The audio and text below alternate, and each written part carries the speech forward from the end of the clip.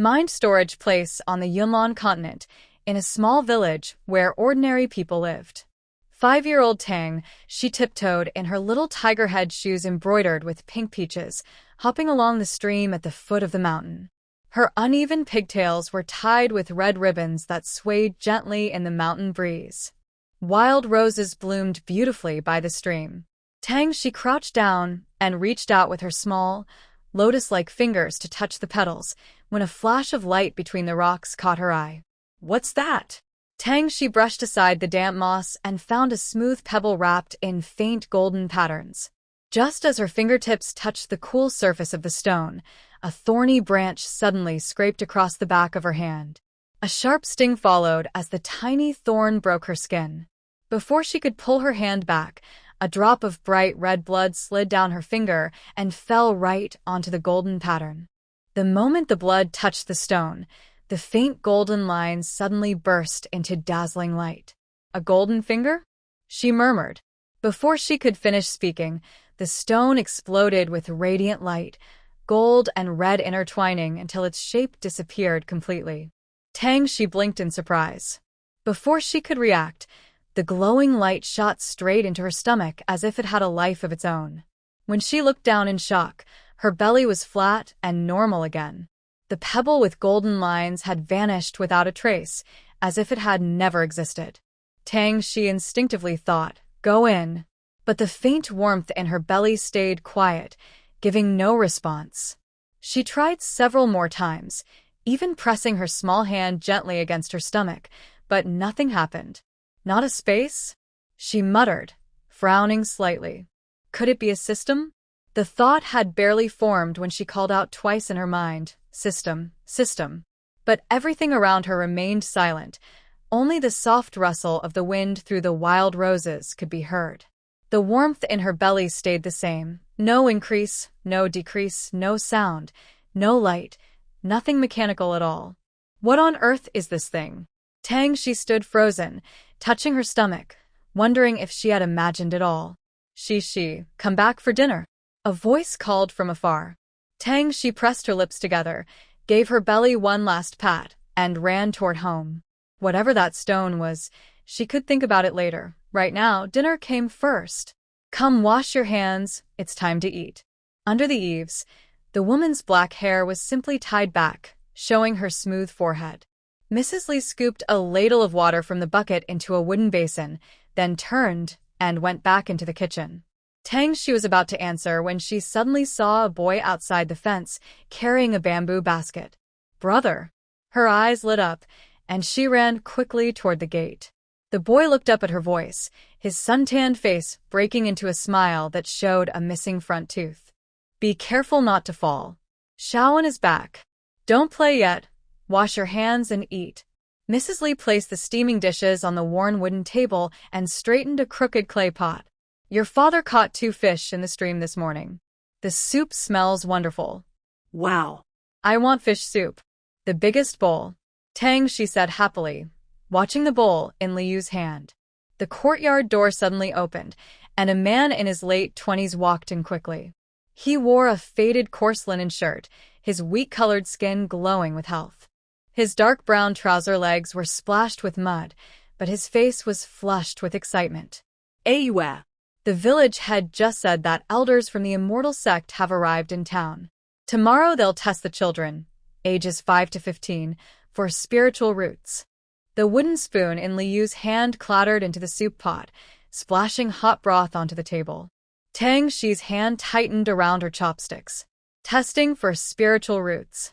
Elders from the immortal sect. These words sounded just like the stories she used to read in late-night fantasy novels, yet now they came from her father's mouth. This isn't ancient times. It's a world of cultivation.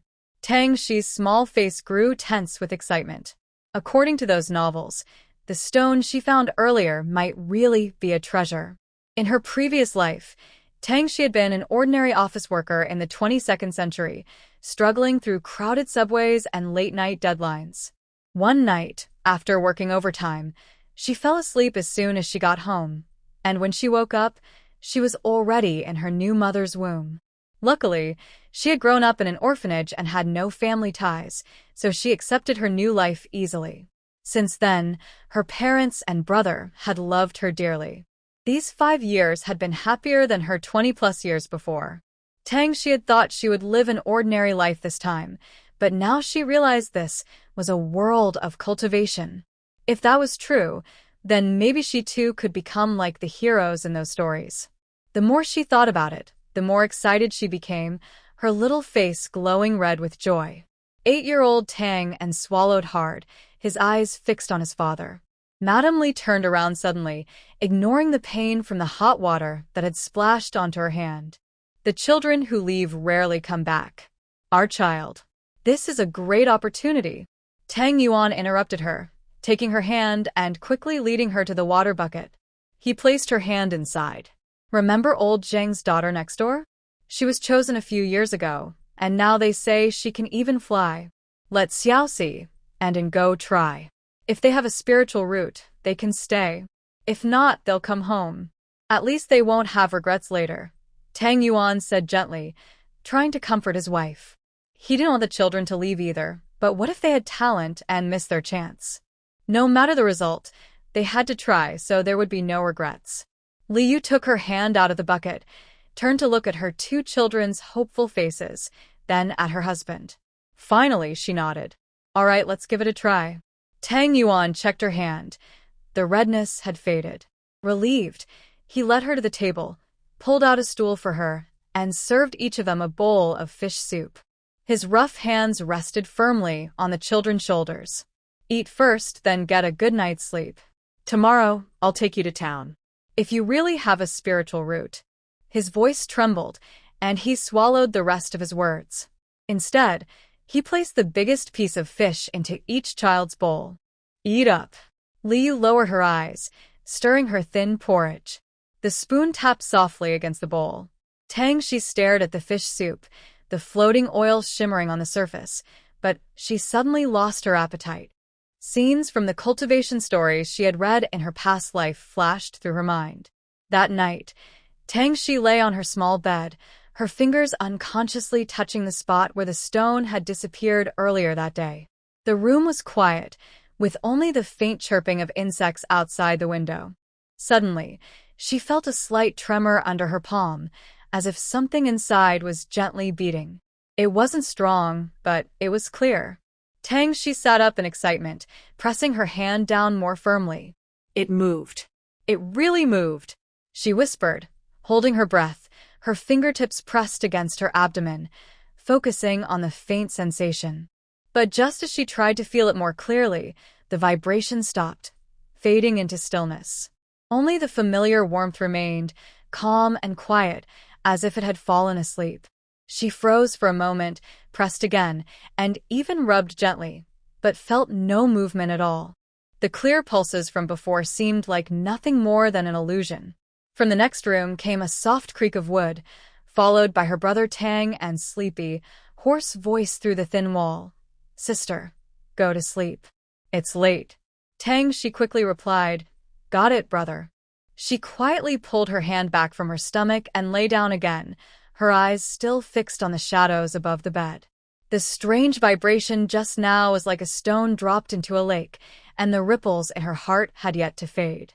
She turned on her side, listening as the sounds from the next room disappeared. Her own eyes stayed open, and her fingers traced circles on the blanket without thinking. What was that stone-like feeling? Thoughts spun in her mind until her eyelids grew heavy, and she finally drifted off to sleep. The next morning, at dawn, mist still swirled along the mountain path. Tang Yuan pulled his gray coat tighter and wrapped the reins more securely around his hands. The small bronze bell hanging from the cart jingled softly in the wind. Beside him sat Liu, who kept glancing back at their daughter leaning over the edge of the cart, her eyes full of warmth and hope. Half of Shi's body was hanging out of the cart. Her red shoes, embroidered with a tiger's head, tapped against the wooden boards, making a cheerful rhythm. She stared at the faint outline of the city walls in the distance, her heart beating even faster than the tapping of her shoes. Sit properly. Tang reached out to steady his sister, afraid she might fall. The boy wore a light blue robe, but his sleeves were neatly rolled up to his elbows, showing his slender wrists.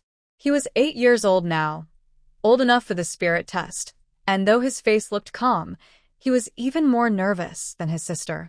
"Brother, do you think I'll have a spirit root?" She pulled herself back into the cart, her eyes shining. "I hope I'm like Sister Zhang." And patted her head. Don't worry about it. "Even if you don't have one, Father and I will still take care of you. I'll definitely have one.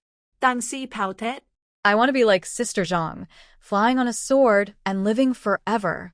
She waved her hands excitedly as she spoke, almost bumping into the side of the cart. Liu chuckled and shook her head. "You little girl already dreaming about flying before the test."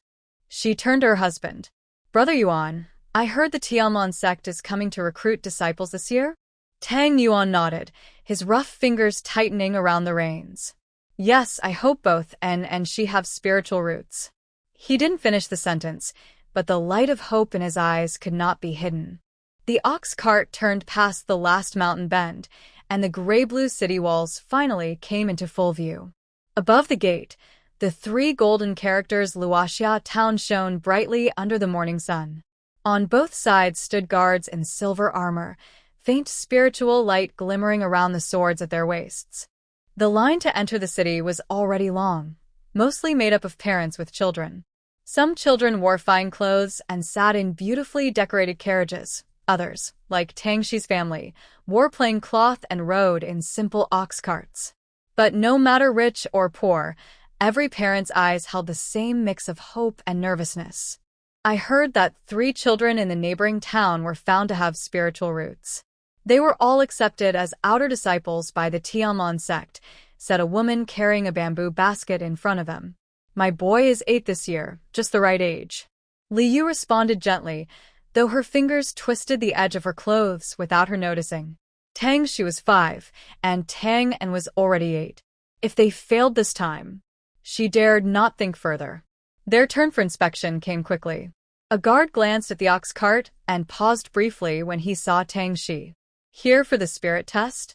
Tang Yuan nodded at once and took out a wooden token from his chest.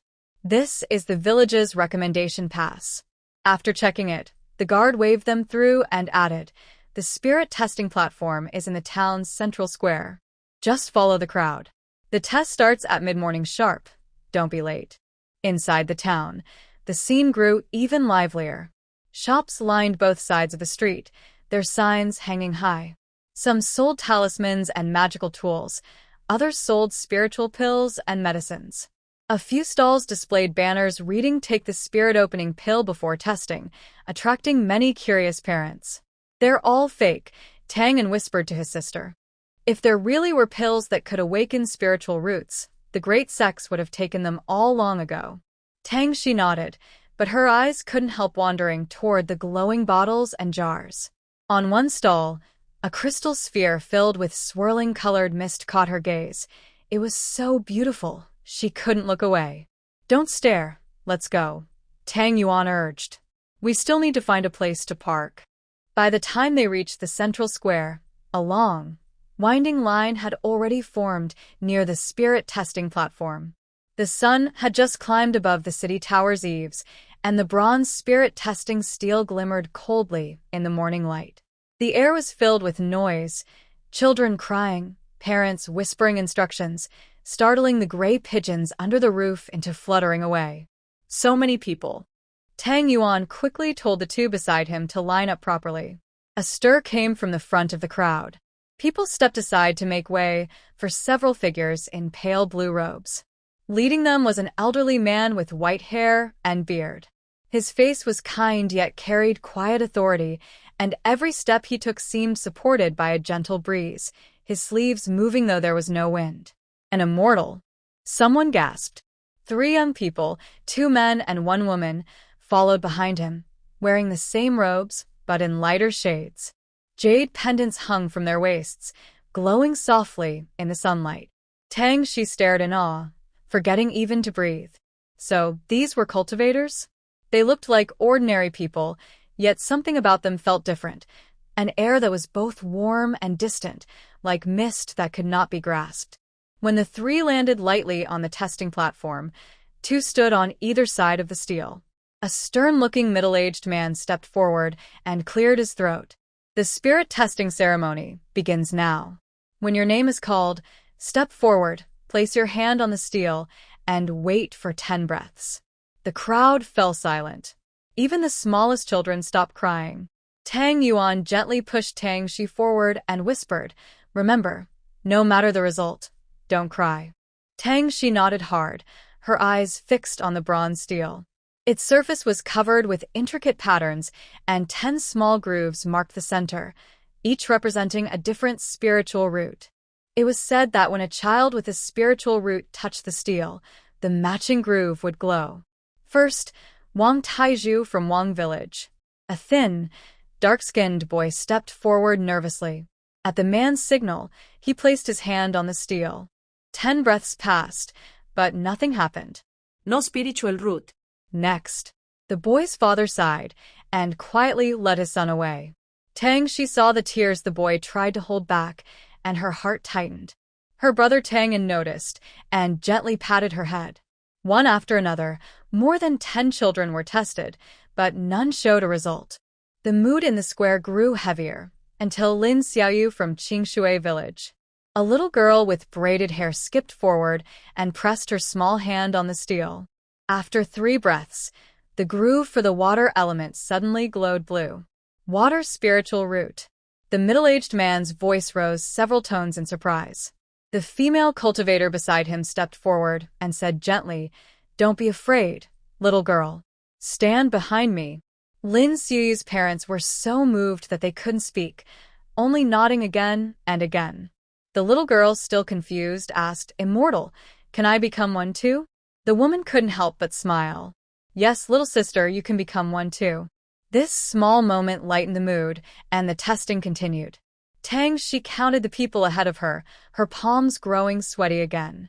Tang noticed his sister's nervousness and quietly handed her a piece of malt candy. "Eat it and you won't be scared," he said with a wink. Tang Shi put the candy in her mouth, and the sweetness spread across her tongue, easing her nerves.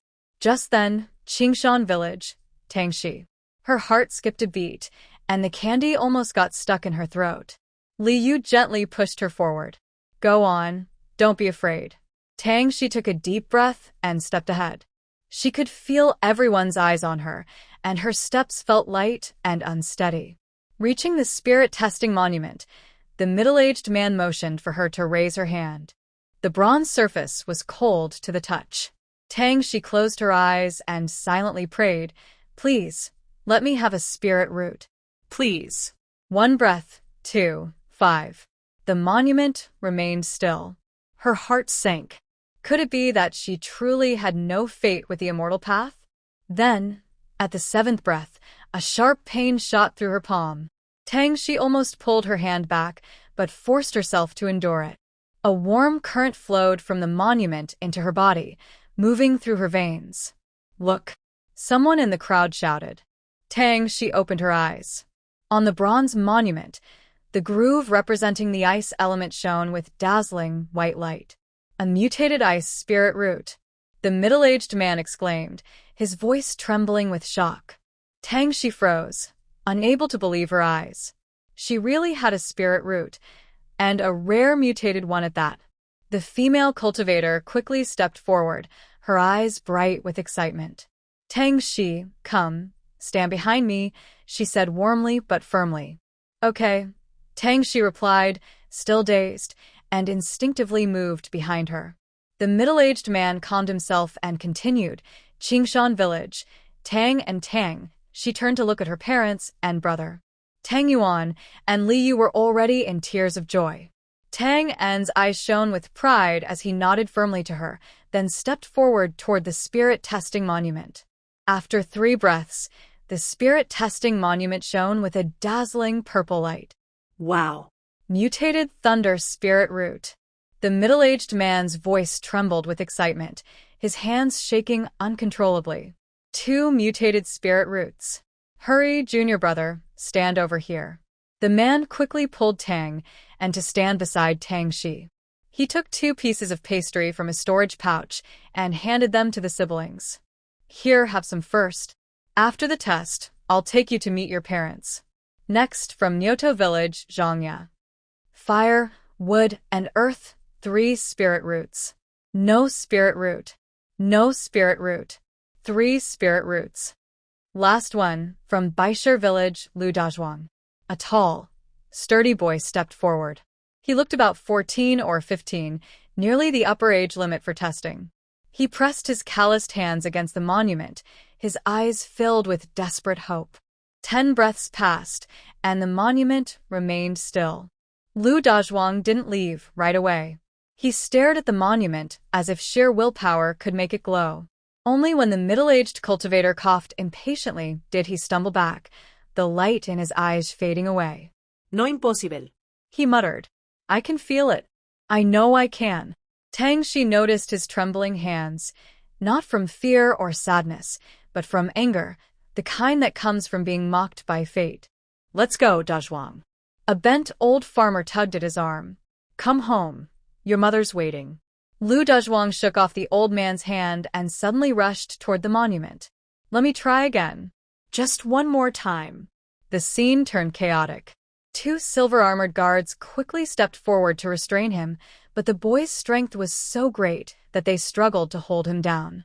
The spirit testing monument is not a toy. The middle-aged cultivator shouted sternly. Take him away.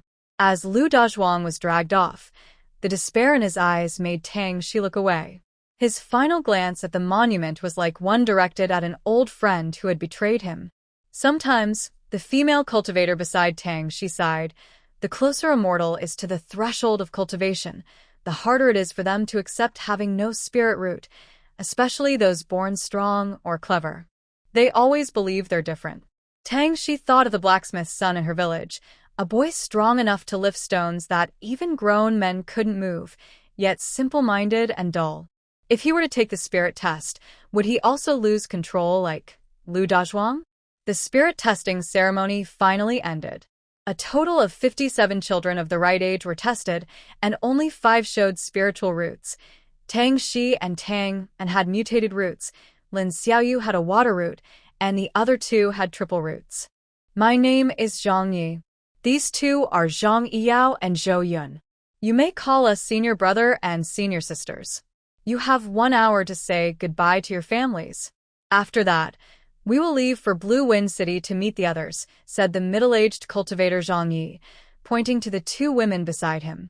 Hearing his words, Tang Shi, Tang En, and the other new disciples were slightly startled, then bowed respectfully. Thank you, Senior Brother Zhang, Senior Sister Zhang, and Senior Sister Zhou. Senior Sister Zhang Yiyao had a gentle and graceful air. She smiled softly and nodded. Senior Sister Zhou Yun was quieter, only giving a slight nod in response. Everyone understood how meaningful this hour of farewell was. Once they left for Blue Wind City, the road ahead would be uncertain, and no one knew when they might see their families again. For a moment, mixed emotions filled their hearts, and they hurried off toward their homes. Junior sisters Zhang and Zhou, please wait here. I'll go with the Tang siblings to meet their parents, said Zhang Yi, bowing slightly before leading Tang Shi and Tang and toward their father and mother. Senior brother Zhang, you're too polite, Zhang Yiyao said with a smile, waving her hand. Both Shi and Zhou Yun understood his reason. With 2 mutated roots and 1 single root discovered this time, their sex resources for the next decade were well secured. Zhang Yi brought Tang Shi and Tang En to their parents and casually set up a barrier. A faint light curtain rose, blocking out the noise around them and leaving only a small, quiet space. Zhang Yi looked at Tang Yuan and his wife, his tone softening. Brother Tang, I see that you and your wife are both under 30. Here is a spirit testing orb. Please test yourselves. Tang Shi looked at him in surprise. Were her parents going to be tested too? If they had spiritual roots, could they also enter the world of cultivation? The thought made her nervous, and she tugged lightly at Tang En's sleeve. Tang En was excited as well, but seeing his sister's anxious face, he gently patted her head to comfort her. Tang Yuan and his wife exchanged glances. both seeing the same surprise reflected in each other's eyes. Tang Yuan took the spirit-testing orb with some hesitation and slowly placed his hand on it.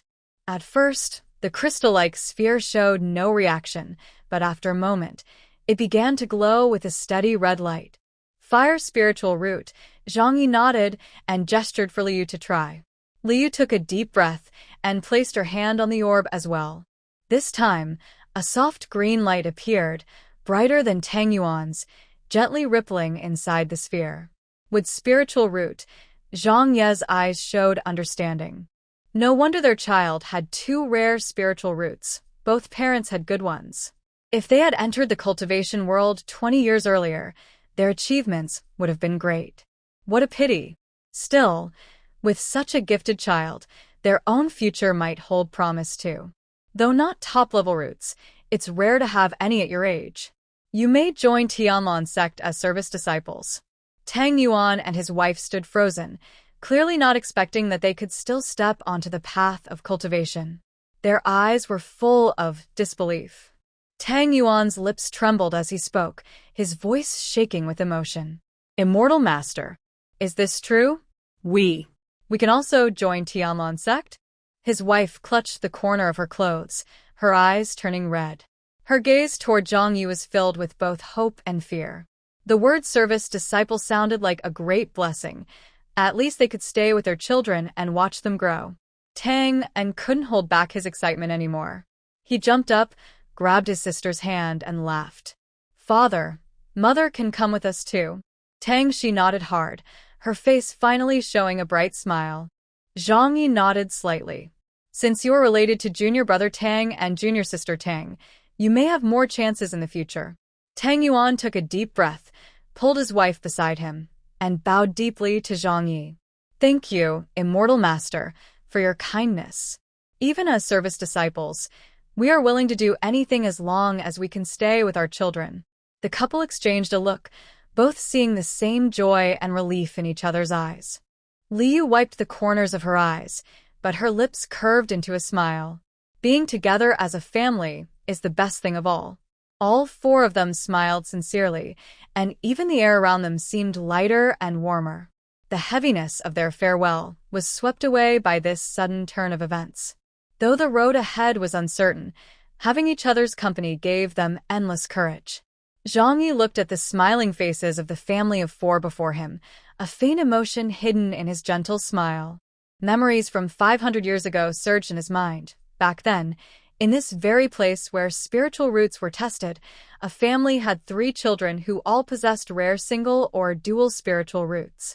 Out of curiosity, the cultivator in charge also tested the parents, discovering that one had a single root and the other a dual root. Unfortunately, the couple had already passed the age of 30, missing the best time to begin cultivation, and thus were fated to remain ordinary. Since then, an unspoken rule had spread through the cultivation world.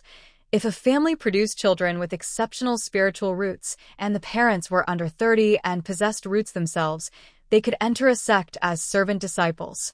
After all, parents capable of giving birth to such gifted children likely carried strong potential in their bloodline, and their next child might also be talented. Thinking of this, Zhang Ye's gaze toward Tang Yuan and his wife grew more thoughtful. Today's scene seemed like a continuation of that story from 5 centuries ago, only this time, fate appeared even kinder. Clearing his throat softly, he interrupted the family's joy. Let's not delay any longer. It's time to depart. An hour passed quickly, and those who had gone to say their farewells returned. Zhang Yi raised his hand and took a palm-sized flying boat from his storage pouch. As he infused it with spiritual energy, the boat expanded with a hum until it was about 10 feet long, its surface carved with delicate cloud patterns that shimmered faintly. Come aboard, Zhang Yi said, stepping onto the boat first. Zhang Yiyao and Zhou Yun followed, then turned to signal the Tang family and the other 3 to join them.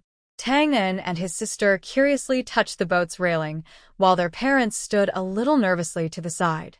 The flying boat slowly rose into the air, the houses and fields below shrinking as the wind brushed past their ears.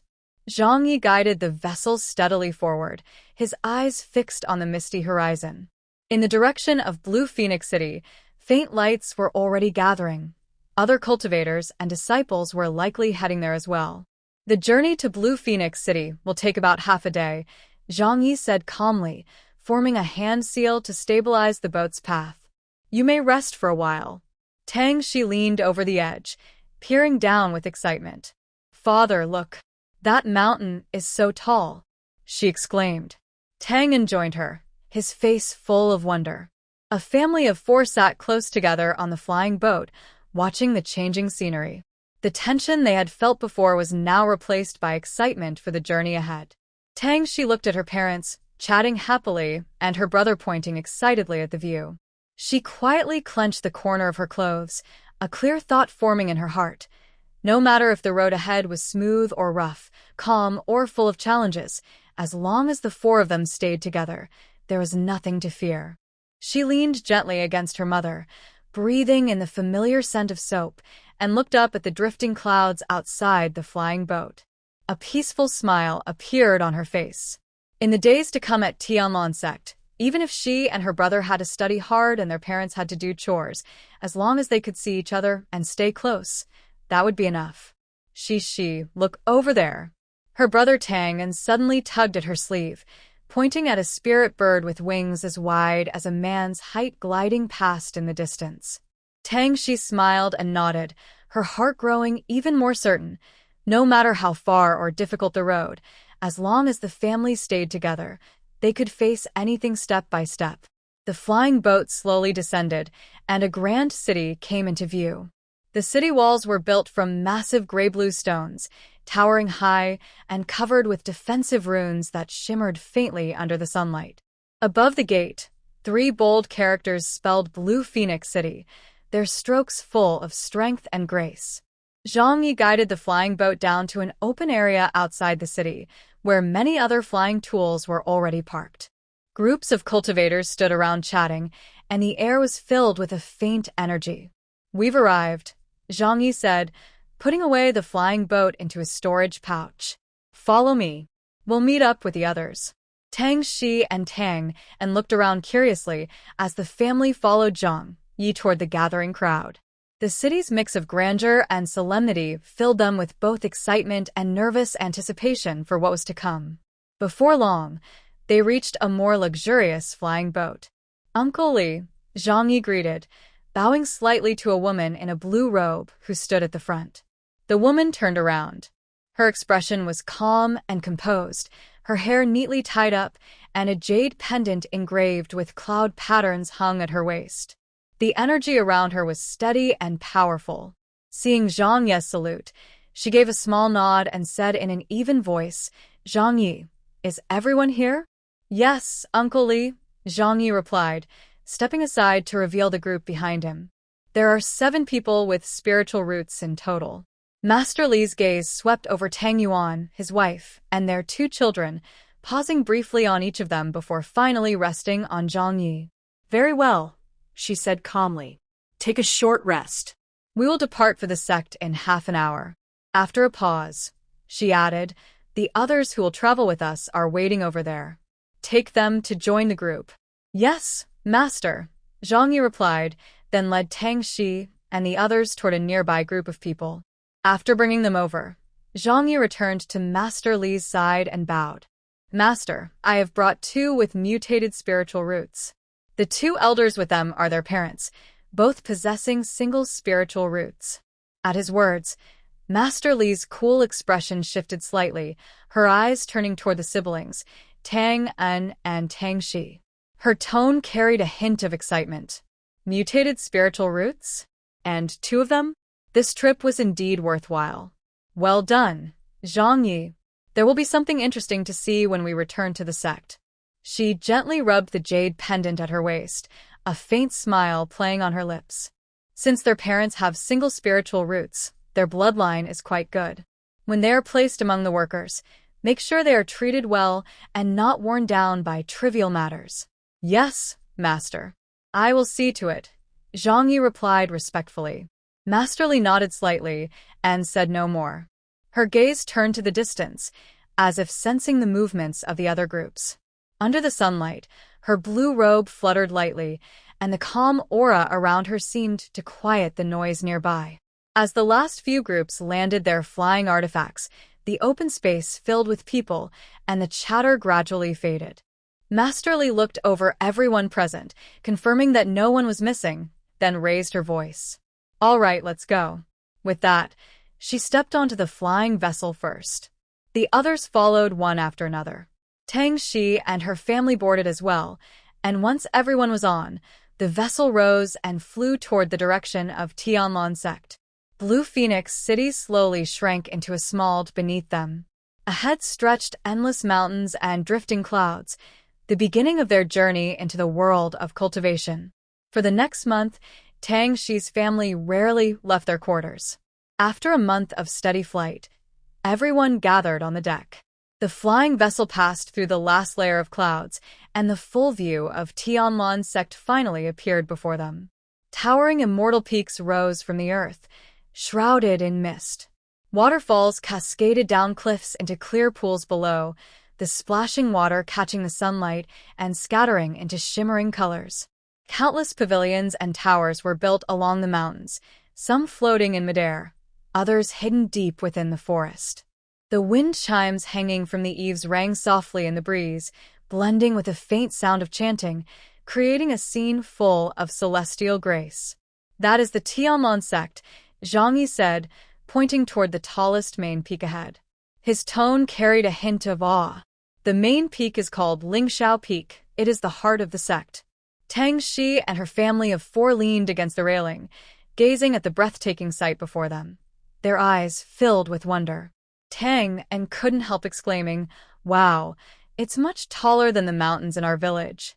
Li Yu gently patted his shoulder, her own eyes shining with excitement and nervousness. The flying boat slowly descended toward a wide platform at the foot of the mountain. Disciples were already waiting there.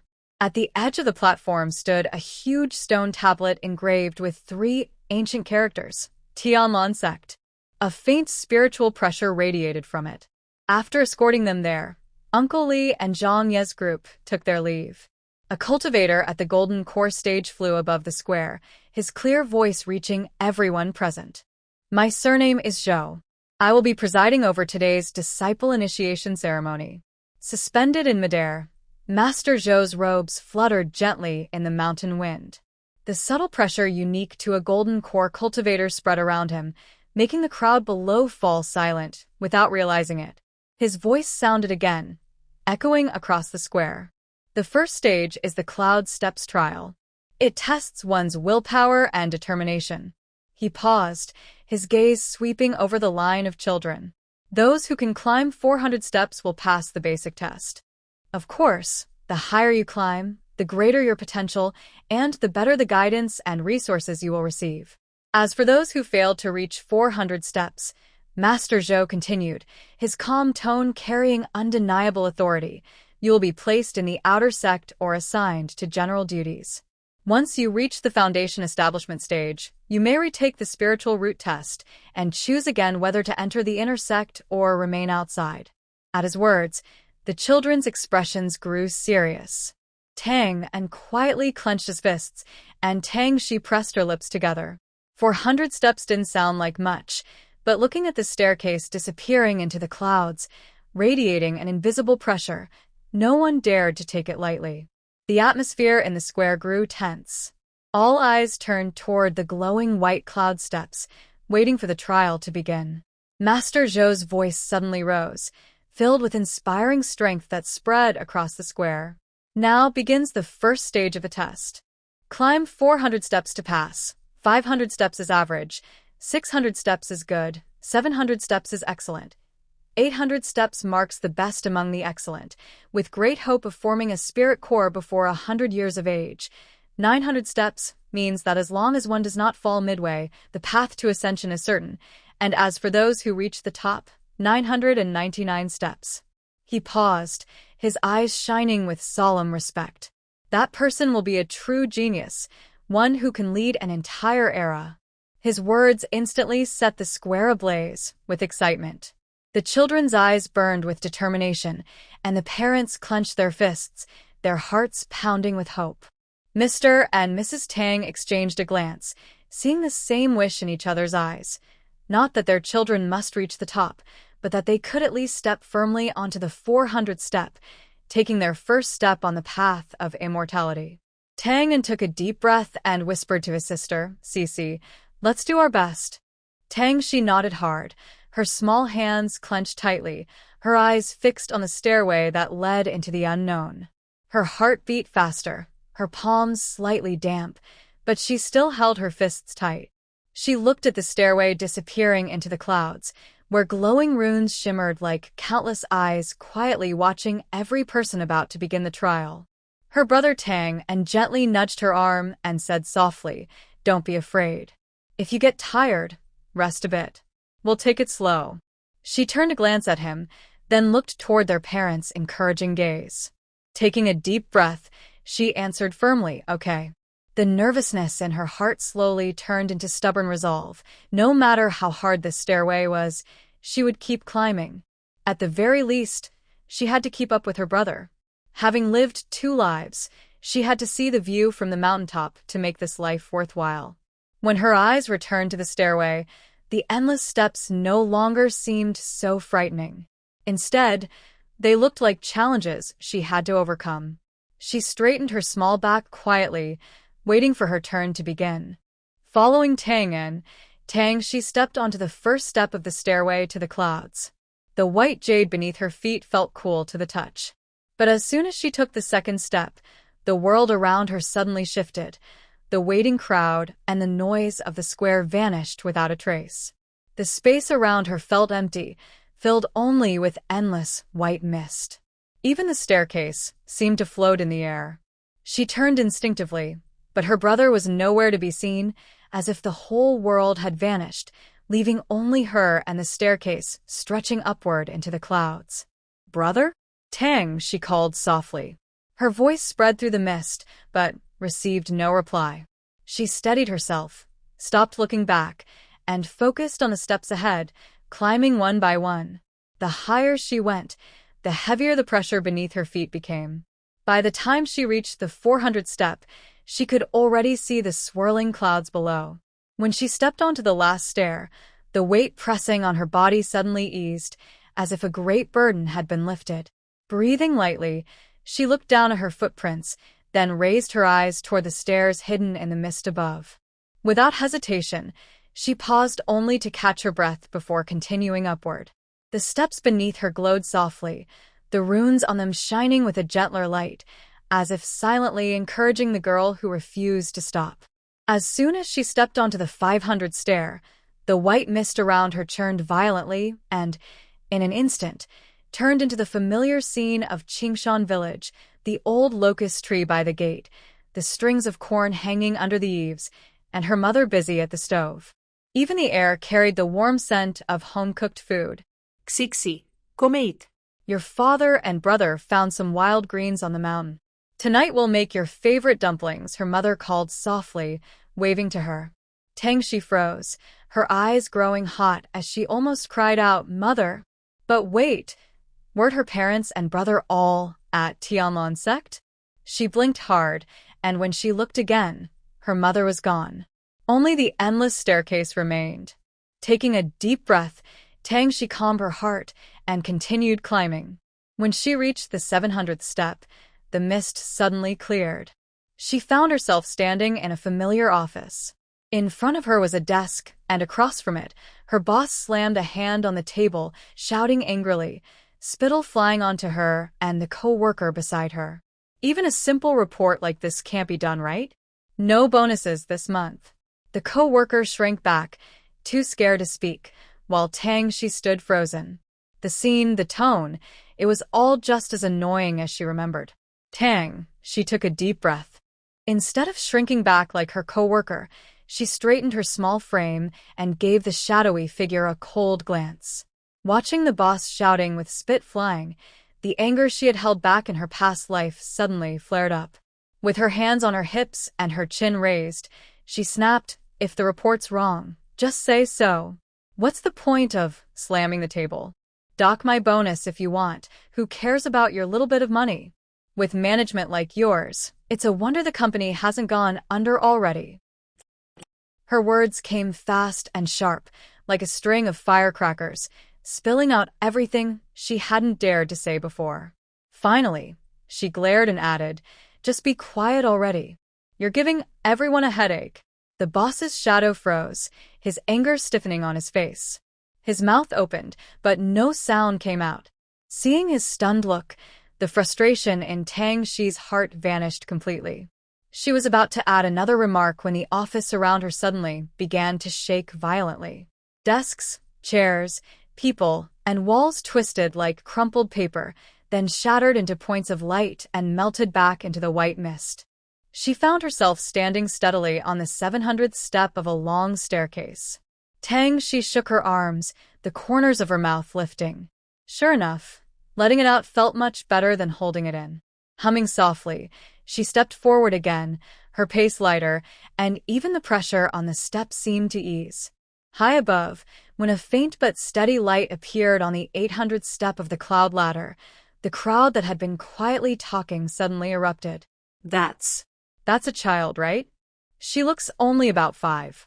The 800th step. So many disciples failed there back then. Look at her. Is she crawling? Amid the murmurs, the heads of the Tianlon sect all turned their eyes toward the small figure halfway up the ladder.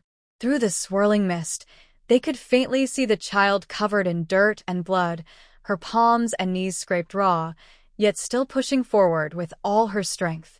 Every inch she moved seemed to take everything she had. Master Lingxiao paused, stroking his beard, a trace of surprise flashing in his eyes. At such a young age, to have such determination. She's quite a rare talent. Junior brotherly, he said with a smile to the man standing behind the sword Peak Master. What kind of spiritual root does this child have? Uncle Ling, this child is Tang Shi. She has a rare mutated ice spirit root. 2 steps behind her is her brother, Tang En, who has a mutated thunder spirit root, Li Qing said with a faint, emotional smile. She was secretly delighted, knowing that a fierce competition to take disciples was about to begin. The master of Lingxiao Peak's eyes flashed with interest, and his hand paused as he stroked his beard. A mutated ice spirit root? That's rare indeed. He looked toward the small figure climbing the cloud ladder, her body covered in bloodstains. His gaze, once merely appreciative, now carried a touch of seriousness. Mutated spirit roots were extraordinary. If properly trained, her future would be limitless. The other Peak Masters also turned their attention toward the siblings. The Master of Dan Peak clapped his hands and said, "Mutated ice and thunder spirit roots. What an interesting pair." Standing behind the sword Peak Master, Li Qing noticed the eager looks in the elder's eyes and couldn't help but smile secretly. She knew well how rare mutated spirit roots were, and for a 5-year-old child to climb to the 800th step of the cloud ladder was even more astonishing. This year's disciple selection would surely be more exciting than ever. On the cloud ladder, Tang Shi kept climbing, unaware that she had already become the focus of the sect's highest elders. At this moment, she had only one thought in her heart, just one more step. One more step. 2 steps behind Tang Shi and Tang, and a young boy followed closely. Sweat soaked his hair, sticking it to his pale face. Though his breathing was heavy and his legs trembled, he gritted his teeth and kept his eyes fixed on Tang En's heels, refusing to fall behind. It was as if the 2 figures ahead had ignited something within him. Despite his injuries, he pushed forward with sheer determination, leaving faint traces of blood on the stone steps where his palms had rubbed raw. The Peak Masters occasionally glanced at him. Though they said nothing, they silently noted his perseverance. On the cloud ladder, the 3 small figures climbed one after another, forming a stubborn yet inspiring scene amid the mist. On the long path to immortality, talent was important, but the will to never give up could be even more moving. This year's new disciples were truly remarkable. Unaware of the discussions above, Tang Shi and the others continued to climb, their bodies heavy with exhaustion. At the 850th step, Tang Shi's nails dug into the cracks between the stones. Tiny drops of blood rolled down her fingers, leaving faint red marks on the pale steps. At the 900th step, her mind was already fading. She moved forward purely by instinct, her scraped knees sticking to the stone steps. Every movement brought sharp pain, yet her eyes still shone with astonishing brightness. At the 980th step, the clouds completely cleared. The energy of heaven and earth seemed drawn by her determination, forming a faint glow around her. Even the humming of the cloud-ascending stairway grew faster. When her small, blood-stained hand finally touched the last step, the entire stairway burst into dazzling white light. 999 steps. She had reached the top. Brilliant light shot into the sky, turning half of it pure white. The stairway hummed with excitement, runes flowing like a river of stars, as if celebrating the birth of a new prodigy. For a moment, the square was silent. Then came a thunderous roar of amazement. She reached the top. A 5-year-old girl climbed all 999 steps. The peak masters of Tianlan's sect all stood up at once, their eyes filled with shock and joy. The master of Lingxiao Peak stroked his beard with trembling hands, his voice full of excitement. "Good. What a remarkable Tangxi!" The master of Dan Peak shouted. "This child belongs to my Dan Peak." Why should that be? The master of Sword Peak glared. "She has a rare ice spirit root, perfect for my sword techniques. She should join Sword Peak." The previously calm Peak masters began to argue, their eyes fixed on the small figure at the top of the stairway. None of them were willing to give up this once-in-a-generation talent. At that moment, Tangxi lay on the 999th step, covered in blood but smiling faintly. She lifted her head, and through the bright light, she seemed to see the faces of her parents and brother. Finally, she had done it. Behind her was Tangyan. His fingertips were only half an inch from the final step. He tried to gather the last bit of strength to move forward when he suddenly sensed another presence beside him. Turning his head, he saw the boy who had been following him all along. The boy was lying on the 998th step, breathing heavily, but with a stubborn spark in his eyes. "You," Tangyan began, but the boy gasped out first, "My name is Wang." "Wang Outyan. I won't lose to you." Before he could finish, he suddenly pushed forward, placing his hand on the edge of the 998th step, side by side with Tangyan. Both of them were completely exhausted, yet neither was willing to give up first. They lay side by side on the steps, staring at the white light at the top that belonged to the girl, their eyes still burning with determination. The humming of the cloud-climbing staircase had not yet faded, and the runes on the 998 steps glowed faintly, as if cheering for these two equally strong-willed children. The crowd in the square watched in awe and admiration. One had a rare lightning spirit root, the other a pure fire spirit root, yet both had reached such great heights. Their perseverance was no less than that of Tangxi, who had reached the top. As the white light of the staircase slowly faded, Tangxi's figure at the summit wavered, then landed steadily on the open ground before the spirit testing platform. Just as she pushed herself up, 2 flashes of white light appeared beside her. Tang and Wang Outyan had arrived as well. All 3 looked worn out, but their eyes shone brightly. Tangyan rushed to his sister's side, grabbing her scarred hand, his voice trembling with both tears and excitement. You did it." A blue-robed disciple on the high platform waved his hand, and a soft light fell over them, healing all their wounds. Wang Outyan stood nearby, his gaze toward Tangxi no longer filled with rivalry but with genuine respect, though he stubbornly kept silent. Several peak masters had already stepped down from the viewing platform, their eyes fixed on the 3 children, especially Tangxi, who was surrounded by several intense gazes. The master of Lingxiao Peak spoke first, his voice calm yet firm. "Tangxi, would you be willing to join Lingxiao Peak as my personal disciple?" Before his words had even faded, the master of Dan Peak stepped forward. This young girl's mutated ice spirit root may not perfectly match the path of alchemy, but it can refine the coldest of elixirs. Come to Dan Peak, and you may learn all our secret arts. The master of Sword Peak spoke even more directly. An ice spirit root can forge a sword of great power. Join Sword Peak, and I will teach you all my sword techniques. The area before the spirit testing platform became lively as the Peak Masters competed to recruit her. Even the usually quiet Master of Medicine Peak couldn't help but add, "My Medicine Peak holds the finest healing elixirs." Tang Shi looked at the arguing masters, then at her brother and Wang Outyan, who were also surrounded by eager elders. The tension on her small face melted into a gentle smile. So it was true. After climbing all 999 steps with everything she had, she could finally see a different view. Enough. A calm, yet powerful voice came from the high platform, instantly silencing the commotion below. The sect master of Tianlan's sect slowly rose to his feet. Dressed in a dark robe, his face was calm and sharp. When his gaze swept across the Peak Masters, it carried unquestionable authority. The Cloud Ladder test was only the first stage.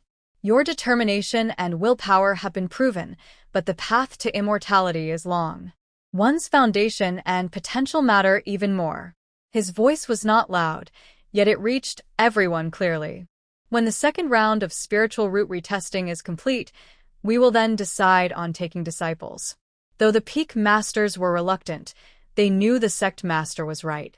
They stopped arguing and returned to their seats on the high platform, though their eyes still burned with interest as they looked at Tang Shi and her two companions. The sect master turned to the three children, his tone softening. "Wait here for now. Prepare for the second test shortly.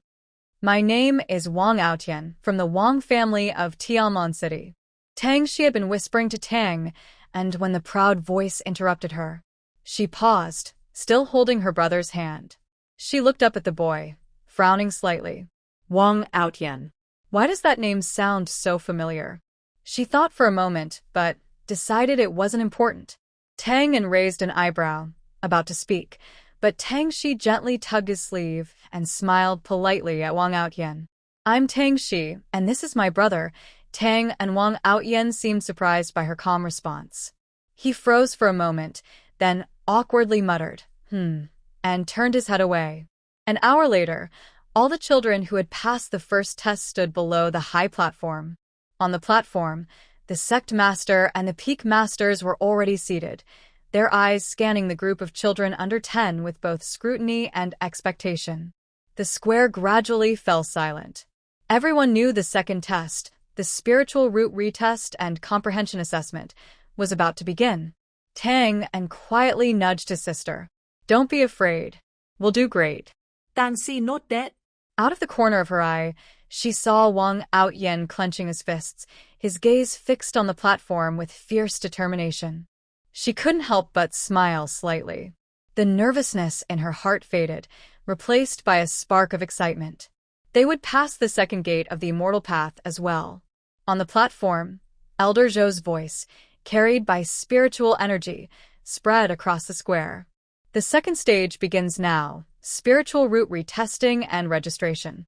With a gentle wave of the whisk in his hand, a crystal testing disc as tall as a man slowly rose into the air, reflecting a rainbow of colors under the sunlight. All disciples who pass the first stage must now take another test to determine the type and purity of their spiritual roots.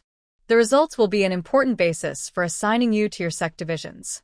The children below instantly held their breath, their eyes fixed on the glowing disc. This retest was far more precise than the first. It not only revealed the type of spiritual root, but also its purity. The higher the purity, the faster one could cultivate and the more advanced techniques one could learn. "Step forward in the order of your cloud ladder results," said Master Zhou. As soon as he finished speaking, a disciple began reading names from a scroll. The first to step forward was Tang Shi. Taking a deep breath, she walked to the testing disc under everyone's gaze and gently placed her palm on it as instructed. In an instant, icy blue light surged from the base of the disc, spreading upward like a rising tide. The glow was so pure that not a trace of other color could be seen. "Mutated ice spiritual root, purity 97. The recording elder exclaimed, nearly dropping his brush in shock. The square erupted in noise once again, and even the Peak Masters on the high platform sat up straight. a purity of 97. Such a level was rarely seen in 1,000 years. The Sword Peak Master stroked his beard with a wide smile, his eyes shining with excitement as he looked at Tang Shi. Such talent seemed made for his Sword Peak. Tang Shi withdrew her hand, feeling a weight lift from her heart. As she turned, she met Tang En's encouraging gaze. She smiled slightly and stepped aside to wait quietly. Next would be her brother and Wang Aotian. After Tang, she stepped down. Tang En walked proudly toward the testing disc, his eyes burning with determination. Taking a deep breath, he pressed his palm firmly onto the crystal surface. In an instant, a brilliant purple light shot into the sky like lightning splitting the heavens. The disc trembled violently, runes flashing wildly as powerful thunder energy surged within, silver sparks dancing like serpents. Mutated Thunder Spiritual Root, Purity 96. The recording elder's voice rose in astonishment, his brush pressing hard against the paper. The crowd gasped, and one disciple couldn't help but shout, "Both siblings have mutated spiritual roots. This is unbelievable." On the high platform, the Peak Master's eyes blazed with interest. The Thunder Root was strong in both attack and defense, suitable for many techniques. The Sword Peak Master, who had just been eyeing Tang Shi, now turned his gaze to Tang En. He exchanged a look with the Thunder Peak Master, and in both their eyes burned the same fierce determination to recruit this rare talent. Tang En withdrew his numb hand and raised an eyebrow proudly at his sister. Out of the corner of his eye, he noticed Wang Aotian's clenched fists and suddenly understood. This guy was also holding back his determination. After all, anyone who could climb 980 steps alongside them wouldn't be willing to fall behind. Wang Aotian hadn't expected the siblings to have mutated spiritual roots. Back home, his test had shown a single fire root. He hadn't started cultivating yet because he had been using special herbal baths to strengthen his root value over the years. He took a deep breath and walked steadily toward the testing crystal. The dazzling results of the Tang siblings had made him tense earlier, but now his fists slowly relaxed. No one from the Wang family would ever lose in spirit. The moment his palm touched the crystal plate, crimson flames burst forth, spreading across the surface like molten lava. The fire was pure and bright, without a trace of impurity. Though not as radiant as the Tang siblings' light, it carried a fierce, blazing energy. Single fire root, Purity 95. The recording elder announced loudly, a hint of approval in his eyes. A single element root was already rare, and a purity of 95 was exceptional. The explosive power of this fire root clearly made him a strong candidate for alchemy or forging. Wang Aotian withdrew his hand. His face calm though relief filled his heart. When he looked up at the Tang siblings watching him, he managed a faint smile, not exactly friendly but not hostile either. On the high platform, the masters of the Alchemy Peak and Forging Peak were already interested. The Alchemy Peak Master stroked his beard and said with a smile, "A fire root suits alchemy best. This boy Wang Aotian would fit well with my peak." The Forging Peak Master immediately countered, "A blazing fire is better for melting metal and forging weapons. He belongs with me." The crowd's chatter rose again. No one dared to look down on him as an ordinary root anymore. Everyone wanted such an ordinary root. To keep pace with mutated roots on the cloud-climbing steps and possess a single fire root of 95 purity, such talent was one in a million. Standing behind them was Sun Qian, who had climbed 850 steps. Her hands, clutching her damp clothes, were slick with sweat. When it was her turn, she took a deep breath and tried to steady her steps. As her palm touched the crystal plate, a soft green light bloomed like a sprouting seed, slowly spreading within the plate. The gentle yet firm green glow expanded layer by layer, like spring mist in a forest, enveloping the entire crystal. Single wood root, Purity 87. The recording elder's voice carried a hint of admiration. Wood's spiritual roots were known for healing and vitality, and with a purity of 87, she would surely shine on either the Medicine Peak or the Beast-Taming Peak. Scattered murmurs of praise rose from the crowd. Sun Qian's ears turned slightly red, but the joy in her eyes could not be hidden. She secretly glanced at Tang Shi, Tang En, and Wang Outyan not far away, clenching her fists. Though her spiritual roots and results could not compare to theirs, she still had her own path to follow. On the high platform, the master of the Medicine Peak's eyes lit up.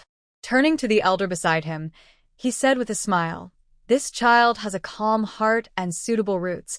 She's a fine seedling for gathering and refining herbs." The master of the beast-taming peak nodded in agreement. "Wood spiritual roots are close to spirit beasts. If she joins my peak to train plant beasts, her progress will surely be twice as fast." Sun Hao, dual fire and wood roots, fire 89, wood 87. Wu Qian, metal root, value 80. Lin Xiaoyu, single water root, value 88. Zhou Yuyan. When the name Zhou Yuyan was called, a girl slowly stepped out from the crowd. She wore a simple dress, her features clear and gentle. As she stood before the testing crystal, a faint mist seemed to gather around her. The moment her palm touched the crystal plate, a deep blue light surged like ocean waves, spreading across the entire surface. The glow was soft yet powerful, pure and flawless, like the clearest glass reflecting dazzling light under the sun. Single water root, purity 96. The recording elder's voice was filled with awe as his brush pressed firmly onto the record. What a remarkable Zhou Yuyan! Such purity is second only to Tang Shi's rare, ice, variant root. As Zhou Yuyan's name was spoken, Tang Shi suddenly felt a buzz in her mind, as if a veil had been lifted. She turned sharply toward Wang Outyan beside her, the Wang family of Tianlan City, and that striking name. Wasn't he the main character from the book The Legend of Outyan she had read before crossing over? In that story, Wang Outyan, with his single fire root and extraordinary luck, rose from nothing, defeating all rivals and becoming a legend in the cultivation world. No wonder his name had sounded so familiar. She had actually taken the test alongside the legendary hero. The square fell silent for a moment, then burst into excited chatter. A purity of 96 was extremely rare among single water roots. Water roots were known for nurturing and control, making her an ideal candidate for the Pill Peak, the Water Cloud Peak, or even the study of formations. On the high platform, the usually silent master of Shuiyun Peak suddenly sat up straight, his eyes filled with excitement. This child, Shuiyun Peak, must have him. The master of Dan Peak refused to back down. A water spirit root is best for refining medicine. Only on my Dan Peak can his talent truly shine. Tang, she couldn't help but glance at him. At that moment, Wang Outyan still had a hint of childish stubbornness as he looked up at the arguing peak masters, completely unaware that his future as the main character had already been noticed. "Hey, why are you staring at me?" Wang Outyan frowned, his tone still carrying a bit of impatience. Tang, she quickly looked away and shook her head. "Nothing." But in her heart, she sighed. So this legendary beginning was just a group of children competing over the purity of their spirit roots. She suddenly felt that the path of cultivation might be more interesting than she had imagined. Zhou Yuyan withdrew her hand, her fingertips still carrying a faint trace of moisture. She nodded slightly toward the peak masters on the platform, her expression calm, as if the astonishing test result had nothing to do with her. But when her gaze met Tang Shi's, a spark of mutual understanding flashed between them, two top-tier spirit roots recognizing the quiet confidence of equals. Ding. Outyan system activating. Binding in progress. The sudden mechanical voice exploded in Tang Shi's mind. She froze and instinctively looked at Wang Outyan. He was still staring at the spirit testing plate, frowning slightly, seemingly dissatisfied with Zhou Yuyan's result, completely unaware of anything unusual. System? Binding? Tang Shi's heart skipped a beat. Wasn't this the classic scene from the Outyan Chronicles? The main character, Wang Outyan, activated his system right after entering the sect, gaining endless opportunities and adventures. But why was the voice in her head? Binding progress. 10%. 30%. 70%. The mechanical voice continued. Tang, she felt her scalp tingle. She quietly moved closer to Tang and whispered, "Brother, did you just hear something strange?" Tang An, still watching the platform, shook his head in confusion. "No, what's wrong?" "Binding complete." "Host, Tang Shi." The voice became clear. Tang Si stood back in shock. She was supposed to be just a background character, so how did she end up with the system meant for Wang Outyen? In the autobiography of Ao Tian, it was clearly written that Wang Outyen's system was only activated after he joined a sect and accidentally triggered a secret realm. How could it have bound itself early, and even to the wrong person? Tang Shi secretly glanced at Wang Outyen. He was pressing his lips together, looking toward Zhou Yuyan with that same stubborn determination described in the book. Yet there was no sign of the system activating on his face. It seemed that the ding she heard earlier was just her imagination. It must have been a mistake. What did Wang Outyen's system have to do with her? Tang, she patted her chest to calm herself. Please do not question the system. The Ao Tian system never binds to the wrong host. The mechanical voice was calm but firm. Tang, she rolled her eyes inwardly. But that's not what the book said. Just as she was about to argue in her mind, the system continued, as if it could read her thoughts. In the original timeline, Wang Outyen was chosen because his spiritual root purity and temperament met the requirements. However, due to changes in the current space-time, it is now you, Tang Shi, whose determination, potential, and hidden qualities best match the Ao Tian system. Changes? Tang Si froze. Could it mean her time travel? Residual cross-time energy has been detected in the host. This energy interfered with the original binding process, the system explained proudly. New mission. Successfully enter Tianlon sect, it announced with a hint of arrogance. Reward. Enhanced basic breathing technique to help you quickly reach the qi refining stage. Tang, she almost laughed. She had already passed the cloud climbing steps, and her spiritual root test results were far above average. How could she possibly fail to enter Tianlon sect? Was the system running late or something? She silently retorted, "Do you really need to assign this mission? I'm already here. What else would I be doing?" "This is not for you to worry about," the system replied smugly.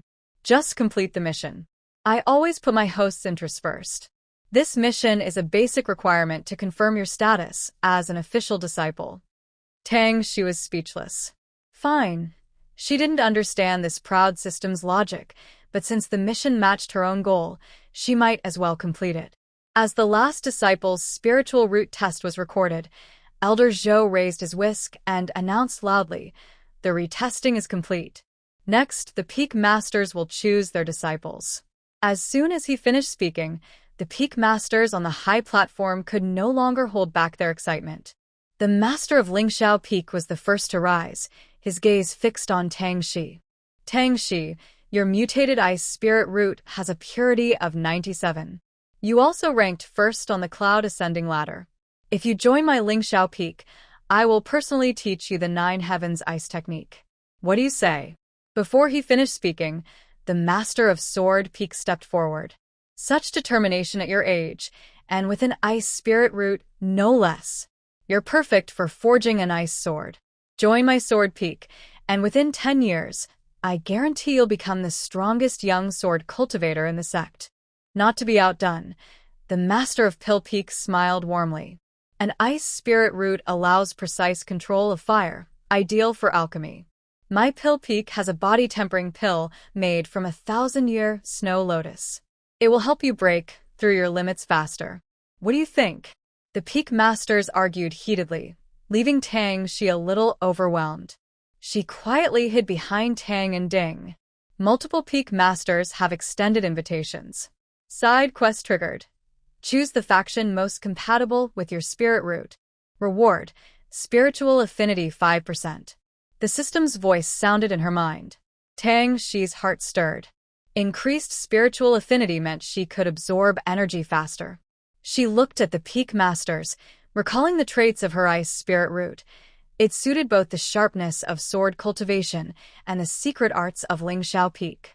Alchemy was possible too, but not the best fit. As she hesitated, the master of Tianyun Peak, who had been silent, finally spoke in a gentle tone.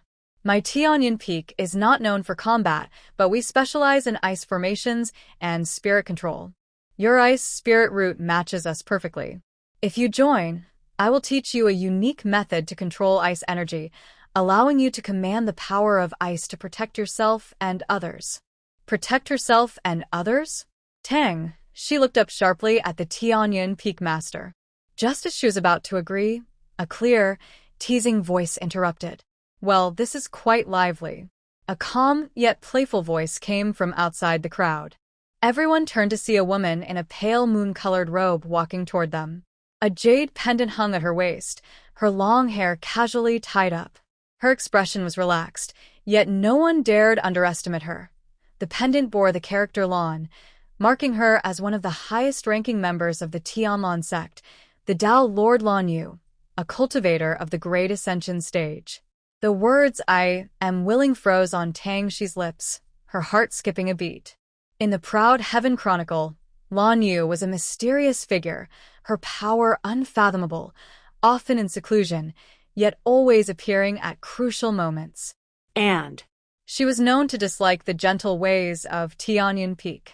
Taoist Master Lan Yue glanced at the head of Tianyan Peak, then turned her gaze to Tang Shi, a faint smile appearing on her lips. A 97% pure mutated ice spirit root. She seems quite suited to be my disciple. Little one, would you like to become my student? The head of Tianyan Peak frowned slightly. Master Lan Yue, every child should have the right to choose for themselves. Choose? Lan Yue raised an eyebrow and stepped forward. Her fingertip lightly touched the center of Tang Shi's forehead, and a cool energy flowed into her. Her ice spirit root carries a sharp, battle-oriented aura, yet you insist on teaching her only defense. Isn't that holding her back? Tang Shi felt her mind clear, as if something deep inside had been awakened. She clenched her fists unconsciously, her thoughts suddenly in turmoil. Tang Shi looked up at Taoist Master Lan Yue. Unlike the other peak masters, her eyes held no eagerness, only calm understanding. Tang Shi bit her lip, realizing that to protect others, one must first have strength. Taking a deep breath, she bowed deeply. Disciple Tang, she greets her teacher. A faint smile appeared in Lan Yue's eyes as she patted Tang Shi's shoulder. That's more like it. Though the head of Tianyan Peak felt regret, he still cupped his hands toward Lan Yue. In that case, may this child have a bright future. Lan Yue smiled and waved her hand. Moonlight-like spiritual energy swirled around her fingertips as she guided Tang Shi up to the high platform, seating her beside the sect leader. That seat was usually reserved for the most senior elders, yet now a new disciple occupied it. The crowd fell silent, followed by a wave of quiet gasps. That young girl caught Taoist Master Lan Yue's eye. The master has never taken a disciple before. She must truly value her. As the crowd realized Tang Shi's choice was settled, their attention shifted to the remaining outstanding candidates. Tang and Wang Outyan immediately became the focus of the other peak master's interest. The head of Tianlei Peak stood first, his gaze sharp as lightning. Tang, your mutated thunder spirit root is fierce and powerful. It matches perfectly with my Tianlei Peak's purple sky thunder technique. Follow me, and within 3 years, I'll help you form your thunder core. What do you say? Before he could finish, the head of Jianfeng Peak spoke up impatiently. Thunder spirit roots can also forge great swords. The thunder sword technique blends strength and flexibility, far more versatile than pure thunder arts. Come to my sword peak, and I'll grant you the sword Jinghong. Tang En's ears turned red from all the attention. Scratching his head, he looked at the master of Thunder Peak. I think lightning techniques are really cool. Tang Shi remembered that her brother, Tang En, was just a minor character in the legend of Outyan. In the story, he eventually became a disciple of Dao Lord Lan Tian, the senior brother of Dao Lord Lan Yue. But now, things seem to be changing again.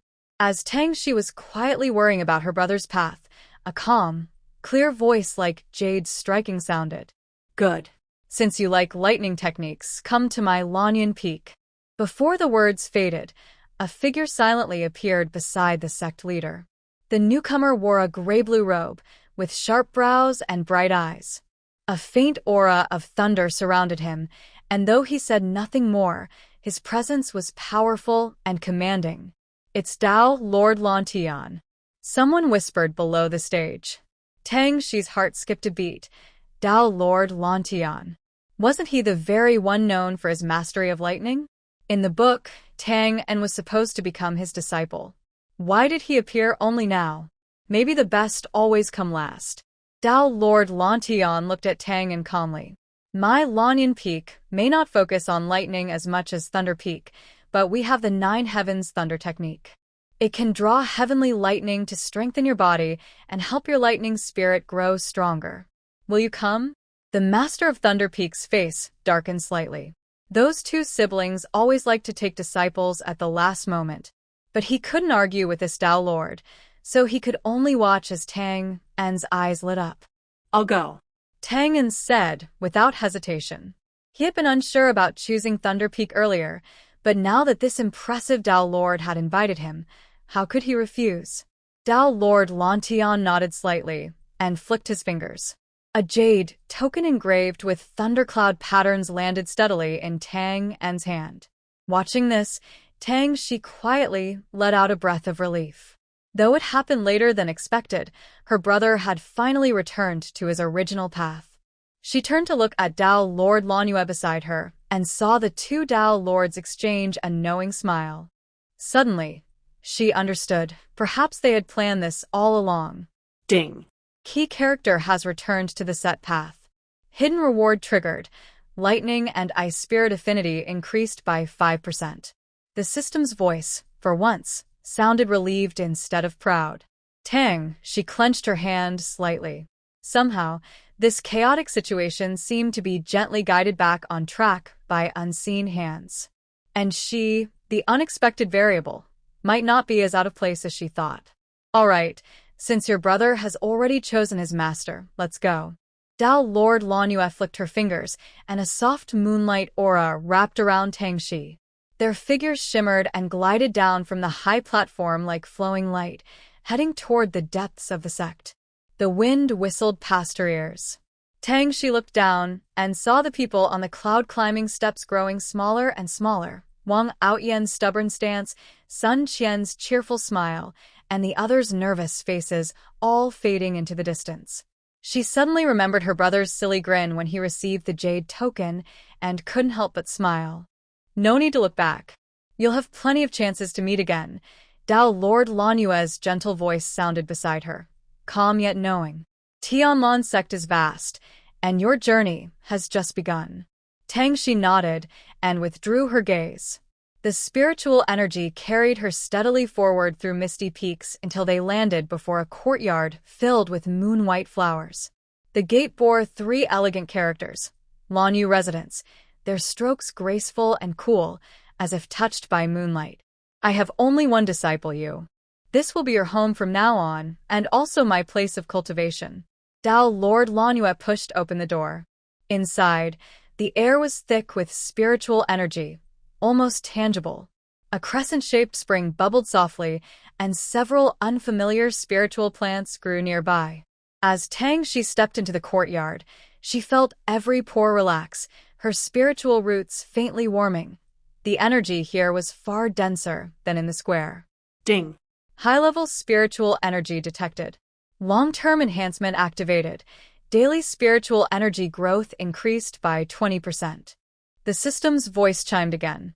It seemed that following Tao Lord Lanue would indeed lead to a good life. Turning to her master, Tang Shi asked softly, "Master, where should I begin my training?" Before she finished speaking, a book floated into her hands. She caught the blue-covered volume, feeling a cool, gentle sensation spread from her fingertips as if moonlight flowed through the pages. The cover bore only 4 silver characters, Moon's Spirit Heart Sutra, their strokes soft yet powerful, clearly written with spiritual energy. Opening the first page, she found not complex incantations, but a simple diagram of energy flow. Countless tiny lights circled the dantian like stars, moving along a set path before merging into a crescent-shaped vortex. This technique may look simple, Tao Lord Lanyu said, but it holds the secrets of the moon's changing phases. Lanyu Daojun walked to the spring, scooped up a handful of water, and the steam condensed into a clear, icy moon in her palm. On the first day, practice gathering energy. On the 15th, practice transforming spirit. You need to adjust your breathing rhythm with the moon's rise and fall to resonate with the moon's spiritual energy in the sky. Tangxi stared at the glowing points moving in the diagram. Suddenly, she remembered the spiritual power affinity skill unlocked earlier by the system. She tried to guide the newly forming spiritual energy inside her along the path shown in the diagram. Strangely, the previously sluggish spiritual energy started to move, like a stream finding its way home, flowing slowly through her meridians toward her dantian, resonating with the moonlight's spiritual energy in the air. Good insight, Lanyu Daojun said with a hint of approval in her eyes. She threw the icy moon in her hand into the air, where it turned into tiny silver lights that scattered over Tangxi's body. Tangxi held a book, and sunlight filtered through the leaves of the spiritual plants, casting dappled shadows. The words on the pages seemed to shimmer gently in the light. She felt the flowing spiritual energy blending with the clouds in the sky and the fragrance of flowers in the courtyard, creating a sense of peace she had never known before. Watching Tangxi in meditation, Lanyu Daojun stood up and went to sit in a nearby pavilion. Tangxi was completely absorbed, immersed in the rhythm of the Moon's Spirit Heart Sutra. The icy spiritual energy around her was drawn by an invisible force, gathering faster and faster into faint blue points of light, like fireflies dancing around her. At first, the lights seeped into her meridians in thin threads. Gradually, they grew denser, forming a stream of icy blue energy that rushed into her body through her nose, mouth, and pores. The small, crescent moon in her dantian suddenly shone brightly, greedily absorbing the pure spiritual energy. The weak whirlpool of energy became solid and visible to the naked eye. Tangxi let out a soft sound as the sudden surge of spiritual power hit her. Her fingertips trembled slightly. She instinctively followed the breathing method to guide the spiritual energy. The restless, icy energy seemed tamed, rushing along her meridians like a controlled stream. As it passed, her meridians felt like they were tempered with ice, cold and sharp, yet also relaxed and comfortable. Lanyu Daojun sensed the movement nearby, her eyes showing a hint of surprise, then a gentle smile. She raised her hand to create a faint barrier, enclosing Tangxi and blocking outside interference. To be able to draw in the spontaneous ice spiritual energy from heaven and earth, this child's affinity with ice and moon spirits is even higher than I expected, she whispered softly, her fingertips shimmering with gentle moonlight energy, as if protecting Tangxi. By the stone table, a faint icy blue glow appeared on Tangxi's forehead. The tiny points of light around her gradually merged into her body. When the last trace of icy spiritual energy was absorbed into her dantian, she slowly opened her eyes, which seemed to hold two crescent moons, shining brightly. Ding, the host has first detected spiritual energy entering the body and causing a resonance. The progress of the Moon Spirit Heart technique has increased to 30%. Reward: Ice Silk Technique, beginner level. When the system's voice sounded, Tangxi suddenly realized that her spiritual power inside her was several times stronger than before. She clenched her fist, and a thin strand of icy silk condensed at her fingertips, sparkling under the sunlight. So this is the power of cultivation? She looked at the icy silk and couldn't help but smile. Not bad. You managed to draw spiritual energy into your body so quickly, said Lord Lanyu, looking at Tangxi, who had just opened her eyes. He nodded with satisfaction and lightly tapped the stone table with his finger. Most disciples take 3 or 5 days just to get familiar with the flow of spiritual energy. Your understanding is quite good, saving you a lot of time. Tangxi stood up, feeling light and energetic. Although her spiritual power was still weak, it moved smoothly within her.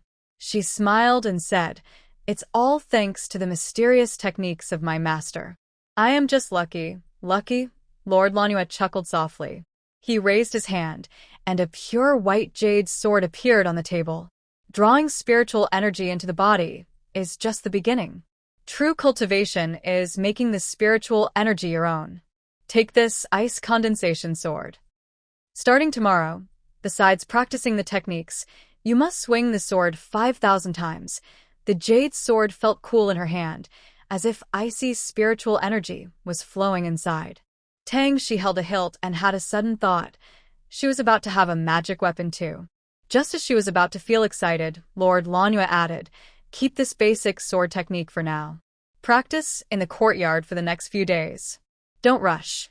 "Understood, Master." Tang, she said, gripping the sword tightly.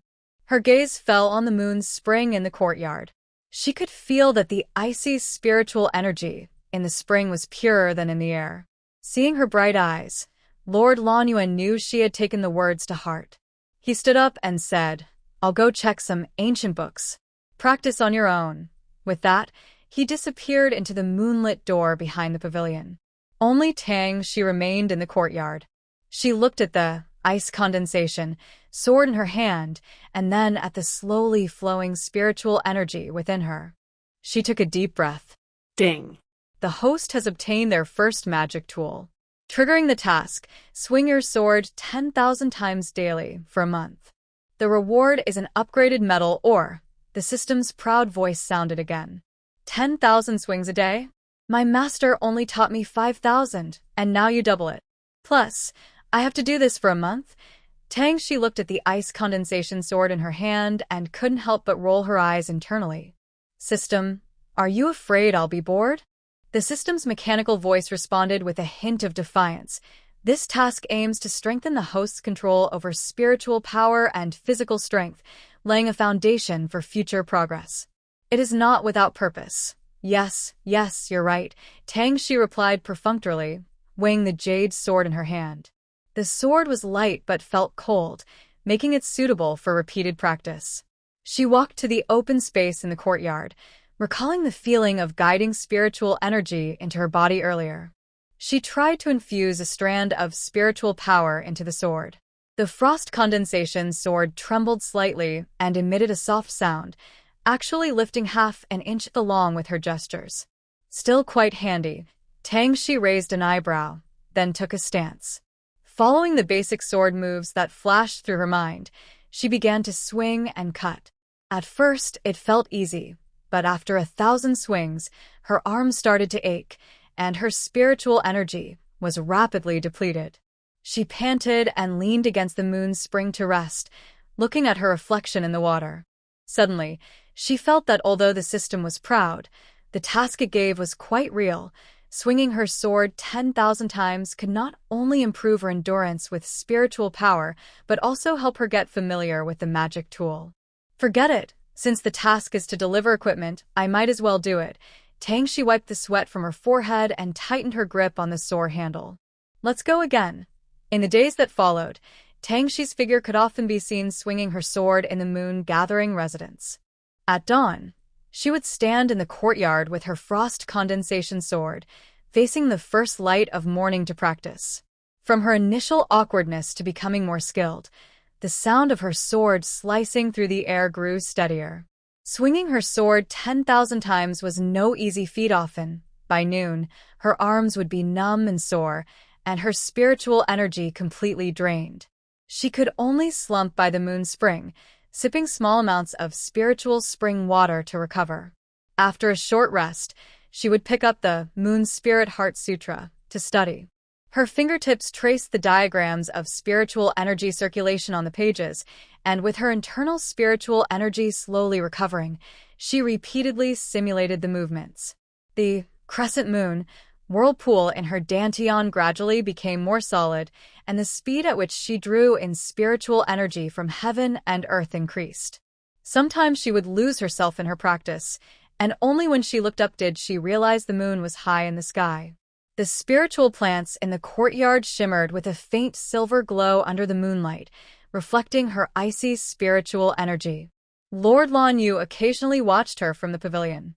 Seeing her wield her sword until she was exhausted but refusing to stop, He would quietly send a gentle burst of moonlight spiritual power into the spring water just as she was about to give up. When Tangshi noticed, she often felt a warm, soothing force flow through her body, easing her fatigue.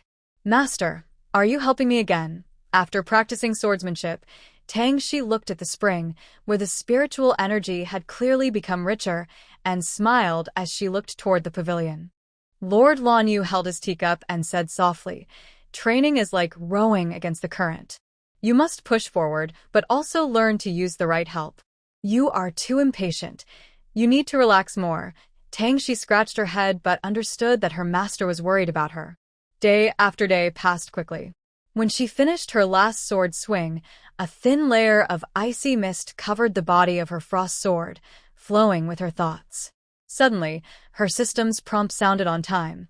"Task complete. Reward: a piece of gold iron ore has been stored in the system space."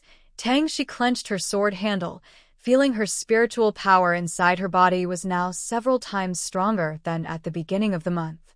She suddenly thought that the month of practicing swordsmanship until she couldn't lift her hand was worth it. Just as she was smiling, she suddenly felt the crescent moon-shaped whirlpool in her dantian surge wildly.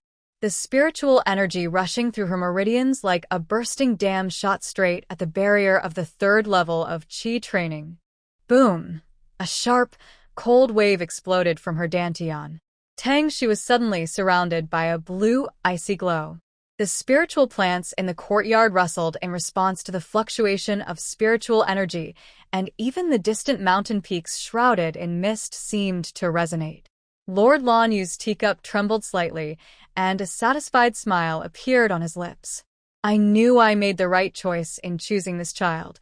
After the spiritual energy calmed down, Tangshi felt light as a feather.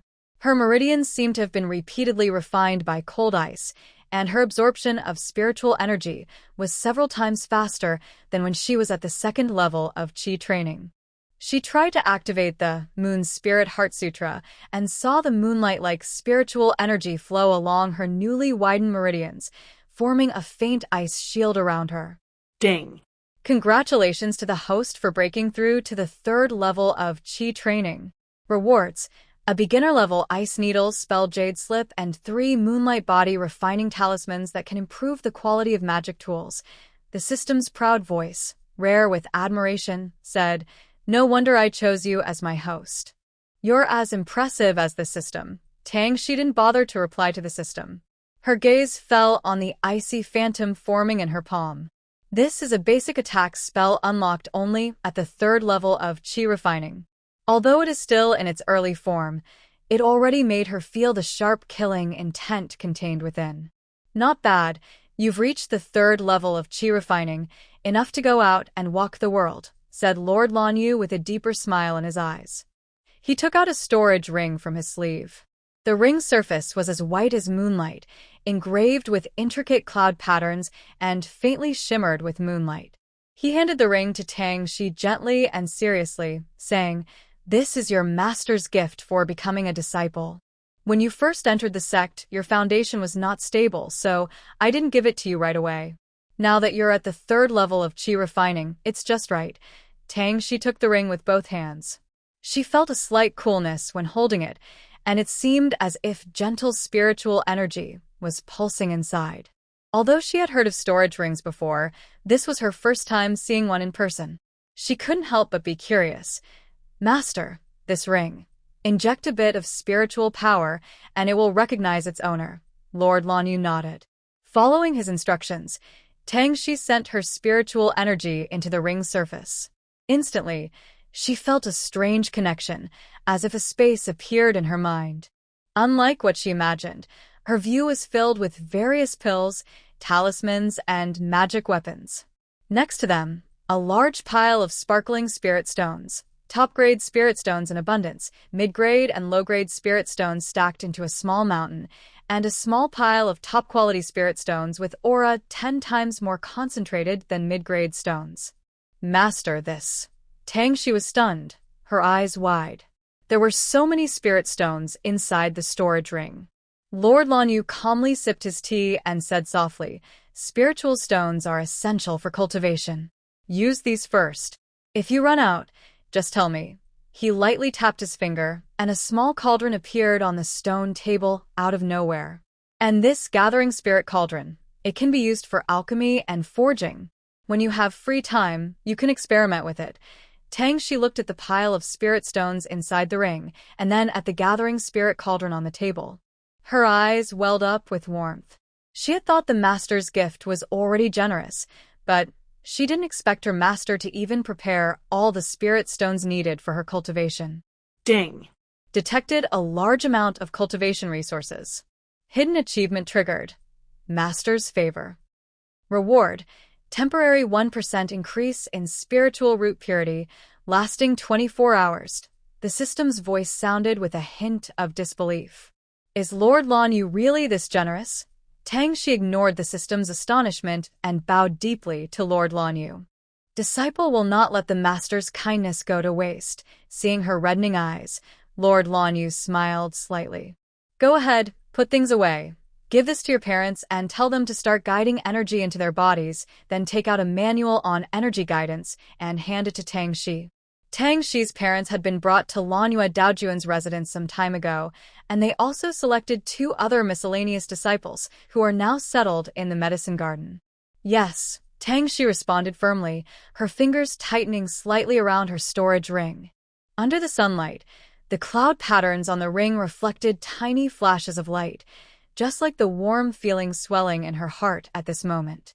Tang Shi returned to her room, carefully stored her ring, and gently touched its cool surface. The warm feeling inside her still lingered. She took a deep breath, sat cross-legged on a soft jade mat, and closed her eyes to calm her mind. After a moment, Tang Shi continued to meditate on the second part of the Moon Spirit Heart Sutra. Its tone was different from the first part, more sharp and intense, emphasizing, congealing the way with ice, refining the heart with the moon. Tang Shi focused intently, following the instructions recorded in the remaining scroll to guide her spiritual energy. Her ice spiritual roots seemed to awaken, resonating with the cultivation method. The crescent moon energy vortex in her dantian began to spin rapidly, greedily absorbing spiritual energy from the room. The tiny light spots that had been floating in the air now rushed into her meridians like birds returning to their nests. The speed of her spiritual energy circulation was several times faster than usual.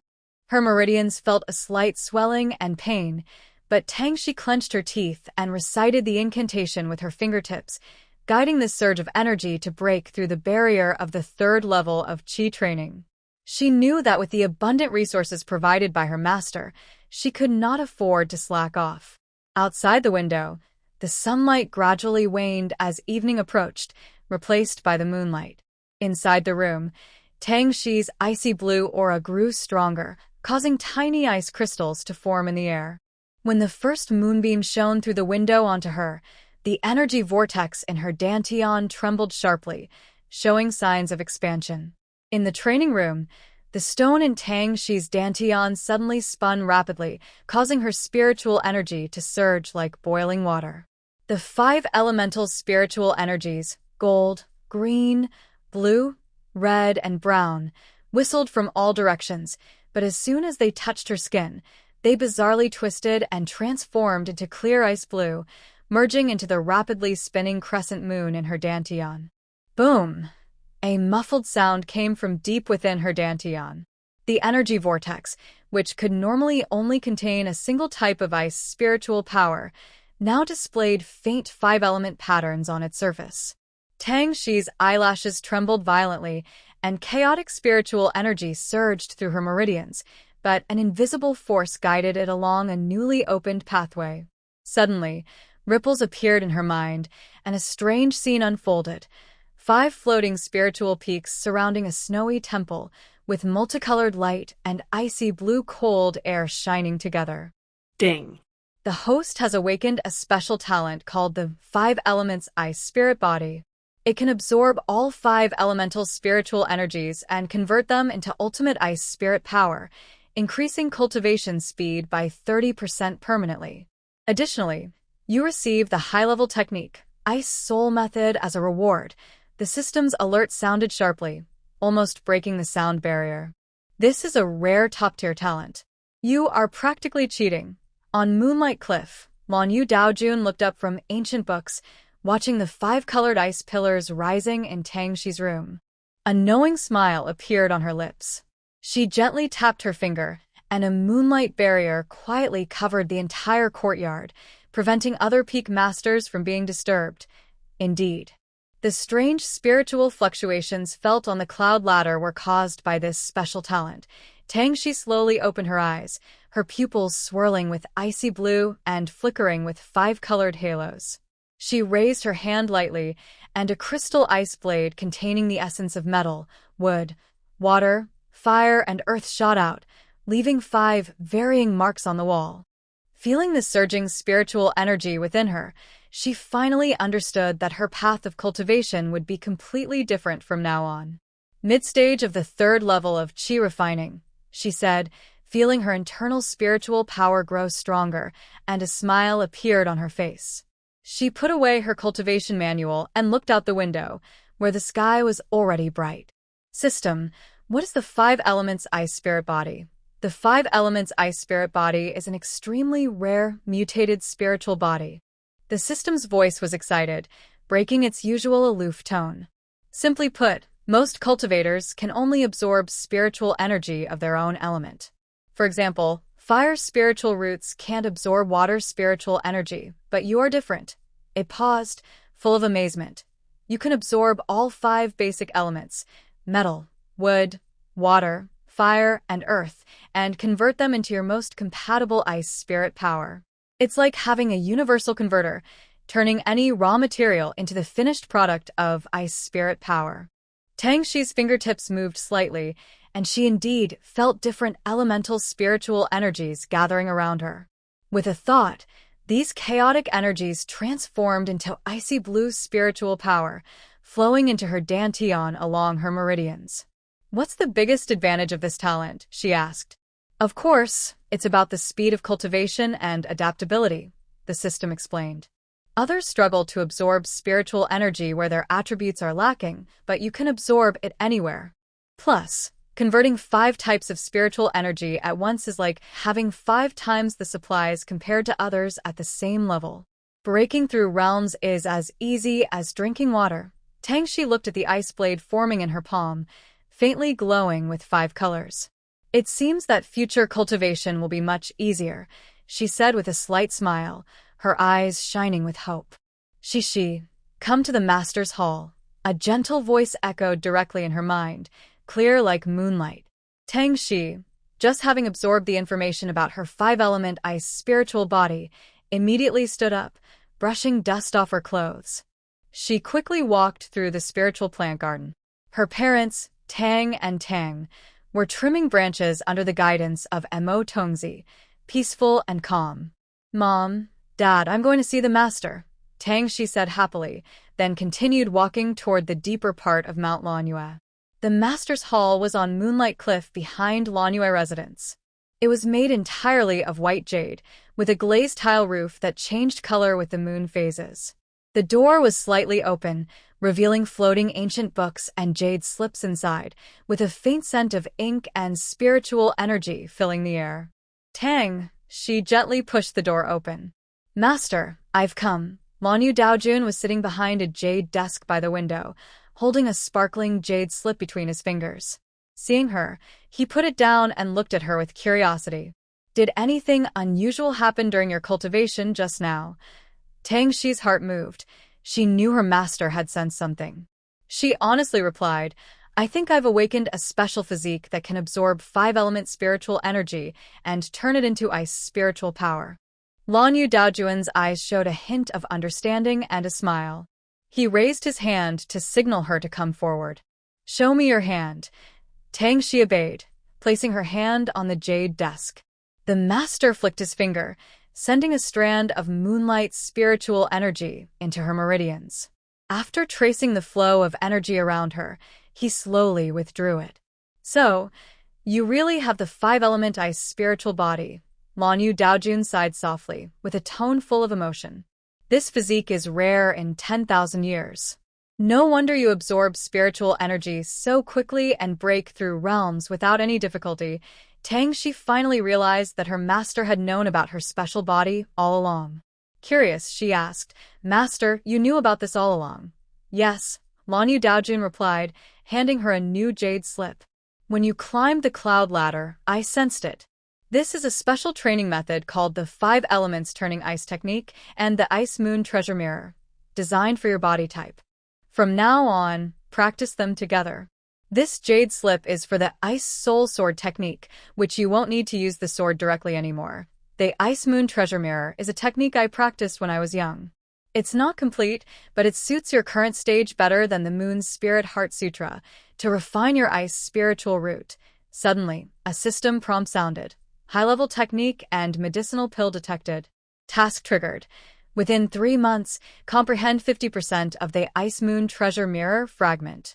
Reward: a bottle of spiritual spring water. The tone was cheerful.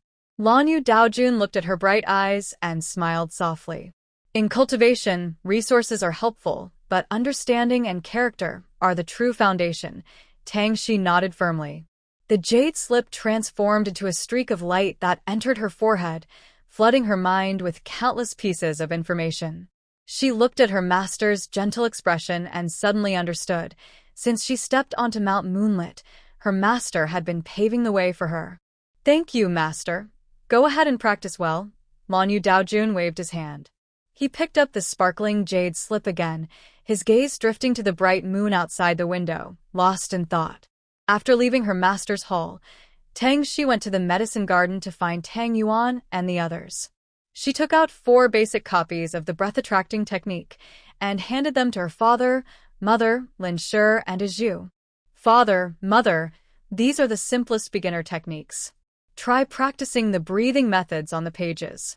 If you can draw in spiritual energy, that's great. Even if you can't now, it will help strengthen your bodies." Liu carefully held the book, her fingertips gently touching the yellowed pages, her eyes serious. "Mother will remember. I won't trouble you. Father too," they said, taking the manuals and going to study separately. Seeing their serious expressions, Tangxi felt warm inside. She reminded them gently, "Don't rush. Take your time," then turned back toward the sword training ground. She took out her ice condensation sword. The cool feeling of the hilt instantly calmed her mind. Although she had finished the task of swinging her sword 10,000 times, this period of practice made her realize that a solid foundation made it easier to cast spells and control magic tools later. Swish, she swung her first sword. The icy blue spiritual energy flowed along her arm into the sword, creating tiny ice crystals. Tang, she stepped with the footwork she just learned from the moon shadow step, jade slip. Her figure was like a glowworm under the moon, and her sword light was sometimes sharp as breaking ice, sometimes gentle as falling snow. She tried to draw elemental spiritual energy into her sword moves. She found that using her spiritual power while swinging the sword slowed down significantly. She could even gather icy threads containing the toughness of wood or ice shards with a fiery burst. So this is how the 5-element ice spirit body can be used. Tangxi became more and more focused. Under the moonlight, her sword light formed an icy web. Her mid-stage 3rd-layer spiritual power surged through her meridians, showing signs of reaching the late 3rd layer. In a pavilion far away, Lord Lanyu leaned on the railing, watching the silver-white figure on the sword practice field. Her finger paused slightly as she served tea. The moonlight reflected in her eyes, showing a hint of satisfaction. This girl always surprises people. Just as Tangxi was about to finish the last spiritual technique, a strange, warm feeling suddenly came from her dantian. It was different from the usual smooth flow of spiritual energy, more like something inside was gently beating. Her heart tightened. She quickly calmed her mind and carefully sent her divine sense into her dantian. When she looked, she immediately held her breath. Is that pebble? Her divine sense spun around the edge of her spiritual sea in her dantian. The strange beating was coming from that stone. Tangxi quickly stood up and returned to her room to sit down. She tried to move a strand of spiritual energy toward the stone. When her fingertip touched the stone's surface, it suddenly trembled as if alive. As soon as her divine sense touched the stone, a dazzling white light burst out from her dantian, blinding her divine sense and causing a sharp pain. Before she could react, a powerful suction force erupted from the stone, like an invisible hand grabbing her soul. She felt dizzy, as if the world spun around her, and suddenly, she was somewhere else. Tang si bờ liên kết. Her nose caught a sweet, pure scent in the air, an aroma so rich with spiritual energy it almost seemed solid, more intense than what she had experienced in the moon-gathering residence of her sect. Looking down, she saw she was barefoot on soft black soil. Tiny lights seemed to flow slowly within the soil. Moving her gaze forward, she saw a spring about a zhang wide, emitting wisps of white mist. When the mist touched her fingertips, it turned into gentle spiritual energy that seeped into her skin, causing the icy spiritual energy in her dantian to tremble softly. The medicinal field she was in wasn't very large.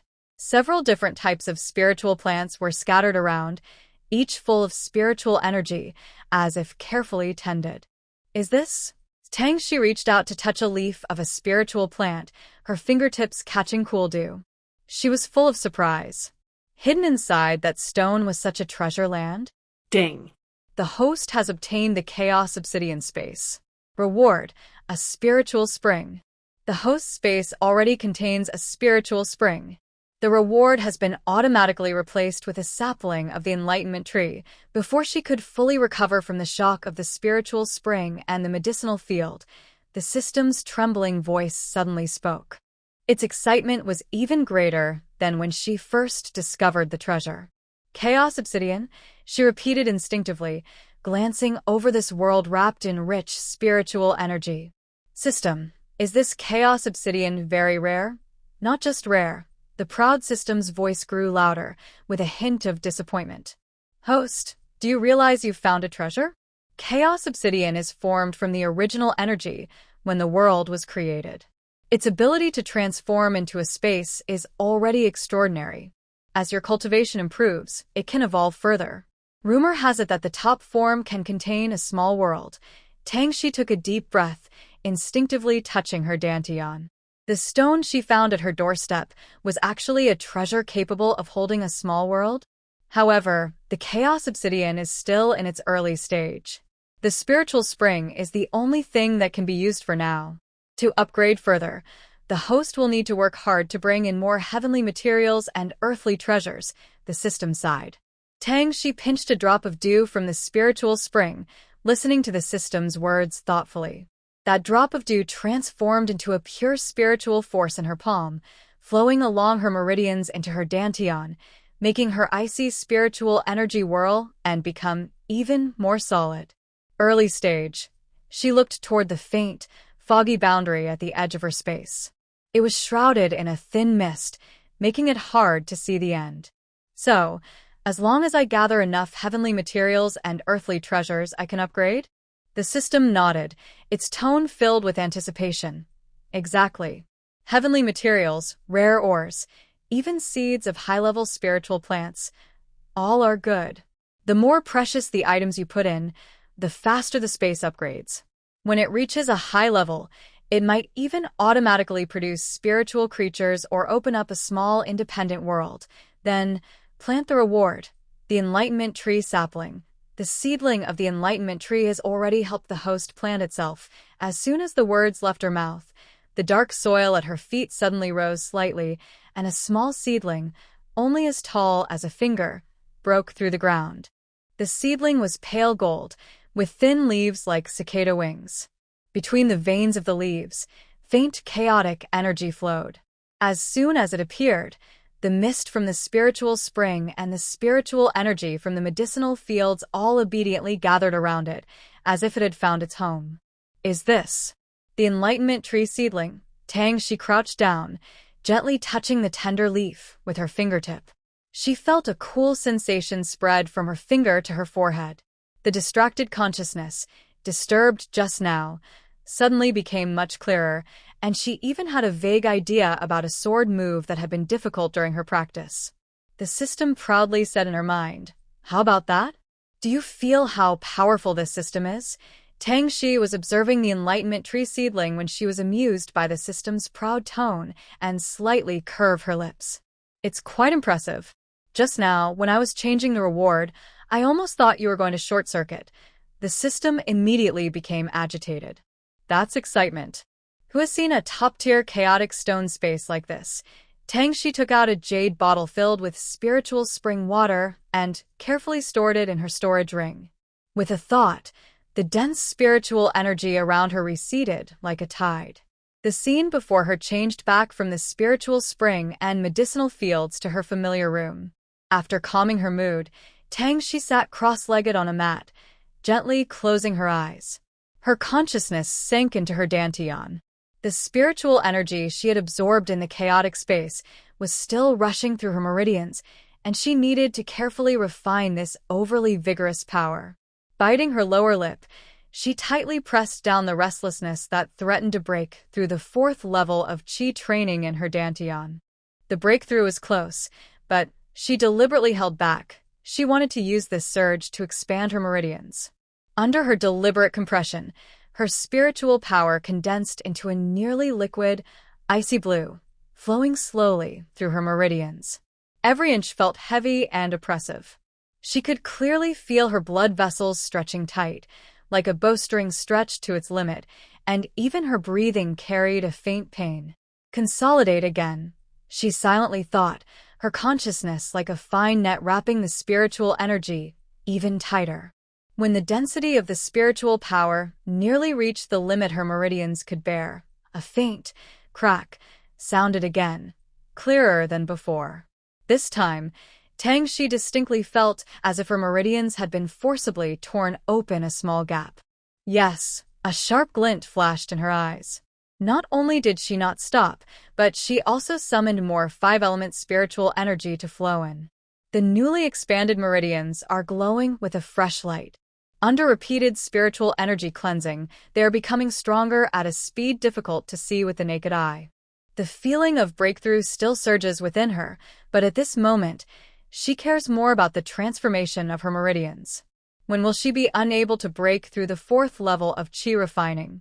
She has never sought quick success or superficial progress. Instead, she wants a solid foundation to support her further journey. Until the sky begins to lighten with dawn, the spiritual energy remains pure and astonishingly dense. It flows smoothly through her expanded meridians, several times more fluid than before. She wipes cold sweat from her forehead, and the icy spiritual energy in her palm has become sharper and more refined. Training grounds Tang Shi sits on the ground, lightly touching her storage ring with her fingertips. A faintly cold jade slip floats out. As her consciousness enters, the mysterious content of the Ice Soul Sword technique floods her mind like a tide. Sword formations, spiritual energy flow routes, and mental formulas unfold gradually in her thoughts. She takes a deep breath, mobilizes her icy blue spiritual energy, and tries to circulate it according to the sword technique. When the spiritual energy reaches her wrist, it quickly condenses like a cold current, spreading out a fine layer of ice patterns along the sword.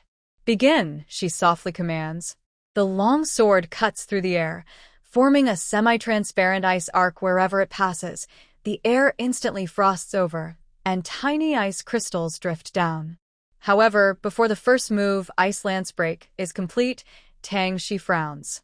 The sword technique requires her spiritual energy to burst out like a sharp sword in an instant, but her compressed spiritual energy is too heavy, causing sluggishness in its flow.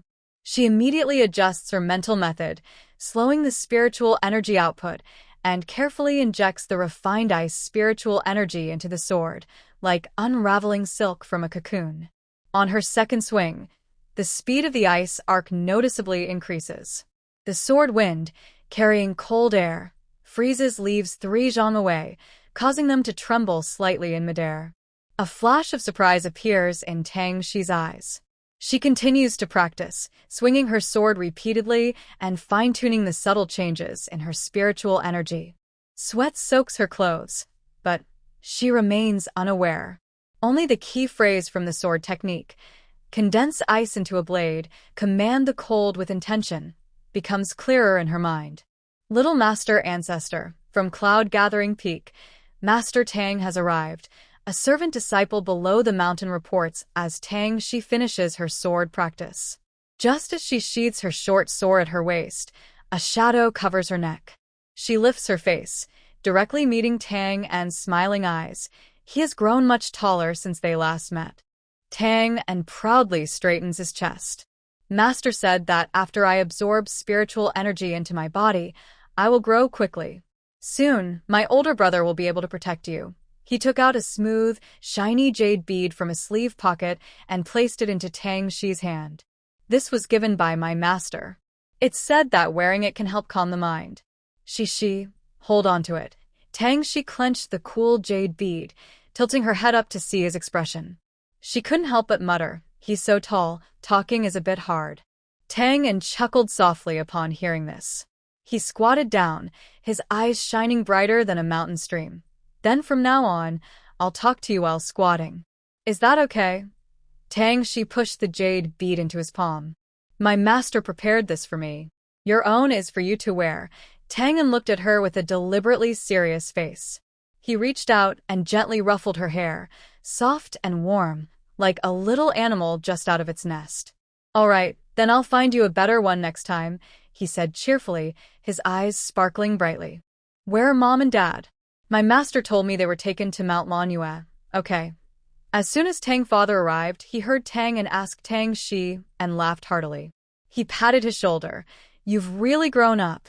You're dressed like a proper disciple now. Tang's mother followed behind, her eyes warm.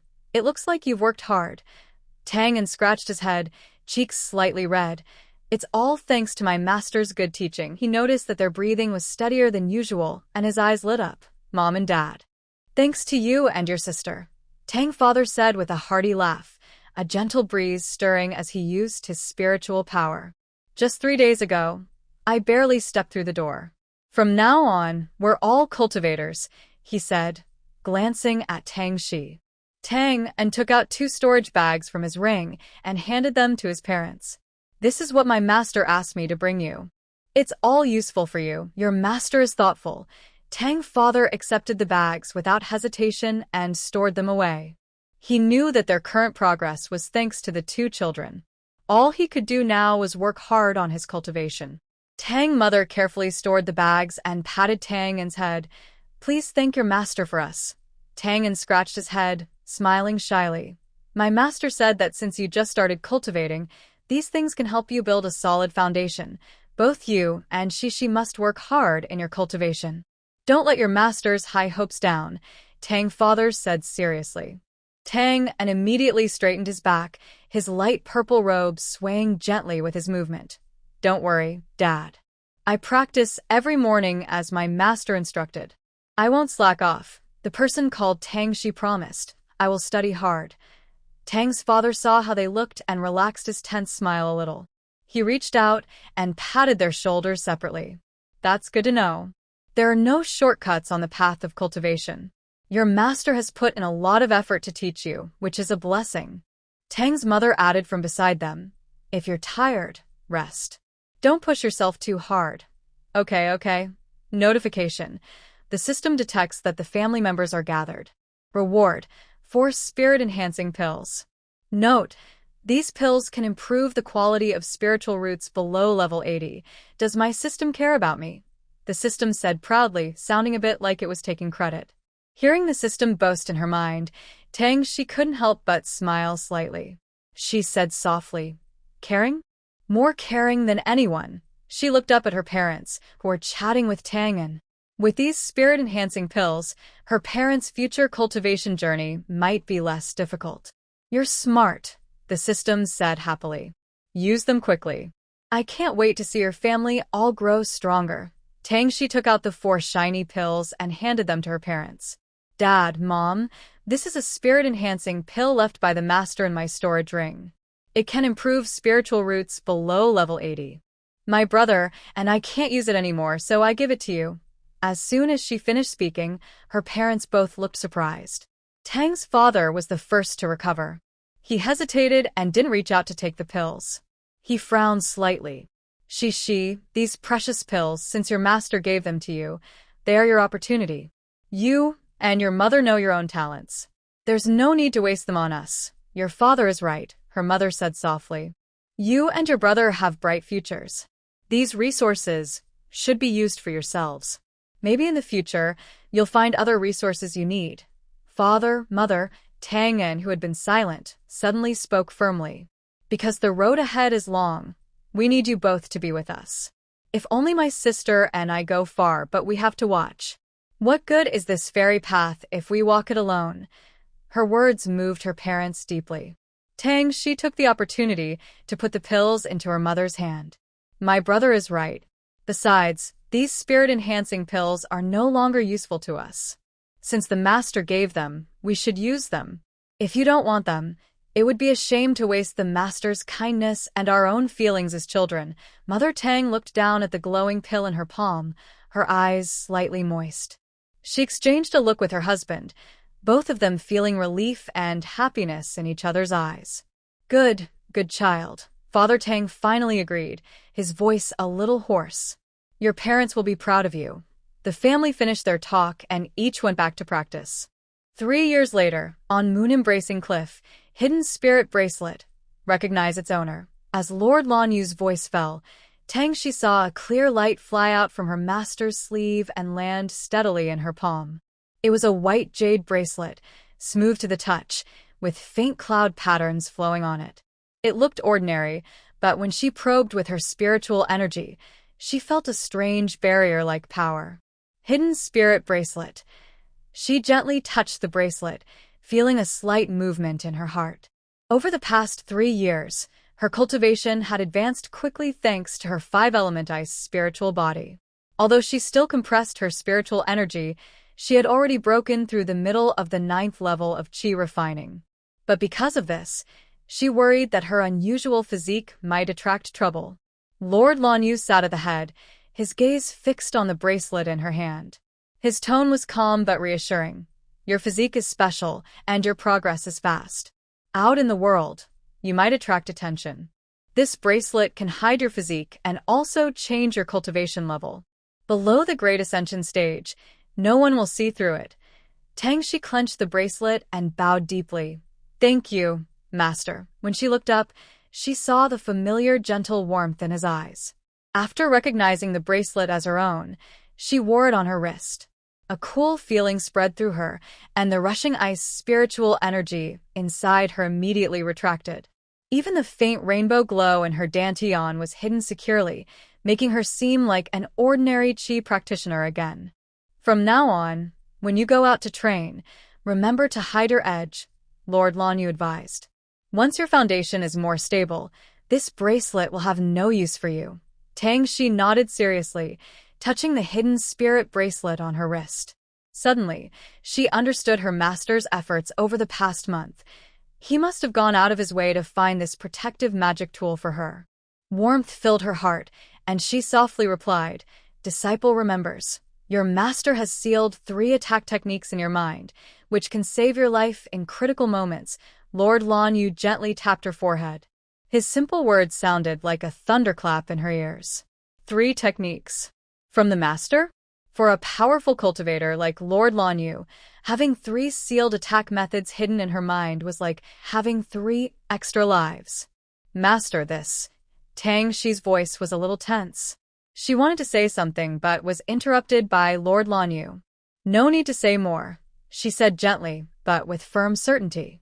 The path of cultivation is full of dangers. These 3 seals are like protective charms I give you. Shi looked at her master, her nose feeling a bit sore. Disciple. Thank you for your kindness. All right, once you reach the 9th level of qi refining, you can start doing tasks on the back mountain of the sect. But before that, go to the sect's library to read all the basic books about the cultivation world on the 1st and 2nd floors, Lord Lan Yu said, then let Shi leave. Shi responded and bowed deeply to Lord Lan Yu. Disciple understands. I will go to the library now. System notification. Task issued. Check in at the library to learn about cultivation world knowledge. Reward. A memorization skill. A bottle of spiritual awareness enhancement liquid, the system voice sounded as she turned to leave. Usually, reaching the 7th level of chi refining allows taking on tasks on the back mountain. This is the beginning of training for disciples. Her master wanted her to familiarize herself with the basics of the cultivation world, probably worried she might suffer if she was unfamiliar with worldly matters. Library Tang, she arrived at the library entrance. An old man was leaning back in a rattan chair with his eyes closed, absent-mindedly rubbing prayer beads on his knee. She stepped lightly forward, took off her disciple token from her waist, and handed it over. The token was made of dark iron, engraved with the words, Tian Lan Sect, on the front. The back had her name and a crescent moon, proving her identity as a direct disciple of the moon-gathering peak. The old man slowly opened his eyes, glanced at the token, then looked at her with a faint expression. He took the token and placed it on a jade plate beside him. The jade plate glowed softly with white light, scanning the token before settling into silence. Chi refining stage. You may access the 1st and 2nd floors, the old man said hoarsely, handing the token back. He pointed to the stone stairs on the left. The 2nd floor stairs are over there. After reading, put the books back in their categories. Do not take them out privately. Thank you, elder. Tang, she respectfully took the token, tied it around her waist, knowing that this seemingly ordinary old man was actually a senior with deep experience in the sect. She calmed her mind and turned toward the direction the elder indicated. As she stepped onto the first step, she caught a stronger scent of ink and book aroma. The old man stroked his white beard, watching her disappear around the staircase corner. A faint light flashed in his cloudy eyes. He gently tapped the counter with his finger. The disciple's body was clearly infused with icy spiritual energy, but it seemed to have been deliberately restrained. Lan Yu, that girl. The old man chuckled softly, his voice filled with the familiarity of old friends. She really protected her disciple very carefully. He remembered how Tang she had looked when she handed over the token earlier, young but steady, with a strong desire for knowledge in her eyes and an unhidden resilience. She resembled Lan Yu when she first entered the mountain gate, but now she had gained a more lively and sharp edge. The old man closed the roster again, hiding his smile behind his wrinkles. When Tang she finished reading the last volume of the Geography of the Cultivation World, she rubbed her sore eyes and finally realized that the library was already empty, except for the old keeper dozing on the 1st floor. In a whole month, she had almost read through all the books on the 1st and 2nd floors. From the habits of 1,000 spiritual herbs recorded in the Guide to Spiritual Plants, to the weaknesses and distribution of magical beasts in the bestiary, from the grudges among major sects to the unspoken rules of trading markets in the cultivation world, an overwhelming amount of knowledge flooded her mind, completely reshaping her understanding of this world. Ding, the host has completed the knowledge task of the cultivation world. The photographic memory, Talon, has been activated, and the Divine Sense Enhancement Liquid has been issued. The system's cheerful voice made Tang she feel as if the complex web of knowledge in her mind suddenly became clear and organized. It was as if every page she had read was carefully smoothed out, allowing her to recall the information precisely whenever she thought of it. This photographic memory talent came just in time. From now on, when she encountered new books or information, she would save a lot of time on digestion. Tang she took a deep breath, feeling the spiritual energy circulating within her dantian. Although she hadn't deliberately practiced cultivation this month, every new understanding of knowledge seemed to strengthen her foundation. She remembered the instructions from Lord Lan Yu, and a faint smile appeared on her lips. Now, when she went to the back mountain to take on tasks, she wouldn't be completely clueless anymore. Carefully returning the books to their places, Tang she tiptoed down the stairs. As she passed the counter, the old keeper suddenly opened his eyes. His cloudy eyes flashed with a hint of approval. "Little girl, you really can stay calm." She respectfully bowed. Inside the moon-gathering residence, Tang she took out the Divine Sense Enhancement Liquid given by the system and looked at it. Does this thing really improve Divine Sense? It's known that cultivating Divine Sense in the cultivation world is notoriously difficult. Ordinary cultivators often spend years or even decades using special techniques or rare treasures to make even a slight improvement in their divine sense. A small mistake could cause her mental awareness to be damaged if she forced the refinement, leading to lifelong risks. This bottle of mental clarity potion is clear like glass. When opened, a gentle yet pure spiritual energy flows out, softly touching Tang Xi's mind sea. She instinctively squints her eyes. Just from this aura, her mental awareness slightly improves. Based on your current level, 2 drops are recommended. Just 2 drops? Tang Xi pinches the bottle, cautious not to be careless. You're at the 9th level of qi refining, and your mind-sea foundation is still shallow. 2 drops are enough to clearly improve your mental awareness and can be fully absorbed without worry. If you take too much, the excess power might damage your mind-sea. The system's voice became more serious than usual. I'm a professional, so trust me. Tang Xi nods and no longer hesitates. She carefully tilts the jade bottle, and 2 drops of clear liquid roll out like pearls, floating in her palm. Before she moves, the liquid turns into 2 warm currents, actively flowing into her forehead and slowly seeping into her mind sea along her meridians. The moment the warm currents enter her mind sea, Tang Xi feels a gentle warmth at her forehead. Her previously calm mind sea suddenly ripples. The contents of the texts she memorized seem to come alive, becoming clearer and more organized. Even the tiniest annotations feel within reach. She tries to extend her mental awareness outward, and it reaches several meters farther than before.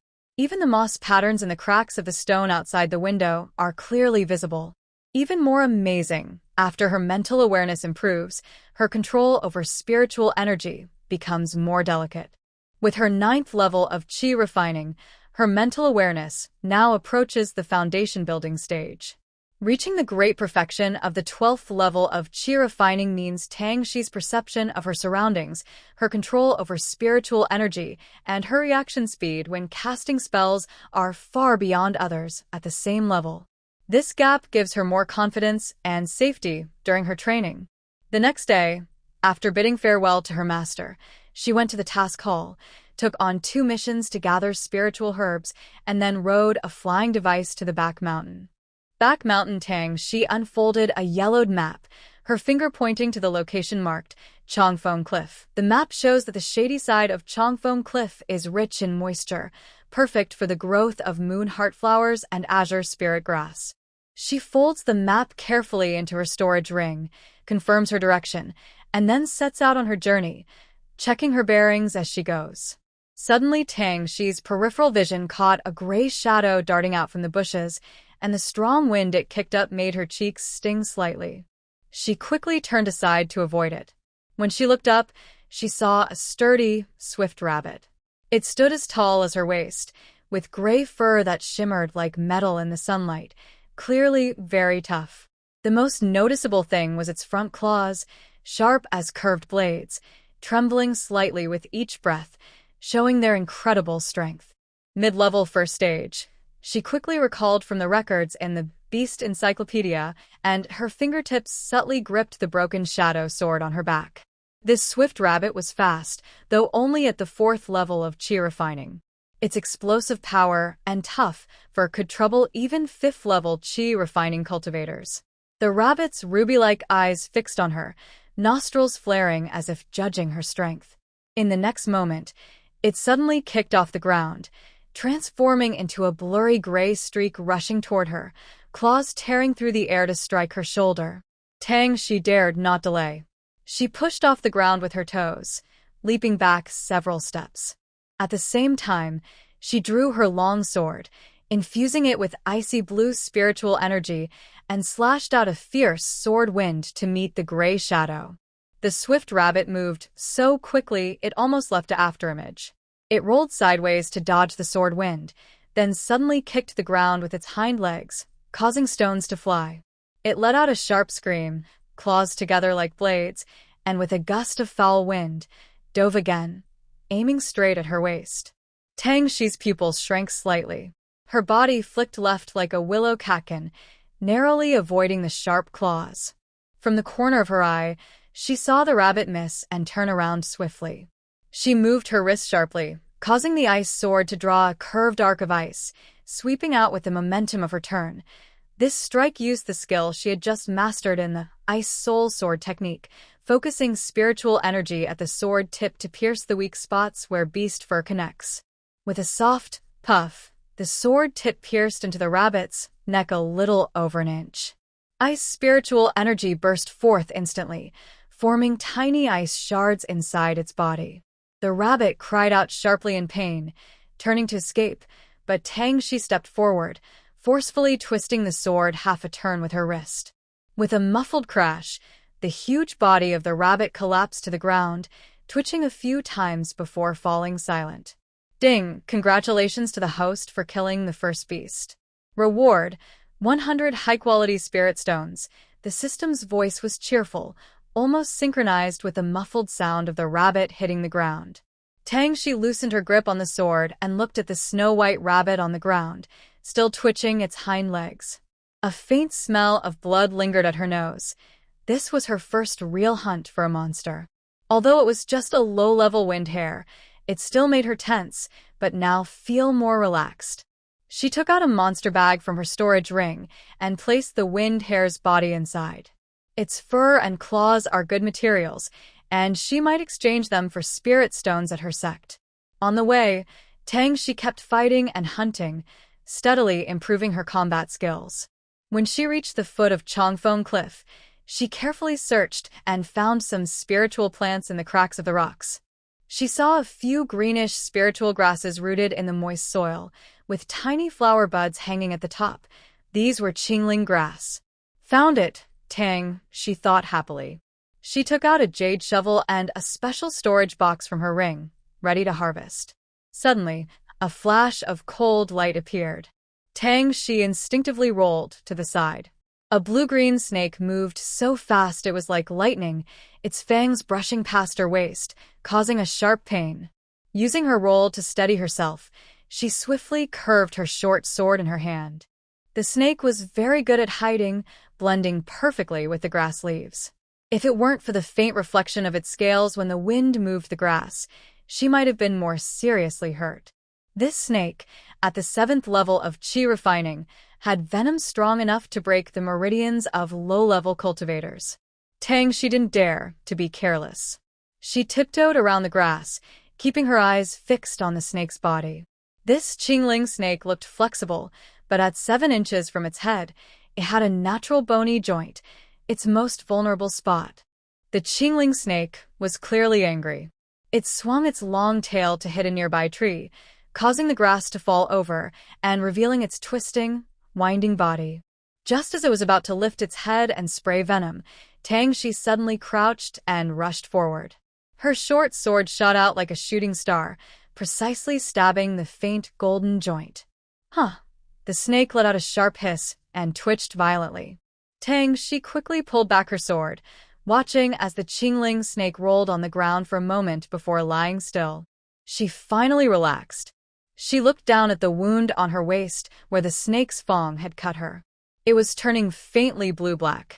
She quickly took out antidote pills and healing pills from her storage bag and swallowed them. She carefully moved aside the weeds next to the corpse of the blue spirit snake with a small sword. Her fingertips explored about 7 inches along the snake's belly, then she gently made a cut.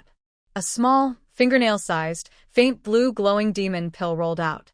She quickly caught it with a jade box, and as she closed the lid, the faint smell of blood lessened a bit. After dealing with the snake's body, she carefully checked her surroundings to ensure safety. Only then did she squat down and start picking the blue spirit grass. When she pulled the herbs out, she was very careful not to damage the roots. As she was putting the newly gathered herbs into her storage ring, her fingertips suddenly felt a slight warmth. Her spiritual rhinoceros was moving. She raised her hand and took out a small, delicate spiritual rhinoceros jade pendant.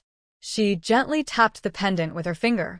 As she infused her spiritual energy, the pendant shone brighter.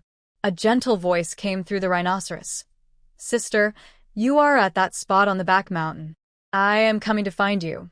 Tang Shi instinctively used her divine sense to scan the surrounding environment, confirmed her location, then pointed her finger again at the rhinoceros jade pendant, attaching her coordinates to her spiritual energy and sending it back. I am at Chongfeng Cliff. Brother, your closed-door training is over. The spiritual light on the jade pendant flickered a few times with her spiritual energy. Soon, she heard Tang En's cheerful voice, clear and fresh as if just out of seclusion. Not long ago, I finished. I heard you're training on the back mountain, so I came to see. Chongfeng Cliff, right? I know that place. It's not far from here, just 15 minutes. Okay, I'll wait for you at the cliff, she replied. When she withdrew her finger, the spiritual light on the jade pendant gradually dimmed. She put the pendant back into her sleeve. When Tang En hurried over, riding the wind along the cliff edge, Tang Shi was sitting on a smooth green stone, organizing her herbs. The 11-year-old boy was already quite tall, about 1.6 meters, standing out among his peers. He wore a blue robe, and his face carried a youthful heroism. He smiled as he called out from afar, Shishi, I've been waiting a long time. Tang En approached and stepped aside. Behind him was a boy of similar height, tall and straight, but with a sharper look in his eyes. The boy wore a black outer robe with intricate cloud patterns embroidered at the collar. Seeing Tang Shi, he nodded slightly and said clearly, Senior Sister Tang, long time no see. Senior Brother Wang, she nodded again, her tone calm and steady.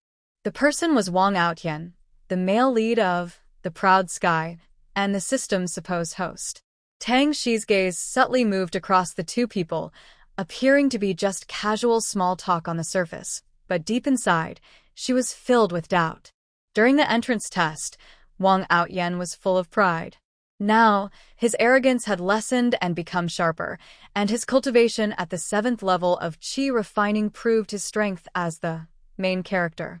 In the original story, Wang Outyan apprenticed to the Lan Mountain Dao Lord. Although Lan Mountain Dao Lord was the senior brother of Lan Tian Dao Lord and Lan Yu Dao Lord, her brother was just a minor character in Outyan's autobiography, so he shouldn't have had any connection with Wang Outyan. Brother, why did you decide to team up with senior brother Wang after coming out of seclusion? She asked casually, playing with the edge of her ring with her fingertips. Seeing this, Tang En quickly explained with a smile, I just met senior brother Wang on the way to the task hall, so we decided to team up for the mission. Wang Outyan stood with his hands behind his back, a faint smile on his lips. Yes. She looked at Wang Outyan and saw he was calm, so she continued, forming a team for training is indeed safer than going alone, especially since there are more monsters in the deep part of the back mountain. It's always good to have someone to watch each other's backs. Shishi, have you finished your task? She asked. There's one more task to pick moon heart flowers, which are deep in Chongfeng Cliff, Tang Shi said, raising her eyes to the misty forest inside the cliff wall. Moon heart flowers only grow in dark, rocky crevices wherein energy is heavy. There are more monsters there too. I was planning to go alone and try my luck. Hearing this, Tang En immediately said, That's perfect. Our target is also in the deep area. Wang Outyan nodded lightly. I've seen moon heart flowers before. I can point you in the right direction. It's on the way. As soon as he finished speaking, he took the lead and walked toward the forest, his black robe cutting a sharp arc in the wind. Let's go, Shishi. Tang En patted Tang Shi's head. The little girl, only 8 years old, was just tall enough to reach his shoulder. Tang Shi adjusted her sword and quickly followed behind. Deep in the forest, the light suddenly dimmed. Towering ancient trees intertwined their branches like a net, filtering sunlight into mottled patches that fell onto the ground covered with decayed leaves. Suddenly, a wolf's howl pierced the air, sharp and ear-splitting, making the eardrums tremble. The three of them immediately stood back to back in a circle, their eyes sharp as they scanned the surroundings. Rustling sounds came from beneath the decayed leaves. Tang Shi used her spiritual awareness to extend her senses fully, her heart sinking. At least 20 bloodthirsty wolves were approaching from all sides.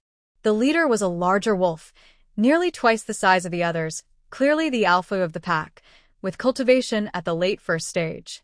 It's a bloodthirsty wolf pack. Wang Outyen clenched his sword. They always move in groups. This is trouble. Tang An's eyes sharpened. He spun his silver axe in his hand and said, Brother Wang, take the left flank. Cece, the right. I'll handle the middle. Let's finish them quickly and not let them wear us down. Before he finished speaking, the frontmost bloodthirsty wolves lunged forward, claws tearing through the air with a foul smell. Tang Shi was calm. As soon as her sword was drawn, her spiritual awareness locked onto the leader, a red-furred wolf. The sword light flashed like lightning, stabbing straight toward its throat, cutting through the air, aiming directly at the red-furred wolf in front of her. The beast reacted quickly, crouching low and skimming past her sword's edge, its stench hitting her face. She twisted her wrist, pressing the sword tip downward, leaving a bloody gash on the wolf's back. The red-furred wolf yelped in pain and roared angrily. Behind it, several bloodthirsty wolves circled in a fan shape. Wang Outyen swung his long sword fiercely, the sword light blazing, but 3 wolves tangled around him. One of them saw an opening in his attack and bit his ankle with sharp teeth. At a critical moment, Wang Outyen's sword energy swept out, forcing the wolves back. His spiritual power surged wildly, spreading the pressure of the 8th level of Qi training. Several lower-level wolves were shaken and retreated repeatedly. Tang Shi seized the chance to leap onto an ancient tree nearby, using the trunk to propel herself into the air. Her sharp spiritual awareness detected the wolves' weak spots. She pinched a spell with her fingertips, and her sword gathered spiritual energy into silvery threads. Ice silk technique. Over 10 fine ice threads shot out like silver lines, drawing cold arcs in the air. These ice threads looked thin but carried biting cold. When they touched the bloodthirsty wolf's fur, they froze instantly, locking their movements tightly. One wolf, about to pounce on Tang An, was entangled in the ice silk, its movements stiffening. It growled angrily but couldn't break free from the thin ice. Several others, trying to sneak attack from behind, fared worse. Ice silk wrapped around their necks, cold seeping into their blood through their fur. They struggled briefly before collapsing to the ground, their bodies covered in white frost. Tang Shi hovered in midair, continuously casting spells with her fingertips, controlling the ice silk to weave through the wolves' gaps. Her sharp spiritual awareness avoided her companions' positions, and the ice silk always fell at the most critical moments, clearing obstacles for the 2 on the ground. Impressive skill. Wang Outyen, having just defeated a red-furred wolf, caught sight of this scene and a hint of surprise flashed in his eyes. Ice magic is difficult to master, and being able to control it so precisely shows her spiritual power far surpasses others of her level. Tang Shi didn't respond and kept her eyes fixed on the strongest wolf. This beast was staring at her in the sky, a hint of fear in its eyes, clearly sensing the threat.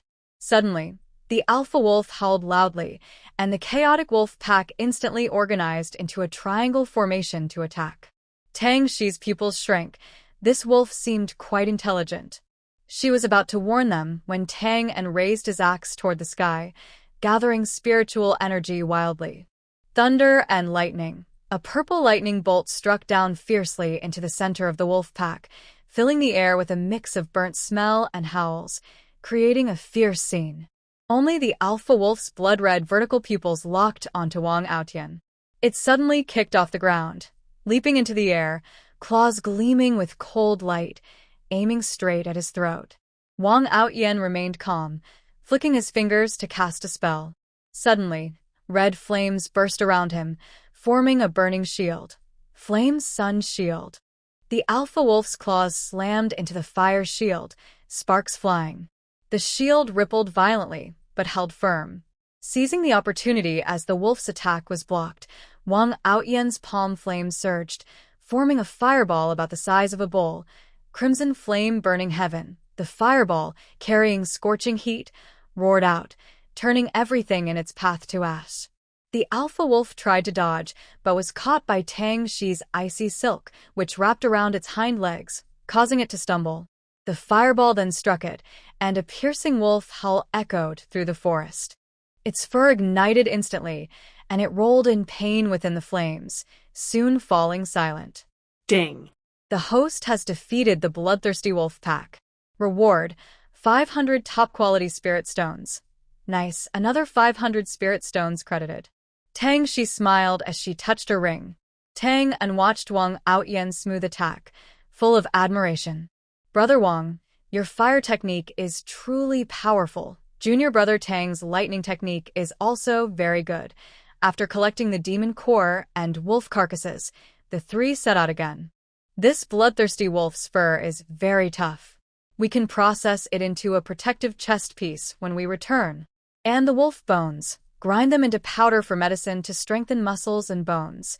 Wang Outyen led the way, occasionally cutting through tangled ancient vines. Hearing this, he replied calmly, keeping the wolf carcasses is useful. Our sex pill and artifact halls always collect these. His gaze swept over the increasingly steep terrain ahead. Ahead is the Broken Soul Ravine. The moon heart flower mostly grows on the cliff walls by the ravine. Be careful under your feet. Tang Shi stepped onto a slippery rock and looked down to see a deep mountain stream below. Cold wind surged up from the bottom, bringing a biting chill. She grabbed a vine on the cliff wall and used her spiritual sense to check the cracks in the rocks near the stream. Sure enough, a few clusters of moon heart flowers with silver glow were quietly blooming there, with dewdrops sparkling on their petals. Found it, she whispered. She also noticed a small, bright green snake coiled beside the flowers. Its scales shimmered faintly in the dark. This was the guardian spirit beast of the moon heart flower, the green scale snake. The snake sensed something was wrong. Its bright red vertical pupils shrank suddenly. It shot out like an arrow, releasing strange greenish poison mist around its body. Tang Shi reacted quickly. She tiptoed off the rock, jumping into the air, and threw out icy silk to entangle nearby vines. She narrowly avoided the snake's threatening tongue. Be careful.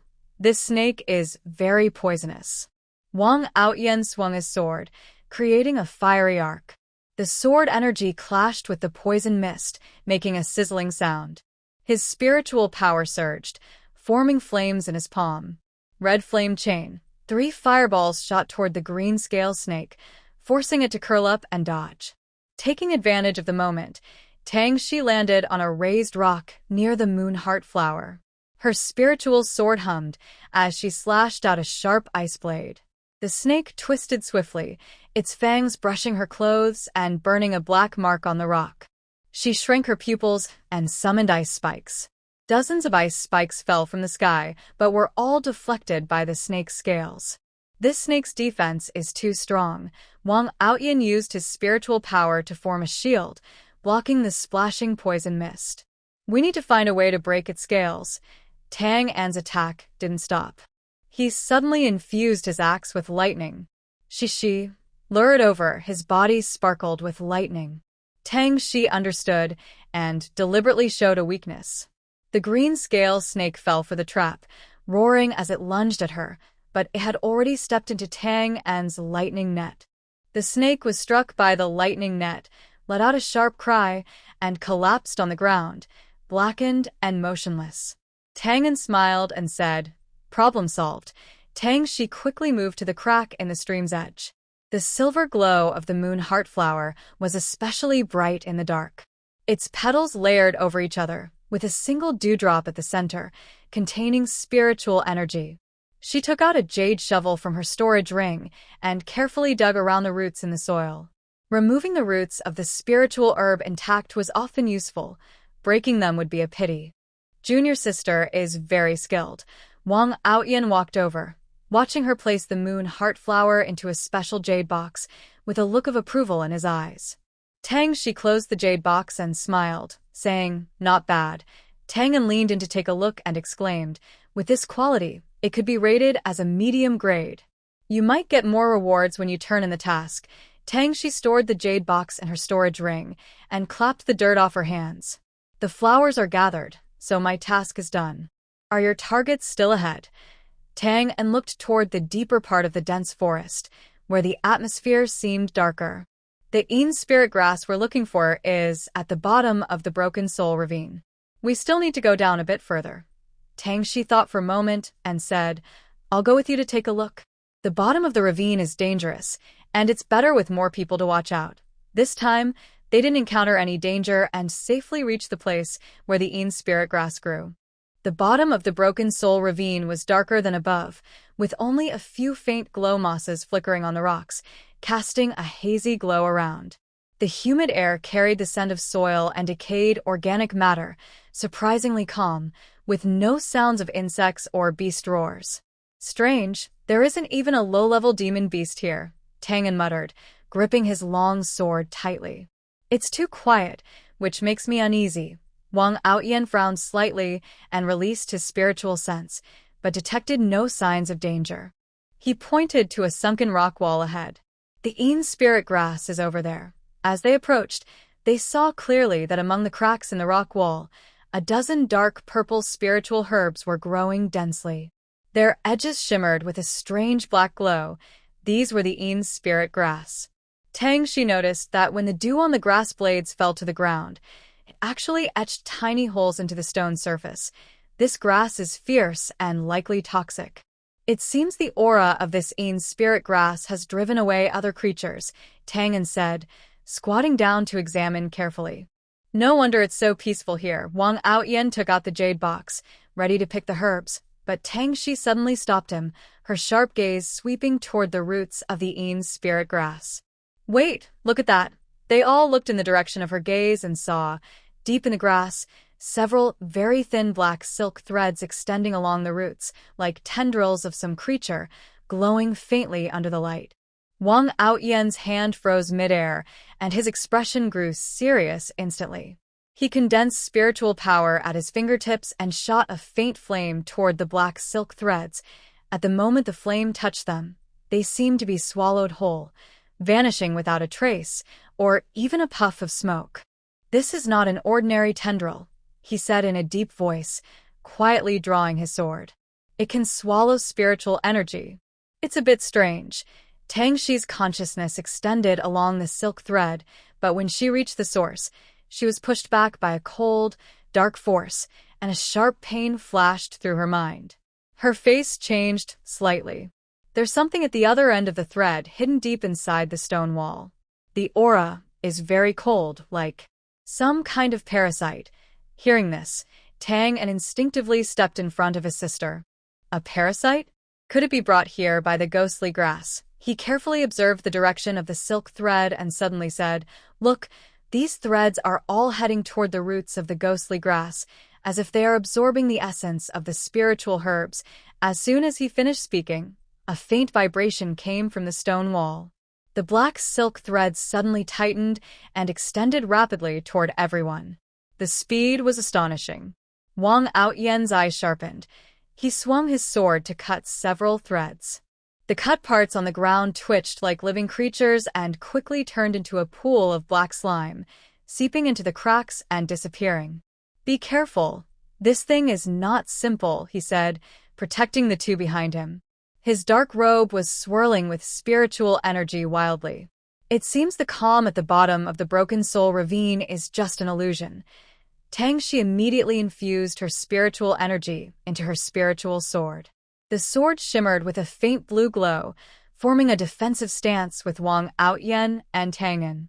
She fully extended her spiritual awareness, trying to see through the stone wall to find the true form of that thing, but the cold force was like a barrier, preventing her from penetrating. "This slime is corrosive." Tang quickly dodged a flying black thread, which landed on a nearby rock and instantly melted a small hole. He hurriedly warned. She flicked her fingers, causing ice silk and the opponent's black silk to clash in the air, producing a sizzling sound. The cold air and black mist fought each other, stalemating for a moment. "It's afraid of ice," she quickly said. "Brother Wang, let's work together." Wang Outyen understood and suddenly retracted his flames, gathering several fiery lines that precisely wrapped around the edge of the black web, fixing it in place. She seized the opportunity, channeling her spiritual energy. The ice silk surged like a tide, slipping through the gaps in the fire lines and into the depths of the black web. A harsh cracking sound followed as the surface of the web quickly froze into ice crystals. The twisting threads gradually stiffened and finally turned into a mass of black ice shards. However, the movement behind the stone wall grew more intense. A deep, muffled roar came from the depths, causing the entire bottom of the ravine to tremble. Wang Outyen's expression darkened. "It's about to come out." Before he finished speaking, the stone wall suddenly trembled violently, and debris fell like rain. The hollow where the mysterious grass grew suddenly cracked open, and countless black silk threads burst out, weaving into a huge net in the air, filled with a bone-chilling cold that covered everyone. "Retreat!" Tang shouted angrily. His axe swung out, creating a crackling lightning shield that temporarily blocked the silk thread's attack.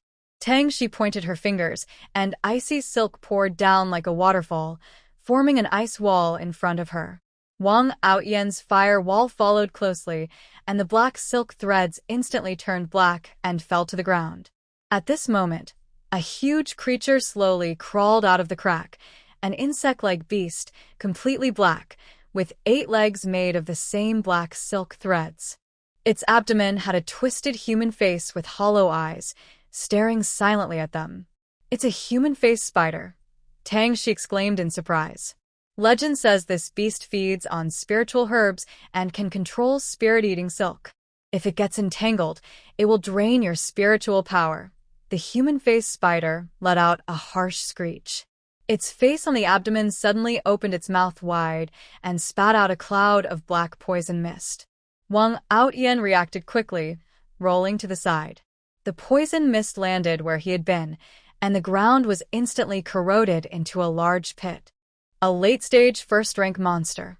Wang Outyen clenched his sword tightly, his expression serious as ice. The human-faced spider's 8 legs stomped the ground, and silk threads shot out like a rainstorm. Wang Outyen's flames surged around him, and his sword swung out a dense fire net, burning the spirit-eating silk threads to ash.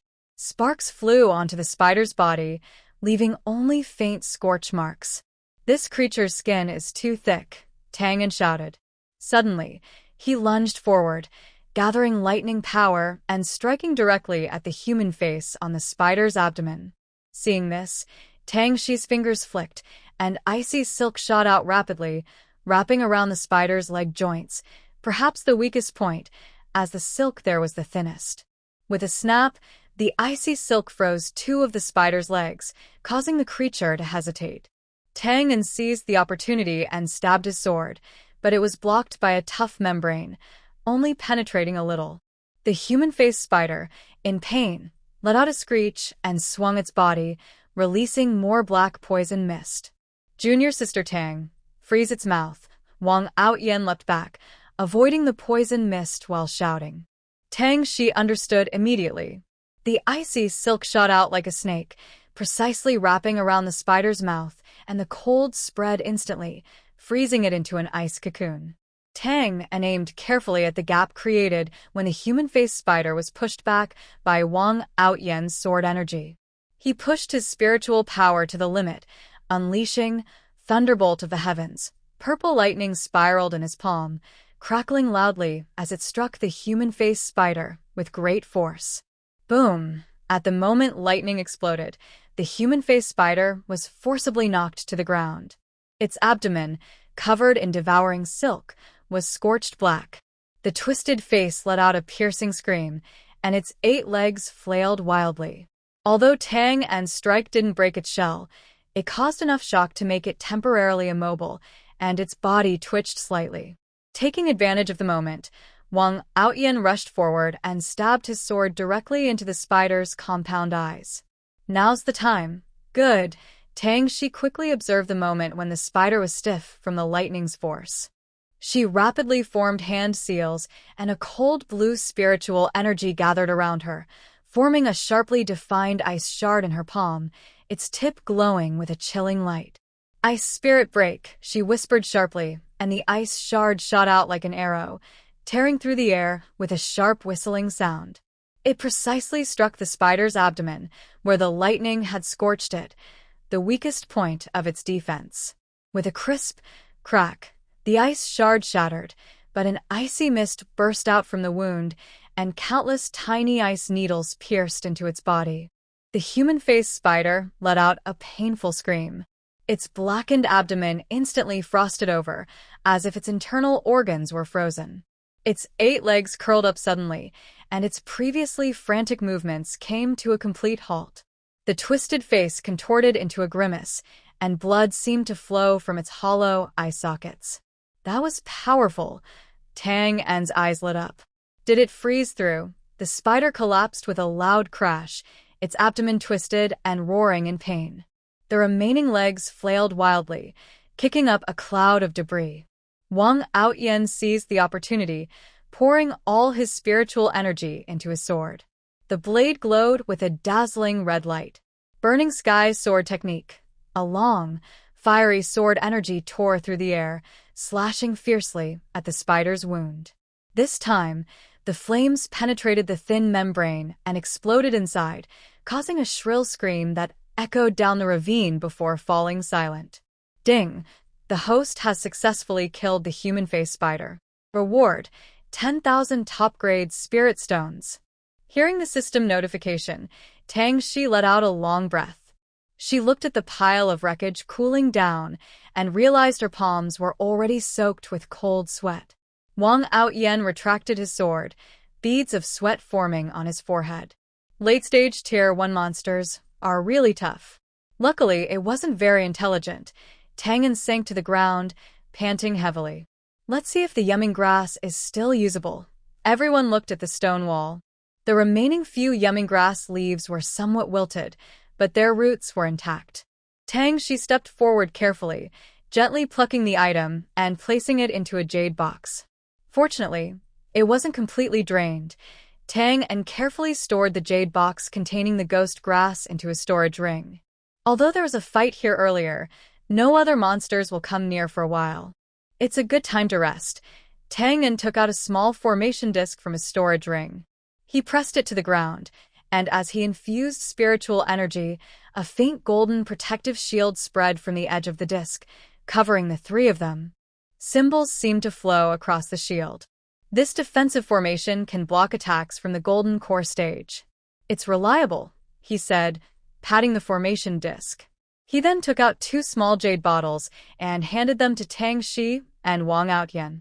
Spirit replenishing pills. Quickly restore your energy. The fight just now used too much. Thanks, Wang Outyen said, pouring a spirit pill into his mouth and nodding to Tang and Tang.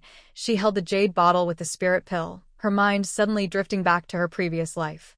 She remembered a novel her colleague had recommended, with a very plain title, Outyen's autobiography.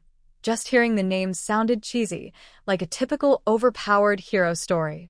Her colleague kept saying, "The best part of this book is that there's no female lead or supporting characters. The hero only cares about cultivation. Killing monsters is for resources, exploring secret realms for opportunities." He speaks very little to others. Tang Shi looked at Wang Outyen, who was resting nearby, then at Tang En, who appeared only at the beginning and middle of the story. How did this background character get involved with the hero? She wasn't sure if it was good or bad. She turned her gaze back to Wang Outyen, feeling a little dazed. In the story, the lonely, brave cultivator was now protected by a formation disc, with a spirit pill given by his junior disciple nearby. She gently shook her head, pushing away her distracting thoughts. Taking a deep breath, she felt the coldness in her fingertips and the warmth of the spirit pill in her palm intertwine, making her more alert. That brief moment of confusion was like a reflection in water. Once gone, it left no trace. She looked at the glowing moss slowly crawling on the rocky wall outside the light shield.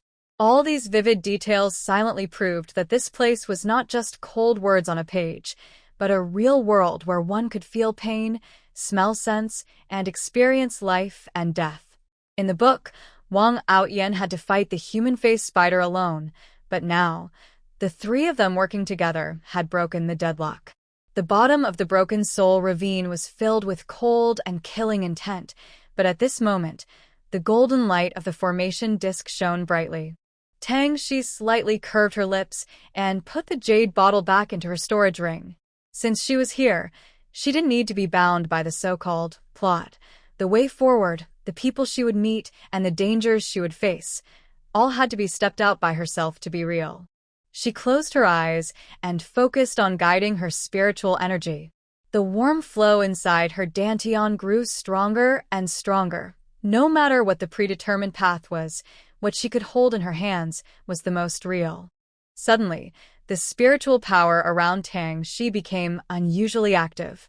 The calm, icy blue glow that had been flowing steadily suddenly surged, then strangely condensed into a gentle cocoon that wrapped her inside. A faint white glow appeared on her forehead, and her breath fluctuated unpredictably, as if resonating with the surrounding spiritual energy. Even the glowing moss at the bottom of the ravine flickered with light and dark. As soon as this mysterious state appeared, Wang Outyen suddenly opened his eyes sharply, his gaze locking onto Tang Shi inside the cocoon of light. Her spiritual fluctuations were chaotic, but they carried a sense of breaking free from constraints, like she was about to advance? Is this enlightenment? Wang Outyen whispered, surprised. It was not uncommon for cultivators to have sudden insights after battle, but such a sudden change and intense fluctuation in aura were rare. She's enlightened. Tang En's voice was filled with excitement. He hurried over to Tang Shi, frantically pulling out another formation disc from his storage ring. This disc was smaller than the previous defensive one. After injecting spiritual power, a faint cyan halo quietly spread out, completely isolating Tang Shi from the outside world.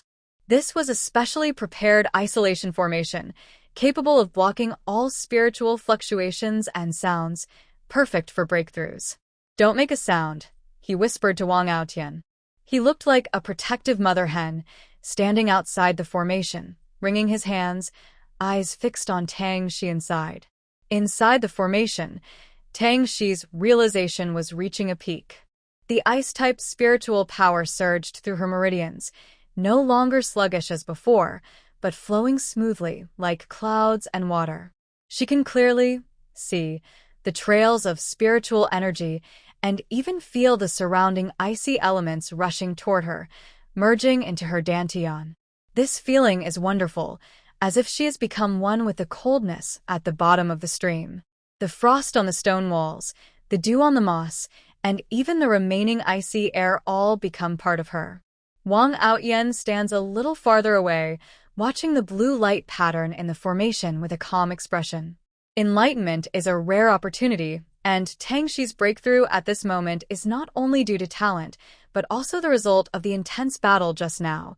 Using spiritual energy to the limit in real combat often helps break through barriers. He withdraws his gaze, tightly grips his sword at his waist, and quietly expands his awareness, sensing the entire bottom of the stream. With Tang En's protective formation guarding her, he must guard the outside area well and prevent any accidents from interrupting her enlightenment. Outside the formation, the two people remain still and alert, silently guarding the same goal. Time at the bottom of the stream seems to stretch on. Only the glowing moss flickers faintly on the rocks, witnessing the transformation of the icy blue figure inside the formation. After about an incense stick's time, the light cocoon suddenly shrinks, and all spiritual energy quickly gathers back into her dantian. She suddenly opens her eyes, a sharp icy sparkle flashing in her eyes. Her aura has stabilized at the 10th level of qi refining. She has directly broken through during her enlightenment. Tang Shi slowly exhales, and her breath, upon contact with the air, condenses into tiny ice crystals that shimmer briefly under the glow before melting away. She looks at her palm, where the originally swirling icy blue spiritual energy has become very refined. With a slight thought, she can now feel a power several times greater than before. Level 10 of qi refining, she whispers happily. She thought she would need at least a month to refine this step, but unexpectedly, a fierce battle helped her break through the bottleneck, and her control over ice-type spiritual energy has improved significantly. Tang and can't hold back anymore. Seeing the light cocoon disappear, he quickly approaches and circles around her twice. Amazing, CC. Is this breakthrough as easy as drinking water? I've been stuck at the 7th level of chi refining for almost 3 months. Wang Outyan also comes over and says to her, "Congratulations, Sister Tang." Tang, she clasped her hands in thanks, but she knew well that her breakthrough was not just luck.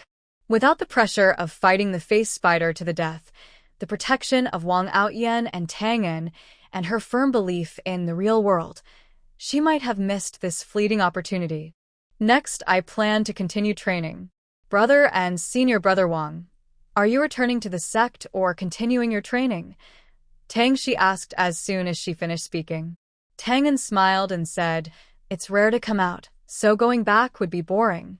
Plus, you just broke through, so it's a good chance to practice against some monsters. I can also help you." Wang Outyan looked at the two, gently rubbing his fingers on his sword hilt, then said, "We've obtained the yumming grass, so the sect mission is complete. But deep in Chongfeng Cliff, there is a foggy valley. Legend says there are treasures inside. I was planning to explore it, and since you want to keep training, we can go together." Hearing this, Tang Shi's eyes flickered. The foggy valley? That place never appeared in the novel she read in her previous life. It's clearly a new location outside the usual story. Unknown places often hide surprises, but they also mean more possibilities. She felt a surge of anticipation. Foggy Valley. Sounds dangerous, Tang En said, scratching his head, but he showed no sign of backing down. Instead, his eyes brightened. Is there a legend of treasures? Wang Outyan's fingers left his sword hilt, and his tone was calm. There are rumors that ancient cultivators once built residences there, but for some reason, it was abandoned, leaving behind a perpetual fog. Whether there are treasures or not is hard to say. Many of our senior brothers and sisters might have explored it before, but no other news has come out. But the spiritual energy there is different from other places. It's a good spot for training. Ancient cultivator ruins. Tang, she became interested. That definitely sounds worth seeing. Then what are we waiting for? Tang En couldn't hold back anymore. Let's pack up and go. Seeing that both of them had no objections, Wang Outyan nodded. Let's go. The three carefully packed the remains of the face spider and the leftover spiritual herbs, then headed out of the creek. The sunlight filtered through the dense forest, casting long shadows. The road ahead was unknown, but with companions by their side, they felt more secure and hopeful. Outside the creek, sunlight shone through the layered leaves, creating dappled light and shadow. The breeze in the woods carried the scent of grass and trees, dispelling the coldness from the bottom of the creek. Tang En walked in the middle, still excitedly muttering, "It would be great if we could find an ancient magic tool. A sharp sword would be perfect for Shishi." Tang Shi chuckled. "Don't get your hopes up too high, or you'll be disappointed." After leaving the safe zone outside Chongfeng Cliff, the trees and plants gradually thinned, and a faint mist began to fill the air. The deeper they went, the thicker the fog became. Eventually, even objects 3 zhang away, about 12 meters, became blurry, and only the faint glow of spiritual energy around each person was visible. "This fog is coming so quickly," Tang En said, clicking his tongue. He waved his hand to brush away the white mist in front of him. Suddenly, Wang Outyan stopped and took 3 yellow talismans from his storage ring. He flicked his finger, activating his spiritual power, and the talismans ignited with a faint blue flame, transforming into 3 streams of light that landed on their shoulders. "These are fog-breaking charms. They create a barrier around us to prevent the fog from invading our bodies," he explained. "The fog in Misty Valley not only confuses the eyes, but also slowly erodes spiritual energy. We must be careful." The talisman on Tang Shi's shoulder turned into a thin glow, and she felt the damp coldness around her lessen significantly. Breathing became easier. She nodded and said, "Thanks for the reminder, Brother Wang." The 3 continued forward. As they moved through the fog, faint sounds began to emerge, like something shuffling through the grass and leaves. Wang Outyan's eyes sharpened, and he raised his hand to signal the others to stop. "There's movement." As soon as he finished speaking, several shadowy figures suddenly darted out of the fog. They were wolf-sized fog beasts, with glowing green eyes and saliva dripping from their sharp fangs. Clearly, they saw the trio as prey. Perfect timing, let's practice our skills. Tang and charged forward first. Wang Outyen and Tang she exchanged a quick look and immediately followed. The welcome gift from Misty Valley arrived sooner than expected. Tang and swung his axe with a whooshing sound, aiming straight at the neck of the lead fog beast. The beast was quick, dodging sideways, its claws slashing toward his waist with a sharp gust of wind. Tang was prepared. He reversed his axe and struck the beast's head hard, knocking it off balance. This beast's hide is really tough, he muttered angrily. He changed his footing and swung his axe rapidly, trapping 2 fog beasts in a flurry of strikes. Wang Outyen moved like lightning, drawing his sword and stabbing one fog beast in the eye socket. The beast let out a piercing scream, green blood splattering out and turning into white smoke on the ground. He spun his wrist and swung his sword again, cutting off the front limb of another fog beast with swift, decisive movements, showing no hesitation. Tang she stepped back a little, and icy threads spread quickly from her fingertips. She didn't attack directly, but quietly sent the threads to wrap around the mist beast's limbs. These creatures moved fast in the fog, so it was wiser to restrict their movements first. As expected, the 2 mist beasts caught by Tang and tried to escape, but were instantly trapped. Tang Shi's eyes turned sharp, and the icy threads tightened. Cold energy spread out, freezing them into 2 ice sculptures. Nice! Tang and took the chance to smash the ice sculptures and finished off the beast in front of him. In just a short time, all 5 mist beasts were defeated. Wang Outyen lifted one of the bodies with his sword and frowned. These beasts have mist cores inside them. They can absorb the surrounding fog to grow stronger. It seems the spiritual energy in this valley has nurtured many strange things. Tang and picked up a clear mist core and weighed it in his hand.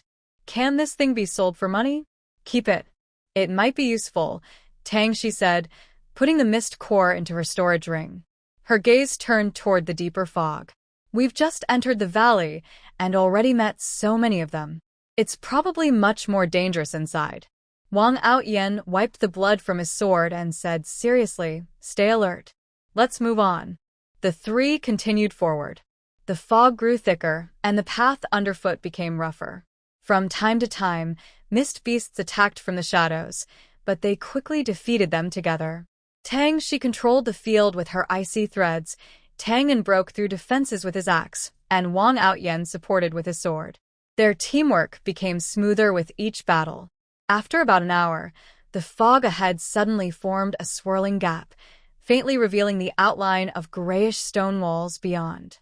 What's that? Tang pointed at the gap, curiosity flashing in his eyes. Wang Outyen studied it for a moment. It looks like a man-made barrier opening. We might be close to the ruins mentioned in the legends. They approached the gap cautiously. Wang Outyen extended his spiritual sense first, scanning the area within 10 feet. His brows furrowed. No sign of formations or beasts nearby. Tang encircled the gap twice and tapped the stone wall with his thunder axe. A dull echo answered. Strange. No guarding formation at all? Doesn't seem like an ancient cultivator's ruin. Tang she stepped to the edge of the gap and gently touched the swirling mist. It felt cool to the touch, with no sign of danger, more like a naturally formed barrier than a trap. She used her spiritual power to test and inject it gently. The mist only flickered slightly and did not resist. This gap is too quiet, Tang she withdrew her hand, her tone serious. Either the ruins have already been emptied, or there is something that can perfectly hide its aura. Wang Outyen nodded in agreement. The spiritual energy here is chaotic, but strangely pure. There are no signs of fighting. When we go in, we must stay alert and avoid touching any unknown objects. The 3 of them stepped into the gap in the barrier. Suddenly, a chilling howl came from the shadows. Wang Outyen reacted quickly. As he drew his sword and the cold light flashed, a slick black shadow lunged forward. A foul smell mixed with the sharp, acidic air of poison hit their faces. It's an iron spine viper. Tang saw the beast clearly and immediately felt a shiver. The snake-like monster was nearly a zhang long, with shiny metallic scales. It had a raised bone spike 7 inches from the head and was flicking its forked tongue, with thick black venom on its fangs. Definitely a mid-tier second-level beast. Tang Shi and the others felt the weight of the situation. Their cultivation levels were just beginning stages, one at the initial level of qi refining, another at mid-level 7, and the last at late stage 7. They were no match for a beast at the foundation establishment stage. But how could a second-level beast appear in the back mountain of their sect? The iron spine viper was incredibly fast. Wang Outyen's sword barely blocked its first attack, when its tail, like a steel whip, swept toward him. Tang Shi seized the moment and cast ice silk, wrapping it around the snake's 7-inch weak spot, where the bone spike was, which was relatively fragile. Hiss! When the ice silk touched the scales, white mist rose. The viper, in pain, suddenly turned and opened its mouth. Black venom shot out like an arrow toward Tang Shi. Wang Outyen saw this and quickly shifted his sword's edge, directing the venom toward a nearby stone wall. The venom splashed and immediately corroded the stone into powder. This beast's poison is too strong. Tang swung his axe at the tail. The axe hit the scales with a dull sound, leaving only a shallow mark. Using the recoil, he jumped back. We need to disable its poison sac first. Wang Outyen's sword changed tactics. Instead of resisting head-on, he moved around the snake's body, stabbing at its eyes and soft armor on its belly with his sword tip, forcing it to focus less on attacking Tang Shi.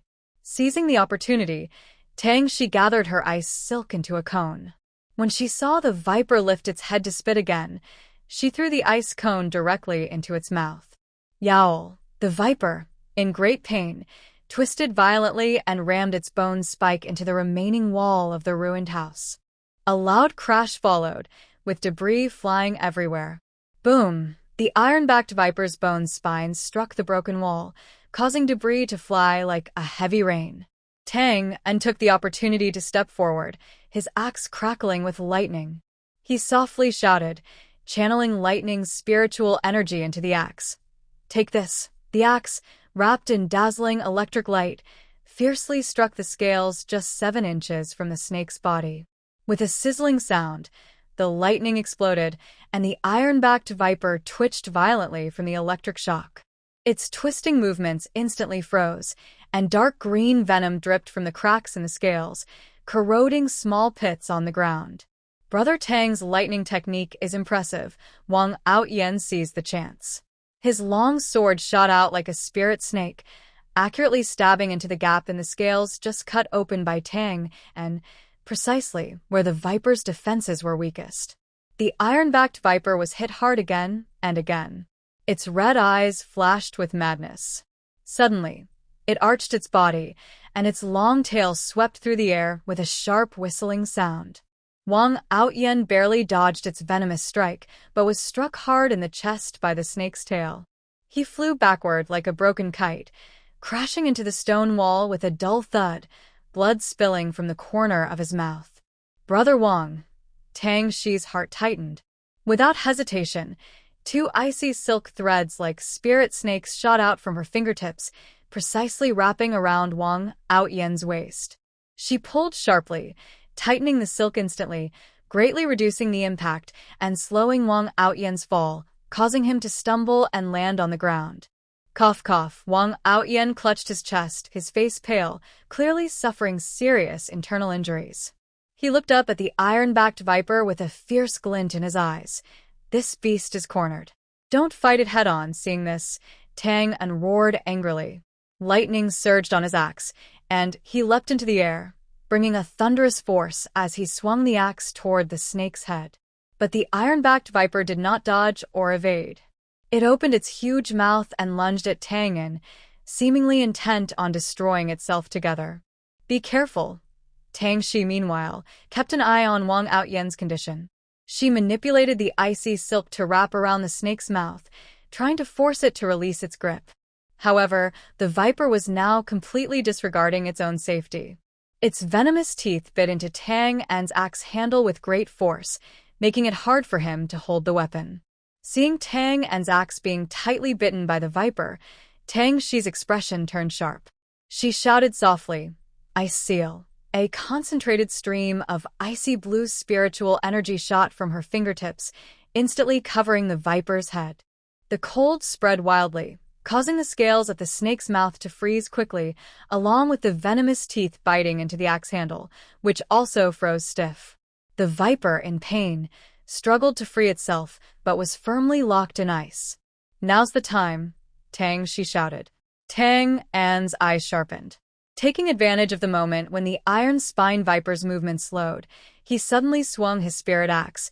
There was a crisp cracking sound as the ice-covered snake's mouth split open with fine cracks. The axe, with icy crystal fragments, was pulled out with a sharp sound. He flipped his wrist, holding the axe horizontally in front of him, channeling his spiritual power, causing the axe to glow with a striking lightning light. "Go to hell," Tang An shouted angrily. Using the axe's momentum, he leapt up, bringing the axe down like a thunderbolt, aiming precisely at the exposed 7-inch wound on the iron spine viper. Puff. The sound of the axe hitting flesh was sharp and clear.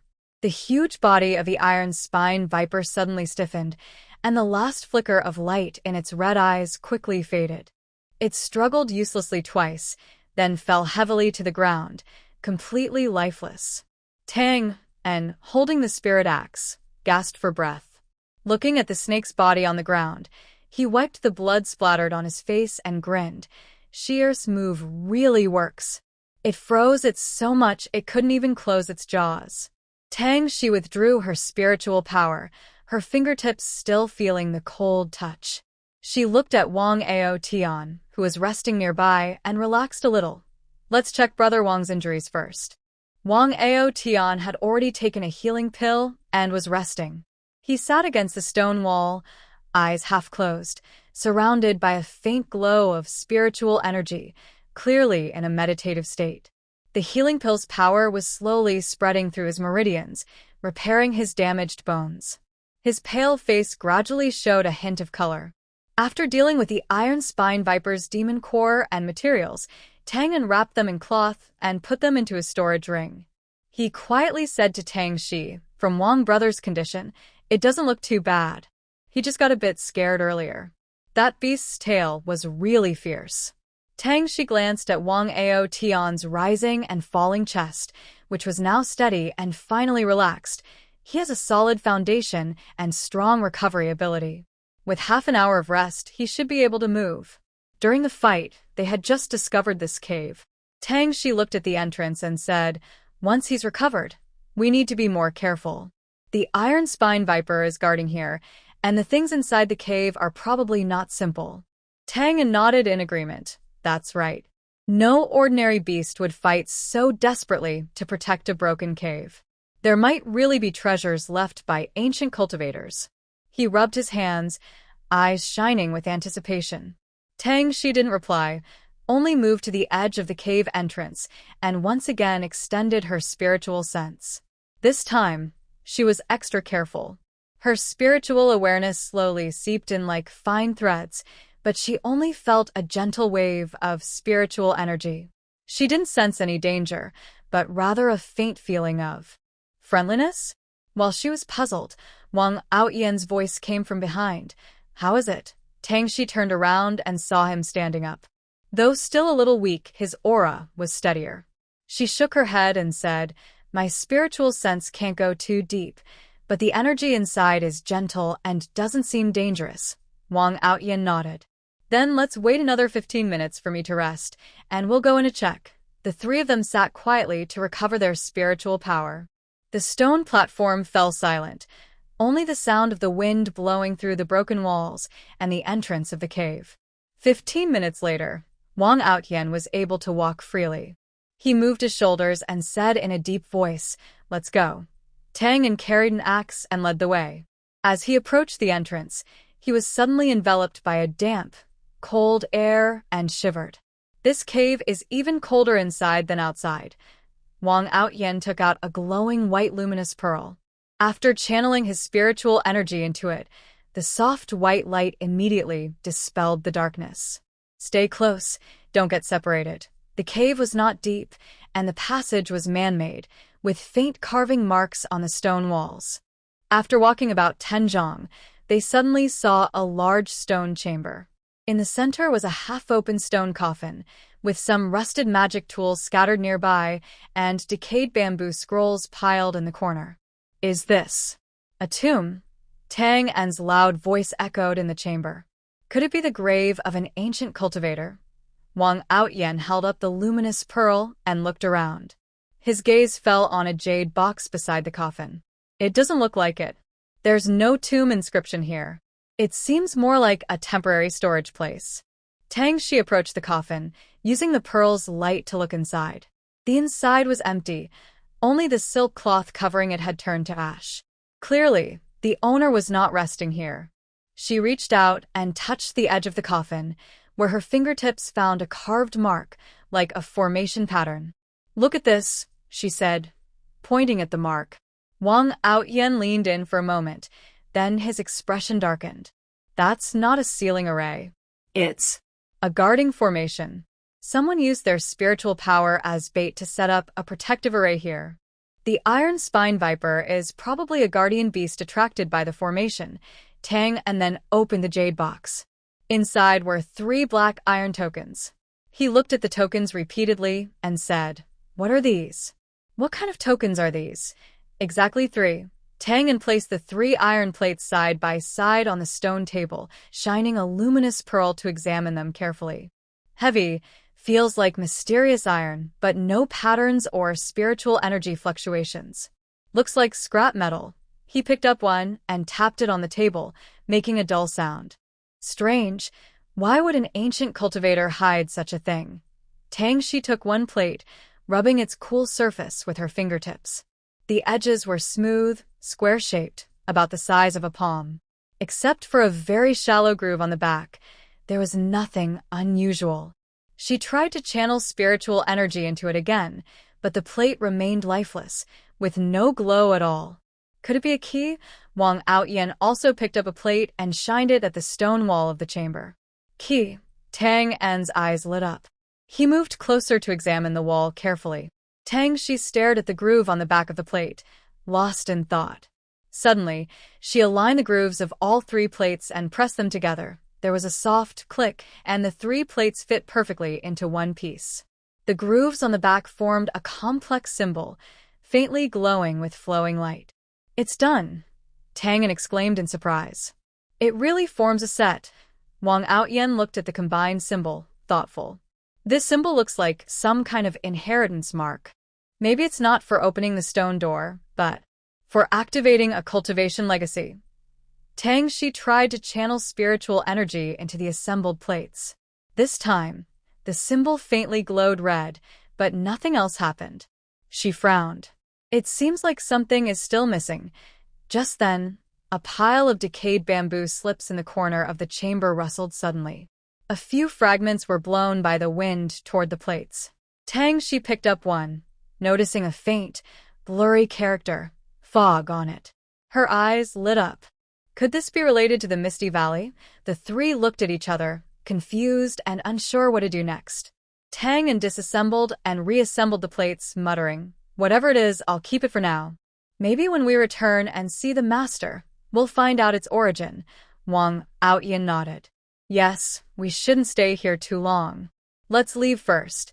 Tang Shi carefully stored the 3 plates, her gaze sweeping the chamber. She felt something was still overlooked. It wasn't until the luminous pearl's light shone on the bottom of the stone coffin that she noticed a small inscription. 3 commands gather. Fog gate opens. The fog gate opens. Wang Outyen heard this and stepped closer. He looked at the inscriptions at the bottom of the stone coffin, following Tang Shi's gaze. His fingertips brushed over the worn-out characters. 3 orders gather. Fog gate opens. These 3 orders probably refer to those 3 iron plaques. Tang En scratched his head and asked, "Fog gate? Do you mean there's a gate inside the Misty Valley? But we've been walking all along, and besides that barrier gap, we haven't seen any other gate." Tang Shi lightly tapped the symbols on the combined iron plaques, deep in thought. Maybe it's not a rail gate. When we combined the plaques earlier, The red glow from the runes was similar to the fluctuations in the fog outside. Perhaps these plaques can control the fog formation inside the valley. Wang Outyan nodded in agreement. That makes sense. The ancient cultivator set up a guarding formation and left tokens to control it, clearly to prevent outsiders from easily entering the core area. If we get the plaques, we might be able to go deeper into the Misty Valley. Deeper? Tangan thought for a moment and said seriously, there might be even more dangerous things hidden there. Wang Outyan nodded. Let's leave here first. After we get out, we can test what these plaques can do. The three of them no longer delayed. They collected the remaining rusty magic tools in the stone chamber into their storage rings. Even if they couldn't use them now, melting and refining them back home would make good materials. Tang and carried the luminous pearl in front to lead the way. Wang Outyan protected the middle, and Tang she took the rear. Their figures quickly disappeared into the dark depths of the cave. Outside the entrance, the fog seemed to thin a little. Tang she took out one of the iron plaques and held it in her palm, trying to infuse spiritual energy. The plaque still didn't respond. She then reassembled the three plaques.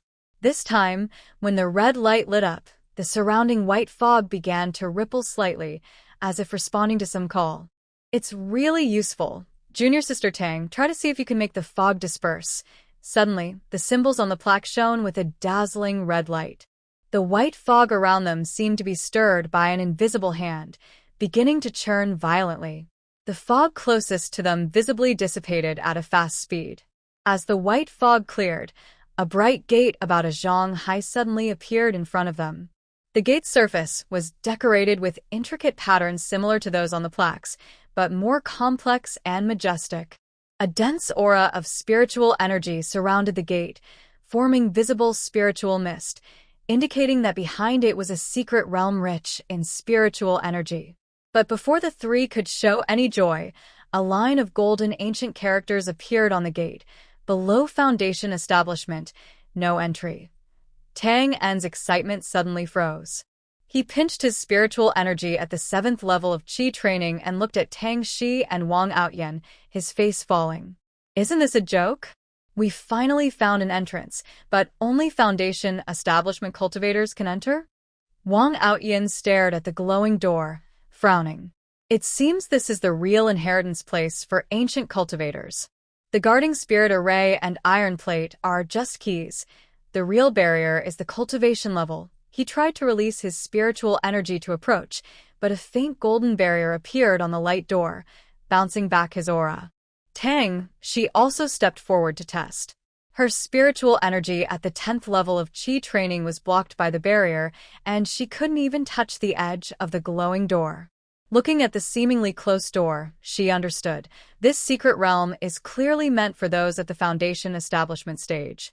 Our cultivation isn't enough. Tang she flicked her fingers, pulling her spiritual energy back from the iron plate. As the red glow of the rune disappeared completely, the 3-piece iron plate instantly separated, returning to its cold, heavy form. Almost simultaneously, the thick fog around them surged back like a tide, carrying a damp, cold breath, quickly filling the space that had just cleared. The edges of the blue stone path were soon consumed by white mist, and even the trees 10 steps away disappeared into the haze, as if the brief clarity just now was an illusion. Tang Shi handed one iron plate to Wang Outyan and another to Tang En, touching the cold surface lightly.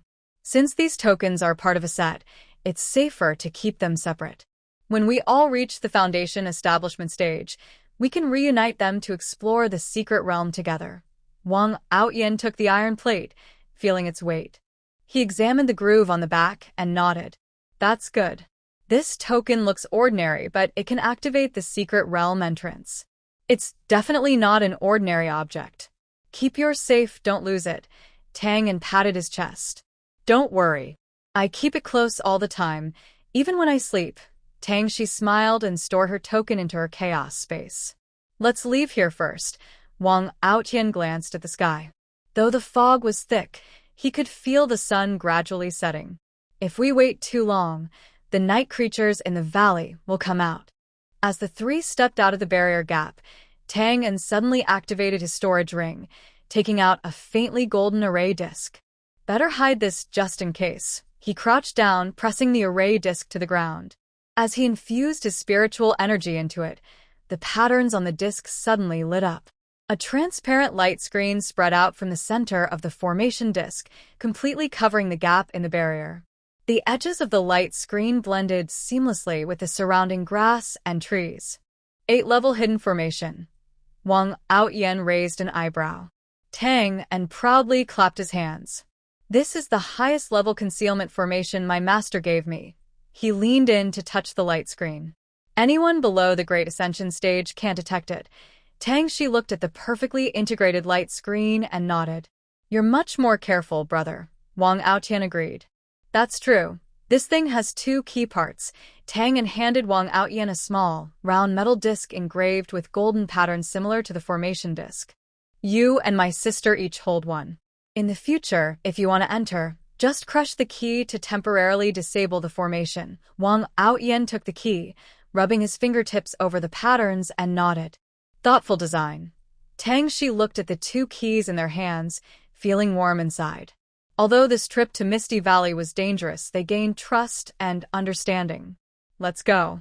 We're heading back. Yes, yes. When we get out, I'll treat you both to some spiritual food at the fragrant pavilion in the Sex Marketplace. Great. Tang En's eyes lit up. He rubbed his hands excitedly. I've been craving the spiritual bamboo shoots and beast bone stew at Fragrant Pavilion. Last time, she and I went but didn't get to eat it. This time, Brother Wang, you're going to pay. Tang Shi also smiled. And I want to try their new jade dew cake. I heard it's made with morning dew and 3rd-level spiritual rice, which helps stabilize spiritual energy. Wang Outyen waved his hand with a smile. Don't worry, enough for everyone. The 3 of them chatted and laughed, their steps becoming lighter. The evening breeze in the woods carried the scent of grass and trees, dispersing the last of Misty Valley's damp chill. It felt as if the path ahead was becoming clearer. Fragrant Pavilion. The private room at Fragrant Pavilion was elegant and quiet. Ink-wash landscape paintings decorated the walls, and a calming sandalwood incense burned in the corner. As soon as they sat down, the waiter quickly brewed some spiritual tea. The tea was clear, with a faint orchid fragrance. First, I'll be the host today. You 2 can order whatever you like. Wang Outyen pushed the menu toward Tang Shi and Tang En, then picked up his teacup and took a sip. Tang En had already been eyeing the menu, drooling. He pointed quickly. Let's start with a pot of spiritual bamboo shoots and beast bone stew. I want it made with 3rd-level cloud mane beast bones, cooked until tender. Also, a roasted wind feather chicken, extra spicy, with spiritual peppers. Oh, and that chilled jade mica fruit. It's supposed to help with digestion. Tang Shi smiled as he read out the dish names, then turned to the dessert page. 1 serving of jade dew cake, and another of lotus seed soup. Something light would be good, Wang Outyen added, and a dish of stir-fried fresh vegetables, and a pot of drunken immortal brew. That's all. The shop assistant responded and left, and the room became quiet, with only the faint scent of sandalwood lingering. Tang Shi took out a protective formation disc to block divine consciousness from sensing inside the room. Tang En gently tapped on the table and said, Honestly, just thinking about the treasures that might be hidden in that secret realm makes my heart feel like it's got a rabbit inside. There's no use rushing. Wang Outyen put down his teacup. We need to focus on cultivating well. But if there's unusual activity in Misty Valley, why haven't we heard about it from the sect? The place we entered today seems untouched by others, Tang Shi asked, puzzled. Wang Outyen set down his wine cup, tapping his fingers lightly on the table, lost in thought. That is indeed strange. Misty Valley is only briefly mentioned in sect records, and it hasn't shown any signs of movement for hundreds of years. If there was any activity, it should have spread through the sect by now. Tang En was holding a spirit bamboo shoot. Maybe the disturbance just happened recently? Like a few days before we arrived, a gap appeared. That's possible, Wang Outyen nodded. Misty Valley is deep within Changfeng Cliff, and not many disciples go there. Tang Shi pondered for a moment. No matter what, let's not spread this news for now. We should focus on improving our cultivation. Once we reach foundation establishment, we can think about it. The sect is crowded, and if word leaks out, it might attract trouble from others with bad intentions. Both nodded in agreement. The atmosphere in the room relaxed again. Tangan picked up a soup bowl and said with a smile, "Forget about it. As long as we have the treasure token, once we reach foundation establishment, we'll go explore inside." She was amused by him. "Let's first improve our cultivation. Here, try this lotus seed soup. It's quite refreshing." The three of them stopped worrying about the strange activity in Misty Valley and started talking about cultivation, occasionally praising spiritual food. The warmth in the room gradually eased the lingering doubts, leaving only hopes for the future. The task hall was bustling with noise. Disciples of all levels came and went, busy handing over missions and exchanging rewards. Shi and the others queued up, handing over materials like iron spine viper demon eggs and poison bags from Misty Valley. The steward in charge examined the items, quickly calculating contribution points. One mid-stage second-order demon pill and a complete poison sack, totaling 800 contribution points. The steward returned the token. "How will you three split it?" "Yes, evenly," Wang Aotian nodded. The contribution points were added to each person's identity token. Shi also received 100 points for her solo task. After completing the task, the three of them went to the stone steps outside the task hall. "I'm planning to go back and close myself for training," Tangan said with a smile to the others. "Coincidentally, I also plan to retreat," Wang Aotian said with a smile. "I'll head back to Tianyan Peak first. Be careful on your way back. You too. Don't rush your retreat," Shi nodded. "Cici, I'm also going back. Please ask my parents how they are. I'll leave the customs and go see them," Tangan said happily, ruffling Shi's hair. "Okay." Tangan waved and quickly disappeared from sight. "Manhwa Peak, Master, I'm back," Shi said happily, clearly relaxed both physically and mentally. Inside the moonlight hall, Lord Lanue was playing the zither by the window. The music was clear and flowing like water. When Shi entered, she moved her fingertips slightly, and the last note drifted away. She looked up with a gentle smile in her eyes. Her gaze swept over Shi and showed she was safe and sound, even more steady than before she left. "It's good you're back. Did you encounter anything during this experience?" Shi stepped forward and briefly described her time in the Misty Valley, omitting details about the Iron Badge and Secret Realm. Those were promises made with Wang Aotian and Tangan, and not suitable to share before the right time. She only mentioned the encounter with the Iron Spine Viper and working together to kill the demon beast. She ended with a smile. "By luck, I suddenly understood and broke through to the 10th level of qi refining." She put down the zither and slowly approached Shi, her fingertips flickering with spiritual energy. "Your spiritual power is now stable, and your aura is clear. Your foundation is solid. Good. Being able to achieve this at your age shows excellent comprehension and character. But remember, cultivation is like rowing upstream. The closer you get to the foundation establishment stage, the more you need to focus and stabilize your foundation. Don't become impatient just because of a breakthrough." After speaking, she moved her fingertips slightly, and a smooth jade bottle appeared in her palm. She handed it to Shi. "This is the concentration pill. Keep it safe. It will help stabilize your aura. Don't waste this rare opportunity for insight." "Thank you, Master." Shi took the jade bottle gratefully. 1 month before the grand competition of the sect, you should sign up and try your best to rank higher. Use this month to strengthen your cultivation. Additionally, these two are pills, basic formation techniques, and insights. Once your cultivation is stable, look at these and learn whichever interests you most.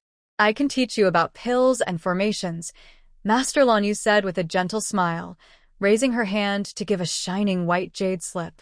Master Lanyu is in the early stage of the Great Ascension, an 8th-rank alchemist, and an 8th-rank formation master. This is a talisman jade slip. "If you want to learn talismans, I will find your senior uncle to teach you," she added. Her senior brother, Master Lan Tian, is in the late stage of the Great Ascension, a 9th-rank talisman master, and one of the only 2 talisman masters on Yunlan continent. She quickly calmed her mind, carefully holding the jade slip in her hands and storing it in her storage ring. Thank you, Master. I will study diligently and not disappoint your teachings. Master Lan Yu spoke at the right moment. There's no rush. First, stabilize your realm. Disciple Tang, she nodded with a bright smile. Her master was truly kind to her. She had shared everything she could think of or give on her cultivation path. From the very beginning, guiding her into the Tao, every detail showed care and attentiveness. She was truly grateful to have such a master. All right, go back and close up in seclusion, Master Lan Yu said with a smile, waving her hand. Tang, she responded cheerfully, walking swiftly through the hall doors. Her robes fluttered lightly with her movement, like a joyful butterfly. Master Lan Yu watched her lively figure disappear at the end of the corridor, a gentle smile appearing in her eyes. She softly muttered, she really can't hide her thoughts. Her tone was indulgent. When she first met this girl, she was shy and reserved, but now her lively and bright expression made her look more like an ordinary young girl. Outside the hall, the wind blew, stirring a few magnolia petals that had fallen at the steps. Keep practicing well. She looked into the distance, her voice so soft it seemed to blend into the wind. The road ahead is long. You must walk it steadily yourself. Lanua residents, little master ancestor, senior brother Tang, and sister Li are in seclusion. Tang, she paused, then nodded with a smile at Lin Ju. I understand. Thank you for letting me know, she softly said. I'm going to the nearby quiet room to meditate. If they come out, no need to inform me specifically. Lin Ju quickly responded, understood, little master ancestor. Rest assured. Watching Tang, she walked to the other side. He then turned around and continued to guard outside the medicine garden. Ding! Congratulations to the host for killing Iron Spine. Reward: 50,000 top-quality spirit stones. DING! Congratulations to the host for finding the secret realm key. Reward: 2 Tier 8 spiritual plants, Tianqin grass. Note: the spiritual plants have been planted into the chaos space. DING! Congratulations to the host for discovering the secret realm. Reward: 1 Tier 8 9-leaf rejuvenation grass. Note: the spiritual plant has been automatically planted into the chaos space. DING! A task has been issued. Task 1. Participate in the sect competition and rank in the top 100 to earn a spot in the secret realm. Reward: 1 top-quality marrow cleansing pill and the secret sword technique, flowing cloud 13 styles. Task 2. Learn alchemy and successfully produce a pill. Reward: 1 beginner alchemy furnace, red pattern furnace, and a marrow cleansing pill formula. Task 3. Learn to draw talismans and successfully create a first-class talisman. Reward: 1 spiritual ink pen and 50 first-class talisman papers. Task 4. Learn to arrange formations and successfully create a first-class array. Reward: 12 array flags and 1 basic array disc. The system's mechanical voice kept ringing in his mind. Tang, she had just sat down in the quiet room when he was slightly stunned. System, are you still here? Host, of course I am. As a qualified system, I shouldn't disturb you while you're training, but I will always remember to reward you. If I find good things, I will remind you. Of course, if I find something good, I will still remind you. The system's voice was as proud as ever. Tang, she squinted and leaned against the stone wall of the quiet room with a light smile. Well, thank you, system. She tapped her finger on the storage ring, where the jade slip and the system's reward seemed to echo each other. By the way, these tasks match the cultivation method given by my master. Did you two plan this together? The system's voice carried a hint of pride. This system has its reasons. But being in harmony with the teachings of the host's master only shows that the host is blessed with good luck and opportunities. Tang, she raised an eyebrow but didn't ask further. She lightly traced the edge of the meditation mat with her finger, curiosity in her tone. Don't other systems have penalties for failing tasks? You're good, only giving rewards. Aren't you worried I'll slack off? The system responded with a nonchalant arrogance. The host chosen by this system wouldn't be the type to fear difficulty or slack off. Cultivation should be driven by one's true heart. Relying on punishments to push forward is narrow-minded. Besides, his proud heaven system isn't like those trash systems. Tang, she was amused and shook her head. All right, I'll give you that. But don't worry, with so many good things around, I wouldn't waste them. Her eyes showed more seriousness as she adjusted her mood. Sitting cross-legged, she placed her hands on her belly and closed her eyes slowly. The mental formula of the 5 elements turning ice technique flowed in her mind. She took a deep breath and guided her spiritual energy to move along a specific path. At first, her spiritual energy was a bit stiff, but as she recited the formula, the scattered energy gradually gathered into a warm flow, moving slowly through her meridians. With each cycle, her energy became purer, and a cool breeze appeared around her. Thin frost even formed on the stone walls of the quiet room. She held her breath and focused, pushing all distracting thoughts away. Only the path of her cultivation method remained in her mind. Time quietly passed with each breath. After 3 days, when the first morning light shone through the crack in the room, her spiritual energy was steady like a calm river flowing smoothly through her meridians, finally stabilized completely. Tang, she slowly finished her practice. She relaxed her fingers, and the cold aura from her palms quietly dispersed. She opened her eyes, clear and bright. The spiritual energy around her was more solid than before, and her breathing was steady and calm.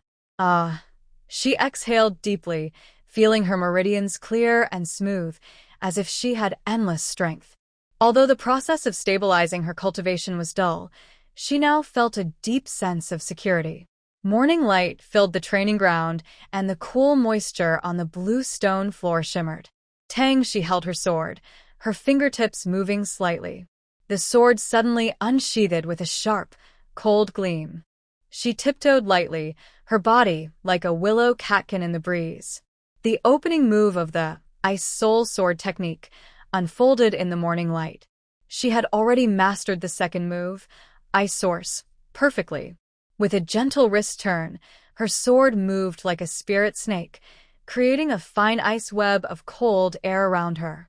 As her sword passed, the morning dew in the air instantly froze into ice crystals.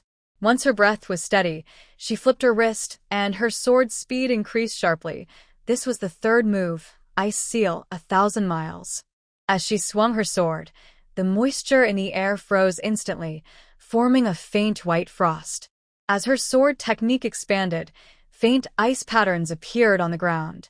But when she reached the later part of the move, her brow furrowed slightly, her sword slowed, and the ice patterns faded away. Still a bit off, Tang, she stood with her sword sheathed, looking at the fleeting ice marks on the ground. She shook her head gently. This third form emphasizes the blending of momentum and power. Although it can summon cold air, she often struggles to maintain her spiritual energy when ending her stance. She takes a deep breath, lifts her sword again once, twice, 3 times. The number is countless. Her mind gradually sinks into a strange, clear emptiness. The soreness in her arms seems to vanish, leaving only the instinct to swing her sword. The sword light cuts through the morning fog, and the cold air it stirs spreads around, gradually forming a vast white curtain. It feels as if the world is swallowed by this white mist. No wind, no bird sounds, only the faint whistling of the sword slicing through air and the soft hum of her spiritual energy flowing inside. Her figure moves through this white space. A faint sword intent, like a newly born cold lotus, quietly blooms from her spiritual energy flow.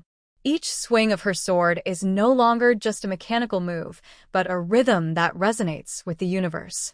Frost and snow gather and disperse with her sword's force, sketching blurry ice patterns in the air, as if invisible natural laws are becoming tangible. Inside the Moonlight Palace, Lord Lanyu sits quietly by the window, holding a luminous white jade scroll between her fingers. Suddenly, she senses a pure, sharp sword intent coming from the training ground, carrying the freshness of new strength and icy spirit. Her eyes flicker, she puts down the jade scroll and rises. In a flash, she appears outside the palace. With a wave of her hand, a faint blue talisman quietly activates, isolating the surrounding space to prevent that still raw sword intent from disturbing others.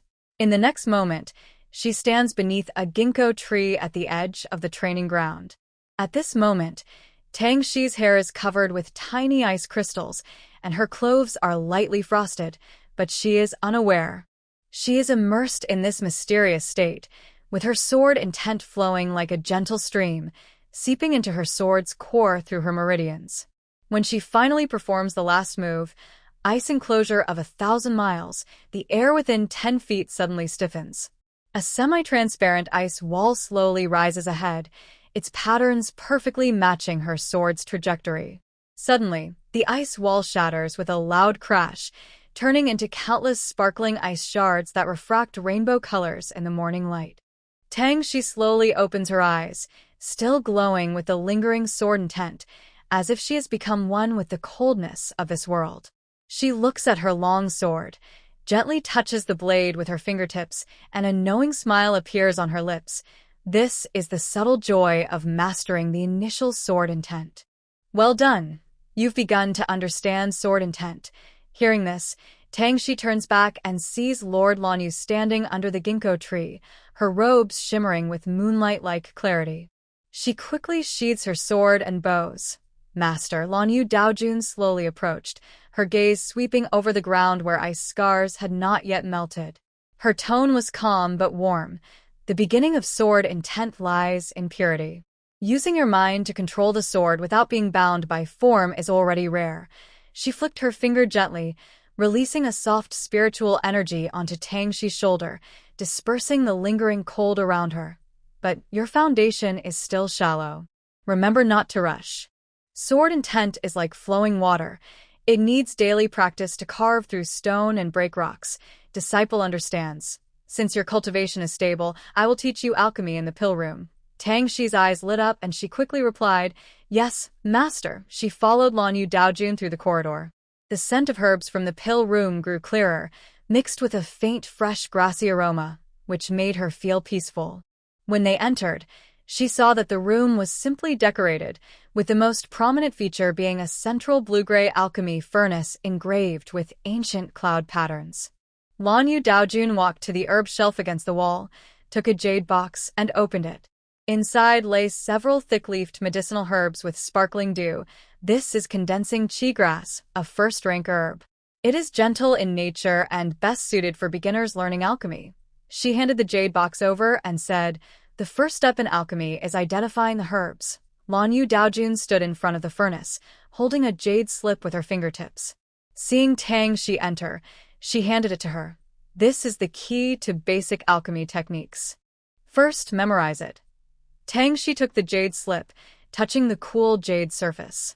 Her spiritual sense entered, revealing countless words and diagrams flowing across it, detailing methods for controlling fire, matching herbs, and circulating spiritual energy during pill formation. She was so absorbed that she suddenly heard her master say, The most important part of alchemy is a calm mind. Controlling the fire comes second. Today, I will teach you how to ignite the fire and warm the furnace. As she spoke, Lanyu Daojun flicked her finger lightly, causing a firecracker to fall into Tang Shi's hand. Try to use spiritual energy to ignite the fire, then pour it into the furnace. Tang Shi took a deep breath, activating the spiritual energy from the 5 elements turning ice technique, carefully guiding the spark. At first, her spiritual energy repelled the flame, causing the spark to tremble. She sweat on her brow, slowly adjusting the frequency of her spiritual energy according to the jade slip. After a moment, the spark finally ignited a faint blue flame that settled steadily at the bottom of the furnace. Good, keep it steady. Lanyu Daojun watched quietly from the side. Seeing the flame stabilize, she nodded slowly. I will practice once first. Watch my technique, she said. After Tang Shi became more skilled, Lanyu Daojun picked 3 condensing cheegrass and 2 spirit-gathering fruits about the size of red dates from the herb shelf. She moved her fingertips slightly, wrapping spiritual energy around the herbs at the stove's mouth. With a gentle flick of her finger, a small orange flame ignited at the bottom of the stove. The temperature was mild but steady, like a firm rock. Pure medicine must follow its natural flow, not be forced, she said calmly.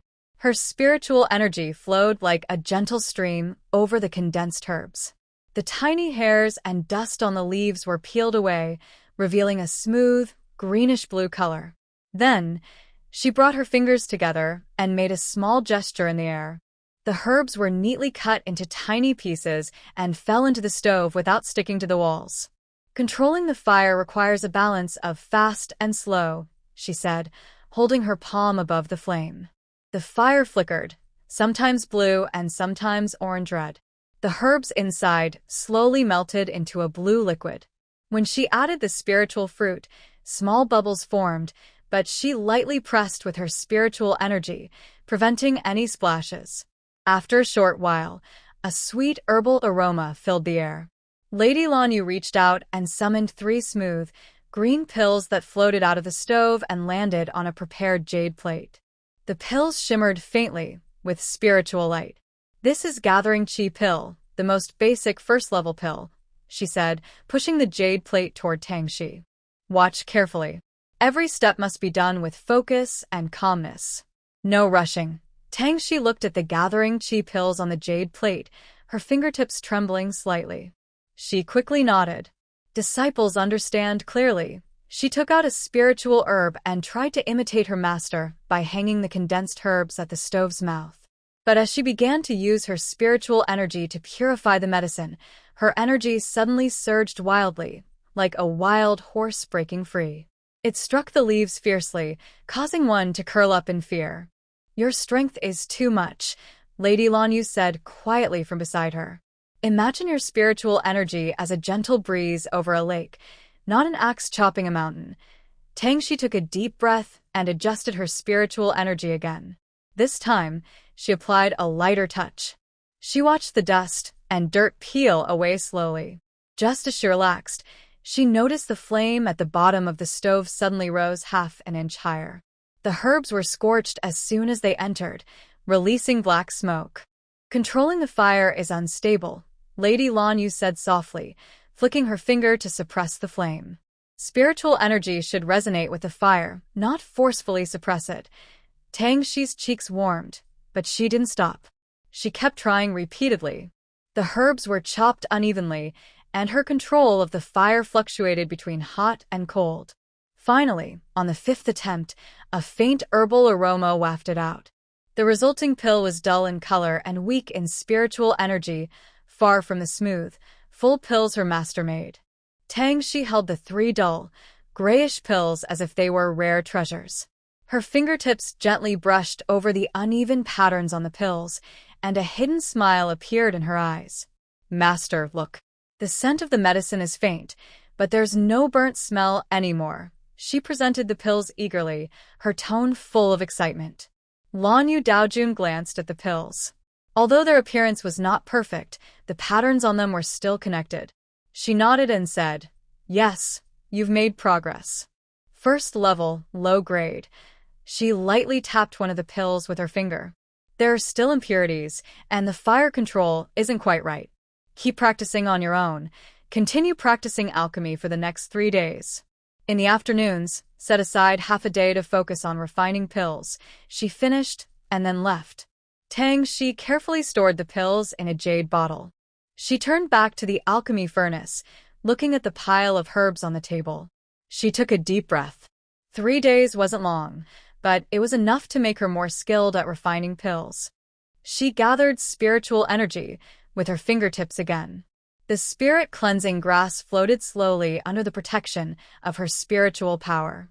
This time, she deliberately slowed down the purification process, feeling the harmony between her spiritual energy and the herb's aura. In the afternoon of the 3rd day, the scent in the alchemy room had a sweet, rich aroma. Tangxi's fingertips moved swiftly like butterflies as she purified the herbs. Her spiritual energy was precise, and the flames guided by her palms alternated perfectly between blue and orange-red. When her final batch of pills was ready, 5 gathering spirit pills flew out of the furnace. Although they were still low-grade, they were smooth, full, and the patterns on them were connected. The spiritual energy lingered, without dispersing. During this month, Tang Shi had been practicing alchemy and swordsmanship. Now, she could produce a high-quality first-level pill. She had also mastered the second move of the Ice Soul Sword technique, Ice Seal 1,000 miles, reaching a state of transformation.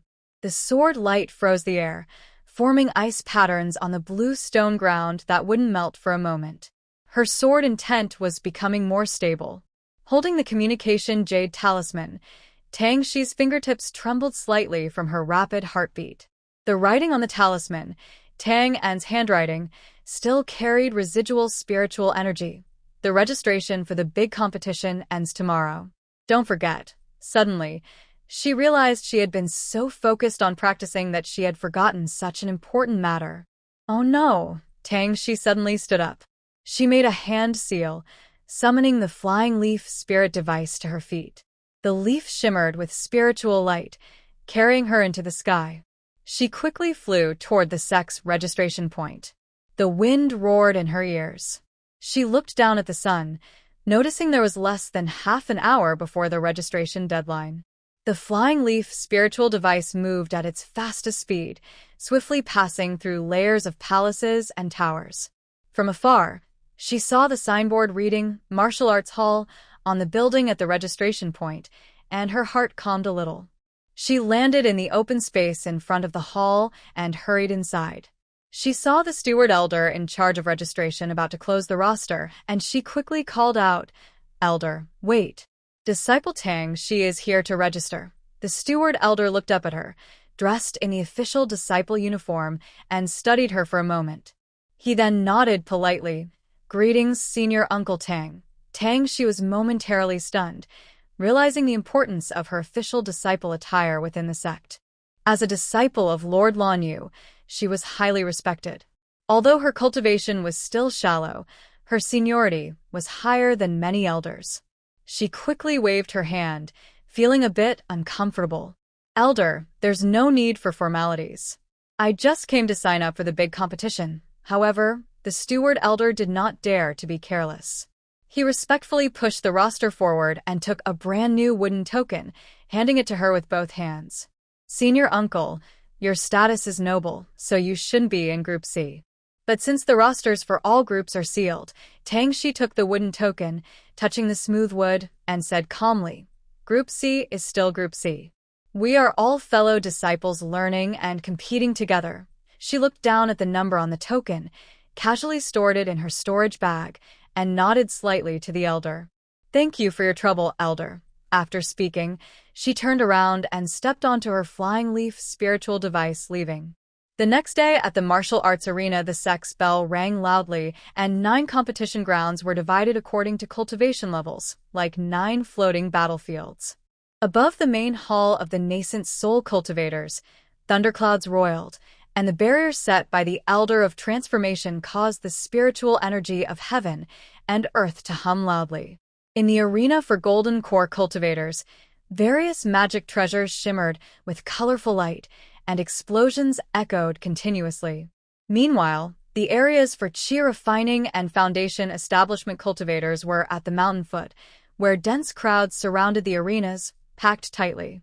The training area where Tang Shi was located stretched as far as the eye could see. 100 arenas were scattered like stars, with ancient symbols carved into the blue-gray surfaces. Yellow silk ribbons fluttered at the edges in the wind. The sect leader raised his hand gently, and the noise in the arena gradually subsided. He looked serious and announced, "The sect's grand competition officially begins." In this competition, the top 3 in the Nascent Soul stage will receive the Tianxian Order, and the winners in the Golden Core stage will obtain the Zhuanling Pill. He paused before continuing. "There is a change regarding the original plan for the Qi refining stage winners to enter the Tianqing secret realm. Recently, Yunyuan Mountain revealed an ancient secret realm. After investigation by several major sects, it was found that the protective barrier of this secret realm is special. Only disciples below Foundation establishment can enter, and there are many opportunities inside." The training ground quickly became lively. Usually, such secret realms contain lost techniques, rare herbs, and ancient cultivator teachings. The disciples below whispered among themselves, "An ancient secret realm. I heard that people who went there before said there are many teachings inside, and there's a spiritual plant area with high-value herbs everywhere. The sect leader continued. In this competition, the top 10 in the Qi refining stage will earn the right to enter the Yun Yuan secret realm. The top 3 will also receive a spiritual summoning jade slip, a barrier-breaking pill, and a chance to choose a technique from the transmission hall. Ding, task updated. Enter the top 10 to earn a spot in the secret realm. Reward, a secret realm map. Yun Yuan's secret realm? Tang Shi remembered that it seemed to appear later in the Proud Sky autobiography. The competition officially begins now, said the sect leader, then sat back at the water curtain on the high platform. The Yuan infant elders stood on the high platform. As they waved their sleeves, powerful spiritual energy flowed into the large water curtain in front of the stage. The water curtain shimmered with ripples, and countless names floated like fish, causing the disciples below to hold their breath and focus. For the first round of battles, each group will compete on a platform. The list of participants has been decided. The leading elder's voice was loud like a bell. He pointed at the water curtain, and the chaotic names suddenly organized into clear groups, each marked with their corresponding platform. Tang Shi's eyes stayed fixed on the water curtain. When the list for Group 7 stopped, her name was clearly listed alongside 19 unfamiliar names.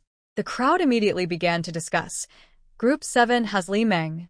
He's at the 9th level of Qi refining, and his crack mountain fist is very powerful, and Su Wanner, who is good at formations. Tansi understood. The grouping seemed random but was actually designed to mix strong and weaker disciples at each platform, making the battles more challenging. She was thinking of her strategy when suddenly a sneer sounded beside her. What does it matter if you're a direct disciple? This group is full of hidden talents. I want to see how long you can last. The speaker was a young man in green robes, carrying a short blade at his waist. It was Zhao Feng, listed on the group. Tang Shi glanced at him, but didn't reply. Arguing was pointless. Only strength could determine who stayed on the stage. The list on the water curtain gradually stabilized. The Golden Core elders removed their spells and announced loudly, "Disciples of each group, immediately go to your assigned platforms. After 1 incense stick's time, the battles will begin." Tang Shi's toes touched the edge of the arena, and her light figure floated like a leaf to the center of Arena 7. She then turned to the corner and stood quietly. She did not rush to show her stance but held her sword calmly, her eyes scanning the other 19 fighters as they jumped onto the arena one after another. Some people saw her standing alone in the corner and looked at her with disdain.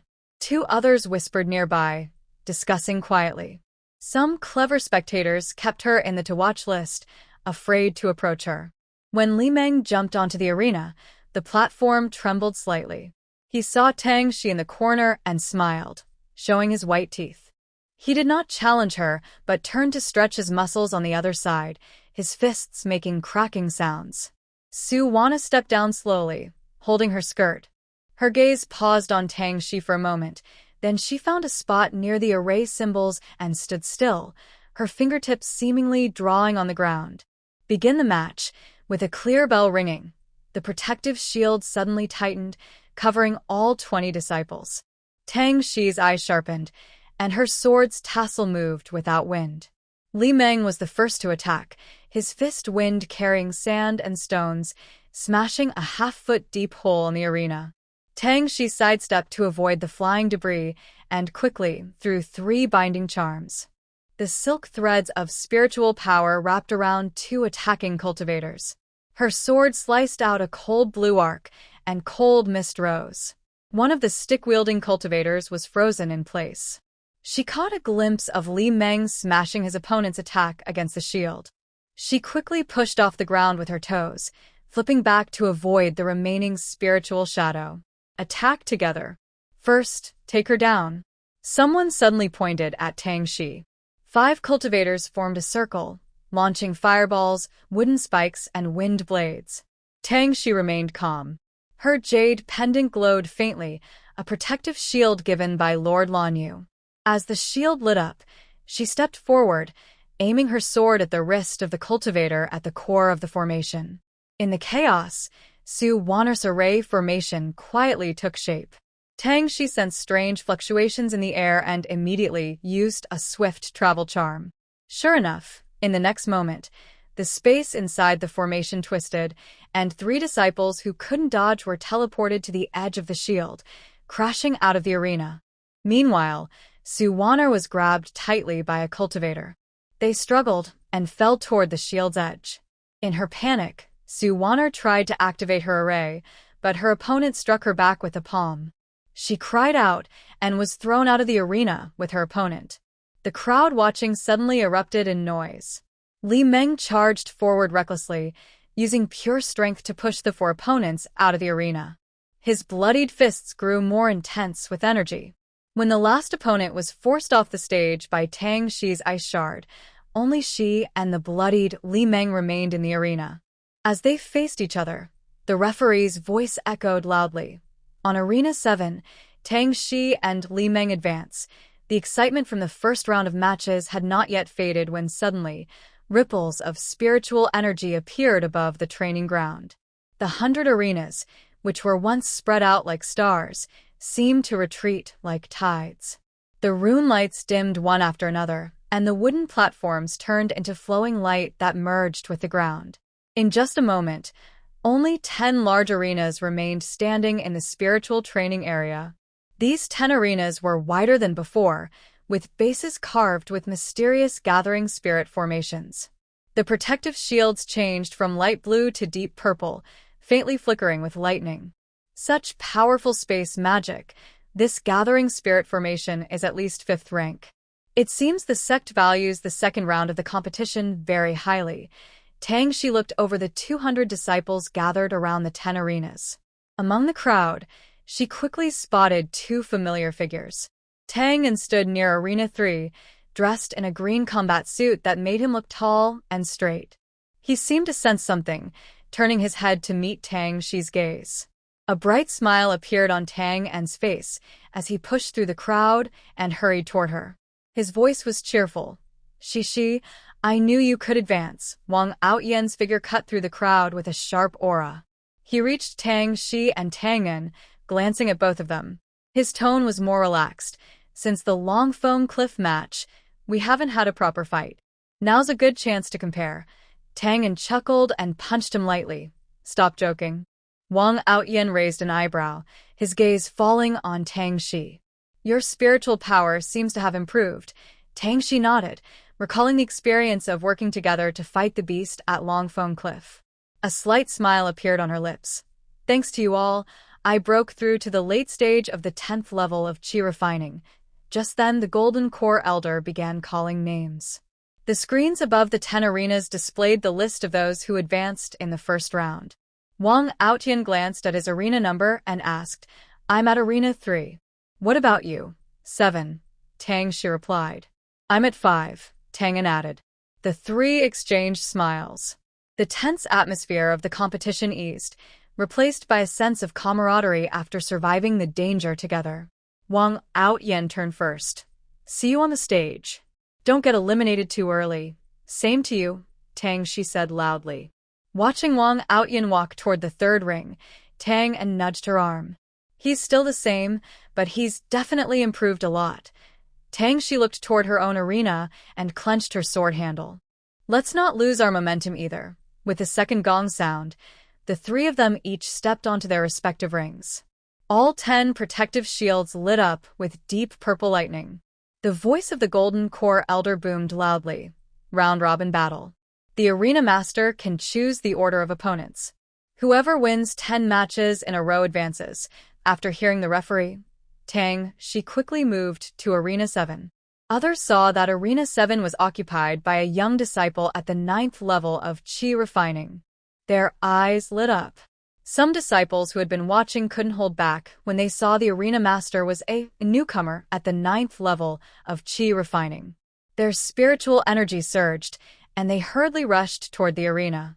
Move aside. I'll go first. A male cultivator dressed in a Fa Feng outfit was the fastest. He tapped the edge of the arena with his toes and landed with a sharp gust of wind. He was tall and thin, holding a folding fan that shimmered with a metallic glow. His spiritual energy fluctuated around him, clearly at the 11th level of qi refining. Fa foam Wang Wei. He looked up at Tang Shi, gently shook his fan, and spoke with a haughty tone. At the 10th level of qi refining? Looks like I've got this round in the bag. Tang Shi's hand on her sword handle remained steady, her sword tip still pointed at the ground. Her eyes were calm and steady.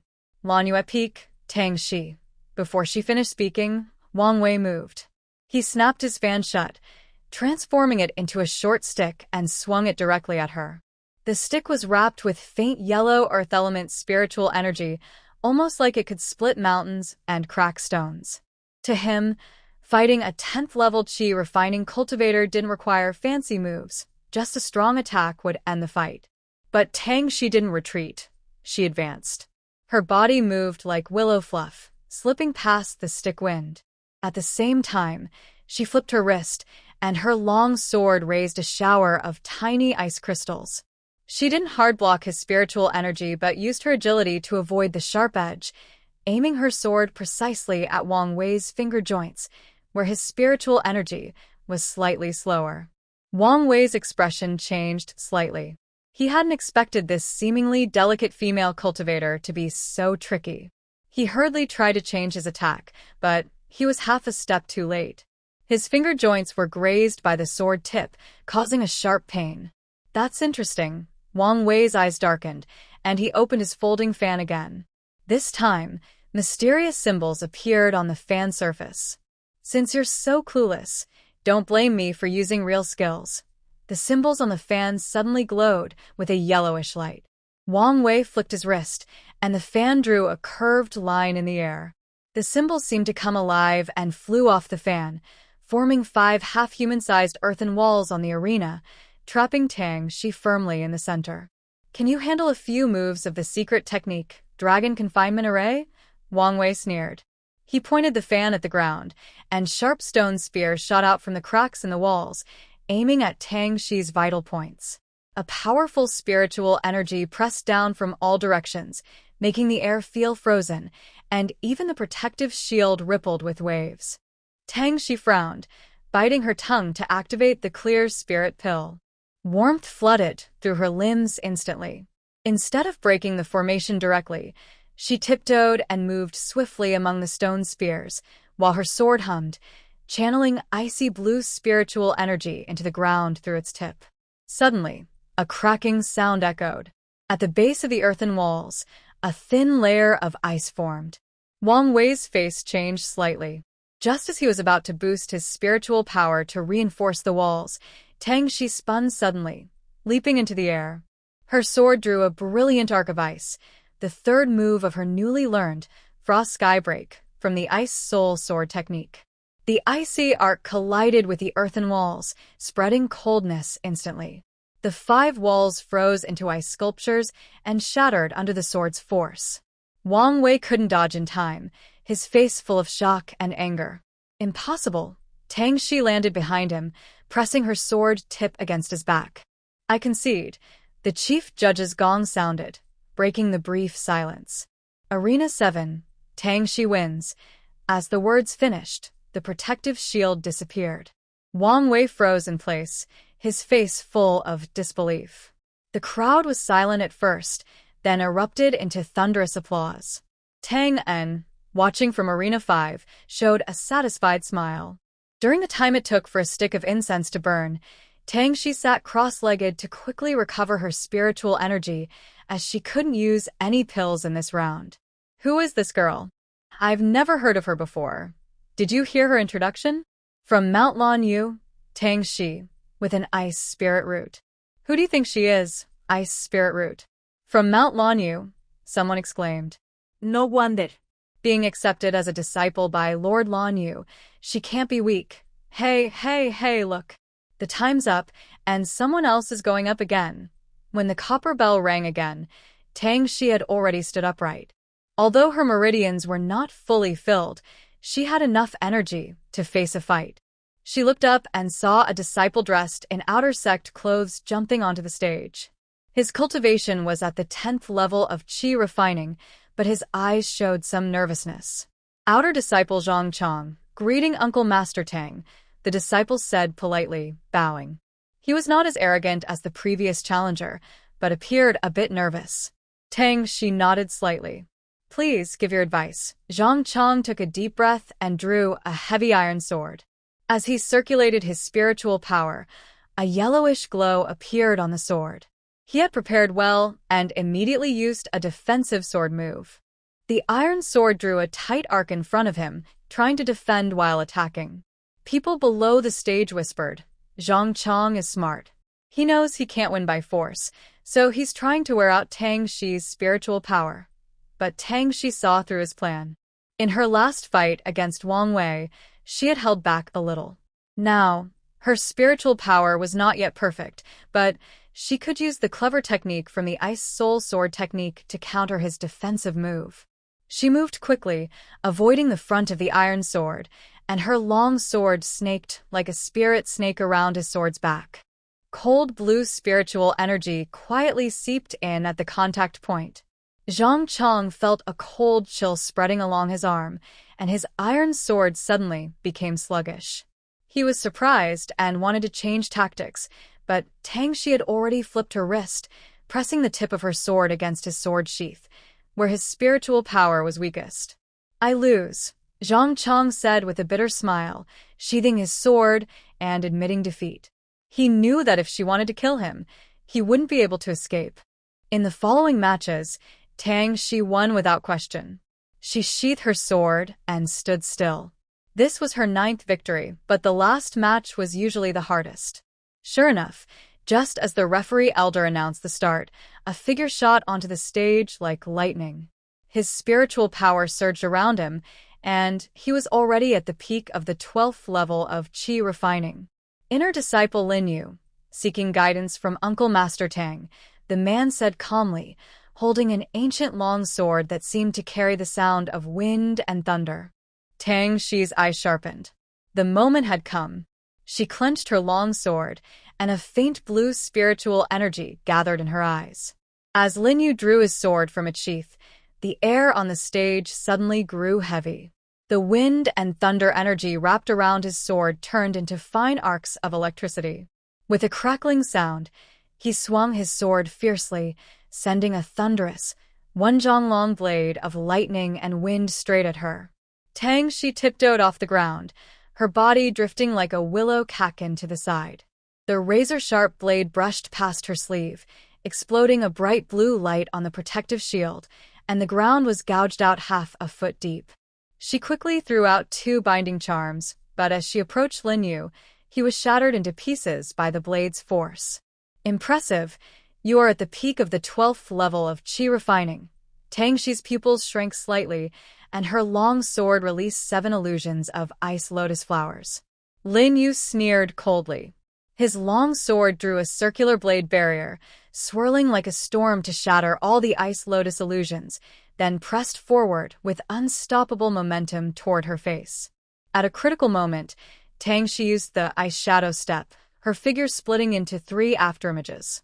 Lin Yu's sword movement slowed slightly, and a wary look appeared in his eyes. Though his spiritual power was strong, he dared not pursue recklessly, fearing falling into her trap. Just as Tang Shi pointed her sword toward the sky, a fierce coldness spread across the arena as if it were tangible. She activated the second move of the Ice Soul Sword technique, called Ice Enclosure for 1,000 miles. Tiny ice crystals condensed from the void, quickly gathering into rolling ice clouds above the arena. Lin Yu's pupils shrank sharply. He wanted to swing his sword to disperse the cold, but suddenly, the ice crystals transformed into thousands of ice spears, falling like a rainstorm. Trivial tricks, Lin Yu shouted loudly. His long sword swung out layers of blade energy, trying to shatter the ice spears. But Tang Shi's spiritual power, infused with the properties of the ice spirit root, caused each falling ice spear to spread web-like ice patterns upon landing, freezing the arena beneath him into a silver-white sheet in an instant. The coldness surged through his sword into his arm. Lin Yu felt numbness in his limbs, and even his spiritual power flow slowed. He leapt up suddenly, trying to escape the ice domain. But Tang Shi didn't give him a chance to breathe. Her sword traced a blue arc in the air, reflecting countless illusions on the ice surface, making it hard to tell real from fake. Lin Yu swung his sword to strike, but he could never reach her true body. Instead, he was grazed by the icy blade, blood splattering onto the ice and instantly freezing into dark red ice crystals. "It's over," Tang Shi shouted sharply. All the ice blades suddenly converged in the same direction, forming a huge illusion of an ice dragon. The ice dragon, carrying a biting cold, rushed toward Lin Yu. In his terrified eyes, it froze everything around him. Outside the shield, gasps and cold breaths echoed. Lin Yu was trapped in the ice pillar, unable to move, while Tang Shi's sword tip pressed steadily against the ice. Just a gentle stab would pierce through to his vital points. "Uncle Master, your skill is impressive." Lin Yu broke free from the ice, pale but respectful, and bowed deeply to her. "Today's battle, I am convinced." Tang Shi clasped her fists in return. "You have my respect." The sound of a copper bell signaled the start of the judging elder's announcement. On the 7th arena, Tang Shi has won 10 consecutive matches and advances. Below the arena, Tang An's eyes filled with excitement, turning red. Wang Aotian nodded slightly, a rare look of approval in his eyes. Tang Shi looked at the melting ice pillar, took a deep breath. That last move nearly drained her spiritual energy. She took out a revitalizing pill from her storage ring and ate it before quickly stepping down from the arena. "Tomorrow morning, the third round will begin," the referee announced before leaving. At this moment, Tang An approached Tang Shi and, without hesitation, handed her a smooth jade stone. "Hold this. It's a spirit-gathering jade. It can help you recover faster." He looked at her pale lips with concern. "I told you not to push yourself so hard." As soon as the spirit-gathering jade touched her palm, gentle spiritual energy flowed through her fingers into her meridians, like a clear stream slowly passing through a dry riverbed. Tang Shi's tense body relaxed slightly. She looked up and met Tang An's worried eyes. "Brother, I'm fine." She tried to smile, but her lips were weak, and her voice was hoarse from exhaustion. But Tang An didn't believe her. He reached out to feel her forehead, then pinched her cold fingers, his brows furrowing tighter. "Still say you're fine? Your lips are turning white." He kept talking softly, but his hands didn't stop. He took a small, warm stove from his storage bag and handed it to her other hand, then gently tidied her damp hair. His familiar, caring gestures felt just like when they were children. Tang Shi watched him busy with her, her nose suddenly feeling a little sore. "All right, I really am better now," she said, clutching the spirit-gathering jade. The warmth from her restored spiritual energy eased most of her fatigue. "See? I've got the strength to talk now." Wang Aotian also came over. "Congratulations." The sunlight hit his side profile, softening his usually proud features. "Congratulations on advancing to the next round, Brother Wang," they said with a smile. "Let's go. I'll take you back to Mount Moonrise." "I want to visit our parents," Tang An said, pulling out a flying talisman. "Come on, Brother Wang, you're coming too," he invited. "Next time, I plan to meditate here and join the competition directly tomorrow," Wang Aotian said, producing a sealing formation. Tang Shi looked at the formation disc Wang Aotian took out. When the formation symbols lit up, they blocked out all surrounding noise and movement. She nodded. "The spiritual energy in the training arena is mixed, but it's convenient.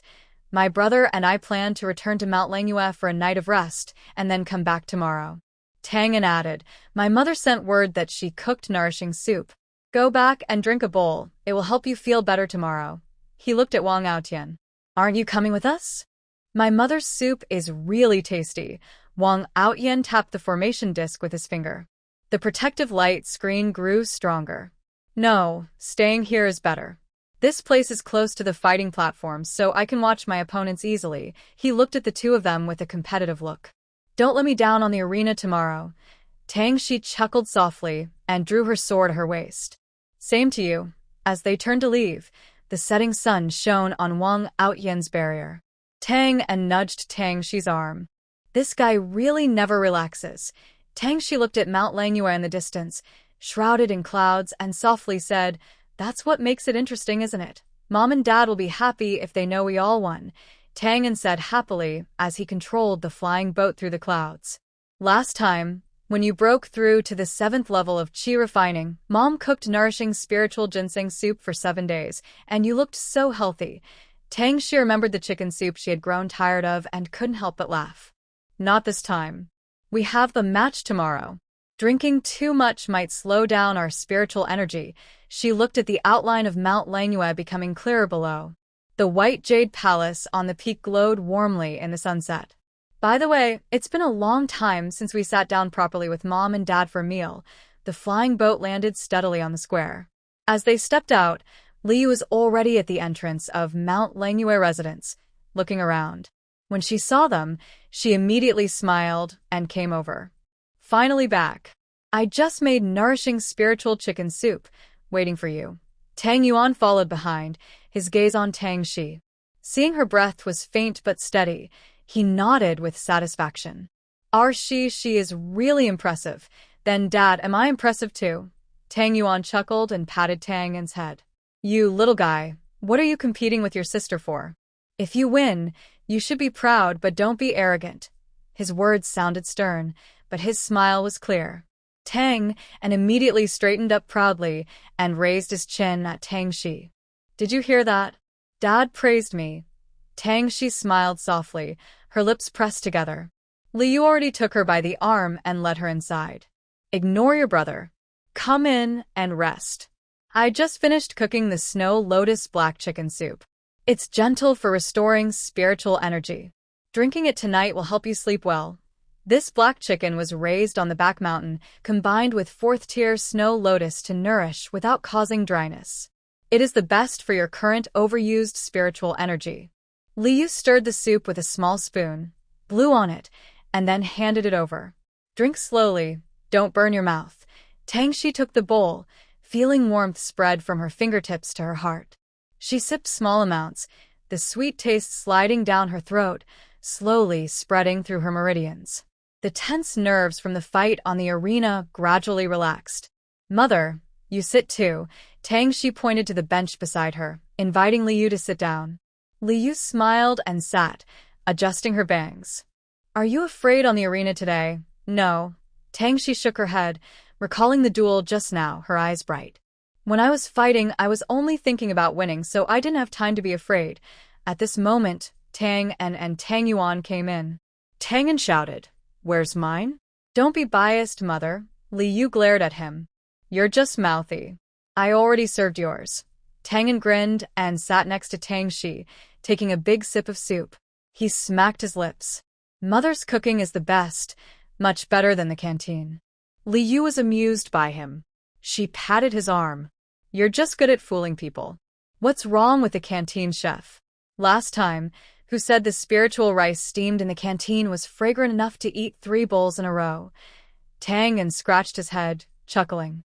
"That's because I haven't tasted Mother's cooking. It's like spiritual wine.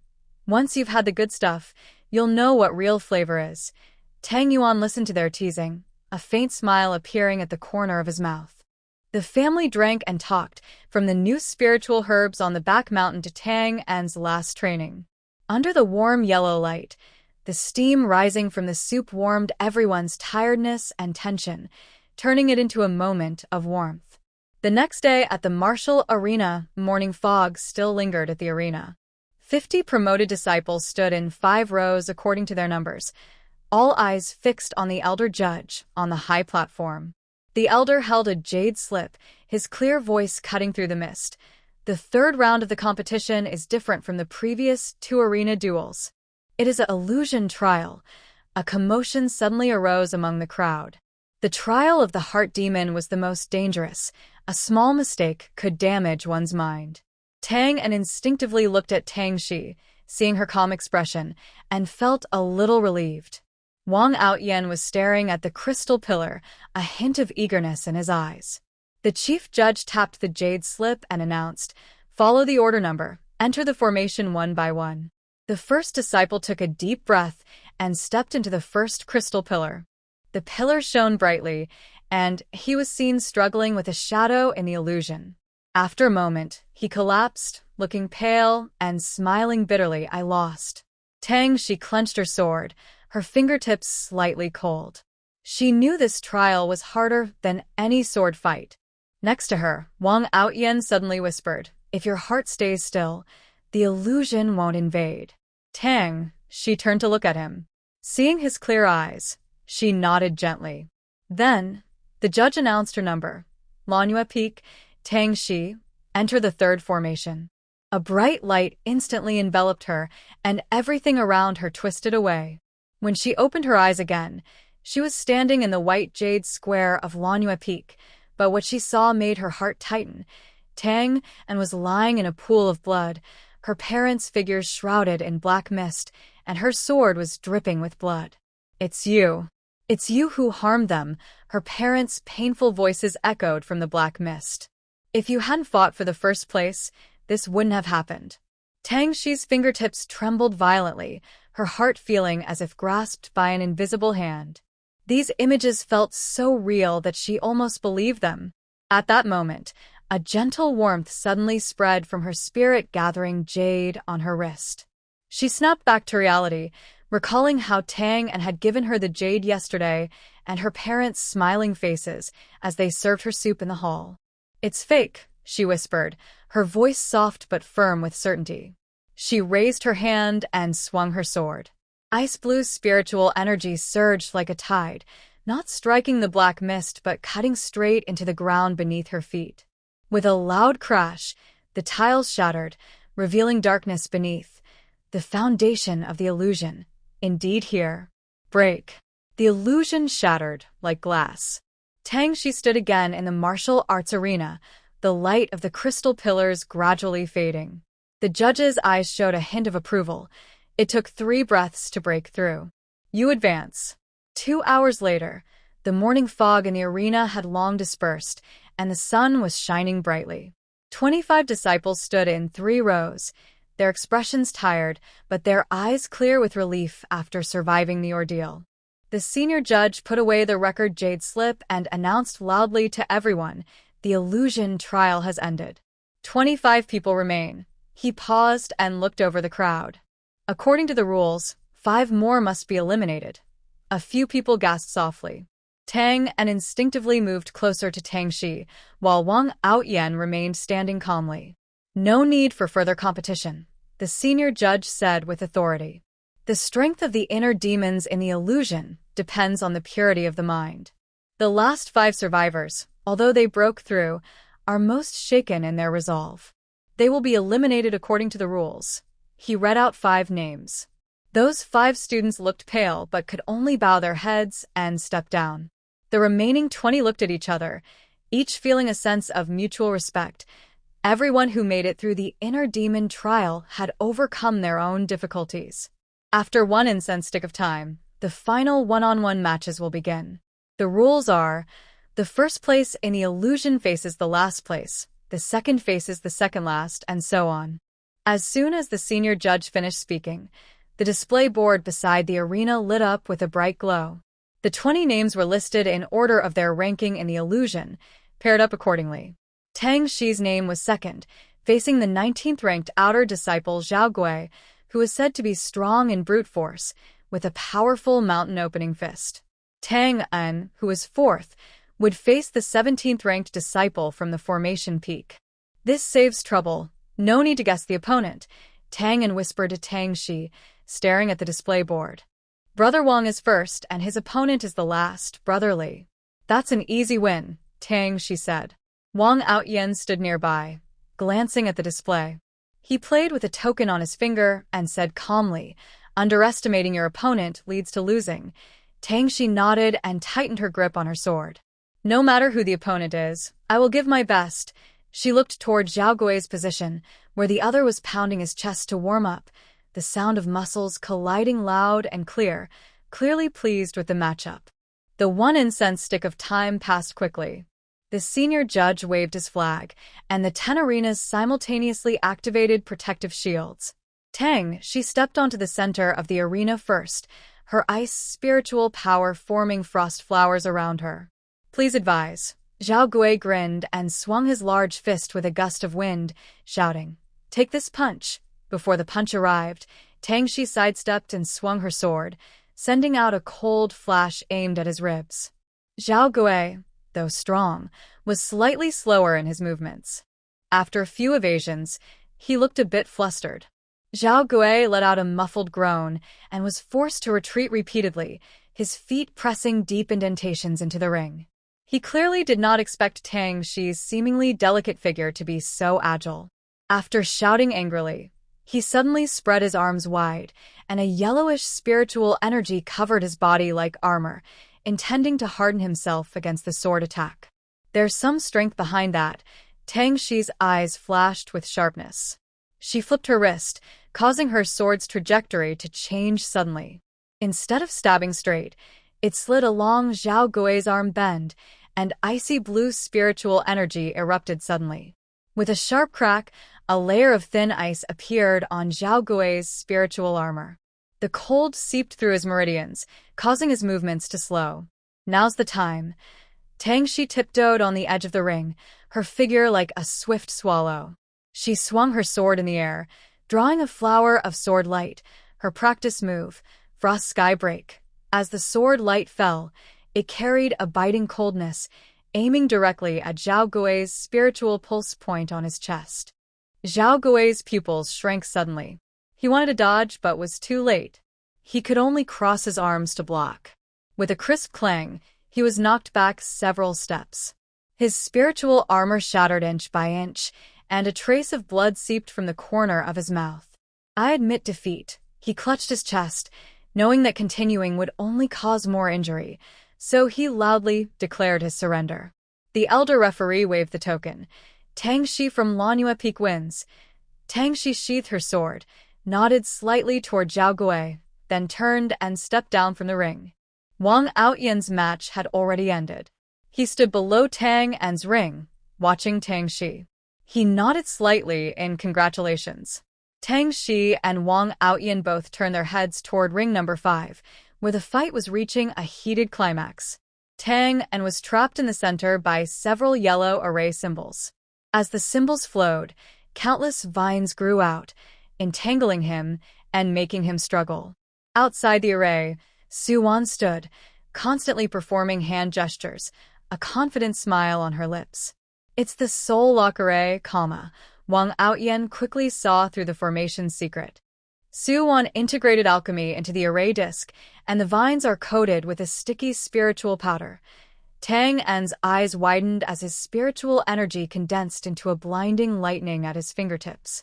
With a loud shout, thunderbolt power, he unleashed a powerful attack. Countless lightning bolts, as thick as arms and like silver snakes, tore through the air, crackling loudly and striking the array symbols.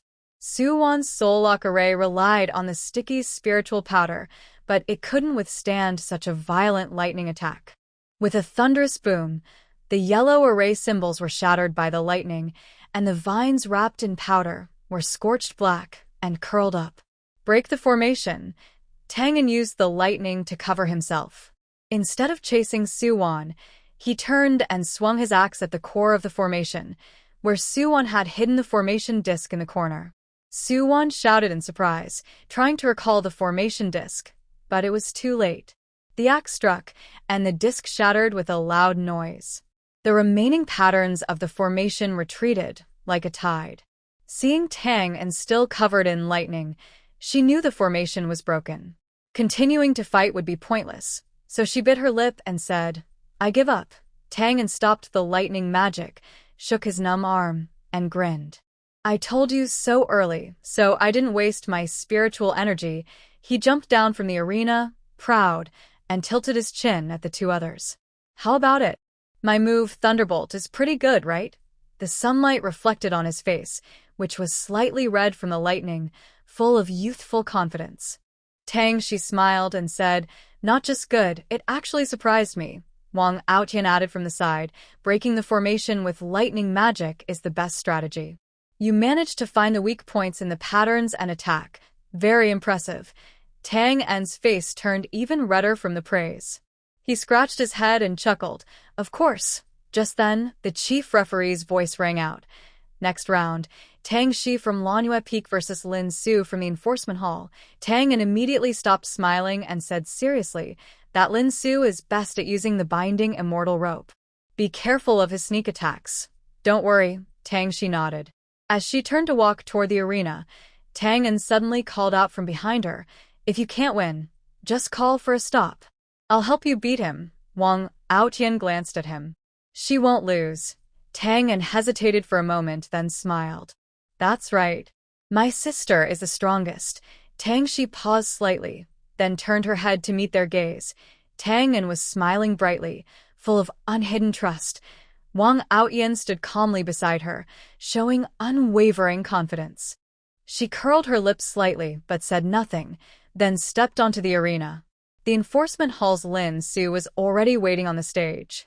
He wore gray clothes, with a black rope coiled around his waist, his famous binding immortal rope. Seeing Tang Shi approach, he cupped his hands and said, Master Uncle Tang, please. Before he finished speaking, the binding immortal rope shot out like a living snake, tearing through the air toward Tang Shi's wrist. Tang Shi was prepared. She lightly tiptoed aside, drawing her sword to release a burst of icy mist, instantly freezing the rope's path. Quite more agile than the rumors, Lin Su's eyes showed a hint of surprise. He flipped his wrist, and the rope suddenly split into several strands, attacking from different directions. Tang sitting below, watched nervously, clenched his fists and muttered, using ice seal 1,000 miles. Wang Aotian said, she is waiting for the right moment. Sure enough, Tang Shi seemed to be pushed back by the ropes repeatedly, but in fact, she was always watching for a weakness in the ropes. Just as Lin Su was about to tighten the ropes with spiritual power, she suddenly bent down, sliding her long sword along the ground, and icy blue spiritual energy spread out like a tide. This was ice seal 1,000 miles. The cold spread instantly to Lin Su's feet, freezing his spiritual energy flow. The immortal binding rope lost control and fell to the ground. Tang Shi pointed her sword at his throat, but left a little slack. I concede. Lin Su retracted the ropes and bowed in surrender. Tang Shi stepped down from the arena. Lan Yun Peak, Tang versus Ling Xiao Peak. Zhou Yuan. The woman was slender, her sky-blue robe flowing lightly with her steps. The cuffs embroidered with Ling Xiao Peak's signature cloud pattern fluttered as she moved, giving off a faint fairy aura. She held a jade flute, nodded slightly when reaching the center of the arena, and her clear voice sounded like a flowing spring. Zhou Yuan of Ling Xiao Peak greets Uncle Tang. Tang scratched his head and placed his mountain-breaking axe on the ground. Junior sister Zhou, you're too polite. Let's begin. He knew Ling Xiao Peak's disciples were skilled in sound-based attacks, and this jade flute probably concealed powerful techniques. However, Zhou Yuan did not rush to attack. Instead, she held the jade flute horizontally to her lips and gently blew. Before the notes fell, Tang felt a slight stabbing pain in his mind, as if tiny needles were piercing. It was an attack on his consciousness through sound waves. Good timing. Tang quickly activated his spiritual power to protect his mind and simultaneously cast a thunder talisman. The thunder exploded loudly, drowning out the flute's sound. He seized the opportunity to rush forward, swinging his mountain-breaking axe with a gust of wind toward her. Zhou Yuan tiptoed lightly, her robe fluttering like butterfly wings. While avoiding the axe, she played her flute again. This time, the notes became more urgent, transforming into invisible sharp blades aimed at Tang's vital points. Below, Tang Shi frowned and said, "That's heartbreaking tune, which targets weak spots in spiritual power." Wang Aotian added, Tang's defensive talismans can hold for a while, but if caught in the flute's sound, his spiritual energy will drain quickly. Indeed, although Tang relied on brute strength to gain some advantage, sweat was already forming on his forehead. Suddenly, he turned his eyes and deliberately showed a flaw. When Zhou Yuan's flute attack came, he sharply slammed the thunder talisman onto the ground, not to attack, but to temporarily deaf himself with the lightning glow. "Can't hear? Let's see how you blow." He grinned and swung his axe directly at the jade flute. Zhou Yuan didn't expect him to use this move. She hurriedly put away her flute to protect herself, but was caught by a gust of wind that swept her sleeve, causing her spiritual energy to falter. I give up. Zhou Yiyan looked at him stubbornly and sighed helplessly. Lan Yin peek, Tang Onqing. Tang Yin jumped off the stage proudly and waved at Tang Shi. How about that? This move is called using poison to fight poison. The sunlight shone on his sweaty face, full of youthful cleverness. Tang Shi couldn't help but laugh and stepped forward to hand him a clean handkerchief. Yes, yes, yes, my brother is the best. She helped wipe the sweat from his forehead, her eyes full of warmth. But next time, don't use such risky methods. What if you hurt your ears? Hey, I know what I'm doing. Tang Yin took the handkerchief and wiped his face casually, leaning close to her and lowering his voice. That Sister Zhou's flute was really strange just now. I shook myself a bit. Better than being disturbed by her sound waves and messing up my spiritual energy, right? Wang Outyan listened nearby and said calmly, Not bad, you're adaptable. Of course. Tang Yin immediately raised his eyebrows and patted his chest. Otherwise, how could I hang out with you too? Just then, the referee elder's voice came. Next round, Wang Outyan versus Danfeng's Liu Mo. When Wang Outyan stepped onto the arena, Liu Mo from Danfeng had already arranged 7 or 8 potion bottles in a semicircle in front of him. The spiritual glow from various pills shimmered through the bottles, making his face look a little pale, clearly wary of this top-ranked opponent in the illusion realm. Liu Mo took a deep breath, raised his hand, and summoned a medicinal hoe. I know I'm not his match, but a disciple of Danfeng never backs down from a fight. Wang Outyan drew his long sword, which reflected the sunlight, dazzlingly bright.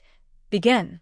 Liu Mo clenched his teeth, flicked his fingertips, and the leftmost potion bottle exploded, releasing a cloud of dark green poison mist instantly. At the same time, he held the medicinal hoe and charged forward, the blade carrying a medicinal aroma, clearly coated with corrosive medicinal liquid. The crowd below gasped. Danfeng is really sneaky. Poison mist and poison blade at the same time. However, Tang Shi watched Wang Outyan's movements closely. She saw him stand still, his long sword drawing a silver arc in front of him, forming an invisible shield that kept the poison mist out. Then, the sword light shot like a shooting star, striking the wooden handle of the medicinal hoe precisely. With a loud crack, the hoe broke apart. Liu Mo held the broken wooden handle, stunned. Wang Outyan's sword tip stopped just before his throat, but did not press further. Well played. Wang Outyan sheathed his sword calmly and without emotion. Liu Mo looked at the broken hoe, smiling bitterly as he admitted defeat. The chief elder of the judges loudly announced, Next match, Tang Yin from Lanyan Peak versus Chu Feng from the enforcement hall. Tang Yin just relaxed his tense nerves, but suddenly his muscles tightened again. Chu Feng was known for his strict fairness in the enforcement hall. He was skilled in the wind split palm, which was fierce and powerful. It was said he could even split the armor of a second-tier monster with his bare hands. Rumor said that Chu Feng liked to fight dirty, so Tang Yin warned him, be careful not to fight unfairly. He quickly handed Tang a thick protective talisman. Tang held the talisman, smiling confidently. Don't worry, I'm clever. He carried a mountain-breaking axe and stepped onto the arena. Chu Feng was already standing on the stage, dressed in dark enforcement robes that made his face look cold and stern. His sharp gaze swept over Tang, and with a look of scrutiny. Junior brother Tang, Chu Feng said in a deep voice, the rules of the enforcement hall are clear. Fight without mercy. If you can't hold on, admit defeat early. Senior brother Chu, just take my axe first. Tang Yin didn't bother with words. He poured spiritual energy into the axe handle, which hummed with lightning power, and swung it forward. Chu Feng didn't dodge or block. He crossed his hands and took the blow directly, causing dust to rise from the collision of palm wind and axe blade. Tang Shi, watching from below, frowned. Chu Feng's palm contains hidden strength. He's draining Tang An's spiritual energy. Wang Outyan nodded. Tang An's strength lies in explosive power. The longer the fight drags on, the worse it is for him. Sure enough, Tang An managed to block several strikes, but sweat was already on his forehead. Suddenly, his eyes flickered. He changed his axe stance, deliberately leaving his left side open. Chu Feng was tricked. His wind-split palm struck with force, but Tang and had already pressed a defense talisman onto himself. At the same time, he turned and swung his axe in a sweeping strike, using a risky move to exchange injury for injury. Chu Feng was caught off guard. The axe wind hit his shoulder, and he grunted, stepping back several paces. Tang and was also shaken by the palm force, but he held his head high and asked, "Senior brother Chu, shall we continue?" Chu Feng looked at the bleeding wound on his shoulder and then at his numb arm. He slowly shook his head. "You win." Tang grinned and staggered off the stage. As he reached Tang Shi, he suddenly collapsed forward. "Sister, help me up." Tang Shi was both angry and amused. She hurried to support him and led him to the healing area. Wang Outyan followed behind, holding a bottle of healing pill in his hand. "Quick, go recover." Lianghua Peak Tang Shi challenges Liangyun Peak Tang and Lianghua Peak Tang Shi wins. Tang and immediately admits defeat, and the referee declares Tang Shi the winner. The final match, Lianghua Peak Tang Shi versus Liangshan Peak Wang Outyan. As the senior referee's voice fell, the noise in the arena suddenly quieted. Even the wind seemed to hold its breath. Tang, she clenched her grip on her sword and looked up at the central platform. Wang Outyan was already standing there, surrounded by swirling fire spirit energy that dazzled the eyes. His sword emitted red flames, each tremor sparking stars, burning black marks into the stone beneath his feet. A battle of ice and fire. Tang Shi took a deep breath, and her icy blue spirit power exploded outward. A chilling wave swept over the arena, instantly freezing the ground into thick ice and even forming white mist in the surrounding air. She tiptoed lightly, her figure ghostly as she approached, swinging her sword in an arc. The ice blades she raised intertwined into a net in the air, showcasing Lianghua Peak's secret technique, ice crystal technique. Wang Outyan remained still, suddenly swinging his sword. His fire spirit power transformed into a blazing red dragon, roaring as it charged toward the ice blades. Boom! At the moment of collision, a fierce explosion shook the ears, ice crystals and sparks flying everywhere. The protective shield rippled violently, as if about to shatter at any moment. "Be careful," Tang shouted from below. Tang Shi used the force to fly backward, spinning in midair to change her attack. Her spirit power surged like a bursting dam. "Ice seal for 1,000 miles," she shouted.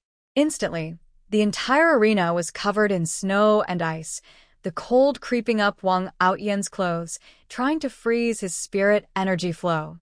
But Wang Outyan sneered coldly, his fire spirit power suddenly surging. "Flame dragon burning heaven," he roared. A huge fire dragon shot straight into the sky, melting the snow and ice beneath it. The heat wave hit Tang Shi, suppressing her ice spirit power completely. The two fought fiercely, ice and fire clashing on the arena. Tang Shi's swordsmanship was exquisite, each strike carrying a biting cold. Wang Outyan's attacks were fierce, his fire spirit power like a raging river, endless and unstoppable. As their spirit energy drained, their moves grew more intense, but the outcome remained uncertain. "It's over," Wang Outyan suddenly shouted, raising his sword high. His fire spirit energy condensed into a giant fireball, crashing down toward Tang Shi. A determined look appeared in Tang Shi's eyes. She poured all her spirit power into her sword. Ice Soul returned to ruin. A huge ice pillar shot up into the sky, meeting a blazing fireball. At the moment of collision between ice and fire, a dazzling light illuminated the entire training ground. As the light gradually faded, the arena was in chaos, and the power of ice and fire slowly dissipated. Tang Shi's sword tip-pointed directly at Wang Outyan's throat. Wang Outyan's face was pale as paper, leaning on his heavy sword to support himself. The two exchanged a look, both filled with strong fighting spirit. The whole place was silent. The head elder of the judges broke the silence. "Manhwa Peak, Tang Shi wins." Instantly, the training ground erupted with thunderous applause and cheers. Tang En rushed onto the stage, hugging Tang Shi tightly, then patted Wang Outyan's shoulder firmly. "You all did very well." After taking a healing pill, Wang Outyan looked at Tang Shi and smiled. "Your ice spiritual power is truly impressive." Tang Shi also smiled and nodded. Senior brother Wang's fire spiritual power also opened my eyes. She was able to win because she had more spiritual power stored inside her than Wang Outyan. The noise on the training ground had not fully died down, and the final rankings of the Qi refining competition had just been announced. While the disciples were still celebrating or feeling disappointed about their results, a calm and powerful voice suddenly echoed throughout the scene. The steward elder in charge of the competition slowly walked to the center of the stage. His gaze was sharp as lightning, sweeping over the hundreds of standing disciples below. His voice shook the area. "The results of this Qi refining competition are final." As soon as he finished speaking, he raised one hand lightly, and a concentrated spiritual energy burst from his fingertips, instantly forming a white mist that floated in the air. As the mist swirled, clear words gradually appeared. "Disciples ranked from 1st to 11th place are to gather at the sect square in 3 days at the hour of Qin, and then proceed together to the TQ's secret realm for training." As soon as the words were spoken, the disciples within this range immediately became excited, some high-fiving their companions. "I didn't expect the Sky Blue secret realm to remain open. Oh, I wish I had worked harder earlier. Haraha, I just made it to the top 100. The elder raised his hand, and the scene fell silent again. His gaze swept over the top 10 disciples, and his voice carried a hint of praise. "The top 10 in this competition are as follows." He raised his hand slightly, and a mist appeared in the air, revealing shining golden names. "First place, Tang Shi. 2nd place, Wang Outyan. 3rd place, Tang En. 4th place, Wang Shui. 5th place, Chu Feng. 6th place, Shin Xinghe. 7th place, Zhou Yuyan. 8th place, Lin Su. 9th place, Liu Mo. 10th place, Su Qingqing." Especially Tang Shi, who used her ice spirit root sword skills to surpass everyone. Well deserved. The elder specifically mentioned this, and Tang Shi nodded slightly in response. "The list is set. You 10, follow me to the grand hall of the sect leader." The elder withdrew his spiritual energy and turned to walk up the mountain path. The 10 disciples quickly followed, and faintly, they could hear the whispers of other disciples behind them. "Uncle Tang is so impressive. Uncle Zhou. Uncle Wang came in second this time. He must be feeling pretty proud." They stepped up the stone stairs, and the flying eaves of the sect leader's hall appeared faintly among the clouds and mist. Sect leader's hall at the main seat, sect leader Mo Qingshan, dressed in a dark Taoist robe, sat calmly, tapping his finger on the armrest. His gaze was steady as he looked at the 10 disciples entering the hall.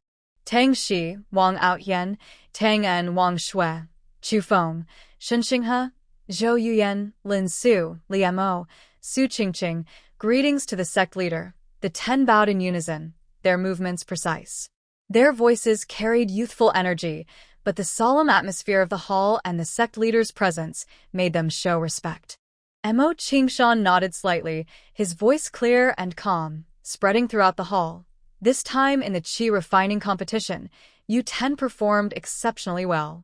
I called you here because the ancient secret realm on Yunyuan Mountain will open in these 2 days. You must leave immediately." He paused slightly, his gaze sweeping over everyone. "That secret realm is a place left behind by ancient cultivators.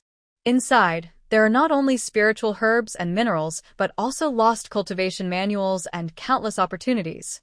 However, the secret realm is extremely dangerous, filled with restrictions, and inhabited by ancient monsters." Mo Qingshan continued. "The sect has decided to send you 10 to form a team. First, this is a chance for you to train, sharpen your mind, and broaden your knowledge. Second, you need to find a rebirth grass inside the secret realm." He paused slightly, his gaze deepening. "This grass blooms every 3,000 years. Its petals are like coagulated blood, and its roots resemble silver threads. It can revive the dead, restore bones, and even resolve the mental backlash when a cultivator breaks through. However, It disappeared from the outside world over 1,000 years ago. Only ancient texts mention that it might still exist in the extremely cold parts of the ancient secret realm on Yunyuan Mountain. Suddenly, the jade slips in the hands of the 10 disciples warmed slightly, revealing a faint image of the rebirth grass and its properties. Tang, she clenched her fingers around her jade slip, a serious look in her eyes. Tang and rubbed his fists eagerly, already eager to enter the secret realm. Wang Aoyan looked at the illusion with a thoughtful expression. This grass is vital to our sect, Mo Qingshan said with firm authority. You must work together and find it. Remember, in the secret realm, your lives are the most important. If something cannot be done, protecting yourselves is also a great achievement. Understood. The 10 replied in unison, their voices echoing in the hall, full of youthful determination and responsibility. This time, Elder Xianlingjin from the Formation Peak and Elder Xianliangjin from the Sword Peak will escort you to Yunyuan's secret realm, Mo Qingshan finished, his gaze sweeping over the 10 disciples. Now, you may set out immediately. The 10 quickly tidied their robes and bowed again. Disciples take their leave. As they turned to leave the hall, Elder Xianlingjin and Elder Xianliang were already waiting outside.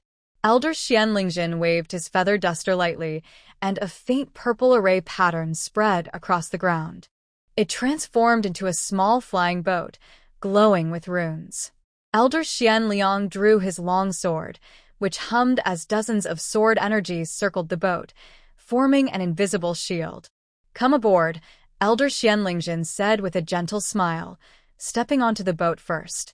Tang Shi, Wang Shui, and the others followed closely, each standing on the flying vessel. Just a foot off the ground, Tang Shi suddenly heard a system voice in her mind. Ding! Congratulations! The host has received a spot to enter the secret realm. Reward! The secret realm map has been placed in your space. She paused slightly, maintaining a calm expression, and used her spiritual sense to check inside her space. Sure enough, a glowing jade slip floated there. Using her spiritual awareness, she carefully examined the terrain layout, restriction points, and even several areas where rare medicinal plants might be growing within the Yunyuan secret realm. System, is this map real? Has this secret realm appeared on Yunlan continent before? Tang Shi silently asked herself, her eyes full of doubt. Absolutely. The map is completely accurate. How could this system possibly have a fake map? The system suddenly became defensive, raising its voice slightly, as if annoyed by the suspicion. Not to mention, look at the flying boat route under your feet. The system marked the Fog Sea Undercurrent Zone, and it says we'll arrive in 3 breaths. Do you believe it? Tang Shi's heart moved, and she instinctively looked outside the flying boat. Sure enough, after 3 breaths, the normally steady airflow suddenly became chaotic. The flying boat shook violently. Xian Liang Zhenzun shouted, "Steady," and barely stabilized the craft. See that? See that? The system's voice was proud, as if claiming credit. This system spent 3 energy points to scan the entire secret realm. It even clearly marked where the spiritual crystals are hidden behind certain rocks. So, what if the Yunyuan secret realm appears for the first time? The space laws are transparent to this system.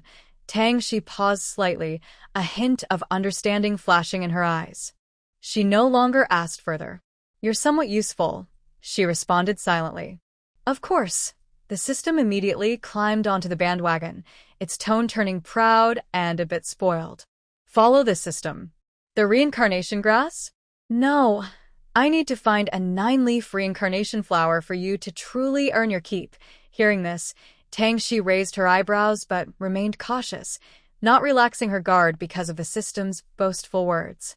9-leaf reincarnation flower? That's a legendary medicinal herb from ancient times. It's said to grow 1 leaf every 3,000 years, gathering the spiritual energy of heaven and earth. Not only can it resolve inner demons and backlash, but it can also restore broken spiritual roots, hundreds of times more precious than reincarnation grass. Stop bragging. First, find the reincarnation grass, she said calmly. Ah. The host just lacks experience, the system retorted. Shi, look. We've arrived.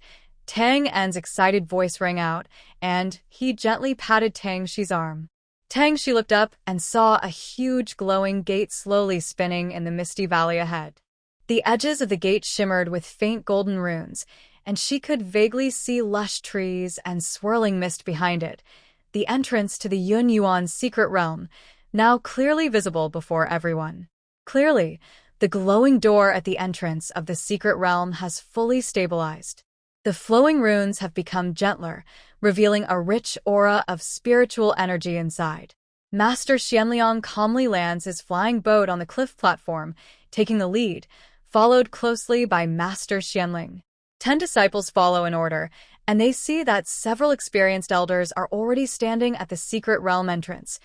Elder Ku Rong of the 10,000 Buddhist sect holding a purple golden bowl, Elder Xian Yin of the mysterious sound sect carrying an ancient pipa, along with a few unfamiliar cultivators who are likely guardians from other sects.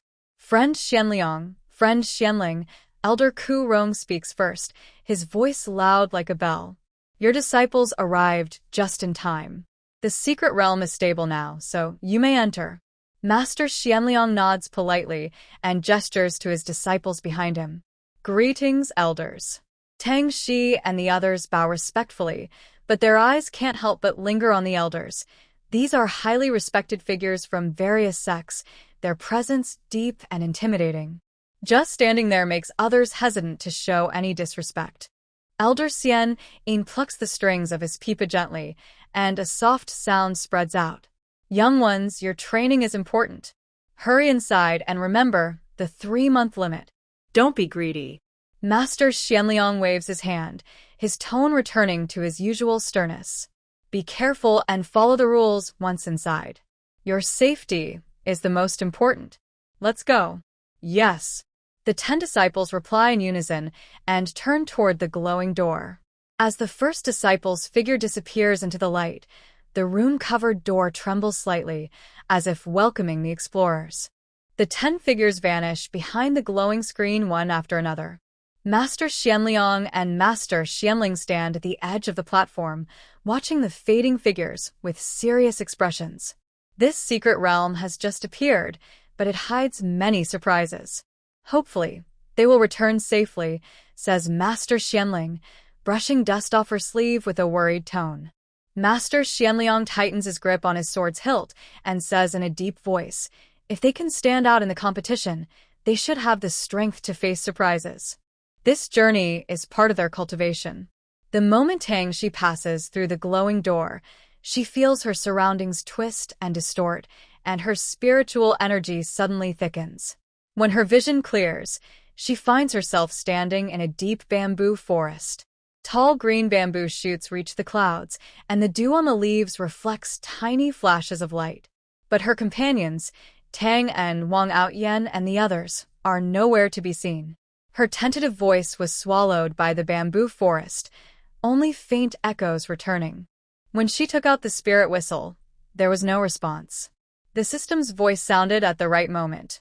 Normal operation. The entrance to the secret realm has a spatial diversion restriction, which randomly teleports people to different areas. But the host is lucky. This place isn't far from the ice cave. Tang Shi frowned. She extended her awareness, but could only scan within 100 zhong. Deep inside the bamboo forest, it seemed something was interfering with her senses. She clenched the frost blossom sword, her eyes alert as she looked around. The layer of fallen leaves beneath her feet was thick. Besides the bamboo scent, there was a faint hint of a very light blood smell in the air. Nearby danger points had been marked for the host. The jade map immediately heated up in her storage space. She probed with her awareness and saw a red triangle marked on the west side of the bamboo forest. Stage 1 late bloodthirsty bamboo snake prefers hiding under dead leaves. Its venom can numb spiritual energy. Tang Shi paused slightly. Just as she was about to go around to the west, she heard a rustling sound behind her. She suddenly turned around, drawing her ice sword. A blue icy sword energy shot out, precisely cutting through a patch of suddenly stirred dead leaves. A small, bright green snake was forced out by the sword energy, its fangs gleaming coldly. exactly the bloodthirsty bamboo snake marked on the map. Tang Shi ignored it. She flipped her wrist, and the sword energy struck again, accurately pinning the snake at its 7-inch point. After dealing with the immediate threat, she looked into the depths of the bamboo forest, thinking, Tang En and the others don't know where they've been teleported. The most urgent task is to find a safe place to rest, and then try to reunite. Following the map's guidance, Tang Shi moved along the eastern slope. The dry leaves beneath her feet crunched softly, startling a few brightly colored birds that fluttered out from the bamboo tips. After about an incense stick's time, the bamboo forest gradually thinned out. Ahead, a wide stone beach appeared. The rocks on the beach shimmered with strange glow, and faint cold air seeped from the cracks between the stones. Ding. Ice spiritual energy source detected, about 100 jong from the ice vein node. The system's voice was a bit excited. Tang Shi looked ahead and saw a cave entrance hidden by vines at the end of the stone beach. The cold air was emanating from there. She was about to step forward when she saw several rocks in the middle of the beach suddenly move. It turned out to be a few stage 1 stone-armored beasts disguised as rocks, shaking off the gravel on their bodies, their scarlet eyes fixed on her. The stone-armored beast roared in pain and lunged forward, its sharp claws cutting through the air toward her shoulder. She quickly sidestepped, pinched a sword gesture with her fingertips, and several ice shards materialized out of nowhere, precisely piercing the soft armor on the beast's neck. After defeating a few stone-armored beasts, she reached the cave entrance. Pushing aside the vines, she found the interior deeper than expected. Thick ice crystals coated the rock walls, reflecting cold light, marking the ice vein node described by the system. "There's good stuff inside," the system's voice excitedly announced. "Turn left after the third ice wall, and you'll find an ice marrow crystal." Tang Shi clenched her long sword and slowly stepped into the cave. The deeper she went, the colder it became.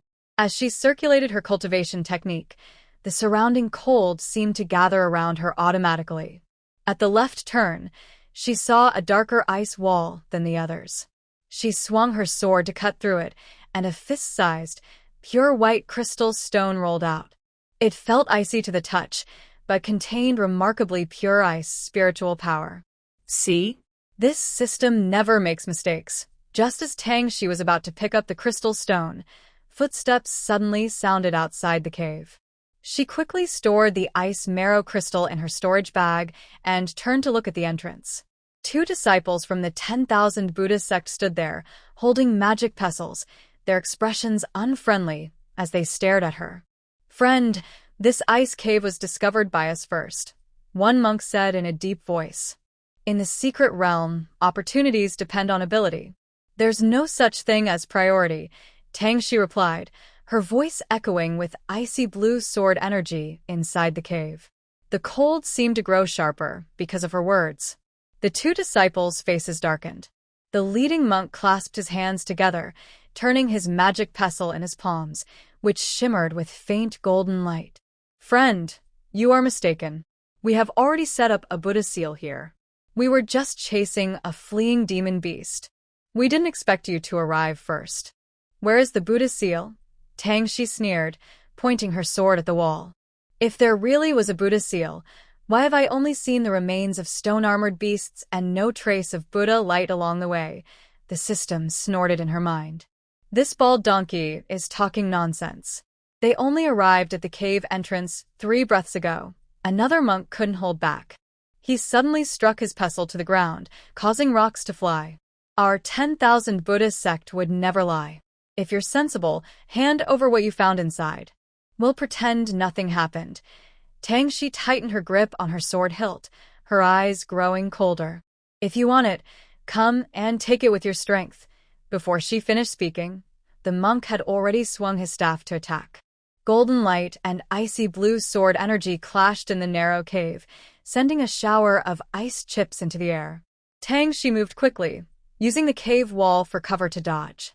Each swing of her frostflower sword brought a biting cold that forced her opponent to retreat repeatedly. The leading monk saw this and began chanting scriptures. Golden Buddhist symbols flew from his prayer beads, trying to trap Tang Shi. But she was prepared. She flicked 2 fire talismans from her fingertips.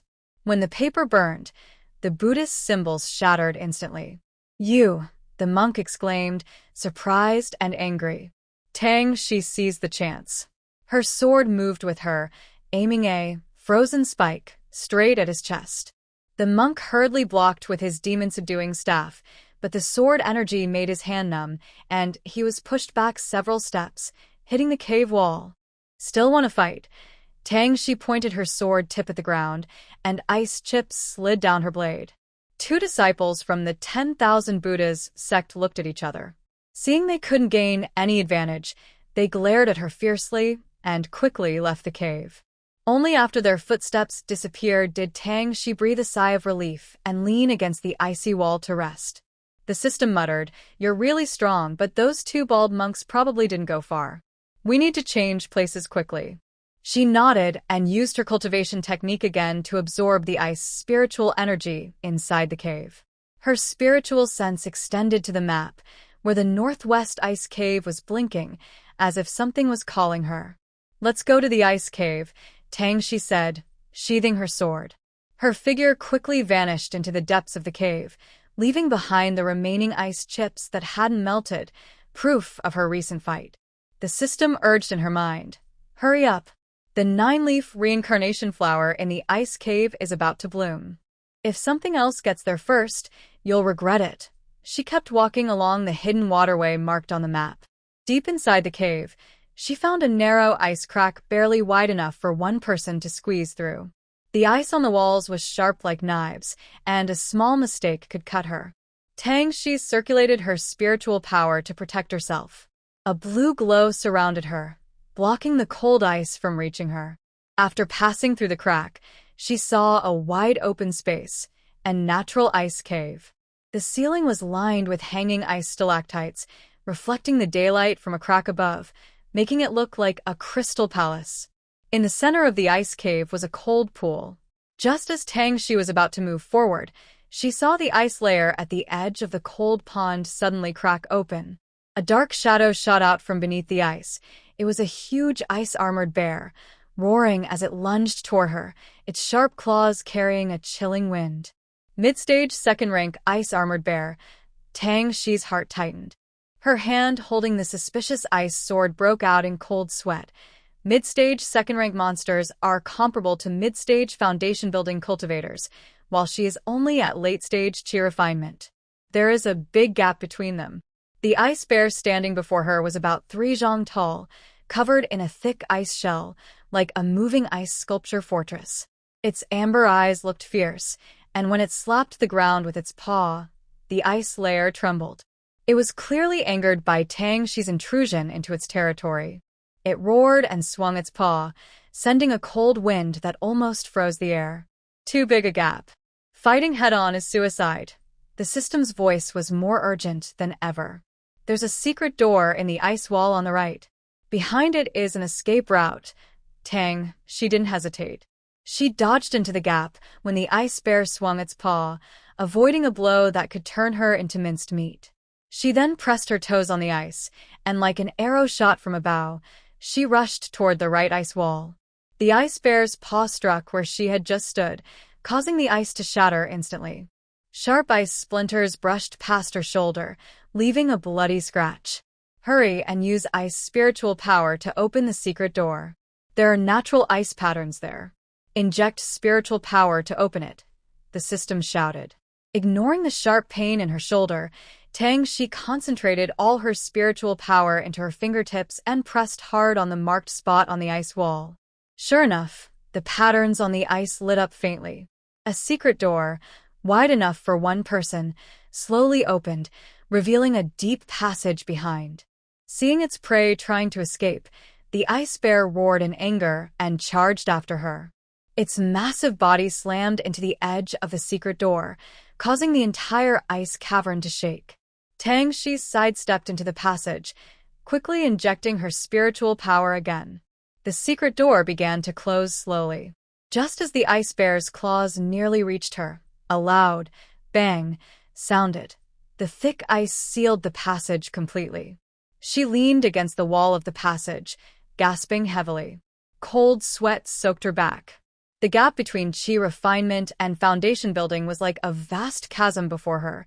If not for the system's timely reminder, she might already have been eaten by the ice bear. This system was scared to death. The mechanical voice in her mind trembled. This bear is the guardian beast of the ice cavern. The 9-leaf reincarnation flower is probably being guarded by it. Host, we should retreat now. It's better to come back later than to risk death. She covered her bleeding shoulder, but her eyes showed no fear. She looked toward the faint light at the end of the passage and whispered, "The 9-leaf rebirth flower can't be abandoned, but rushing in won't work. I need to think of a plan. The ice armor bear's defense is too strong. Normal attacks can't break its ice shell," she murmured to herself, unconsciously rubbing the hilt of her frost blossom sword. The system buzzed in her mind. Its ice shell is tough, but there are gaps after each attack where spiritual energy fluctuates.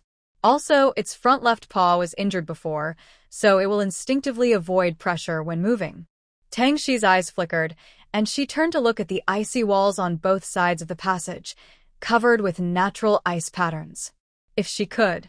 She quickly took out several formation flags from her storage ring, which were components for an ice trap. System, calculate. If I set up an ice lock formation at the end of the passage, how long can it trap the bear? With your current spiritual energy, at most 3 breaths. The system responded immediately. But that's enough for you to attack its old wound from behind. Be careful. If it breaks free after 3 breaths, you won't have a chance to escape. Without hesitation, Tangxi hurried forward holding the formation flags. She infused icy blue spiritual energy along the patterns on the flags, causing the ice symbols at the passage's end to glow blue instantly. When she planted the last flag, she spat out a mouthful of blood and activated the formation's core. Crimson and icy blue intertwined, and the entire passage seemed to be wrapped in a frozen cage. "Here it comes," the system suddenly shouted. A roar from the ice armor bear came from behind the secret door, and the thick ice shattered with a loud explosion. The massive creature stomped through the broken ice, its amber eyes full of killing intent. She clenched her frost blossom sword and disappeared into the formation. As the ice armor bear stepped into the formation center, all the ice symbols lit up suddenly, and countless ice chains shot out from the ground, tightly binding its limbs. 3 breaths. The system's countdown exploded in her mind.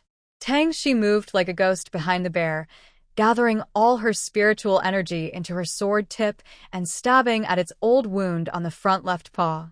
The moment the frost blossom sword pierced the ice shell, a foul stench of beast blood erupted. The ice armor bear roared in pain, struggling wildly, and cracks appeared in the formation symbols. She felt a sudden resistance at the tip of her sword, then heard the cracking of ice. Her sword had penetrated into the old wound of the ice armor bear, about 3 inches deep. The foul beast blood splattered onto her sleeve, carrying a biting cold. The ice armor bear let out a deafening roar, its huge body twisting wildly. The once solid ice lock pattern instantly cracked like a spider's web, and ice chips fell, hitting Tangxi's shoulder. She quickly pulled back her sword. Using the bear's struggle as a push, she tiptoed on the icy wall and was blown backward like a broken kite. A loud cracking sound came from behind as the ice lock pattern shattered completely, and countless ice shards shot toward her. She curled up her body, using her spiritual power to protect her vital parts. She endured several ice shards hitting her, grunting softly as she fell at the entrance of the passage. Her old shoulder wound was shaken open again, blood soaking half of her clothes. "Don't look back. It's coming after us," the system shouted urgently.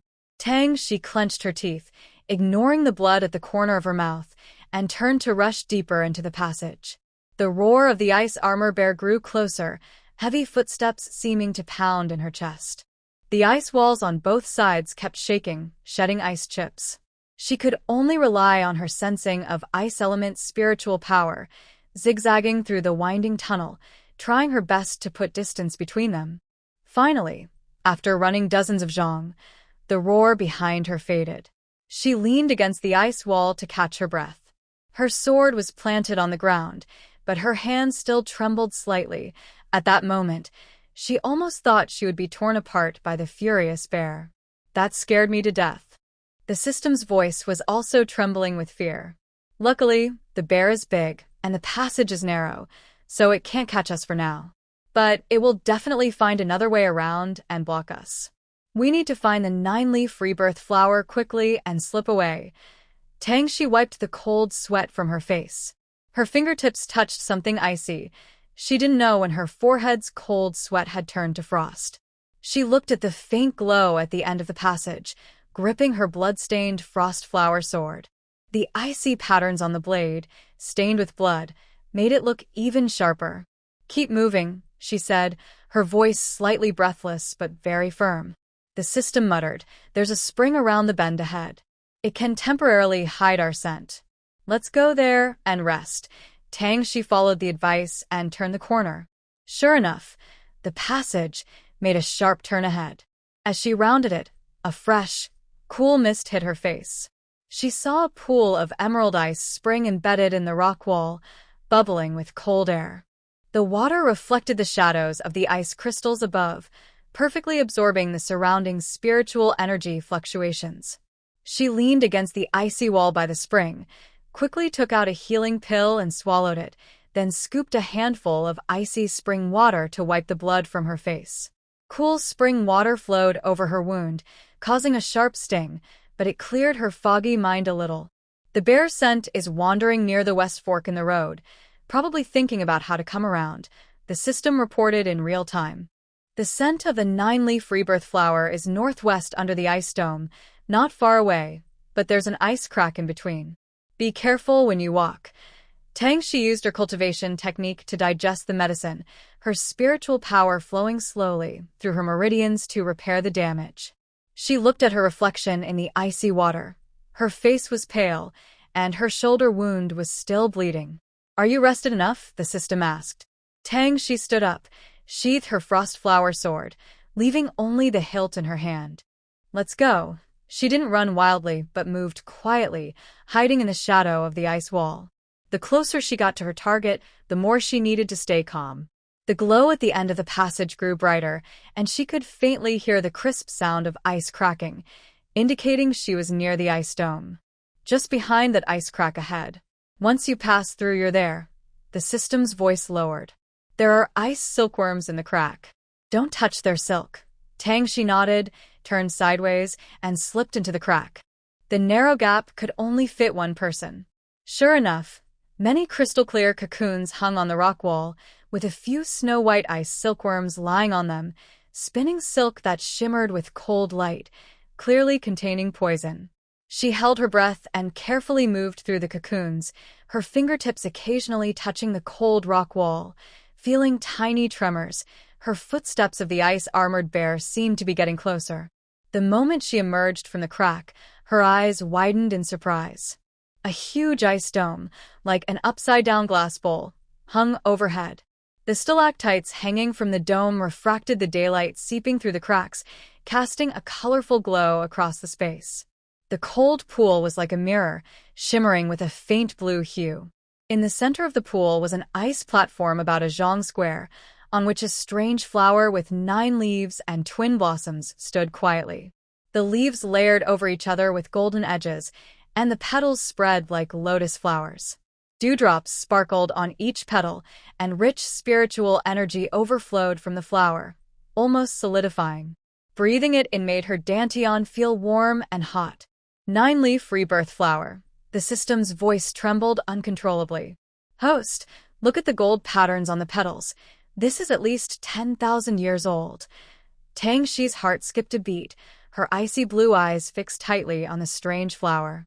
Rumors say that the 9-leaf rebirth flower takes 3,000 years to grow a single leaf, and tens of thousands of years to develop 9 leaves on one stem. Its vitality is so strong that it can change fate itself. At this moment, it is right in front of her, and even the air seems to become warmer because of its presence. She walks quietly to the edge of the pond, looking at the faintly visible fish swimming beneath the water.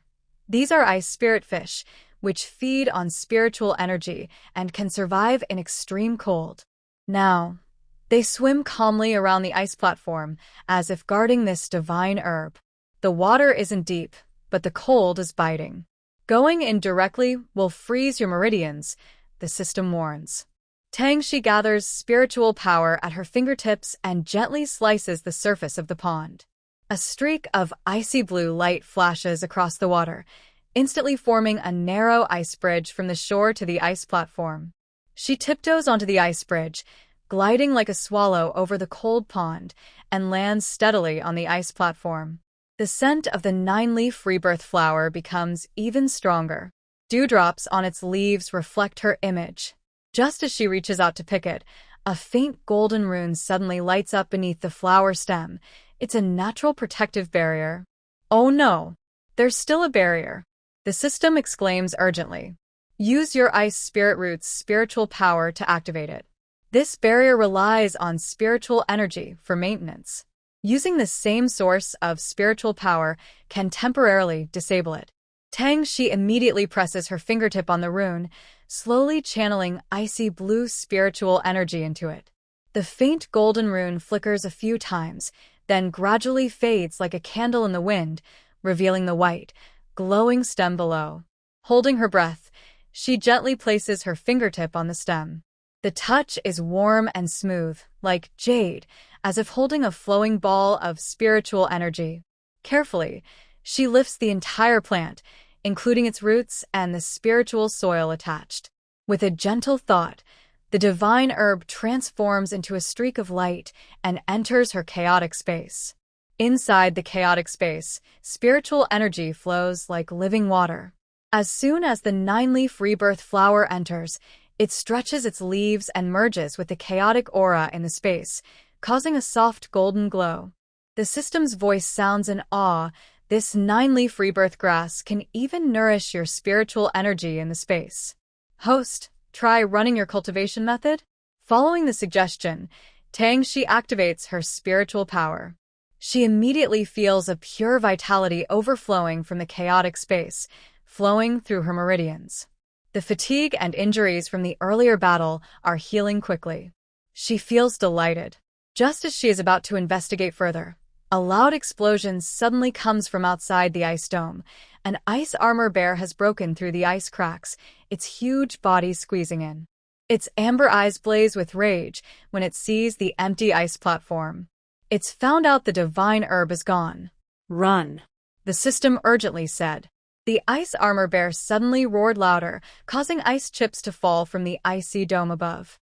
Its scarlet eyes swept over the empty ice platform, then locked onto Tangshi's back. The huge body suddenly crashed into the ice wall, cracking it open with a loud bang, and it roared as it chased after her. Tangshi tiptoed on the ice, rushing forward quickly, while instinctively throwing 3 ice spike charms behind her. The charms exploded in the air, turning into several ice spikes that shot toward the ice armor bear, but it waved its paw and shattered them. This only slightly slowed its steps. turn left. There's a foggy ice area ahead. It can block its sight. The system shouted urgently. Tangshi suddenly changed direction, spinning like a top into the left passage. She caught sight of the reviving grass still covered with ice beads on the blade. She instinctively reached out and yanked the whole bunch of grass out by the roots, hurriedly stuffing it into her storage ring. Her movements were smooth and quick, not delaying her escape at all. Still pulling grass? You're about to lose your life. The system's mechanical voice was full of frustration. That broken grass isn't as precious as the 9-leaf reviving flower. If the bear crushes it later, are you going to use it as a cushion? She kept running. Then, after turning a sharp ice bend, she managed to reply, "This is the rare reviving grass. Once we plant it in the chaos space, we'll have a continuous supply. Besides, it's still a mission from the sect." The system paused for half a second before finally saying, "Fine, I'll give you this one." As they spoke, the ice fog suddenly thinned, and a jagged ice stone forest appeared faintly ahead. Tangshi's eyes flickered, and she crouched down to slip into the cracks between the stones, while quickly setting 2 simple ice concealment talismans. The light from the talismans flashed, and her figure merged with the shadows of the ice stones. In just a moment, the roar of the ice armor bear came from the passage entrance. The huge creature indeed chased into the ice fog area, its scarlet eyes anxiously sweeping outside the forest, but it never found the hidden figure. The faint glow of the ice concealment talismans flowed along the surface of the ice stones, perfectly blending Tang Xi's breath with the surrounding cold. She held her breath, peering through the cracks in the stones, her eyes fixed on the giant body of the ice armor bear, which was faintly visible in the fog. Its injured left paw scratched anxiously on the ground, kicking up ice chips. Roar! It seemed to sense something, suddenly turning its head toward where Tang Xi was hiding. Its scarlet eyes shone brightly in the dim light. Tang Xi's heart suddenly jumped to her throat. She clenched the hilt of her frost blossom sword, her knuckles turning white from the grip. The system in her mind didn't dare make a sound until the ice armor bear shook its head and turned toward the deeper part of the icy fog. Only then did it whisper softly, That scared me to death. This bear's sense of smell is even sharper than a dog's. Tang Xi ignored it and focused on the direction the ice armor bear was heading. Although the beast hadn't noticed her, it had left clear claw marks along the way, probably marking the trail to prevent prey from escaping. She waited until the bear's scent completely disappeared into the fog before slowly relaxing and removing the ice concealment talisman. The cold in the ice stone forest was even more intense than elsewhere, but it helped her gradually calm her chaotic spiritual power. The fog is clearing. I need to find a new hiding spot quickly or figure out how to leave this area. Tang Xi stood up and brushed off the ice chips on her clothes. She looked toward the depths of the stone forest, where the ice stones crisscrossed like a natural barrier. She could faintly see a narrow path hidden behind ice shards. "Let's go that way," she whispered. Before she finished speaking, her figure darted out like a nimble cat, moving swiftly in the shadows of the ice stones. The ice shards behind her traced delicate arcs, and the sound of her robes sweeping over the ice was drowned out by the wind among the stones, making her almost impossible to track. The narrow path was more winding than she expected, with ice stones crisscrossing like jagged teeth. Sharp ice spikes occasionally hung down from above, but Tang Xi easily dodged them. Her fingertips brushed the icy walls now and then, and her water ice spiritual power quietly seeped in, sensing any unusual movements around her. The intimidation from the ice armor bear earlier still lingered, so she had to stay cautious. "There's a loose ice rock 3 steps ahead. Step on the left," the system suddenly reminded her. Tang Xi tilted her toes slightly and avoided the seemingly stable but actually detached ice rock. As soon as her foot touched the ground, a cracking sound came from behind her. The ice rock fell into the icy crack below, echoing loudly. She looked back at the bottomless ice crack, her eyes darkening slightly. The stone forest seemed peaceful, but danger lurked everywhere. One wrong move could lead to disaster. The path gradually widened into a small square surrounded by ice pillars. In the center stood a half-human-high ice stele with faint runes carved on it. "Is this a communication stele?" Tang Xi leaned in to examine it closely. Her finger brushed the runes, and the ice stele surprisingly felt warm. "It seems to record something," the system's voice, curious, said. "Quick, take a look. It might be something valuable." Tang Xi gently brushed her fingertips over the icy stone tablet. Under the cold touch, the blurry symbol surprisingly emitted a faint warmth. She focused her spiritual energy into it, causing the surface to melt like cold ice in warm water, revealing several lines of ancient writing, an account of the ice cave spirit vein. "Wow, it's a spiritual vein explanation," the system's voice sounded surprised. "It says this ice cave's spirit vein comes from an ancient glacier. The 9-leaf rebirth flower is born from the spirit vein's eye, and nearby hides a companion ice spirit core." Tang Xi's heart trembled. Following the direction indicated by the inscription, she looked ahead. She saw a very thin line on the ice wall behind the stone tablet, completely different from the surrounding ice marks. She drew her frost blossom sword. Gently, she tapped the line with the tip of her sword. A fist-sized ice spirit core fell off, wrapped inside a swirl of blue light, exactly what the inscription described as the spirit core, containing pure ice element spiritual power than the ice marrow crystal. The system's excitement was evident. Absorbing it will raise the purity of your ice spiritual root to a new level. She stored the crystal in her space. Just as she was about to examine a nearby jade bead, a loud roar from the ice armor bear suddenly echoed from afar. She quickly looked up and saw a pair of crimson eyes shining through the icy fog. She hurriedly put the jade bead into her storage ring. With her fingertips, she infused a silver-patterned talisman with spiritual power. The silver lines lit up like a living snake, instantly wrapping around her entire body. The crimson eyes in the fog shrank sharply. The ice armor bear roared in a desperate, furious charge, its massive paw nearly hitting her back. Buzz! The glow of the teleportation talisman shone brightly. Tang Xi's figure instantly blurred in the silver light. The ice armor bear's giant paw struck empty air, only kicking up a handful of ice chips. Its eyes, filled with anger, watched her disappear. The silver light receded like a tide. Tang Xi staggered and landed on a soft, warm piece of land. Nearby, a clear stream flowed gently. Detected unnamed stream. Water is clear, no significant spiritual energy fluctuations. Safe. Before the system's prompt finished, a powerful force suddenly surged from the stream, as if an invisible hand grabbed Tang Xi's ankle. Her heart tightened. Instinctively, she tried to activate her spiritual power to break free, but she found her spiritual energy was strangely sealed. The faint glow at her fingertips dissipated instantly. Plop! Water splashed as she was pulled into the stream. The expected water choking did not happen. Instead, a swirling blue light appeared before her, and the sound of flowing water turned into a howling wind. The blue light shrouded everything like a thin veil. Tang Xi squinted and looked carefully, noticing that the creek water hidden beneath had fine silver patterns slowly turning with the flow. These patterns shimmered with an ancient glow. They were not any kind of formation she knew. The power pulling her came from the space created by the turning of these patterns. She tried to use her spiritual energy to attack the patterns, but as her finger neared, an invisible barrier pushed her back, making the pulling even stronger. Her robes fluttered loudly in the water current. Tang Xi could clearly feel she was passing through a layer of space barrier. Is this formation naturally made?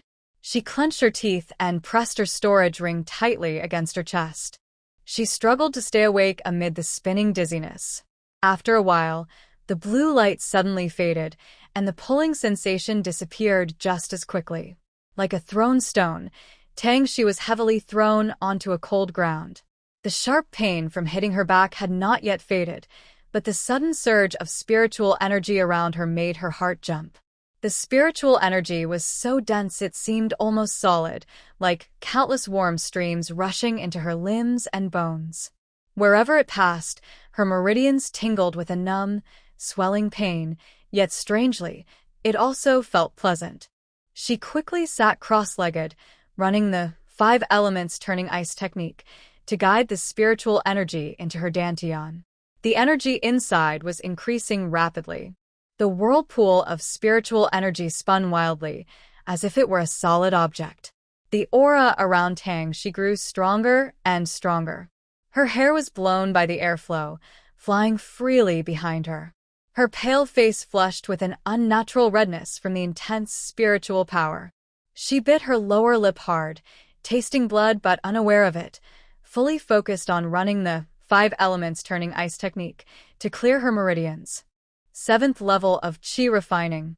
Mid-stage of the 7th level, her breath kept rising, and her meridians, battered by the spiritual energy, became tougher through repeated tearing and healing. The spiritual energy continued to pour in without stopping. Tang Xi felt her dantian might burst from the pressure. She gritted her teeth and pushed her mental techniques to the limit, guiding the spiritual power to compress and refine. Finally, as the whirlpool of energy slowly dissipated, her aura stabilized at the peak of the 7th level of Qi refining. Tang Xi took 3 deep breaths, calming the surging spiritual power inside her. Using the hidden spirit bracelet, she displayed her spiritual energy as if she had reached the 11th level of chi refining. Only then did she look around carefully. The cave was wider than she imagined, with stalactites hanging from the ceiling of different lengths. Water droplets condensed at their tips occasionally fell, making tiny splashes on the ground. A few steps in front of her, a pool of stalactite resin shimmered softly. Wow, host quickly put it away. The system didn't expect Tang Shi to be so lucky. Tang Shi's eyes brightened, and she quickly moved to the edge of the pool. She reached into her sleeve and took out a smooth, jade bottle. As she brought the bottle close, the stalactite resin in the pool seemed to come alive. It flowed into the bottle like a gentle stream, filling it in just a moment. Tang Shi looked at the deep hole left after removing the resin. Her fingertips gently brushed the damp rocks at the edge of the pool. She had sensed earlier that the spiritual energy at the bottom of the pool was several times richer than the surrounding area. Now, among the exposed blue-gray rocks at the bottom, a faint silver-white glow was slowly moving. She raised her hand and released a gentle spiritual force, carefully reaching toward the silver-white glow at the bottom of the hole. The moment her fingertips touched it, a warm, rich aura flowed through her spiritual energy, making her whole body tingle with comfort.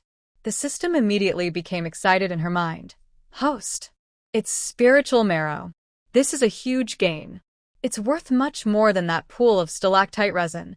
A slight tremor ran through Tang Shi's fingertips, and her eyes shone even brighter. She bent down to look carefully at the bottom of the hole. The silver-white glow was slowly moving through the cracks in the rocks.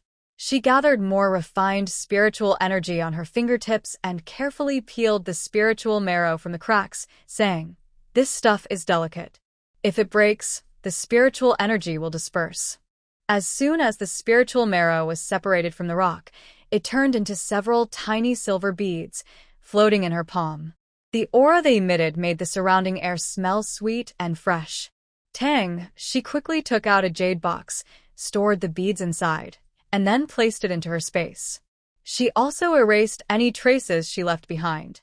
After tidying up the scene, Tang Shi began to look for the exit of the cave. While feeling along the rock wall, the ground beneath her suddenly shook violently. A powerful suction burst from the protruding part, and in a dizzying swirl, she was transported elsewhere. Before she could steady herself, a dazzling golden light enveloped her completely. Once she sensed that the golden light was not dangerous, Tang Shi relaxed her tense shoulders and let the light flow gently around her. After adjusting to the brightness, she looked around. She was in a spacious stone chamber. The most striking feature was the huge Buddha statue 5 meters away. The statue sat peacefully on a lotus platform, tall and majestic, almost touching the top of the stone chamber. Its eyes were lowered, and a gentle, faint smile played on its lips, as if carrying a warm compassion. Even the surrounding air seemed calmer because of this smile. Golden light was emanating from the statue, which was likely the source of the power that had just enveloped her. Tang Shi took a few slow steps forward, her gaze fixed on the statue's eyes, which seemed to hold the sparkle of stars. "Congratulations, host, for triggering the Buddha Path inheritance," the system's voice said with a hint of amusement. "Inheritance of the Buddha Path?" Tang Shi paused, instinctively looking at the smiling Buddha statue. "I'm not practicing Buddha teachings. This statue must be mistaken," she thought, feeling a bit speechless. "Don't blame the statue, host," the system's voice said, trying to hold back laughter. "Look at that golden light swirling around you. If it was wrong, it would have kicked you out long ago. Maybe this Buddha Path inheritance is just a perfect match for your fate." Tang Shi stared at the seemingly all-knowing smile on the statue, feeling more and more like she was looking at a wise old man with deep experience. She reached out and poked the golden light in front of her, muttering, "I don't know if it's a good fit for me, but I know meditating and chanting isn't my thing." Suddenly, there was a loud bang, and Tang Shi quickly turned her head. She saw a small monk in a gray cloth robe crawling up from the ground, with a few blades of grass stuck on his round head, clearly thrown into the chamber, just like her. The small monk rubbed his bottom, blinking round eyes as he looked around. When he saw Tang Shi, he paused briefly, then his eyes lit up upon seeing the large Buddha. He clasped his hands in a respectful gesture and said, Amitabha, little monk Yuan Ju. I wonder how you came to be here? Tang Shi looked up at the faint spiritual glow surrounding the small monk, indicating he was genuinely practicing Buddhist teachings, much more in tune with her than her own forced inheritance. She pointed at the golden light in front of her and said, Maybe. I was invited in. The system snorted in her mind. This little monk is actually born with a Buddha's bone, an innate Buddha child. Innate Buddha bone. She thought in surprise. Such a rare body type explained why she was caught up in this Buddha path inheritance. She could understand why he came in, but she wondered why the golden light was pulling her along. Tang Shi stared at the golden light wrapped around her wrist, her brow furrowing slightly. This bright light seemed to be naturally compatible with the Buddha's bone relic, but when it touched her, it carried a stubborn sense of forced promotion, which was hard to understand. Could it be that it just finds me pleasing to look at? She muttered inwardly, poking the light with her finger. Hey, you, find the right person and go over quickly. Why are you sticking to me? The golden light seemed to understand but only flickered, then split into a finer strand, reaching toward her ring. Tang, she was surprised. She probed into the ring with her spiritual sense and found that the jade bead she just stored was emitting a faint golden glow. With a thought, the jade bead appeared in her hand. As soon as the jade bead appeared, the fine golden strand seemed to find its home and gently wrapped around it. The originally white jade was covered in gold light, and delicate Sanskrit patterns slowly appeared on its surface. A faint sound of chanting came from inside the bead, clear and ethereal. This is a companion bead of the Buddha's relic. The system's voice suddenly raised in excitement. Host, your luck is incredible. No wonder the golden light is so persistent. This bead, together with the innate Buddha's bone, is like two keys to unlock the inheritance. Yuan Ju also came over, looking at the Sanskrit on the jade bead with amazement. Amitabha, this bead is so spiritual, with deep and unfathomable Buddha affinity. Tang Shi pinched the jade bead with her fingertips, feeling the warmth when it touched the golden light. The Sanskrit patterns on the bead moved with the golden glow, as if alive. Even the Buddha statue in the stone chamber seemed to nod slightly, and the surrounding golden light grew softer. It seems this inheritance can't be complete without you, she said to Yuan Ju with a hint of helpless smile. Yuan Ju blinked, gently touching the edge of the jade bead with his small hand. Immediately, a strand of golden light separated and wrapped around his finger, blending with his innate Buddha's bone's spiritual glow. Fellow Taoist, perhaps this is fate. The little monk's voice was clear. Master said that when things meet, it is all predestined. The system sighed in her mind. Exactly. One key fits the lock, another key fits the keyhole. When you two come together, the inheritance gate can open. Tang Shi raised an eyebrow at the jade bead in her hand and then looked at Yuan Ju, who carried his own Buddha light. Suddenly, the jade bead in her hand trembled violently. The Sanskrit patterns on its surface lit up sharply, intertwining with the Buddha's spiritual glow from Yuan Ju, forming a beam of light that shot straight toward the Buddha statue's forehead. Buzz! The Buddha statue's gentle smile seemed to come alive. Golden light surged like waves around it. The blurry carvings on the stone chamber walls gradually became clear in the golden glow, revealing many intricate symbols of the Buddha's path. Is the door really open? Tang Shi looked at the scene before her, her fingertips slightly warm. The system excitedly exclaimed, Quick, go inside. Such an opportunity is rare. First, store the benefits in your pocket.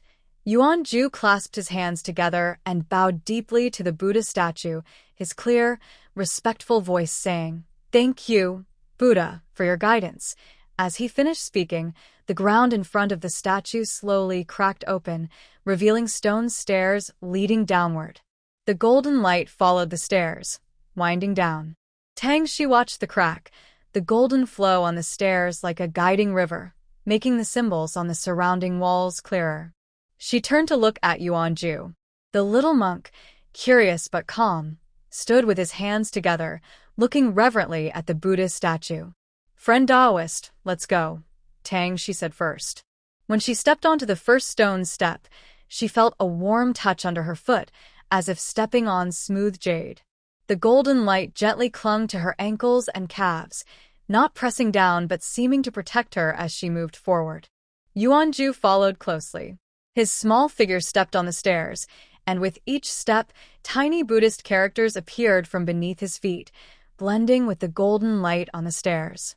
"Be careful, Taoist friend. These stairs seem to have spiritual power flowing through them," he softly warned, his voice echoing lightly in the spacious passage. The system marveled in his mind. This inheritance formation is quite impressive. Tang, she ignored the system's chatter. She clenched her jade bead tightly and steadily continued down the stairs. Behind her, Yuanju kept pace, his face full of focus.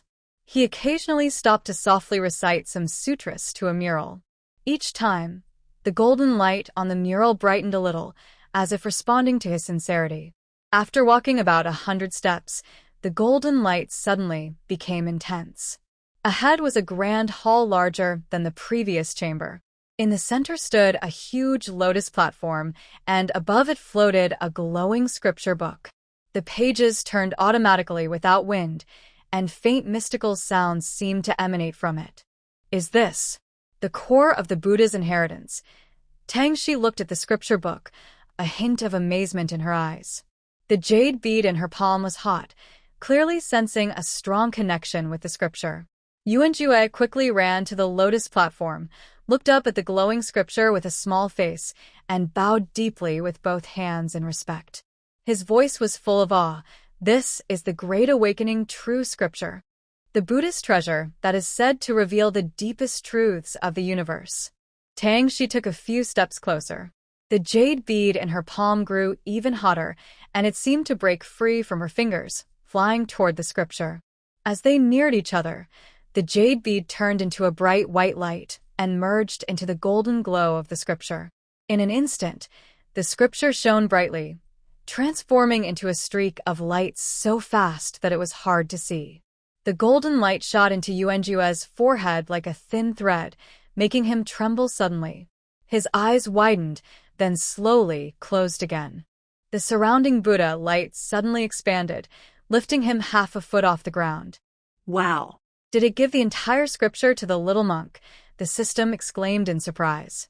"It's clear that the Buddha's bones are special, giving such a straightforward inheritance." Tangxi looked at Yuanjue, wrapped in Buddha light, and was also amazed. The glowing scripture had truly turned into a streak of light, completely merging into the little monk's mind without leaving a trace. It seems this inheritance is mainly for him. At this moment, the lotus platform that held the scripture shrank to the size of a palm and floated in front of Tangxi. The lotus petals still had faint golden light on them, smooth and warm like jade. Tangxi reached out and held it in her palm. The lotus platform began to spin on its own, releasing tiny golden sparks that seemed to clear her mind a little. "Is this the origin of the lotus platform?" the system asked softly. "It looks like this inheritance isn't biased, giving the scripture to the little monk and the lotus platform to you, which can nourish your mind and attract Buddha's blessings. It's just as good as the scripture." Tangxi's fingertip brushed the edge of the lotus platform, which then turned into a streak of light and entered her mind. "Attracting Buddha's blessings is fine, but nourishing the mind is more practical," she said with a slight smile. The lotus platform was quietly nourishing her spirit without making a sound. The system said, "Don't underestimate this Buddhist connection. In the future, it can help you block secret Buddhist realms or tricky evil spirits." As it spoke, the Buddha light around Yuanjue suddenly faded. He gently landed on the ground, raised his hand to his forehead, and bowed sincerely to Tangxi. "The scriptures say your jade bead is a key to attracting faith. Without you, Yuanjue wouldn't have received this inheritance." He then asked, "May I know your name, fellow practitioner?" "You're too polite, fellow Yuanjue." Tangxi nodded slightly. "I am Tangxi from Tianlan sect, fellow Tang," Since we've obtained the inheritance, it's time for us to leave. Yuanjue nodded, a hint of reluctance on his face. He also bowed toward the empty lotus platform. Our fate here has run its course. It's time to go. Just then, the stone wall on one side of the hall slowly moved aside, revealing a passage leading outside. The passage was narrow, just enough for two people to walk side by side. Water droplets occasionally fell from the stone wall, making crisp sounds that mixed with their footsteps. Tang Shi walked on the outer side. Yuanjue followed closely behind. The faint Buddha light around him cast a gentle glow in the dim corridor. Fellow Tang, the exit is just ahead. He suddenly stopped and pointed to the corner ahead where the light shone through. Tang Shi nodded, quickening her pace around the corner. Sure enough, she saw the exit of the cave, a natural crack in the rocks. Outside was bright sunlight and lush trees. Fresh air rushed into her nose, carrying the scent of grass and earth, very different from the solemn atmosphere inside. Finally out, she took a deep breath and looked back at Yuanjue. What do you plan to do next, Yuanjue? Yuanjue clasped his hands together. This monk plans to continue exploring the secret realm and meet up with my senior brothers. Tang Shi nodded understandingly. This secret realm holds many opportunities. It's good that you and your brothers can gather and support each other. Yuanjue smiled shyly. He raised his hand and bowed to Tang Shi. If fellow Tang leaves, please take care. One day, if we meet again in the mortal world, I will serve you tea. Until we meet again, Tang Shi waved her hand. She boarded her flying device and left. As her flying spirit tool passed over a mountain valley, the system alerted, there is a fight below. Tang Shi lowered her flying device, observing the forest below. She saw two disciples from the Mi-In sect attacking Zhou Yuyan from her own sect. Two disciples from the mysterious sound sect played flutes whose melodies flowed like silver snakes, wrapping around Zhou Yuyan. The glow of her jade flute gradually faded, clearly shaken by the sound waves, causing her internal energy to become chaotic. However, she still fiercely protected the direction in front of her. There, a fifth-rank purple fragrant flower was quietly blooming. Its purple petals held a bright, moist spiritual liquid, shimmering faintly under the shade of the tree. Tang Shi watched from among the dense branches and leaves. She had no intention of intervening, as conflicts over spiritual objects are common in the cultivation world. But in the next moment, her expression turned cold at the actions of the two mysterious sound sect disciples. They abandoned their flute sound attack, using the gap when Zhou Yuyan blocked the flute's melody to gather two bursts of dazzling black light with their palms, aiming directly at her dantian. This was not a simple contest. It was an attempt to destroy her foundation. Be careful. Tang Shi's shout had barely left her mouth when she shot down from the branches like an arrow.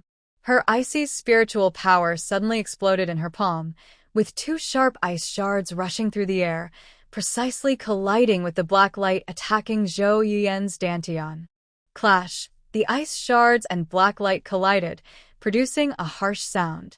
The black light, like a venomous snake frozen in ice, instantly froze midair, then shattered into tiny black particles that dispersed as vapor.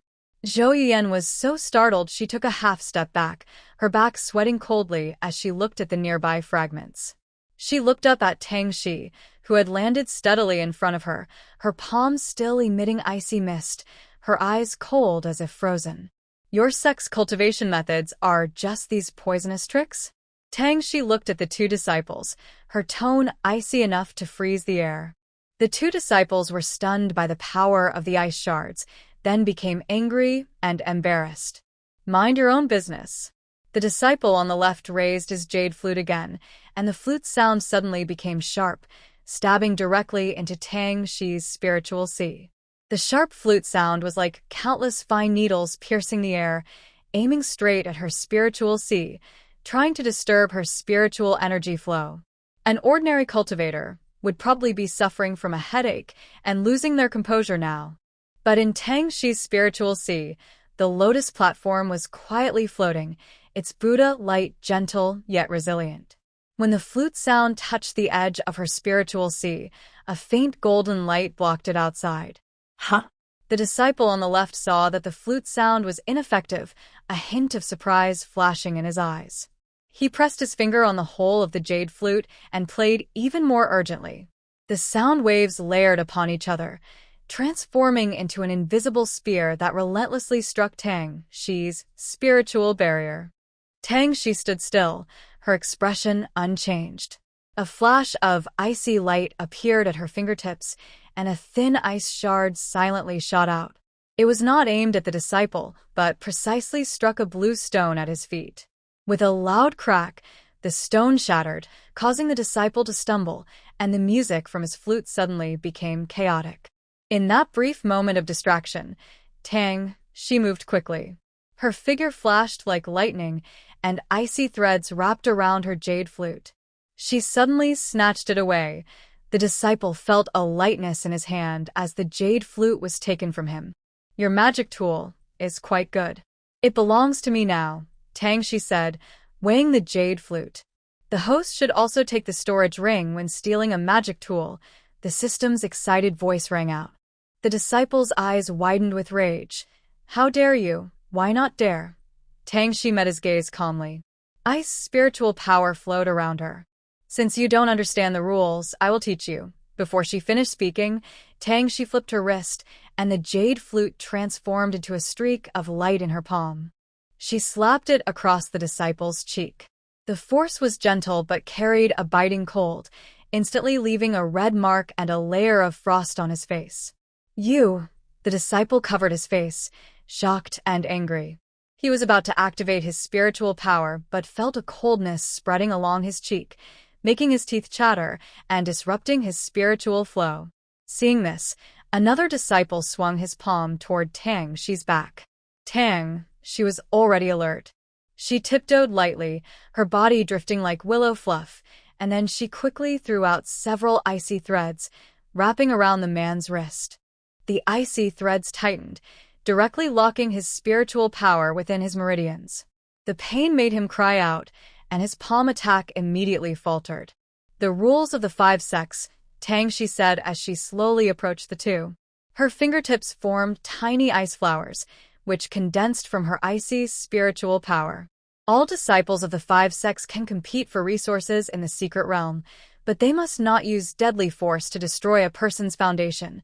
She flicked the ice flowers, which brushed past their ears and stuck into the tree behind them, instantly freezing half the branches and leaves.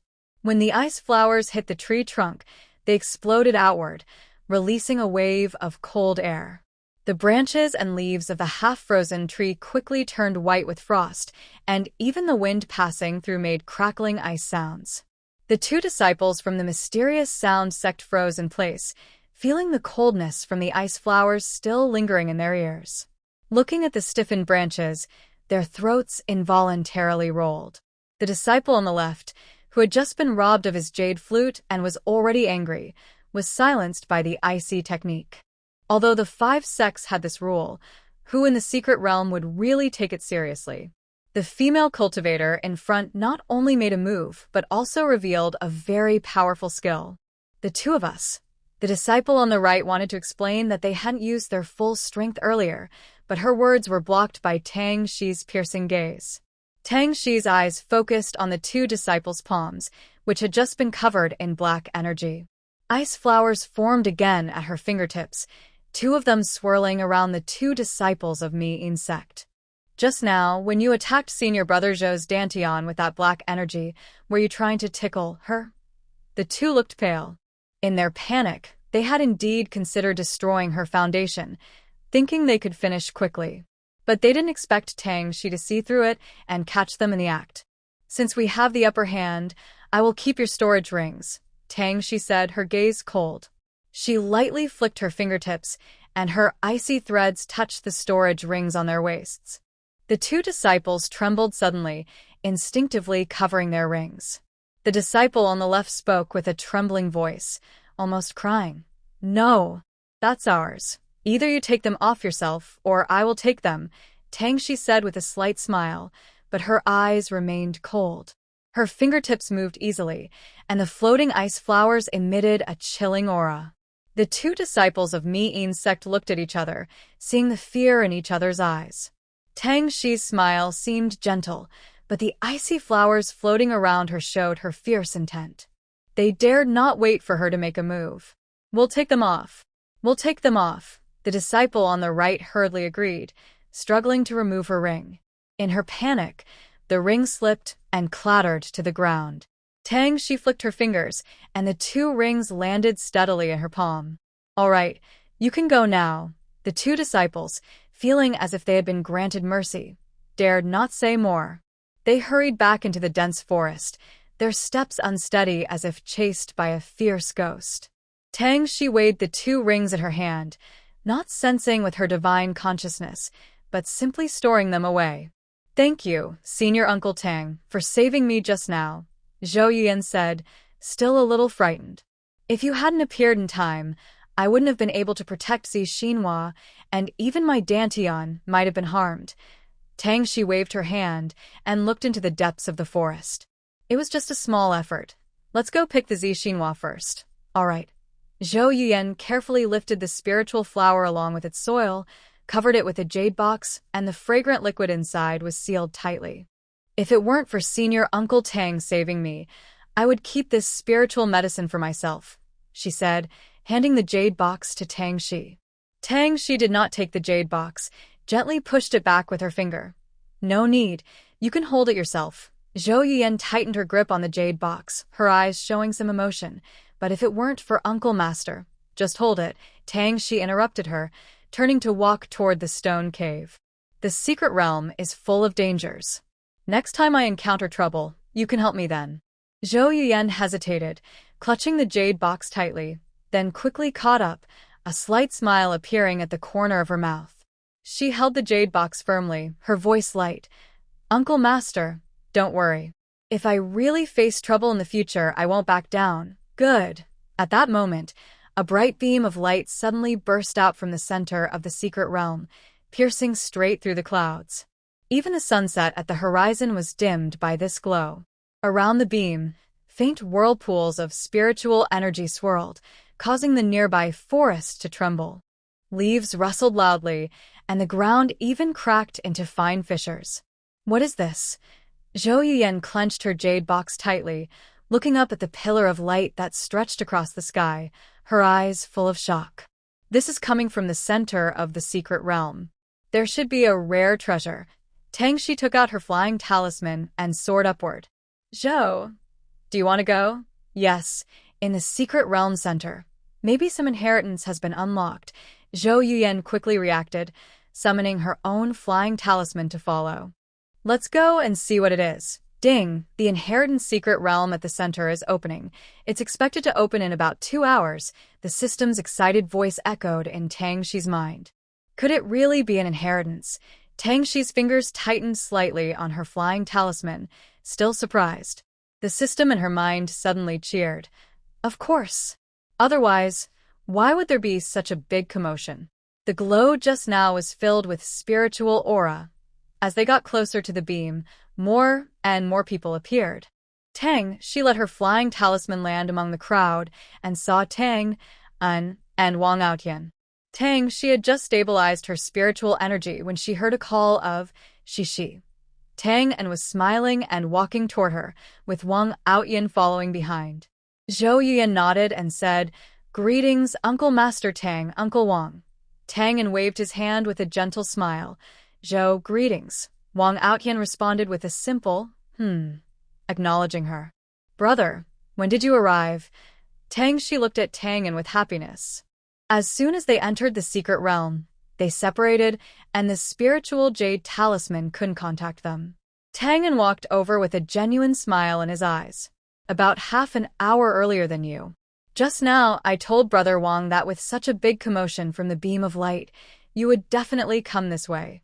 Tang Shi smiled slightly, her eyes shining with amusement. With such a big fuss, it must be a special opportunity. Only a fool wouldn't come closer. She glanced toward the beam of light. The pillar was brighter now, and faint spiritual energy floated in the air, making her feel comfortable as she took a breath. "Did you guys go check out the situation?" she asked. I see many people around trying to get closer. Wang Outyan, standing nearby, added, no need. The beam isn't fully open, and the protective barrier ahead is still swirling. Going now would just waste spiritual energy.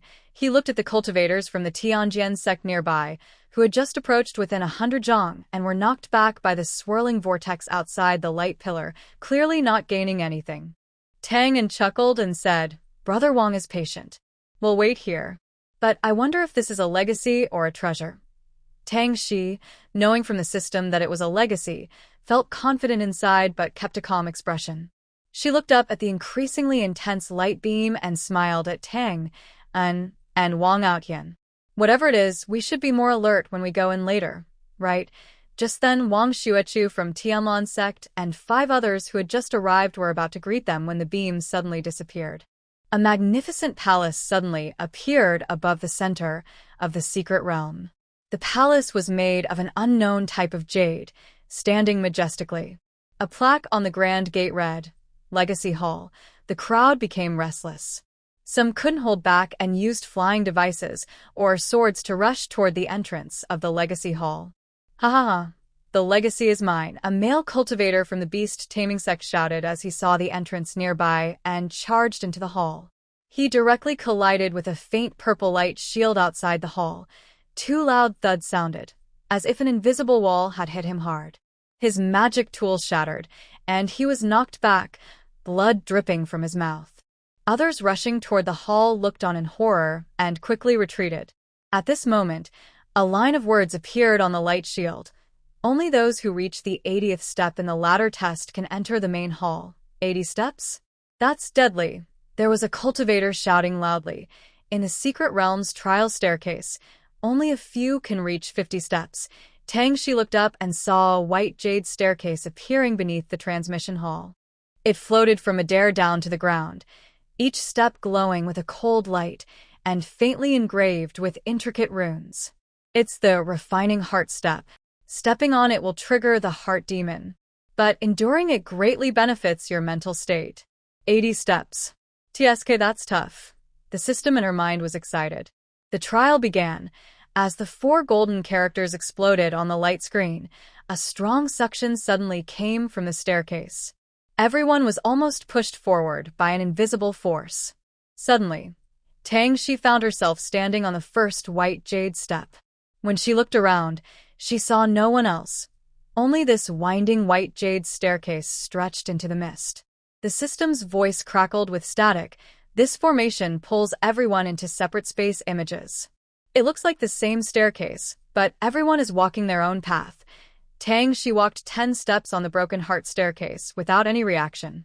The runes on the steps lazily flickered, and the sluggish spiritual energy she expected to feel didn't come. This is strange. Very strange. The system sounded confused and even doubtful. Did you secretly hide some treasure to break the formation? Or Are you related to this broken heart staircase? Why does your progress seem so smooth, like you're walking in your own backyard?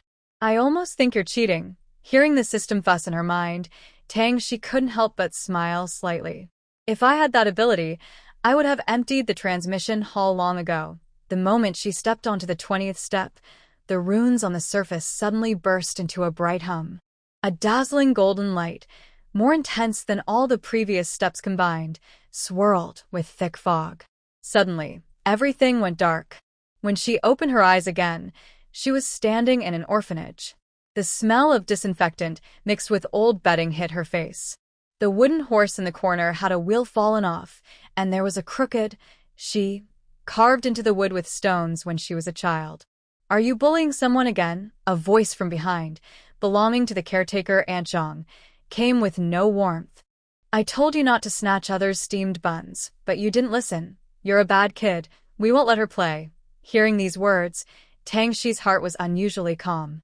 In the illusion, the children still held small stones, their faces flushed red, just like they were years ago. Tang Shi clearly remembers that the little girl who shouted the loudest later secretly pulled her into a hidden corner when Tang Shi was bullied by other children. The boy who said, "No playing," cried tears and snots when he was adopted, holding her tightly. Tang Si Sudan Lisa Mai. The jade steps beneath her made a soft buzzing sound, and the glowing runes' light gently dimmed. The thick fog around her dispersed a little, and the air felt much fresher. Wow, the host escaped the illusion so quickly. The system was surprised to see Tang She quickly come out of the illusion. Not really fast.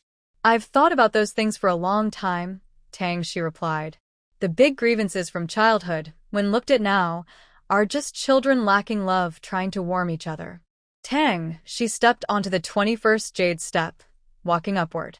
She listened to the wind fading behind her, feeling quite calm inside. From the 20th step onward, not only the illusion's inner demons, but also the faint pressure from before had disappeared. She stepped one step at a time, the white jade glow flickering in the fog, almost like it was guiding her. The system muttered in her mind, Is this the heart-refining stage? Has the host really not cheated? When Tang She reached the 80th step, she couldn't help but chuckle at the system's words. I really haven't cheated. If I could cheat in the inheritance hall, why bother climbing these 80 steps? I would have just pushed the door open. Ding, the trialist's mind is clear. All obsessions are gone.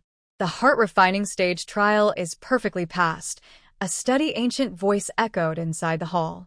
The heavy, closed door of the inheritance hall slowly opened with a creak, revealing a warm jade glow from inside.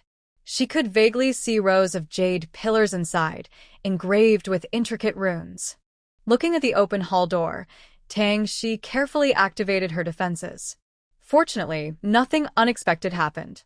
She successfully entered the inheritance hall. After one incense burn, the first level of the trial begins.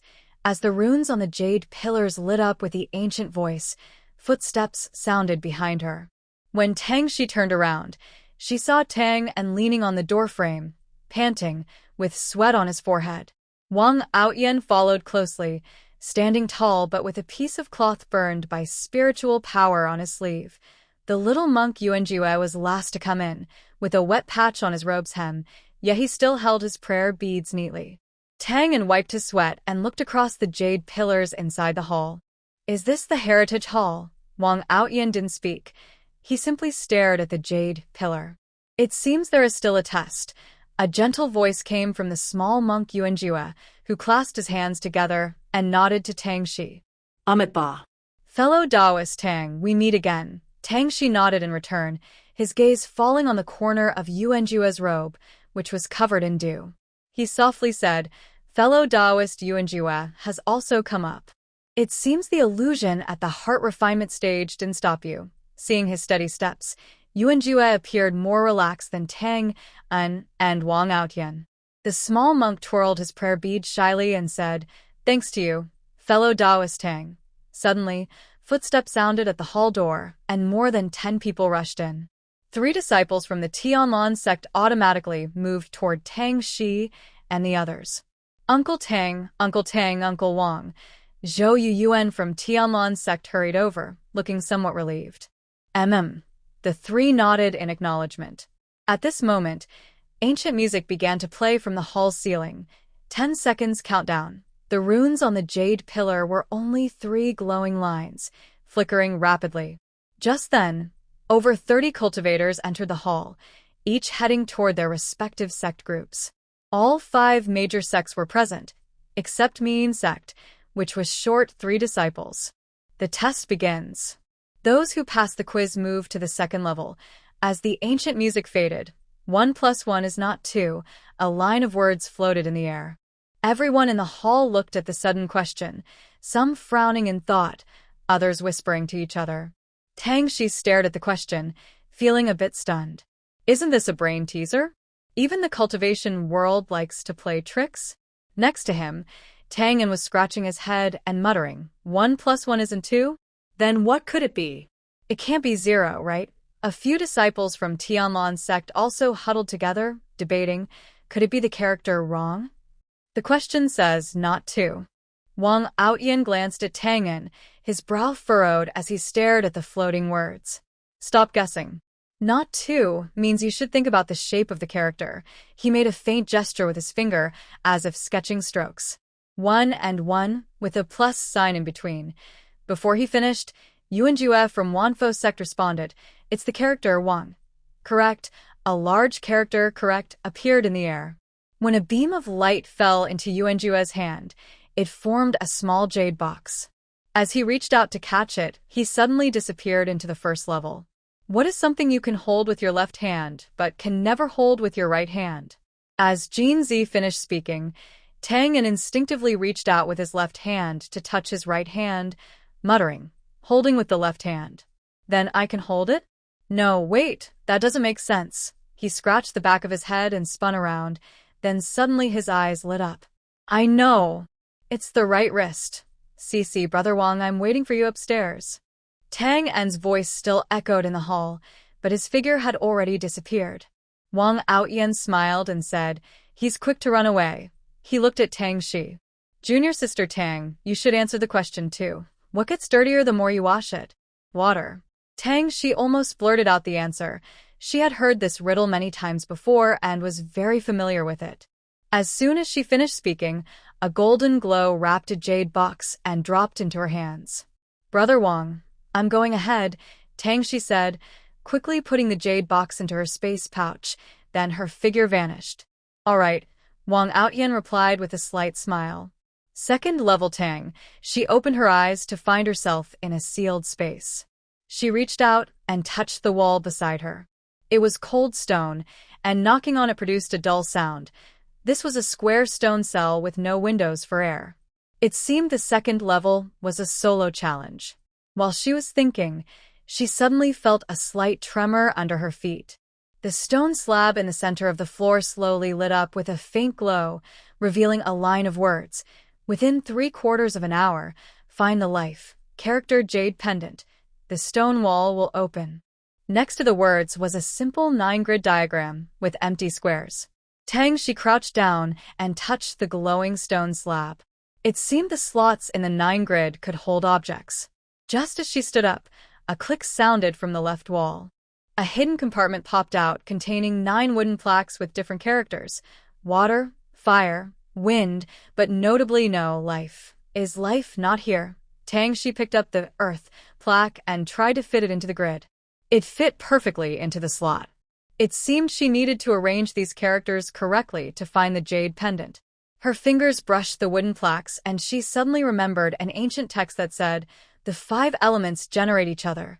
Earth is the foundation." She tried placing the earth in the center of the 9-grid, then arranged the remaining characters following the sequence.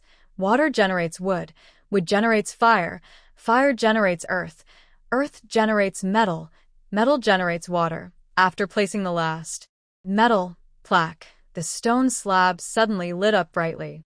The center of the 9-grid popped out a large, egg-sized jade pendant, with the character, life, engraved on it. A jade box fell into Tang Shi's hands, and at the same time, her figure disappeared, arriving on the 3rd level. What she saw was a vast starry sky. Level 4. Name of the heart. What is the way? Why cultivate the way? The sound of sacred chants echoed around Tang Shi. The sacred chants, wrapped in starlight, landed on her shoulders, as if countless eyes were quietly watching. Tang Shi stood in the void, with swirling star clouds beneath her feet. In front of her floated the words, "What is the way?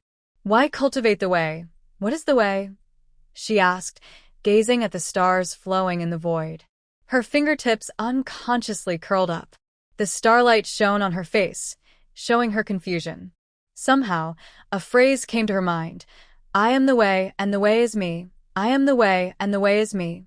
As this sentence echoed in her mind, a burst of golden light suddenly exploded in the starry sky. Tang Shi instinctively raised her hand to block. When she opened her eyes again, countless versions of herself appeared in the void, some confused from the moment she arrived, some excited about crossing into the cultivation world, some with hands cut by sword energy during sword practice, some protected by parents, brothers, and her master, and others with fierce determination in their eyes during battles with monsters. Each, Tang Shi, was moving, breathing, holding different things, some holding swords, some studying, some pulling Tang and sleeve. "Am I the way?" She looked at these illusions and suddenly smiled. She touched the closest herself. the one who bled during sword practice. The illusion dissolved into star fragments at her fingertips, feeling warm. "I am the way." As the 5 words fell, a surge of heat suddenly exploded from her dantian. The spiritual energy from the 12th level of Qi refining surged wildly, like a wild horse running free, causing her meridians to swell. She quickly steadied her mind and used the 5 elements turning ice technique to gather the spiritual energy. The whirlpool of spiritual energy deep in her dantian spun faster and faster, gradually forming the outline of a gray-white stone platform at the center. The spiritual power flowed rapidly along the technique's path. The originally wild spiritual energy was tamed like a snow wolf, flowing along her meridians toward her dantian. The whirlpool deep in her dantian spun, almost into a shadow. The gray-white stone platform at the center was being gradually filled with spiritual energy. Its edges began to harden, and the surface formed fine ice patterns. The golden light in the starry sky continued to pour into her crown. When the spiritual energy hit her dantian along her meridians, the foundation platform suddenly trembled. The icy patterns on the stones suddenly lit up. The barrier at the 12th level of Qi training made a cracking sound as spiritual energy washed over it, as if a thin sheet of paper was about to tear. The outline of the foundation platform became clear enough to see the curve of its edge. The icy patterns twisted around the stone surface, locking the flowing spiritual energy firmly at the center. Suddenly, her dantian felt a sharp drop. The foundation platform fully solidified, and her spiritual energy immediately retracted. When it spread out again, it felt sharp like ice crystals. This was the aura of the first stage of foundation building. Reached the first stage of foundation building. She looked down at her fingertips. Her spiritual power formed a thin layer of frost on her knuckles, much steadier than the ice blade she made earlier. Her previously swollen meridians now felt relaxed, as if soaked in a gentle spring rain, thanks to the new spiritual energy. She activated her hidden spirit bracelet to show her cultivation level as the 12th level of Qi training. If someone had been nearby, they would definitely notice that she was cultivating a top-grade Dao foundation. Her top-grade foundation had a faint aura of the Great Dao, making it different from others. Dao foundations are divided into 4 stages: Heaven, Earth, Mysterious, and Yellow, with Heaven being the highest and Yellow the lowest. The surrounding starry sky no longer shone brightly. The familiar beam of light wrapped around Shi once again. A strong medicinal aroma suddenly filled her nose, bitter but with a hint of sweetness, mixed with the scent of soil. She looked up and saw neatly planted spiritual herbs all around. Crimson fruits hung from the branches, and dewdrops rolled on the green leaves of the fairy grass. In the distance, a few half-human height medicinal plants emitted a faint glow, clearly part of a carefully tended herb garden. "This herb garden's lowest spiritual plants are all 5-star level," she said. She supported herself on a spiritual plant with yellow buds, steadying her stance. Not far from her, in front of a bamboo hut, an old man dressed in rough linen was bending over a spiritual field. Hearing the noise, he slowly turned around. His cloudy eyes fixed on Shi, showing some surprise but no hostility. "A young girl has come." The old man's voice was gentle, calm like the forest. She slightly pressed her fingers on her sword's hilt. The coldness from her frost sword seeped through her palm, calming her restless mind. She looked up at the old man. He was hunched over, hands covered in fresh soil, with a peaceful gaze like a spring of spiritual water in the garden. But the more ordinary he seemed, the more she dared not relax her guard. "Sorry to disturb you, Senior," she said calmly, her eyes alert. The old man nodded knowingly, a faint understanding flashing in his cloudy eyes. He put down his water jug and pointed to a stone table nearby. "Sit down and talk. You seem unsteady. You've just advanced, right?" Shi hesitated for a moment, then looked at the willow tree beside the stone table. The trunk faintly shimmered with runes, disguised as a protective formation made of spiritual wood. Her heart tightened, but she kept her composure. She walked to the table and sat down, her fingers never leaving the sword hilt. The old man brought over a cup of tea with a greenish hue and handed it to her. This is brewed with spiritual leaves from the garden. It can calm your mind. The tea's aroma rose gently, carrying a soothing spiritual energy. Tang Shi took the cup, feeling the warmth on her fingertips, and suddenly understood. This garden was protected by formations everywhere. The seemingly ordinary old man was likely a master skilled in both formations and alchemy. She held the cup without drinking immediately, softly asking, "Senior lives here alone." The old man smiled, wrinkles gathering at the corners of his eyes. Guarding these plants is a lifetime's work. His gaze fell on the garden of spiritual plants, gentle, as if he was looking at his own children. "And you, little girl, with such cultivation at a young age, are truly rare." Tang Shi's fingers tightened slightly around the cup. "Senior is too kind. I'm just lucky to have had some fortunate encounters." She avoided his gaze and looked at a sixth-tier golden-edged spiritual mushroom.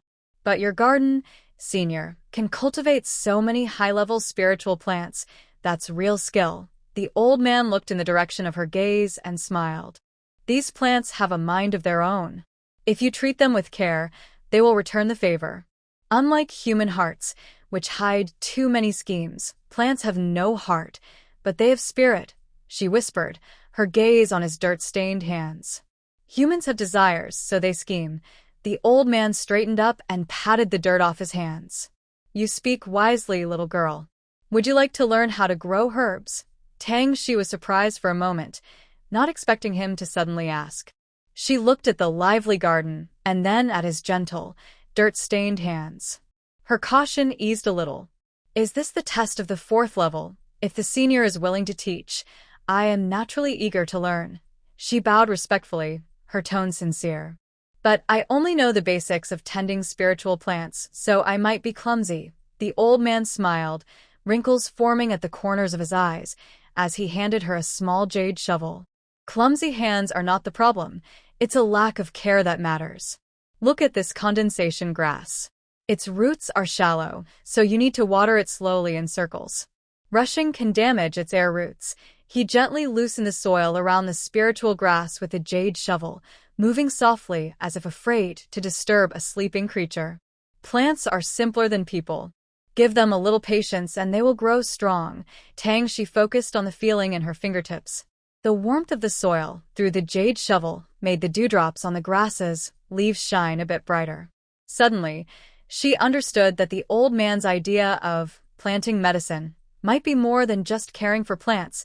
It could hold a deeper lesson about cultivation. Like this, she tried moving the shovel herself. Her movements were awkward but careful and serious. The old man nodded approvingly. "Exactly. That's the right attitude. You're better than those cultivators who only think about harvesting herbs or refining pills." Tang Shi's cheeks warmed slightly, and her grip on the jade shovel steadied. She gently straightened a crooked spiritual grass and added some fine soil around its roots, treating it as if it were a fragile treasure. "I believe all things of spirits, and you can't force them," she said softly, her eyes on the spreading leaves of the grass. "Just like people need food and sleep, plants grow according to the seasons.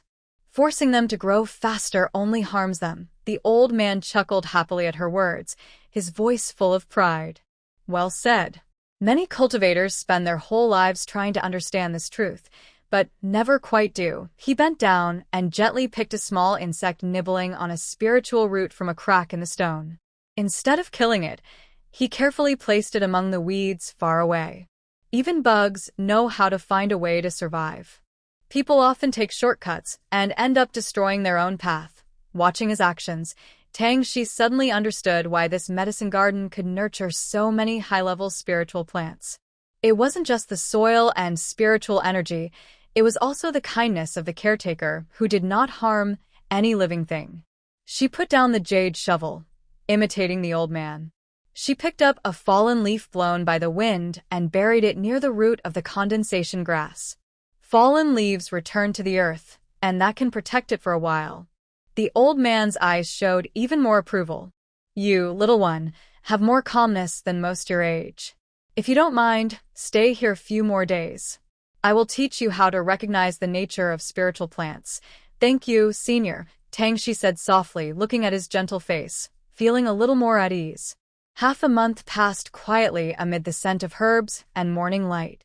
Tang Shi was kneeling beside the spiritual field, carefully loosening a newly sprouted 7-leaf ginseng. She gently fixed the crooked seedling with soft spiritual vines, ensuring she wouldn't damage the roots or stem, while guiding it to grow toward the sunlight. Her fingers moved skillfully and gently, now more confident and natural than when she first started. 7-leaf ginseng is delicate. It fears both floods and strong sunlight. Your method is quite suitable, said the old man, leaning on his bamboo staff, standing on the ridge. He watched her sweat on her forehead, a warm smile deepening in his eyes.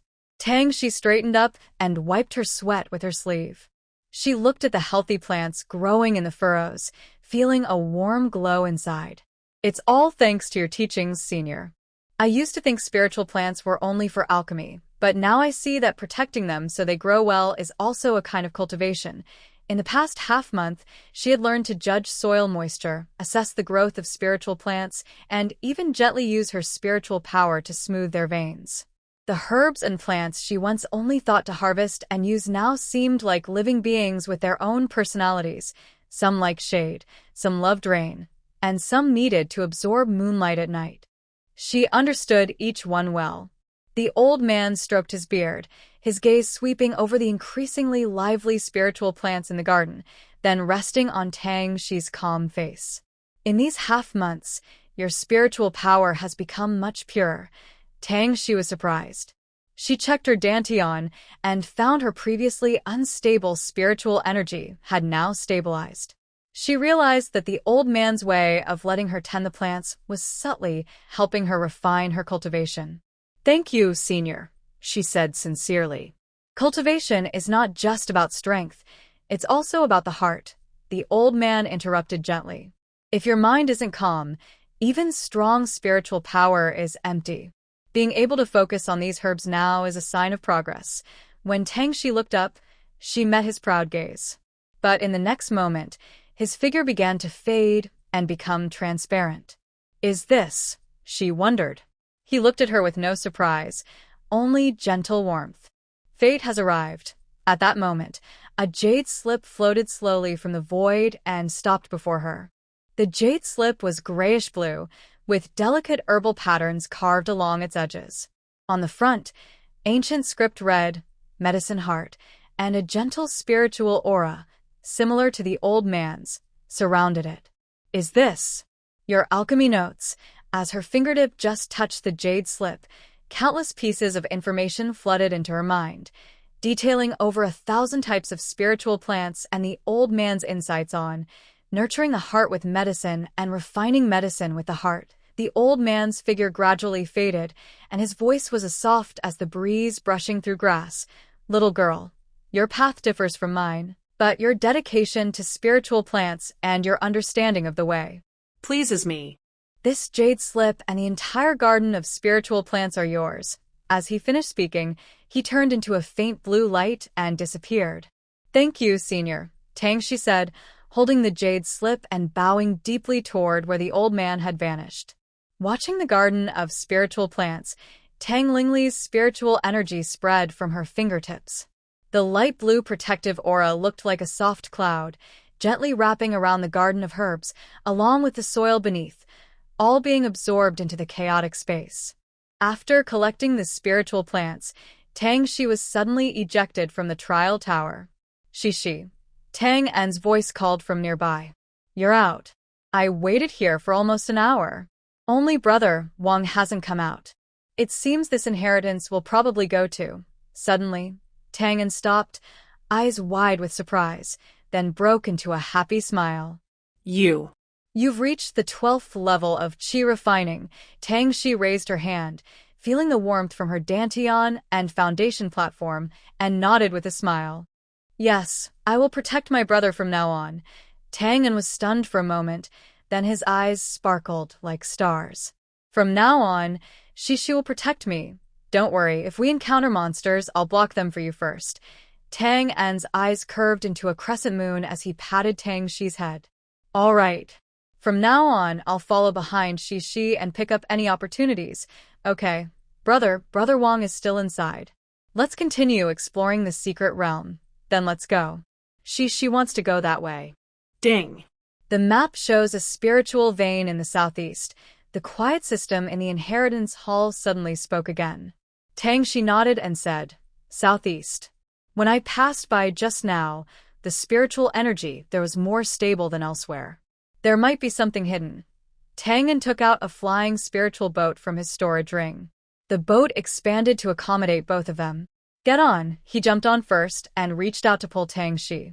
Tang Shi smiled, took his hand, and used his strength to step onto the spiritual boat. Master, were you blocked during the inheritance assessment in the hall? Tang Shi asked the system with some doubt. No, this kind of inheritance test is a personal assessment for the host. The system doesn't interfere. The system replied proudly. Before, in the Buddhist inheritance, why didn't you speak up? That inheritance wasn't for the main host. This time is different. If the host hadn't awakened their own path, they probably wouldn't have a chance to get the inheritance. Fortunately, the host obtained the medicinal garden, or else they would have returned empty-handed from the inheritance hall, the system said with a hint of regret. There's nothing to regret. It shows that this inheritance wasn't meant for me, Tang Shi said calmly. In the original story, this inheritance was obtained by Wang Aotian. Besides, opportunities are all about fate. The two sat on a spiritual device and flew over several mountains until they reached the place marked on the map. Brother, we're close. Lower the flying spiritual device a bit. Tang Shi patted Tang En's back. Communicating with the system, they arrived at the destination. Tang En lightly pressed his fingertip on the formation disk, and the spiritual boat sank like a leaf into the lower air. As it skimmed past the top of a small pine tree, the pine needles rustled against the boat. Can you see clearly? He asked Tang Shi with a tilt of his head, glancing down into the valley, misty and hazy, with faint white light seeping from cracks in the rocks. The spiritual energy was so dense it almost formed fog. This is the host's location. Do you see that large stone? The spiritual vein is beneath it, the system excitedly prompted. Tang Shi looked at the moss-covered giant stone based on the system's hint. As soon as his spiritual sense touched it, he felt the strong spiritual energy. Let's go down first, Tang En said, lowering the spiritual device. After both of them stood steadily, he retracted the device. Brother, it should be right here, Tang Shi said, walking to the giant stone and gesturing to Tang En. The spiritual vein should be underneath. Tang En immediately moved closer and probed with his spiritual sense. He squatted beside the giant stone, his fingertips brushing the moss-covered surface, revealing fine lines underneath. This is a blood vein locking array. It's actually innate. Luckily, the formation isn't fully developed yet. Otherwise, we might have come here for nothing. As Tang En's spiritual power flowed along the stone's patterns, the faint blue lines seemed to come alive, glowing faintly with his spiritual energy. He held his breath, focusing intensely. His fingertip paused at a spot slightly to the left of the giant stone. There, the lines were deeper, and a tiny dewdrop the size of a rice grain sat there, swirling with spiritual energy. This is it, he whispered loudly, and his spiritual power suddenly concentrated on that point. Click! Suddenly, a dull sound came from the giant stone. The patterns on its surface receded like the tide, and the entire stone shifted half a foot to the side, revealing a dark, black hole. It's done. Tang En's eyes lit up like fire, and he turned to pull me. Cici, come look. There seems to be light underneath. Just as he was about to approach the hole, Tang Shi reached out and stopped him. What's the rush? First, check if there's a restriction. She snapped her fingers, and a small piece of gravel shot into the hole with a whoosh. After a while, no sound came back, only a stronger aura of spiritual energy seeped out. The system excitedly said in my mind, Host. It's a top-quality spiritual vein. Hurry and go in. Let's go. There's no restriction, Tang En said, leading the way into the hole. 15 minutes later. Wow. It's happening. CC, look, Tang exclaimed, his voice trembling with excitement as he stared at the sparkling spiritual stones in front of him. Tang, she was also stunned by the abundance of high-quality spiritual stones before her. Only 3 days left before the secret realm closes. Let's dig a bit more.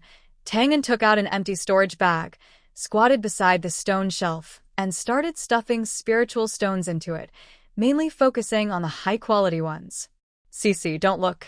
Hurry and dig, Tang urged, quickening his movements as if he wished he had more hands. Okay, Tang, she replied, drawing her short sword and beginning to dig for spiritual stones. CC, look at this. Tang held up a purple gold-patterned spiritual stone, approaching her. The stone was faintly surrounded by a thin crackle of lightning energy. Thunder Spirit Crystal, just right for you, brother. Tang Xi's eyes sparkled with surprise. She knew how precious Thunder Spirit Crystals were. In cultivation circles, lightning attribute spiritual objects are extremely rare, and Thunder Spirit Crystals are a dream item for those practicing lightning-based techniques. With this, I'm sure I can break through to the 10th level of Qi refining, Tang said, placing the crystal into a jade box, storing it in his ring, and then continuing to dig for more crystals. Over 3 days, the two of them collected 2 Thunder Spirit Crystals, 2 Wood Spirit Crystals, and 3 Fire Spirit Crystals. 3 days later, while digging for spiritual stones, Tang Xi suddenly felt a wave of rejection. Brother, it seems the secret realm is about to close. Tang's small shovel clattered to the ground with a bang as he dropped it onto the soil of the spiritual vein. So soon, he hurriedly stuffed the half-formed golden spiritual crystal into his ring. Host, quickly collect the spiritual veins into the chaos space, the system reminded, worried that Tang Xi might forget. I want to, but with my foundation establishment level cultivation, I can't absorb them, Tang Xi replied helplessly. Host, with the chaos space, you only need to send your spiritual awareness into the veins to collect them. At this moment, a strong repulsive force hit, and Tang standing in front of Tang Xi disappeared instantly. Host, hurry. Otherwise, it will be too late. The system's urgent voice grew louder. Tang Xi extended her spiritual awareness toward the spiritual veins. As soon as her consciousness touched the veins, the chaotic stone in her dantian buzzed hot, and the veins seemed to be bound by invisible threads. The system hurriedly urged in her mind, hold steady. Don't loosen your awareness. Collect, Tang Xi commanded. The entire spiritual vein was pulled into the chaos space. Only a deep, large pit remained where it had been. At the moment the veins completely vanished, a flash of white light appeared before Tang Xi's eyes, and she was suddenly sent out of the secret realm by a powerful force. She felt her body like a small boat tossed in turbulent space currents, with the wind howling in her ears and chaos all around her. After an unknown amount of time, Tang Xi suddenly felt her body lighten, then with a loud plop, she fell heavily onto a soft grassland. Her whole body ached as if broken, and she struggled to sit up, gasping for air. Looking around, she found herself in a quiet, dense forest. The environment was completely different from when she entered the secret realm. There was no Elder Xianling or Elder Xianliang guarding her, no Tang or others, and no elders or disciples from other sections. The eerily silent atmosphere made her heart tighten with worry. System, what exactly is going on? Did I leave the secret realm? Tang Xi asked, full of doubt. You're out. The system's voice was uncertain. When you left, there was a transmission error, and it seems you're no longer on Yunlan continent. Not on Yunlan continent. System, are you sure? Tang Xi was shocked by the system's words and hurriedly asked, hoping it was a mistake. Based on the fluctuations in spiritual energy, environmental features, and spatial aura, this place is definitely not Yunlan continent, the system replied mechanically, but with a hint of helplessness. Tang Xi took a few deep breaths, forcing herself to stay calm. She had to find a way to understand her situation as soon as possible. Tang Xi tried to activate her spiritual power and found that it was flowing smoothly, but the surrounding spiritual energy was quite mixed and chaotic. System, since we're not on Yunlan continent, is there any way to return? Tang Xi asked calmly. The interface teleportation array, space nodes between two worlds or spiritual objects containing space laws, the system suggested. After hearing this, Tangshi looked up at the faint purple sky in the deep forest. Interface teleportation array. I've only seen fragments of it in ancient books on Yunlong continent. If I do encounter one, I can't be sure if I can activate it. Space nodes and spiritual objects are more tangible. At least you can feel and explore them. There's no rush to go back immediately. The most important thing now is to figure out where she is. Tangshi carefully observed the dense forest around her. Yunlong continent, secret realm entrance Tang, and anxiously watched the entrance slowly close, her eyes full of worry and concern. She paced back and forth nervously, muttering, "It's closing soon. Where is she? Why hasn't she come out yet? Junior brother Tang, don't worry. Junior sister Tang is clever. Maybe she's just delayed a little," Wang Outyan comforted, but his gaze remained fixed on the secret realm, not daring to look away for a moment, as if Tangshi might rush out at any second. At this moment, other disciples who had come out of the secret realm also noticed Tang and Wang Outyan's anxious expressions. Zhou Yuyan and some fellow disciples gathered around and said soothingly, "Uncle Tang, don't worry too much. Uncle Tang is blessed and he will come out safely. Yes. Maybe Uncle Tang found some opportunity inside, which is why he's late." As the light from the closing secret realm grew stronger and the gap gradually shrank, Tang An's heart felt as if an invisible hand was tightening around it. "No, I can't just wait like this." Tang An suddenly clenched her teeth and made a move to rush toward the entrance of the secret realm. Wang Outyan quickly reached out to stop her. "Tang An, calm down. The secret realm is about to close. If you go in now, not only will you fail to rescue Shishi, but you'll also put yourself in danger." Tang An was held tightly by Wang Outyan, her body trembling slightly, her face full of pain and struggle. Watching the secret realm about to close completely, Tang An felt deep regret. "It's all my fault. If only I had held Shishi back then." The leading elders, Xian Lingjun and Xian Liangjun, also grew anxious as they watched Tangshi, who had yet to come out. This person is the only disciple of Lord Lanyu. If something happens to him, Xian Lingjun quickly took out a communication jade slip and, with a serious expression, sent a message to Lord Lanyu. "Lord Lanyu, the secret realm is closed, and Sister Tang hasn't come out yet." As soon as Xian Ling finished speaking, Lord Lanyu appeared at the entrance of the secret realm. She radiated a strong aura and raised her hand to cast a spiritual power spell, creating a transparent shield that covered the area around the secret realm. The spiritual energy rippled outward, like invisible hands carefully exploring the area. Lord Lanyu frowned slightly, sensing something unusual. She looked serious as she took out Tangshi's soul lamp from her storage ring. The soul lamp looked old-fashioned, with a soft glow from its wick. When she saw that the soul lamp's light hadn't changed, her tense heart relaxed a little, knowing Tangshi was safe for now. But her eyes showed deep worry again. Although the soul lamp proved Tangshi was alive, she still had no idea where Tangshi had been transported. Meanwhile, on the other side, Tangshi had been exploring the enchanted forest for half a day. She had reached the outer edge of the forest when suddenly she heard voices. As soon as she pressed the concealment talisman to her clothes, Tangshi swiftly leapt onto the nearest tree branch, curling up among the dense leaves. The voices beneath grew closer, one man and one woman. The man was at the early stage of foundation building, and the woman was at the 11th level of chi refining. "Senior brother, this forest has always been strange. Are we really going in?" The woman's voice was worried as she gently tugged at the man's sleeve. The man patted her hand to comfort her. "Junior sister, don't worry. We're here on our master's orders to find spiritual herbs. These herbs are very likely in this dense forest. As long as we're careful, we'll be fine. If we find them, it will be a great achievement." The woman bit her lip and nodded. "All right, senior brother. We must be extra careful. I've heard there are many fierce monsters and strange traps in this forest." They continued talking as they walked beneath the trees.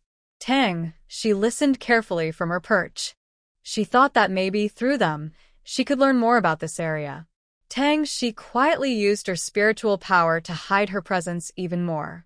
She carefully leapt from one tree branch to another, always keeping a safe distance from the man and woman. After walking for a while, the man suddenly stopped and looked around cautiously. Junior sister, do you feel that something is following us? The woman's face changed slightly as she clenched her magic tool. Senior brother, I don't feel anything. Maybe you're overthinking it. The man frowned and shook his head slowly. No, I keep feeling like there are eyes watching us from the shadows. He then used his spiritual sense to scan the area around Tang Shi's hiding spot. Tang Shi's heart tightened. She immediately calmed her breath, pushed her spiritual power to the limit, and activated a concealment charm that shimmered faintly, blending perfectly with the environment. His spiritual sense spread out like an invisible net, carefully sweeping the surroundings. Fortunately, the concealment charm worked. After wandering near the treetop where Tang Shi was hiding for a while, his sense found nothing unusual, and he slowly withdrew it. Tang Shi secretly let out a breath of relief, but still dared not relax. Senior brother, what do you think? Is there really something there? The woman asked nervously. The man's brow remained furrowed as he shook his head. I didn't find anything, but that feeling of being watched still lingers. Let's keep moving and be more careful. Tang Shi gathered her breath again and followed more cautiously. After walking a bit further, the woman suddenly pointed ahead excitedly. Senior brother, look. Is that spiritual grass? The man looked in the direction she indicated, a hint of surprise in his eyes. It really looks like it. Junior sister, let's go take a look, but be very careful.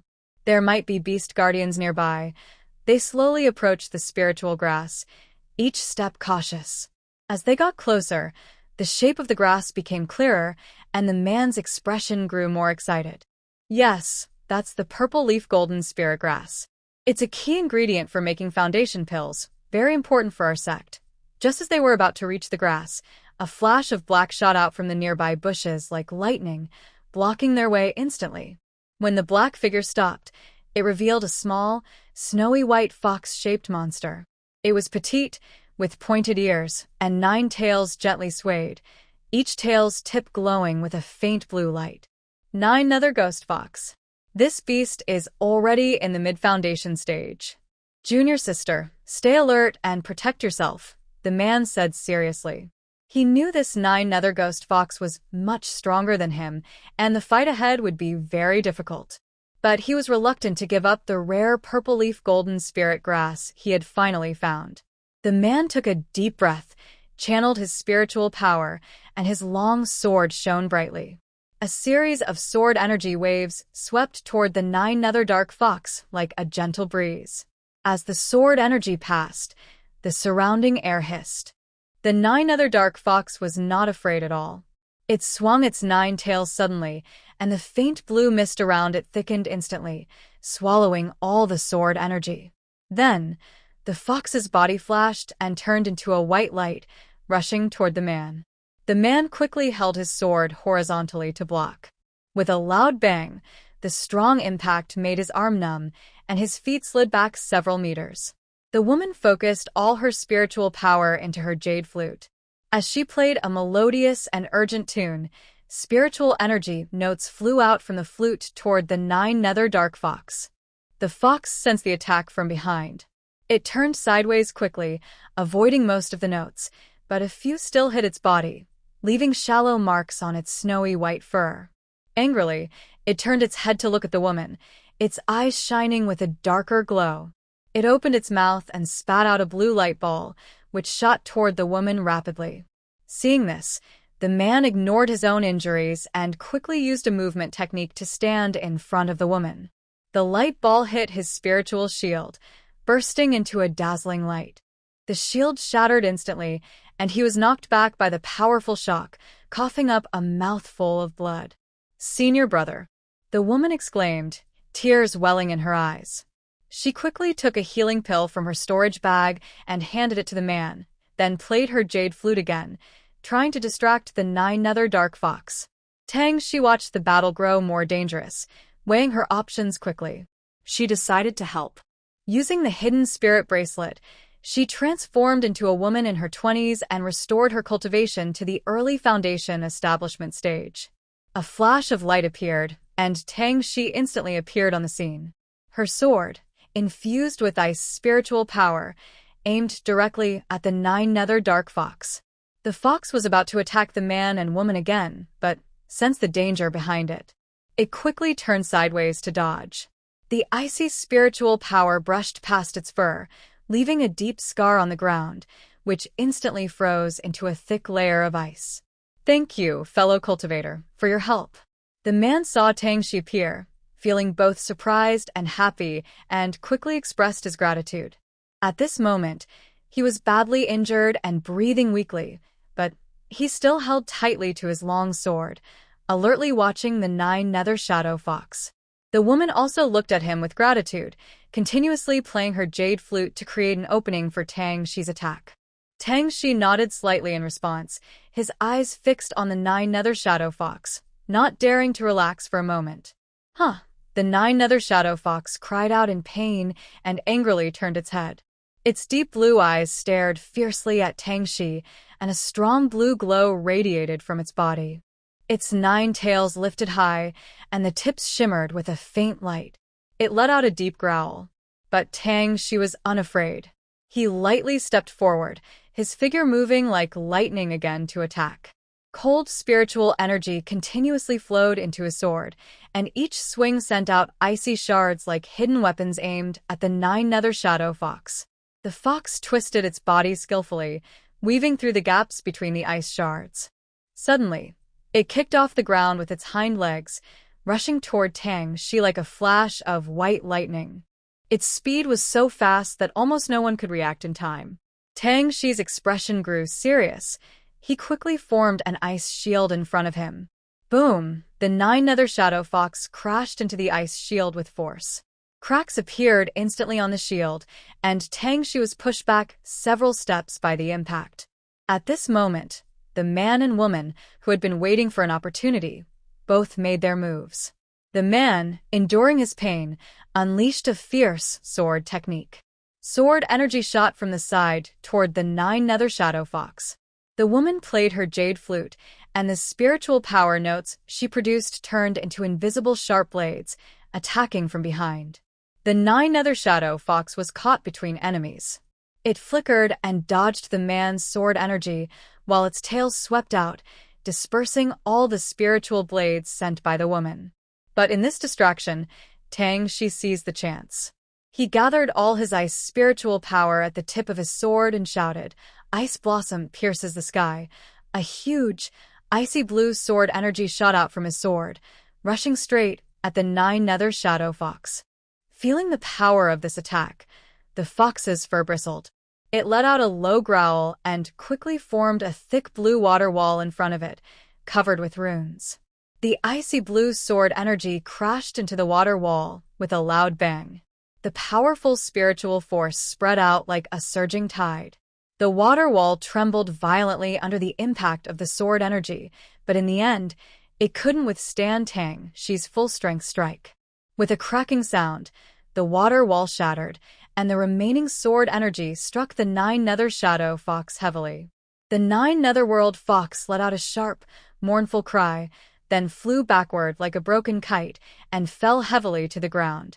Tang Shi and the others did not dare to relax their guard. They slowly approached the nine-netherworld fox. Only after confirming it was completely unconscious did they breathe a sigh of relief. The man and woman exchanged a glance, their eyes full of relief after surviving a disaster. Then they both bowed deeply to Tang Shi. "Thank you, fellow cultivator, for your great kindness. We will never forget it." Tang Shi quickly helped them up. "You don't need to be so polite. Helping each other when outside is what we should do. The nine-netherworld fox is so powerful. Why did you provoke it?" As she spoke, she looked around carefully. The man wiped the blood from the corner of his mouth and smiled bitterly. "Honestly, we are disciples of Lingfeng Valley. We were sent by our master to find the purple leaf golden spirit grass. We just found this grass and didn't expect it to attract the guardian, the 9 netherworld fox. The woman continued, if fellow cultivator hadn't acted in time, we might not have survived today. May I ask your name and where you come from? I am Senior Brother Wang Ji, and my name is Zhou Xiao. Her eyes were full of gratitude and curiosity. Tang Shi nodded slightly and said, Senior Brother Wang, Senior Sister Zhou, my name is Tang Yu.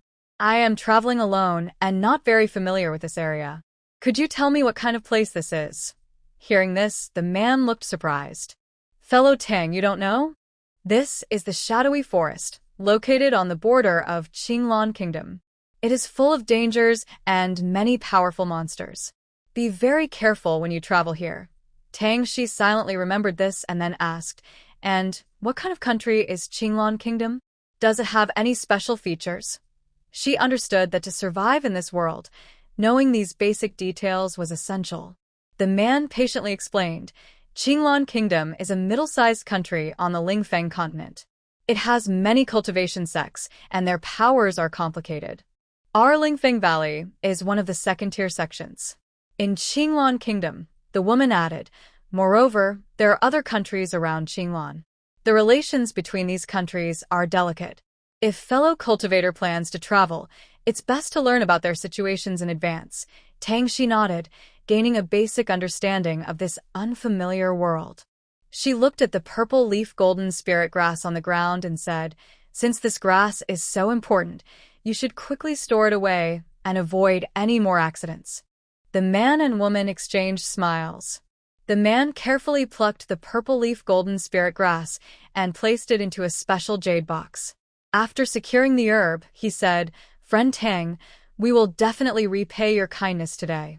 If you don't mind, you can come with us to Lingfeng Valley so we can show our hospitality. Thank you both for your kindness. I usually travel alone and might not be used to life in the valley. If I have the chance in the future, I will visit. Although the man and woman looked a bit disappointed, they didn't insist. The man said, in that case, if you need anything, you can show this token to find us in Lingfeng Valley. He then handed Tang Shi a jade badge with the Lingfeng Valley symbol and a map, showing the distribution of towns and forces in Qinglan Kingdom. Tang Shi took the jade badge and map. Thanks. If I need help, I will bother you. After storing the items, she said farewell to them. Half a month later, Tang Shi arrived at Songyan Town, the closest town to the Ghost Shadow Forest. As soon as she entered the town, her spiritual awareness quickly detected several malicious gazes sticking to her like parasites. She sneered inwardly. These people saw her alone, with only the 12th level of Qi refining, and decided to target her. Tang Shi kept a calm expression, walking leisurely on the street like an ordinary traveler, while secretly monitoring the movements of those few people within her spiritual awareness. 5 sneaky cultivators were following her, 2 at the 12th level of Qi refining, and 3 at the 11th level. They thought they were hiding very well, but Tang Shi, being in the early foundation establishment stage, with her spiritual awareness reaching the late foundation stage, saw through their actions clearly. Pretending not to notice, Tang Shi deliberately turned into a quiet, dark alley. The followers exchanged glances, their eyes flashing with excitement, eager to follow her inside. Once in the alley, Tang Shi suddenly turned around, her cold gaze like a sharp blade sweeping over everyone. You've been following me for so long. What do you want? The leader was a tall, thin man with a long scar on his face, making him look especially fierce. He grinned, revealing uneven yellow teeth, and greedily looked at Tang Shi. Little girl, coming out of the Ghost Shadow Forest, you must have some treasures on you. Hand over your belongings, and maybe I'll leave you in one piece. Brother, stop wasting words. Just attack her. Another tall, thin cultivator at the 12th level of Qi refining waved his hand, and the 5 of them instantly surrounded Tang Shi like hungry wolves. Tang Shi drew her frost sword, and cold energy quietly flowed through her meridians. The muscular cultivator was the first to attack. He raised his great sword high, howling with the wind, and swung it down fiercely toward Tang Shi's head, like a mountain pressing down. Tang Shi quickly dodged to the side, and her sword scraped her clothes, cutting into the ground and kicking up a spray of stones. At the same time, the tall, thin cultivator seized the opportunity. His long sword, like a venomous snake, shot straight toward Tang Shi's back. Feeling the attack behind her, Tang Shi tiptoed and turned around smoothly. She waved her sword casually, forcing the attackers back with clever moves.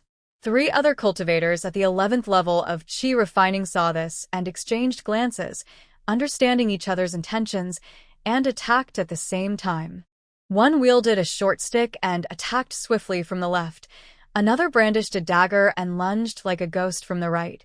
The third stood at a distance, quickly forming hand seals, gathering a beam of spiritual energy, ready to strike a deadly blow.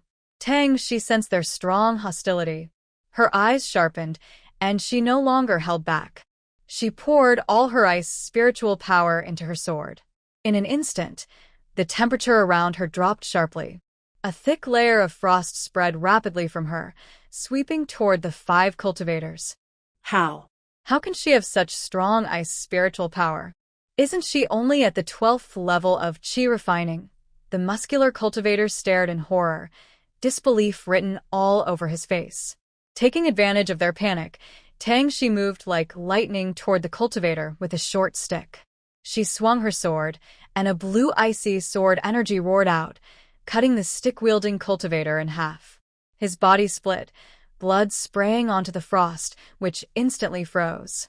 The tall, thin cultivator reacted quickly. He swung his sword rapidly, forming a spiritual energy shield in front of him to block the spreading frost temporarily. At the same time, sharp wind blades shot from his fingertips like deadly knives, aiming at Tang Shi. Tang Shi pushed off the ice and frost with her feet, leaping high into the air. In midair, she quickly formed hand seals with both hands, then suddenly pressed down. Countless ice spikes condensed from the void, pouring down like a rainstorm toward the tall, thin cultivator and the others.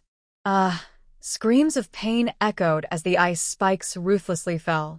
The 2 cultivators at the 11th level of Qi refining were unable to dodge and were pierced through their bodies by ice spikes, dying instantly. The muscular cultivator and the tall, thin cultivator tried their best to resist, but there were too many ice spikes. Several pierced their bodies, and blood stained their clothes. At the moment they were injured, Tang Shi had already landed steadily on the ground, holding a long sword, and rushed toward the muscular cultivator like a ghost. The muscular cultivator endured his pain, swung his great sword, and tried to make a final struggle. Tang Shi moved quickly, avoiding the sword attack easily, then stabbed her long sword like lightning, accurately piercing his throat. The muscular cultivator's eyes widened, his great sword clattered to the ground, and he slowly fell, completely losing his breath. Seeing her companions all dead, the tall, thin cultivator was filled with fear. He turned around and ran. Tang Shi wouldn't let him go. She used her movement technique, instantly catching up with him. She stabbed her sword into his back, piercing his heart. The tall, thin cultivator trembled and collapsed to the ground. Quickly, Tang Shi stepped forward, pressed her hand on each cultivator's forehead, and used a soul-destroying technique to completely erase their remaining spirits, preventing future trouble. Then she picked up the storage bags of the 5 cultivators and stored them in her space ring. Next, Tang Shi took out a jade bottle from the storage bag. Inside was a strange black liquid she had accidentally obtained in the Shadow Forest, which was highly corrosive. She poured the liquid over the 5 corpses. The liquid spread quickly, causing the bodies to melt rapidly and emit a foul smell. Soon, the 5 corpses disappeared without a trace, leaving only a few pools of black, stinking liquid. After confirming no one was around, Tang Shi calmly left the alley and blended into the crowd in Songyan town. At this moment, she looked no different from ordinary cultivators, only her eyes held a coldness after experiencing many battles. Walking along the street, she soon saw a relatively large inn. The signboard read Lion, and the entrance was bustling with people and the aroma of food. Tang Shi stepped inside, greeted by the noisy chatter and the smell of delicious dishes. A sharp-eyed waiter immediately approached with a smile and asked, "Guest, are you here for a quick meal or to stay overnight?" Tang Shi glanced at him and said, "Stay overnight." Give me a room upstairs. The waiter's smile grew wider, and he slightly bowed, saying, That will be 10 low-grade spirit stones, please. Upon hearing the words, Tang Shi took out 10 low-grade spirit stones from her storage ring and handed them to the shop assistant. The shop assistant's eyes lit up with joy as he received the spirit stones. Please, this way, guest, he said. Then he picked up a key with a delicate tassel and led the way, walking briskly. They reached the second floor. The shop assistant stopped in front of a door at the end of the corridor. He inserted the key into the lock, turned it gently, and the door creaked open. He stood to the side, gesturing for her to enter. This is the upper room, guest. Please go in. Look, everything you need inside. If you require anything, ring the bell by the bed, and I'll be right there, he said. Tang Shi nodded slightly. Okay. After the shop assistant left, Tang Shi took out a ceiling formation disc and opened it. She then took out the storage bag she had just received and sat quietly at the table. Host, are you okay? In the world of cultivation, killing and stealing are common. If you don't kill them, they will kill you. It's not your fault, the system said anxiously, noticing her unstable breath since she killed those people. Tang Shi was slightly startled, not expecting the system to speak suddenly. She took a deep breath, trying to calm the faint turbulence in her heart, and slowly said, I know that in this world, the law of the jungle rules. But personally killing someone, it's a different feeling. Her eyes were complicated, and she looked toward the corner of the room, as if she could still see the bloody scenes from the alley. The system softly comforted her. Host, if you want to survive in this harsh cultivation world, you must adapt. These people intend to harm you. You are just defending yourself. Moreover, if you show mercy, perhaps it will be you lying there now.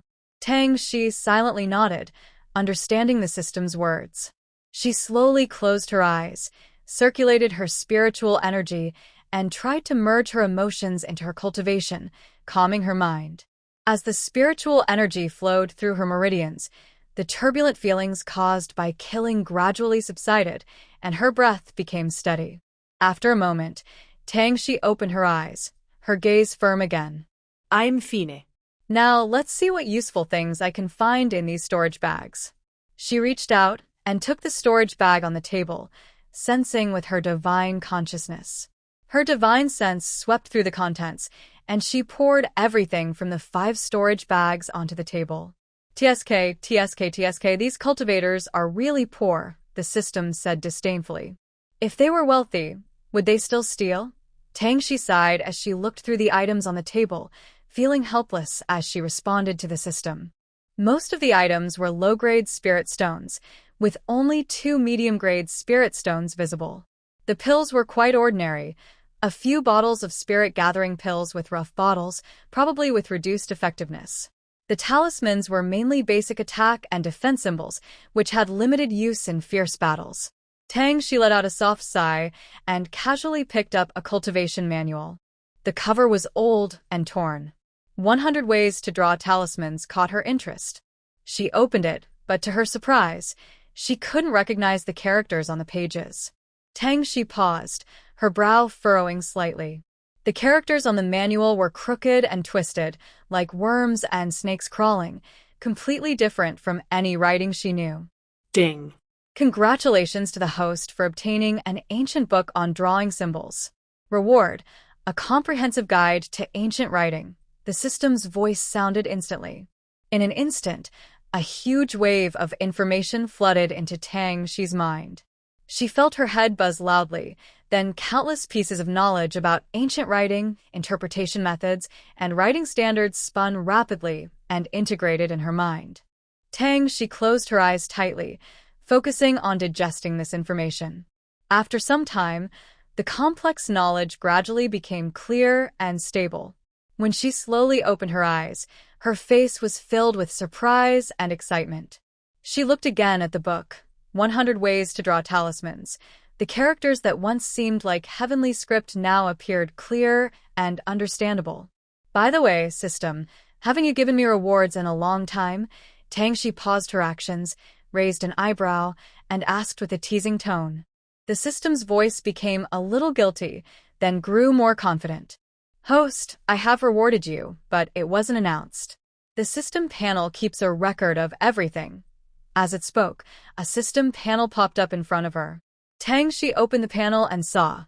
Host received 9-leaf rejuvenation flower. Reward, 1 9-leaf rejuvenation flower. Host unlocked Buddhist inheritance. Reward, one-time blessing from the Buddha. Note, can summon a Buddhist master to protect during crises.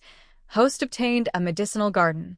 Reward, all spiritual plants' ages increased by 1,000 years. Host, system, I am a bit overwhelmed by all these rewards. With so many generous rewards, Tangshi smiled happily, feeling very pleased.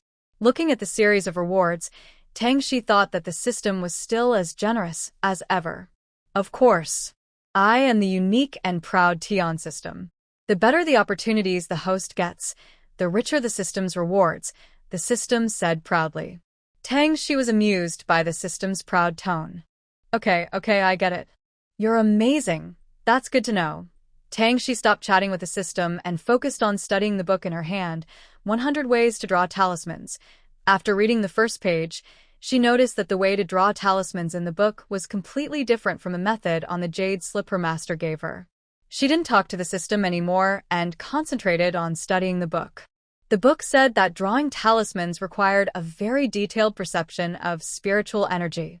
The spiritual energy had to be injected into the paper at a very special frequency, as if trying to resonate with the texture of the paper itself. The method on her master's jade slip also focused on precise control of spiritual energy, but followed a more regular, traditional way of guiding the energy. Frowning slightly, she continued reading. She saw that the drawings of the talisman patterns in the book were very complex, like mysterious mazes, with each line containing a special flow of spiritual energy. According to this drawing method, when the talisman is activated, its effects would not be limited to common functions like attack or defense. It might even produce some unique supportive effects, such as temporarily enhancing a cultivator's sensitivity to spiritual energy or disrupting the enemy's spiritual flow. This really opens up a new world, Tangshi whispered to herself, her eyes full of curiosity and a desire to explore. She knew that mastering this new way of drawing talismans would not be easy.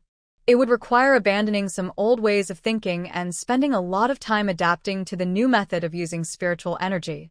She decided to start with basic practice, trying to sense the special frequency of spiritual energy as described in the book. She calmed her mind, slowly circulating her spiritual energy through her meridians, attempting to produce the subtle fluctuations described in the book. However, at first, her spiritual energy was like a wild horse running free, uncontrollable, and she couldn't reach the desired wave pattern. She could only keep adjusting her mindset and trying again and again. I don't know how long passed, but a faint, special fluctuation finally appeared in her spiritual energy. Although very weak, it gave Tangshi hope. It seems I have to take it slow. Rushing won't help. Tangshi calmed her emotions and continued to study this unique method of drawing talismans. Time quietly slipped by as she focused. Outside, the night gradually faded, and by dawn, Tangshi was able to make her spiritual energy fluctuate steadily at the required frequency, as described in the book. She opened her eyes, tired but mostly happy about her success. Although she didn't master drawing talismans overnight, this first-step success made her believe she could learn this skill. She stood up, stretched her stiff body, washed quickly, and sat back at her desk. She picked up a piece of talisman paper made from a special spiritual wood, which was tough and better at holding spiritual energy. Taking a deep breath, she carefully injected her spiritual energy, which vibrated at a special frequency, into the talisman paper. The paper trembled slightly, as if responding to her energy. Following the patterns in the book, she began to draw with her spiritual energy. But halfway through, the paper suddenly crackled and sparked, then caught fire and turned to ash instantly. Still too impatient. The injection of spiritual energy and the drawing lines weren't coordinated well. Tangshi sighed, analyzing her failure. She picked up another piece of talisman paper and started practicing again. This time, She was more careful, controlling the energy flow and paying close attention to the line's directions, trying to be precise at every step. Gradually, the lines took shape, and a talisman pattern appeared on the paper. When she finished the last stroke, the talisman emitted a faint glow, and she had successfully drawn it. Finally, I did it. She couldn't hide her excitement, examining the talisman repeatedly. The lines on the talisman shimmered with a mysterious light, as if holding a secret power, proof of her hard work overnight.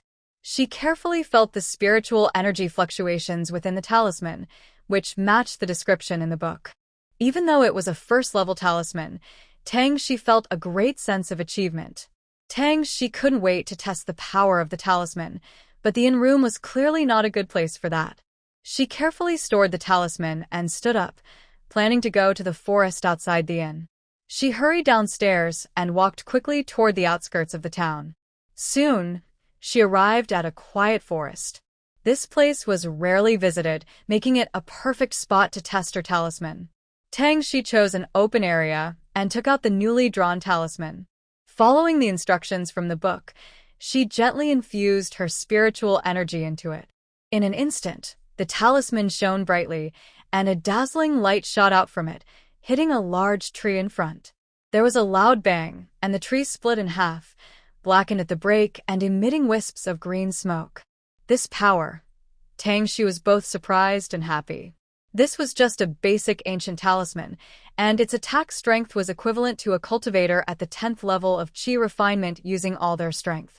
Looks like this 100 ways to draw talismans is really a treasure, she murmured happily.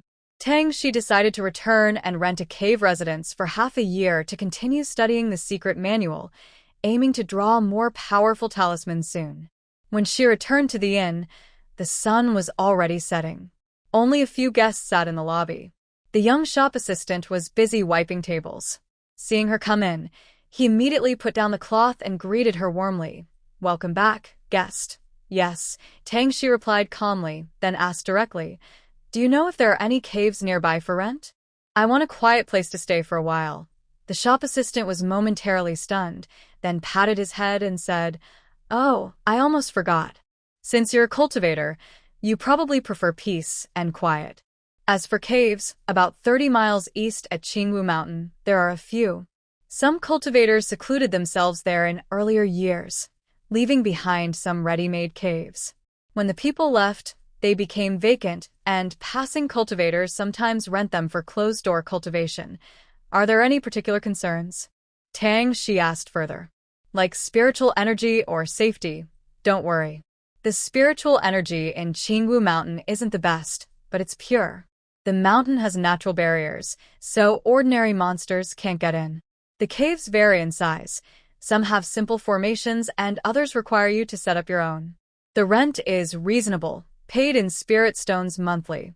Renting for half a year or more can be cheaper," the shop assistant explained confidently, clearly used to questions from cultivators.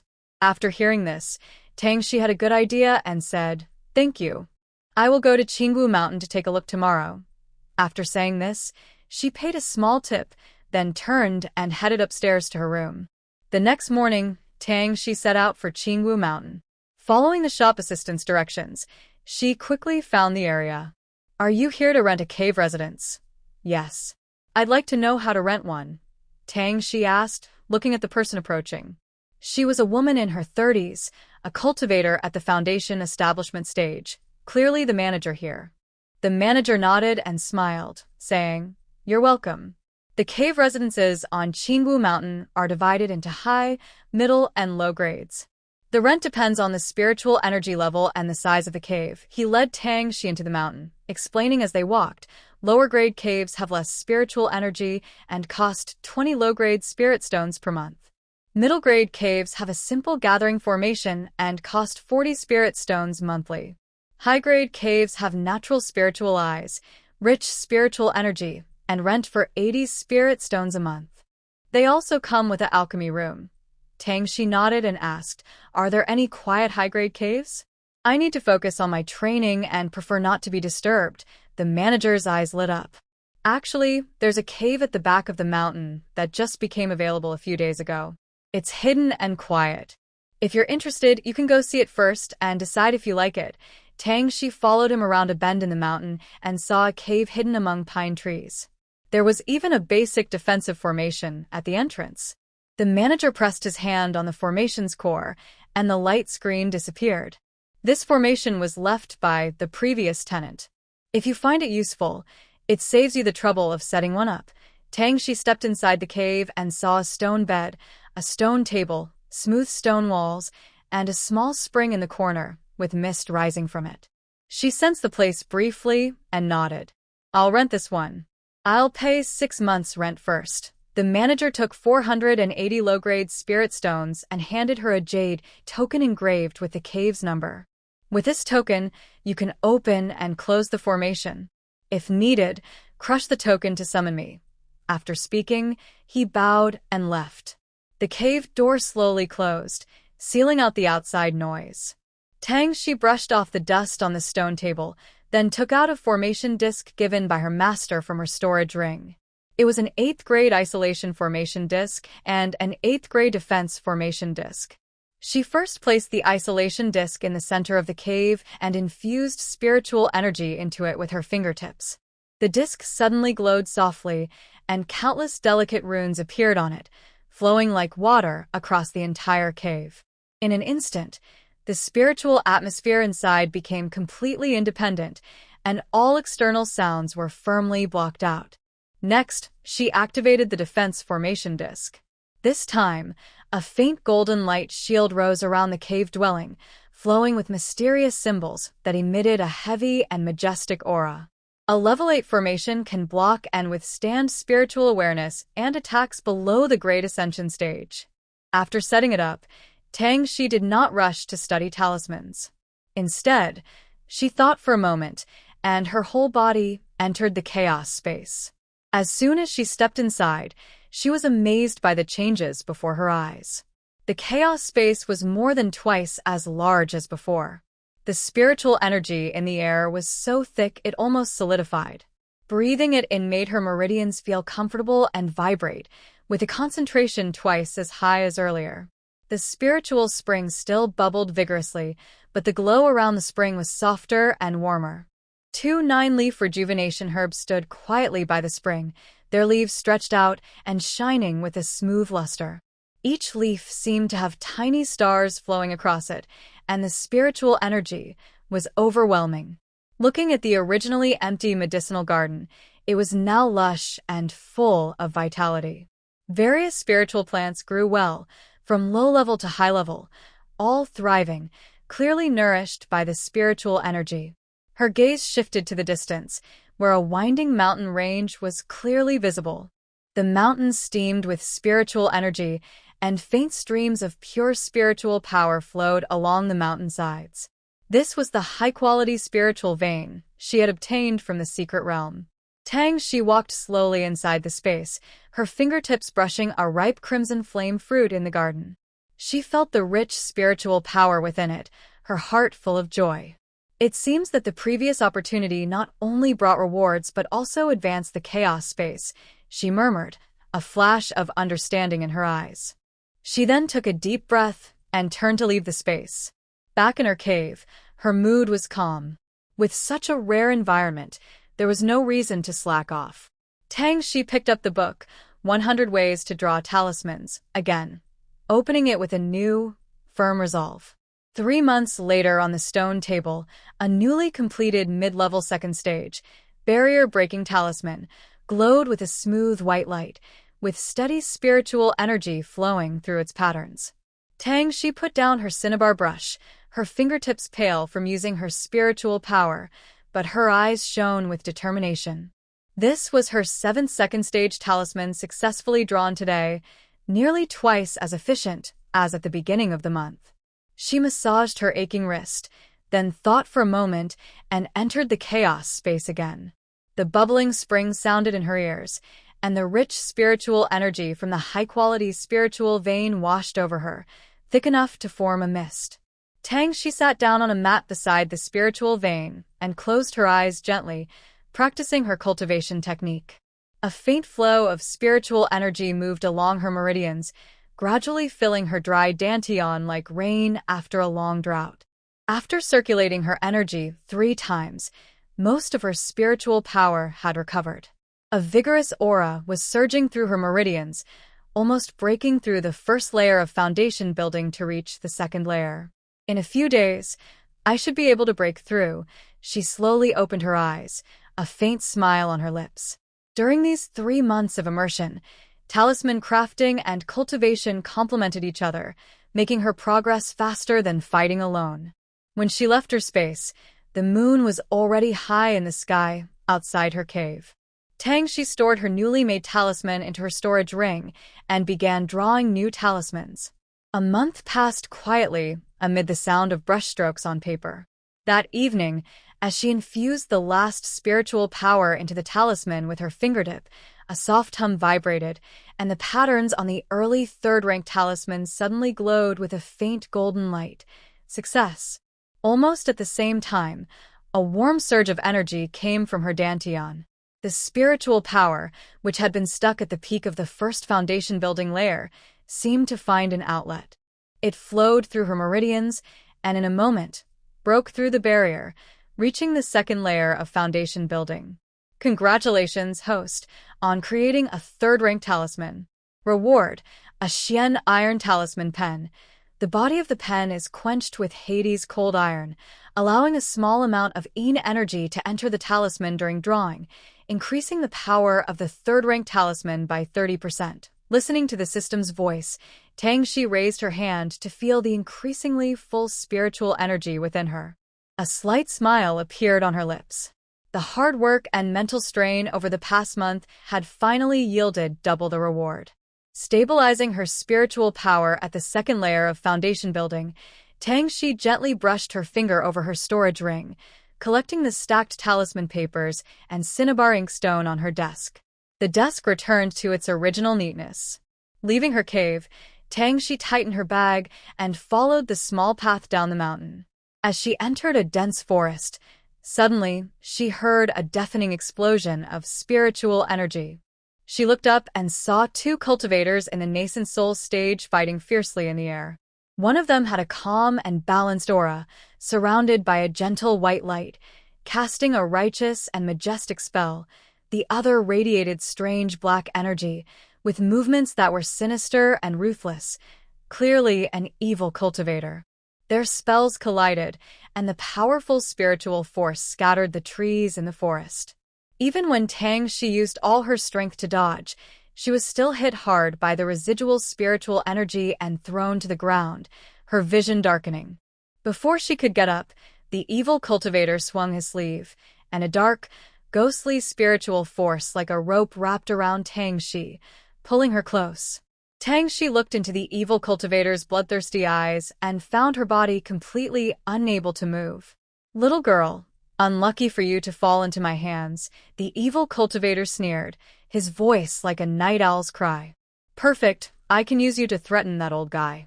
Let's see if he dares to fight me for this treasure," he said, gripping Tangshi tightly and turning to shout at the righteous cultivator, his eyes full of pride and arrogance.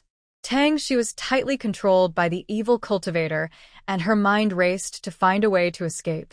"Old fool, see this girl? If you keep bothering me, I'll end her right now," the evil cultivator said, lifting Tangshi with one hand as if lifting a chicken, his face twisted with glee. Tangshi felt her breathing becoming difficult, her limbs weak, and she forced herself to stay calm. The righteous cultivator frowned, holding a shining magic tool, his eyes full of fear and hesitation. "You wicked thief, don't hurt the innocent. Come at me if you dare," he shouted, his voice echoing through the forest. "Humph, stop wasting time. Hand over the ancient treasure, and I'll let this girl go. Otherwise, she'll bleed right here," the evil cultivator said with a fierce look, tightening his grip. Tangshi suddenly felt a cold, dark spiritual force invade her body, making her internal organs feel like they were being stirred by icy blades, causing her pain so severe she nearly fainted. The righteous cultivator looked distressed, clutching the treasure tightly. It was the key to breaking through his bottleneck, but he couldn't just watch an innocent person die because of him. I'll count to 3. If you don't hand over the treasure, this girl will die. 1. The evil cultivator began counting loudly, his wildness growing stronger, eyes fixed on the treasure in the righteous cultivator's hand. The atmosphere in the forest was extremely tense. 2. The evil cultivator stretched out the word, his murderous glare intensifying, while the righteous cultivator's face grew more serious. She endured the intense pain, clutching the 6th-rank Thunderbomb talisman she took from her storage ring. This was her only hope of escape. If she could find the right moment, she might turn the situation around. Just as the evil cultivator was about to shout, 3, the righteous cultivator suddenly shouted loudly, and the magic tool in his hand shone brightly, sending a dazzling beam of light toward the evil cultivator. Evil cultivator was startled and instinctively threw Shi toward the beam of light, trying to block the attack.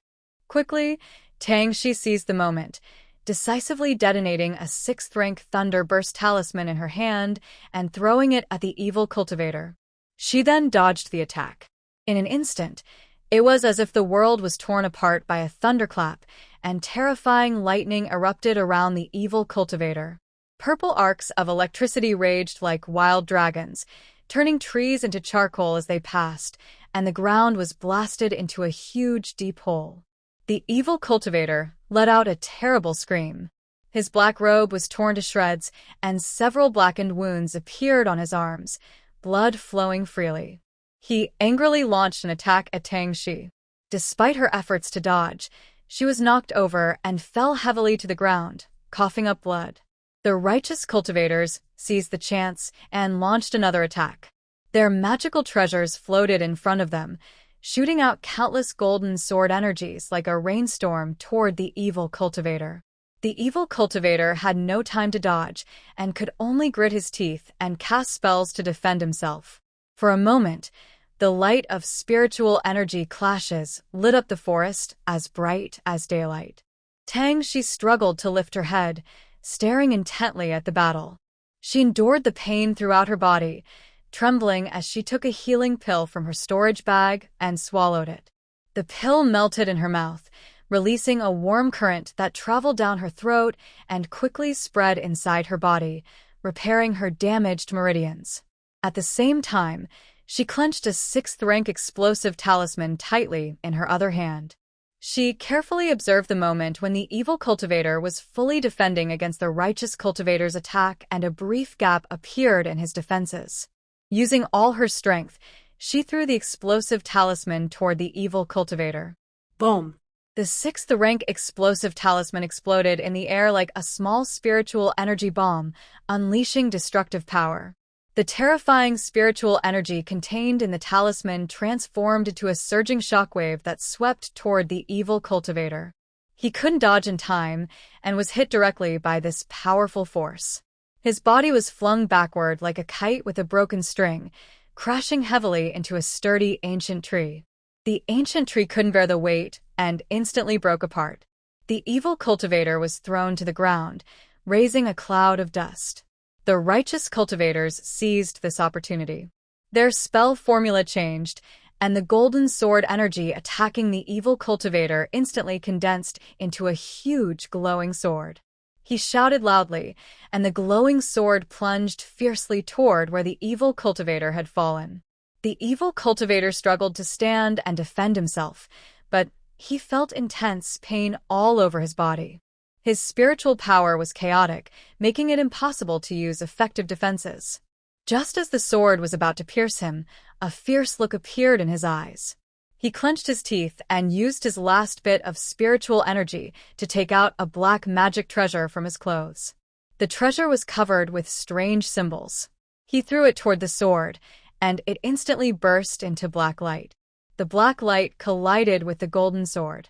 With a loud bang, both the black and golden lights disappeared at the same time, and a strong wave of spiritual energy swept through the area.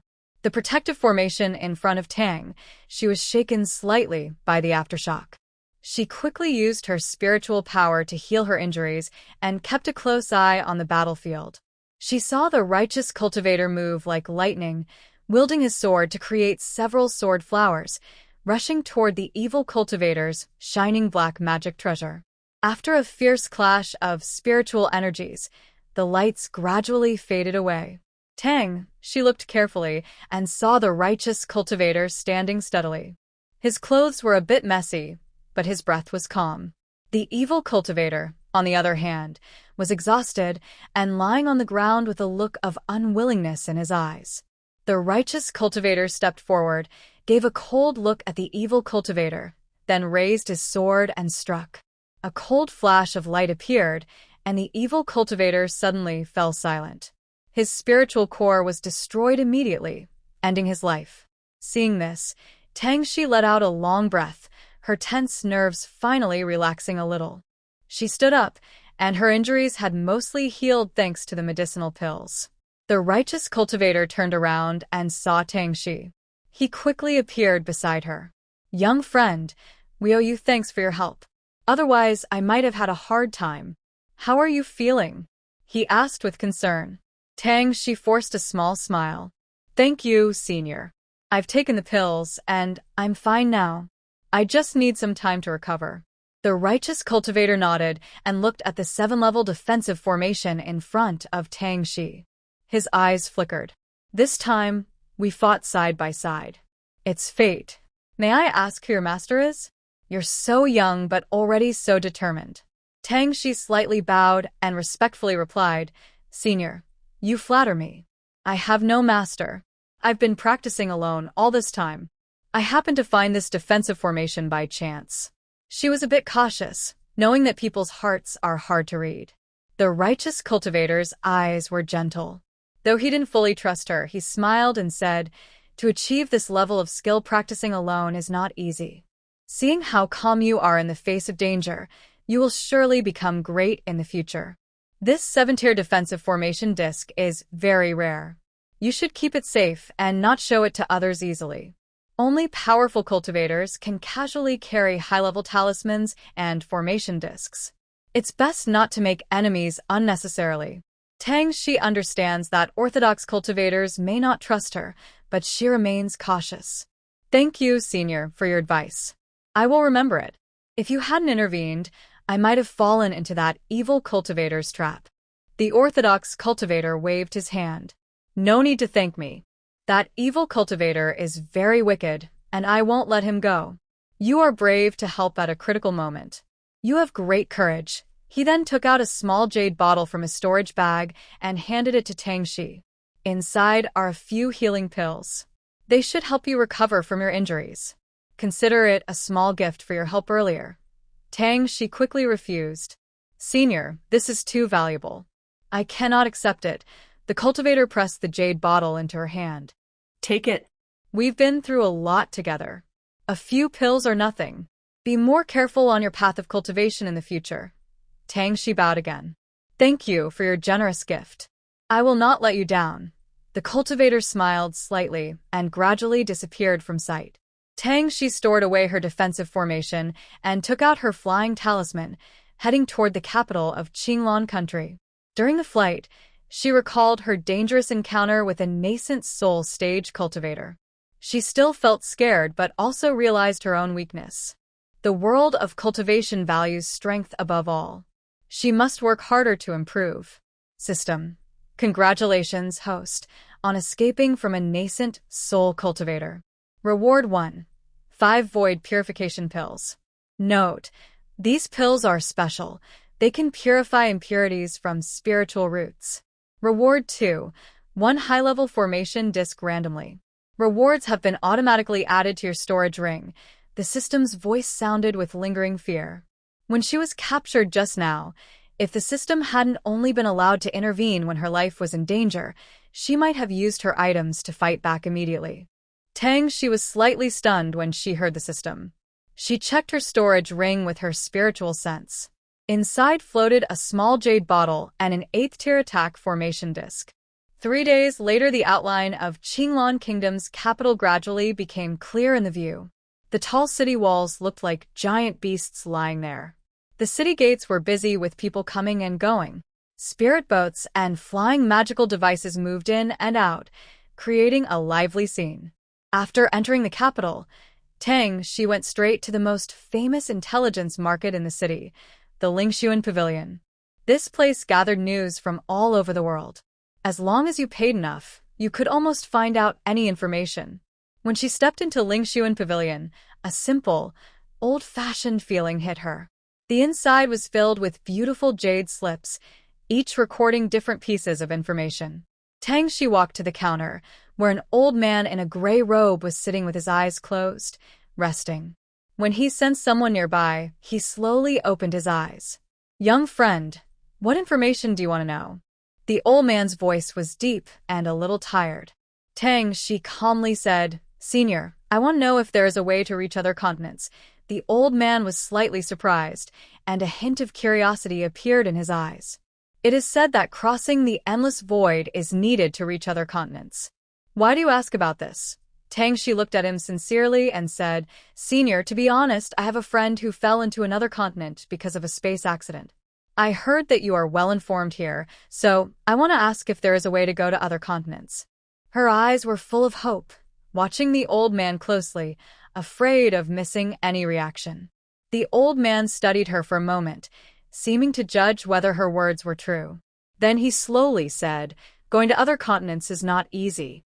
Crossing the endless void requires strong cultivation and very special teleportation treasures or formations. The endless void is full of dangers. If you're not careful, you could be lost forever." Tang Shi's heart sank, but she was still determined.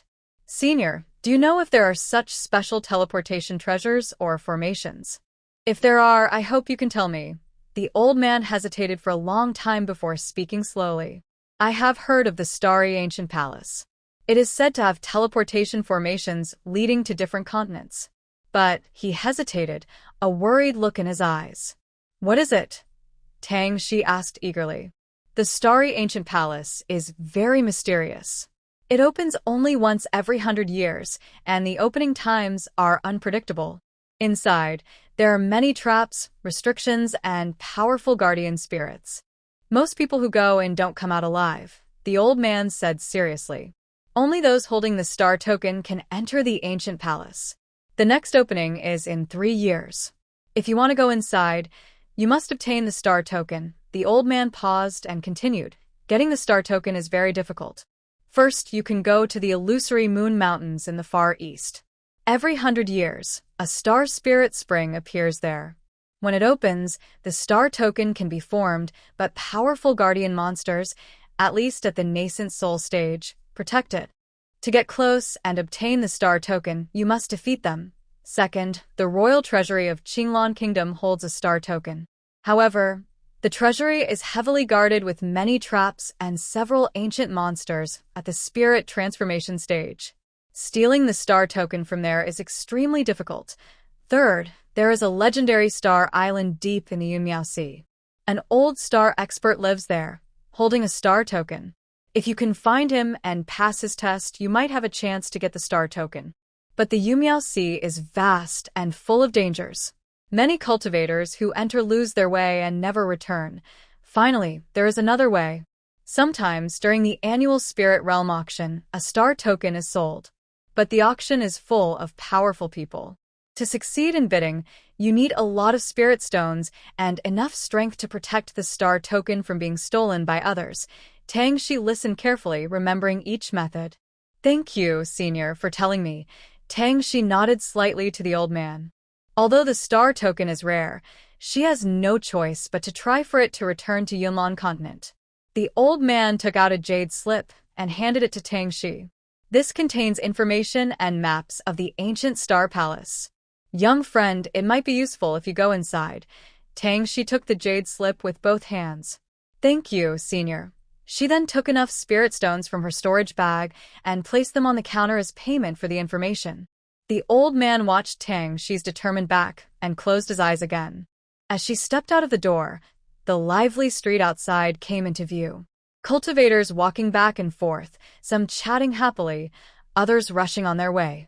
But Tang Shi's mind was focused on the difficult task of obtaining the star token.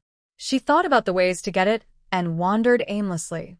The guardian monsters in illusory moon mountains are very strong, and her current cultivation level makes it unlikely she can fight them. The royal treasury is like a dangerous tiger's den. Attacking directly is not a good idea, and sneaking in is very difficult. The Cloud Mist Sea is vast and mysterious.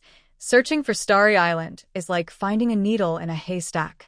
The Spirit Realm auction might be a better option. She has plenty of spirit stones, and after bidding, she might be able to escape. The only problem is not knowing when the next auction will be held. Unknowingly, Tangxi arrived at a deserted alley entrance. She heard sounds of a fight coming from inside. Using her spiritual awareness, she looked inside and saw two male cultivators at the second level of Foundation establishment attacking a female cultivator at the first level. The female was almost at her limit. Tangxi glanced at her briefly and decided not to interfere. "Hey, the host, I sense some space-time energy fluctuations on this female cultivator," the system said excitedly. Just as Tangxi was about to withdraw her awareness, she heard the system and felt a chill. Space-time energy fluctuations might mean she could find something to help her return home. She didn't hesitate anymore. With a light step, in the blink of an eye, Tangxi appeared behind the two male cultivators. She quickly crushed a Tier 4 Spirit Lock talisman in her hand. The talisman transformed into a bright light, instantly forming a spiritual cage around the two men, trapping them inside. The two men's faces changed drastically as they frantically attacked the cage. But this Tier 4 Spirit Lock talisman was not something they could break easily. One of them snarled, "Who are you? How dare you interfere? Do you know who we are?" Tangxi ignored them and hurried over to the nearly unconscious female cultivator. She knelt down and carefully examined her injuries. She took out a restoration pill and fed it to the woman. Her injuries visibly improved, and her breathing became more stable. "Wow, the energy fluctuations are getting stronger," the system said, observing the woman's condition as she looked around. Tangxi also watched the woman. Suddenly, the woman opened her eyes. Her eyes snapped open, filled with raging anger and endless hatred, like tangible flames, distorting the air around her. She looked down at her hands and then at the surging spiritual energy inside her. Her hatred was replaced by a look of surprise. She looked around at her surroundings and, when she saw Tangxi nearby, a hint of confusion flashed across her face, like she thought Tangxi shouldn't be here. Then she looked back at the two male cultivators trapped behind her, her eyes once again filled with intense hatred. "I understand now, this is space-time reshaping energy," the system suddenly realized and said to Tangxi. "Space-time reshaping?" Tangxi listened to the system and felt a bit confused. "Yes, it's called space-time reshaping. In the words of the host's previous life, this female cultivator has been reborn," the system explained as it sensed Tangxi's confusion. After hearing the system, Tangxi looked at the woman who was finishing off two male cultivators and was walking toward her. "Reborn?" No wonder the female cultivator's body was filled with strong hatred just now. "I am Nangongyu. Thank you, fellow Taoist, for saving me," the woman said politely as she approached Tangxi with a bow. Although she didn't know why the person who appeared later in her previous life suddenly appeared now, she could tell that Tangxi was a stranger to her. "You're too kind, fellow Taoist Nangong." "No need for thanks," Tangxi replied casually, her gaze subtly sweeping over the spot where Nangongyu had just dealt with the male cultivators. The remaining spiritual energy there was chaotic, not like normal fighting marks, but more like a scene of bones and ashes. Nangongyu followed Tangxi's gaze and looked at the ground. Her hand, hanging by her side, curled slightly, almost unnoticeably. The anger she couldn't suppress when she fought earlier still lingered at her fingertips. The tragic scene when their souls were crushed by spiritual energy seemed to still be vivid before her eyes. She quickly composed herself, her expression returning to calm as she looked up. "Fellow Taoist Tang, do you have anywhere to go next? If not, there's an auction tonight in Lining City nearby. Would you be interested?" Tangxi paused slightly upon hearing this. She hadn't told her name yet, had she? Though curious, an auction? It might be worth a look. She looked at Nangongyu and said, "An auction in Lining City? What a coincidence." I was planning to go there too. A faint smile flickered in Nangongyu's eyes, so quick it almost seemed like an illusion. Then it's perfect. Would you like to go together, fellow Taoist Tang? Nangongyu felt grateful to Tang Shi. If it weren't for her rescue in the ancient Star Palace last time, her situation might have been even worse. She had heard that Tang Shi had been searching for the starry token before the palace opened, and this auction featured one. She hoped Tang Shi could obtain it. In this life, she would protect her starry token well and never foolishly trust the so-called maternal love again, handing over her starry token to her so-called good sister. Although she received another token later, she turned slightly to give way, her dark clothing brushing the grass and carrying a faint medicinal scent. Now, we should just make it in time for the last teleportation array today. All right. Tang Shi felt a brief moment of disturbance in her aura, but kept her composure and opened her eyes. It's just that I appreciate you, fellow Taoist Nangong, for guiding us, she said, curious about what kind of plan this reborn Nangong Taoist had in mind. Seeing Tang Shi agree, Nangongyu started walking toward the teleportation array. The system hummed softly in her mind. Host, she must have known you in her past life. Her aura carries gratitude toward you. The system continued muttering. Not just gratitude, she might even be a little afraid. Did you bully her in her previous life, host?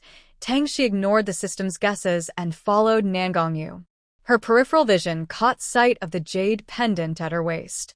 It had only been cracked earlier, but now tiny jade fragments were falling from the crack, as if the wind might blow it apart completely. Nangongyu seemed to notice something. She raised her hand to press the jade pendant, her fingertips touching the surface for a moment before casually withdrawing her hand. Her steps quickened slightly. They arrived just in time. The last teleportation array was about to activate with only 2 more people needed. They hurried toward the array, which emitted a gentle glow. Several cultivators were already waiting nearby. The steward in charge of the array looked them over, then said, "You arrived just in time. The array will activate soon. Each of you needs to pay 100 mid-grade spirit stones to enter." Without hesitation, Tang Shi and Nangongyu quickly took out spirit stones and handed them over. The steward accepted the stones, gestured for them to step into the array. Inside, the space was wide, covered with complex runes that shimmered with mysterious light. As they stepped in, the spiritual energy around the array surged violently, the light becoming even brighter. The array emitted a deep rumbling sound, and powerful spatial forces instantly enveloped everyone. Tang Shi felt her world spin, and her surroundings changed rapidly. Nangongyu bit her lip tightly, resisting the pressure of the teleportation. After some time, the light gradually faded, and the array finally reached its destination. Tang Shi and Nangongyu steadied themselves and stepped out of the array. Looking at the busy street filled with cultivators, I felt the lively energy and excitement caused by the auction. Looks like this auction has attracted many people, Tang Shi said as she observed the clothing and behavior of the surrounding cultivators. Nangongyu nodded slightly. The Treasure Pavilion's auctions are always like this. Her gaze also moved through the crowd, with a look of anticipation and caution. When they arrived at the Treasure Pavilion, they saw guards standing firmly at the entrance, and many cultivators had already gathered. Everyone entering and leaving was dressed quite well. As soon as they stepped inside, a steward in the golden core stage approached them. Nangongyu took out a token and handed it to the steward. The steward respectfully took the token, examined it carefully, and immediately showed a look of awe. "Honored guests, please follow me," he said with a slight bow, leading the way to the 3rd floor. The corridor on the 3rd floor was quiet and luxurious, with walls embedded with luminous pearls that emitted a soft glow. Every few steps, there were delicate vases filled with fragrant spiritual flowers. The steward stopped in front of a private room, gently pushed open the door, and gestured inside. "This is the private room prepared for you. From here, you can see everything happening at the auction, and it is very private. If you need anything, ring the bell by the wall, and someone will come to serve you." Tang Shi and Nangongyu entered the room, which was decorated elegantly. The tables and chairs were made from precious spiritual wood, feeling smooth to the touch. Directly ahead was a large crystal window, offering a clear view of the auction stage below. After the steward left, Tang Shi looked at Nan Gongyu. Seeing the respectful attitude of the steward, she guessed that Nan Gongyu's background was probably quite impressive. Nan Gongyu noticed Tang Shi's gaze and smiled slightly as she explained, "This was given to me by my father. He is the head of the Nangong family, with a late-stage nascent soul cultivation." She looked nostalgic when mentioning her father. If her father hadn't closed himself in seclusion, she wouldn't have ended up in such a situation. So, she was a young lady from the famous Nangong family, one of the 5 great cultivation clans. No wonder she could produce a token that even the Treasure Pavilion steward respected. "So, Nan Gongyu, you come from such a distinguished background," Tang Shi said with admiration. Nan Gongyu gently shook her head, looking a bit sad. "It's a pity my father is in seclusion. Now my second uncle is in charge." As she spoke, the lights on the auction stage gradually brightened. A beautifully dressed auctioneer in a splendid brocade robe stepped onto the stage. He exuded the aura of someone in the late Yuan infant stage, smiling as he looked around. He loudly said, "Dear friends, welcome to this Treasure Pavilion auction. Today, we have prepared many rare treasures for you, ensuring you won't leave disappointed. Now, let's begin with the first item." As soon as he finished speaking, 2 maids carried trays covered with bright red velvet cloth onto the stage. In the center of each tray lay a long sword, shimmering with icy blue spiritual light. Even though it was sheathed, a chilling aura seemed to spread from it. "The first item is the water moon sword, the auctioneer said, gently holding the sword's sheath with his hand. His spiritual power made the sword tremble slightly inside the sheath, producing a faint humming sound. This sword is forged from a 1,000-year-old mystical ice marrow. It has the effect of condensing water. Water element cultivators who wield it can increase their spell power by 10%. He paused, scanning the eager cultivators below. He then loudly announced, "Starting bid is 50 middle-grade spirit stones.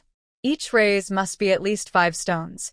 No sooner had he spoken than a cultivator in a lake blue robe raised his bid, forming the number 55, with his spiritual power in front of him. 55. Immediately afterward, someone on the right side of the viewing platform called out, 60. Tang Shi tapped lightly on the armrest, glancing at the sword but not stopping. Next to her, Nan Gongyu's gaze lingered on the sword for a moment before quickly shifting away. Her fingers unconsciously rubbed the cloth on her wrist, as if lost in thought. In the end, the Water Moon sword was won by a female cultivator in the late Foundation establishment stage. Next, the second item, a third-rank pill called Qing Yun Dan. The auctioneer opened a box, revealing 3 small pills about the size of a pigeon egg, glowing faintly with blue spiritual light. The aroma was so strong it was hard to ignore. This pill nourishes the meridians and is especially suitable for late Foundation establishment cultivators preparing to break through to the Golden Core stage, helping stabilize spiritual power and prevent spiritual fire mishaps. As he finished, a cultivator below couldn't help but speak up. "This Qing Yun Dan is quite rare." The auctioneer smiled and nodded. Exactly. This pill was personally crafted by an elder from the Dan King Valley. There are only these 3. The starting bid is 80 middle-grade spirit stones. Each raise must be at least 10 stones. "Let's begin." 90 stones. Someone immediately raised their bid from the left side. 100 pieces, came another voice from nearby. The 10th item was a broken talisman pen. The auctioneer held the broken pen in his palm, and low murmurs started among the audience. The pen's shaft was dark brown, made from some kind of spiritual wood, but the tip was missing a large part, and its spiritual glow was very dim. It truly deserved the word broken. This is a spirit-gathering pen. Although it is a top-quality magic treasure, it is damaged and cannot be used to draw high-level talismans, the auctioneer honestly explained, touching the patterns on the pen's shaft. But the spirit-gathering array inside the body is still active, making it useful for warming low-level talisman paper or helping to condense spiritual energy. It works twice as well for these purposes. Starting bid is 30 top-grade spirit stones, with bids increasing by at least 3. Host, please bid on this talisman pen, the system reminded Tang Shi in her mind. 35, the auctioneer announced, and the bidding began. 40, 45, 100, a female voice came from a private room on the second floor. Tang Shi noticed that after the voice from the second floor, Nan Gongyue's eyes, full of hatred, fixed tightly on that direction. 100 top-grade spirit stones. Suddenly, the auctioneer's voice rose sharply.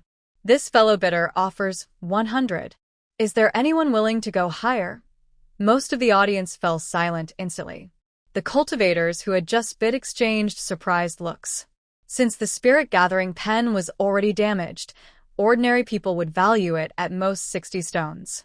The price on the second floor was clearly unreasonable. Tang Shi's finger paused midair, her brows slightly raised. After Nan Gongyue lowered her gaze, she spoke softly. It's someone from the Nan Gong family. I have a grudge against her. As soon as she finished, the female voice from the second floor spoke again lazily. Add 20 more, 120. This time, even the auctioneer was stunned briefly, then quickly said, 120. Does anyone want to bid higher? 120, first call. 120, second call. 150, Tang Shi nodded at Nan Gongyue to show she understood. The crowd gasped in surprise. The second-floor private room was silent for a moment, then the female voice, with a hint of a smile, said, You're persistent, fellow bidder. 180, Tang Shi didn't even lift her eyelids. 200, the silence was complete. The auctioneer waited a moment, seeing no further bids, then struck the gold hammer heavily. 200 top-grade spirit stones. The spirit-gathering pen goes to this fellow bidder. When the maid brought the pen, Tang Shi took it and examined it carefully. Indeed, it's a spiritual talisman pen. It's not a top-grade magic treasure. If the master finds the right materials to repair it, this item can grow along with the owner. Eventually, it might become a divine artifact, the system confidently said. Tang Shi ran her fingers over the patterns on the pen shaft and found a few very faint spiritual markings. She had noticed them earlier, because the broken tip blocked her view. She calmly stored the talisman pen into her space ring, her fingertips still feeling the warmth from the pen, which felt more in tune with spiritual energy than ordinary magic treasures. A divine artifact? She asked silently in her mind. The system immediately replied, Absolutely. The core of this pen is made from Shirong spirit marrow, which naturally nurtures spiritual power. As long as you find Fengyu glue to repair the tip and warm it with your vital blood, it will grow stronger as your cultivation advances. Nan Gongyue, standing nearby, saw her put away the pen and looked back toward the second floor, whispering, She's probably eyeing you.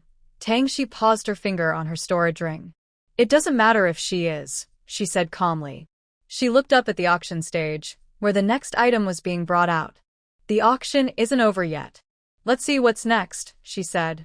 The auctioneer's voice echoed through the hall as items were presented and taken away one after another. In no time, about 10 items had been auctioned. Tang Shi rested her chin on her hand, glancing over the treasures, magic weapons, ancient books, pills, all with a calm, indifferent look. These things were either useless to her, or she already owned them. Next to her, Nan Gongyue was more active. When a bottle of Focus Pill was auctioned, she quickly bid and, after several rounds of competition, successfully bought it. Soon after, a piece of dark metal with a cold gleam was brought up. She thought for a moment and decided to bid again, winning it once more. The auctioneer cleared his throat and spoke with a tone of seriousness. Next, we present the third item among the top 3. Before he finished, 2 attendants carefully carried a jade box embedded with crystals onto the stage. This is a 9th-grade pill recipe, the 9 Revolutions Rebirth Pill, the auctioneer announced loudly. Tang Shi's fingers, which had been holding her teacup, suddenly froze. She looked up, her expression no longer calm. 9th-grade pill recipes are rarer than 9th-grade spiritual plants, and the 9 Revolutions Rebirth Pill is a legendary item. Master will probably like it, Yunlan thought. On the continent, only a few 9th-grade pill recipes are known. Since I encountered it, I took a picture to bring back as a gift for my master. Nangongyu also widened her eyes and took a deep breath. It's a 9th rank. This will be exciting. She turned to look at Tang Shi with a different kind of bright gaze and whispered, "It seems you're determined to compete? Once the bidding starts, there will be a tough fight." Tang Shi softly responded with a, and pressed the bidding card again with her fingertips, her eyes fixed on the animal hide scroll. "If you manage to win it, Nangong Daoist, it's better to leave after the auction ends." Her words clearly implied that the 9th rank pill formula was very eye-catching, and after the auction, some jealous cultivators outside would likely be waiting, leading to possible conflicts. She has a formation disc and talismans given by her master, so escaping isn't difficult, but bringing Nangongyu along makes it a bit harder. Nangongyu paused briefly, then nodded. "All right, I understand. I'll leave first." She wasn't worried about Tang Shi's safety, having seen enough in her previous life. She then glanced at the private room on the 2nd floor across from them. "Be careful. The person in that 2nd floor private room has some skills." Although she didn't want to admit it, Nangong Qing did have some ability. Okay, the 9th Rebirth Resurrection Pill Formula, starting bid 1 million top-quality spirit stones. As soon as the auctioneer finished speaking, the crowd erupted.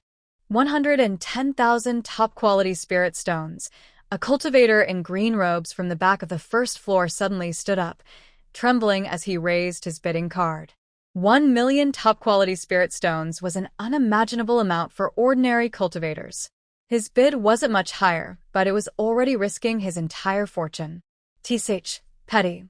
A light laugh came from the private room on the 2nd floor, followed by someone loudly shouting, 150,000. The voice was lazy but confident, clearly from a wealthy sect disciple. 180,000. Another private room responded, unwilling to fall behind. Tang Shi sat in her private room, casually tapping the armrest made of pear blossom wood with her fingertips, her gaze passing through the window. The bidding on the 2nd floor was lively, with prices soaring from 1 million to 200 million top-quality spirit stones. However, the private rooms opposite and at an angle remained silent, not even raising a bidding card. "Daoist Tang, are you not planning to bid?" Nangongyu asked, watching Tang Shi with a calm expression. "Don't worry," she said with a smile to Nangongyu. "It's not the time to call out the bid yet." Just as she spoke, a loud voice suddenly rang out from the east side of the 3rd floor private room. 22 million. As soon as the words finished, there was movement in the opposite private room. Another male voice responded, 24 million. Tang Shi's fingers paused. Finally, the bidding had begun, reflected in her eyes as she looked down at the animal hide scroll on the auction stage. Sure enough, after just 3 breaths, another private room on the west side joined the fight. 28 million. The price shot up like a rocket. The cultivators on the 1st floor, who had been competing earlier, had fallen silent, and even the bids on the 2nd floor weakened. Only the 3rd floor's voice continued. Nangongyu whispered beside her, "Those are people from the Flowing Cloud sect and the Mystic Water Pavilion."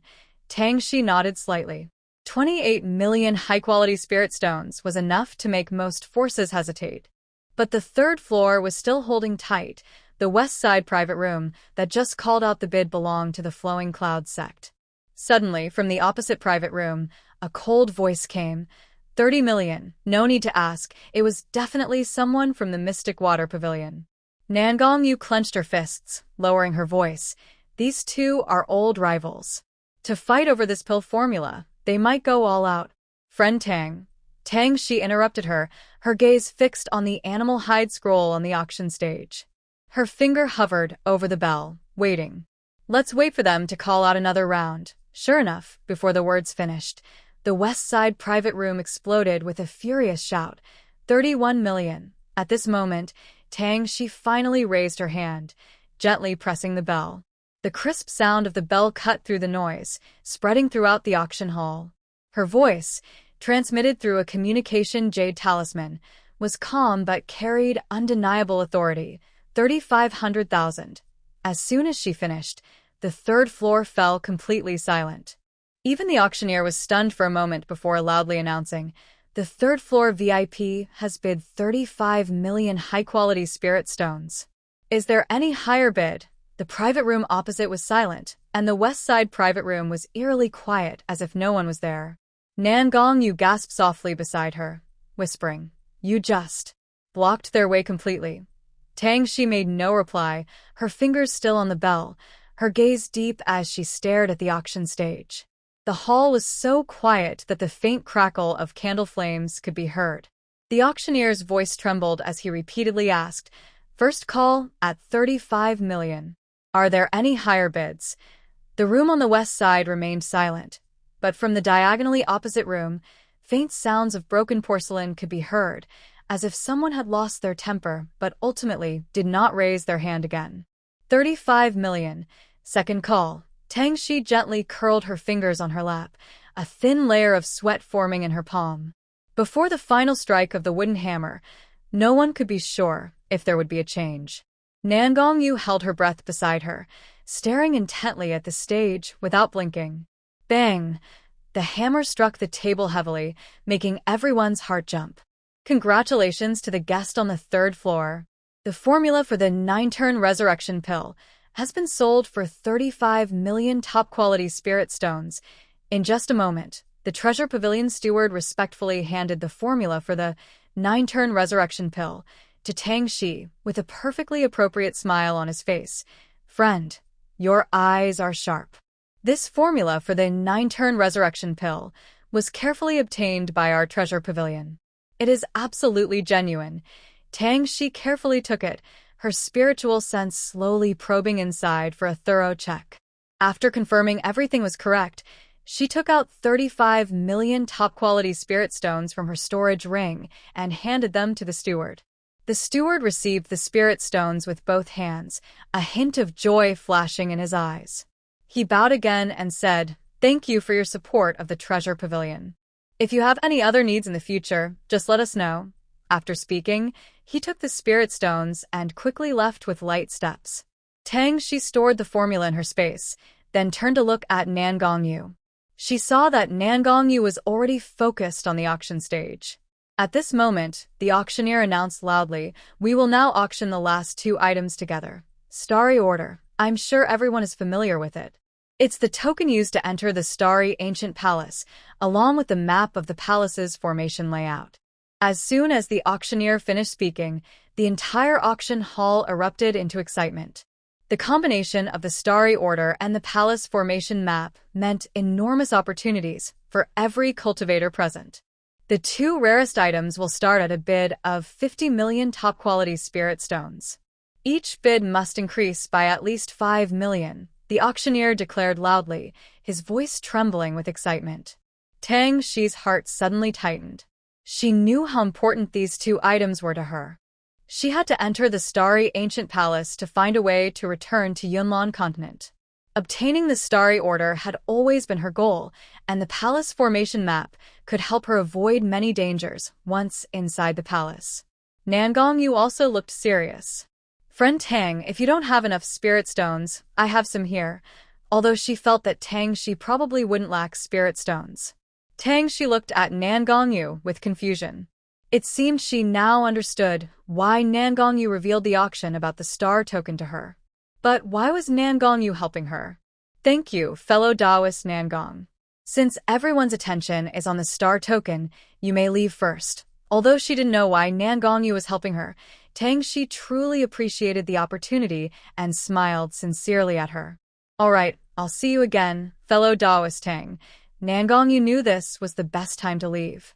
She had come specifically to bring Tang Shi to the auction for the star token, and now her goal was achieved. Inside the private room, only Tang Shi remained. She withdrew her gaze and looked back down at the auction stage. The palm-sized star token floated above a jade plate. The dark blue token was engraved with intricate star patterns. As spiritual energy was applied, tiny glowing points moved along the patterns, mesmerizing to watch. Earlier, when Nan Gongyu was present, the bidding was lively. Now, the second floor was completely silent.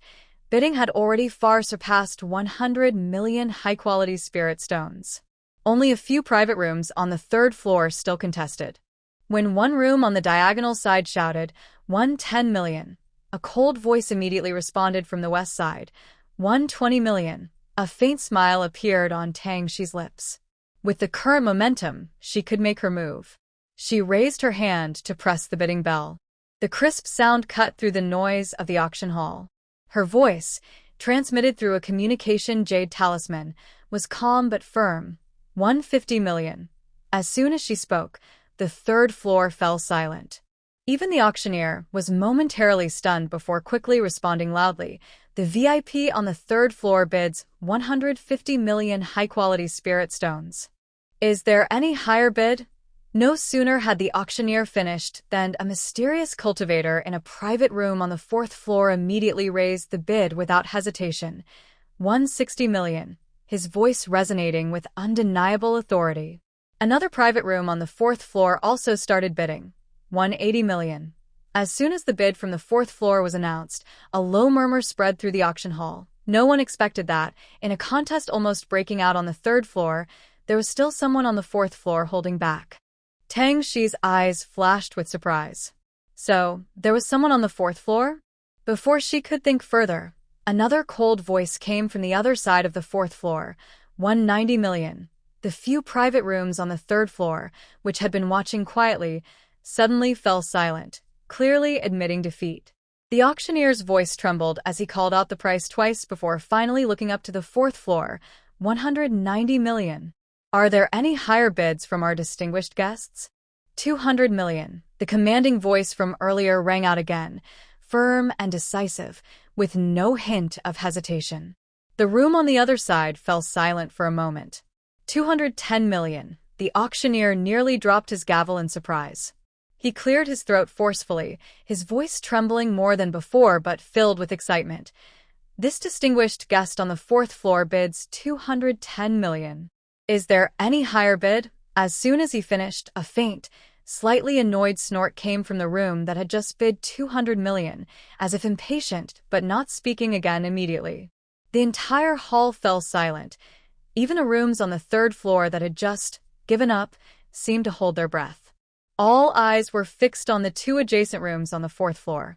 Tang Shi's fingertips still hovered over the table, the steam rising from her teacup, blurring her expression. After about 3 breaths, the commanding voice sounded again, this time with a hint of seriousness.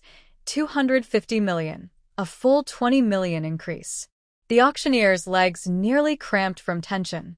He almost shouted, 250 million. Going once, 300 million, Tang Shi said without hesitation. Her fingertips gently tapped the table. She only had 250,000 high-quality spirit stones left in her ring, and the rest could only be converted from top-grade spirit stones. Tang, she didn't have many top-grade spirit stones. 300 million was her limit. Beyond that, she could only withdraw from space or exchange spiritual plants. The auctioneer's voice caught in his throat, his face flushing red. He raised his gavel, forgetting to bring it down, and after a moment he stammered, 300 million. The guest on the fourth floor directly bids an additional 50 million. It's 300 million. As soon as he said that, gasps of shock echoed throughout the hall. The room on the fourth floor was completely silent.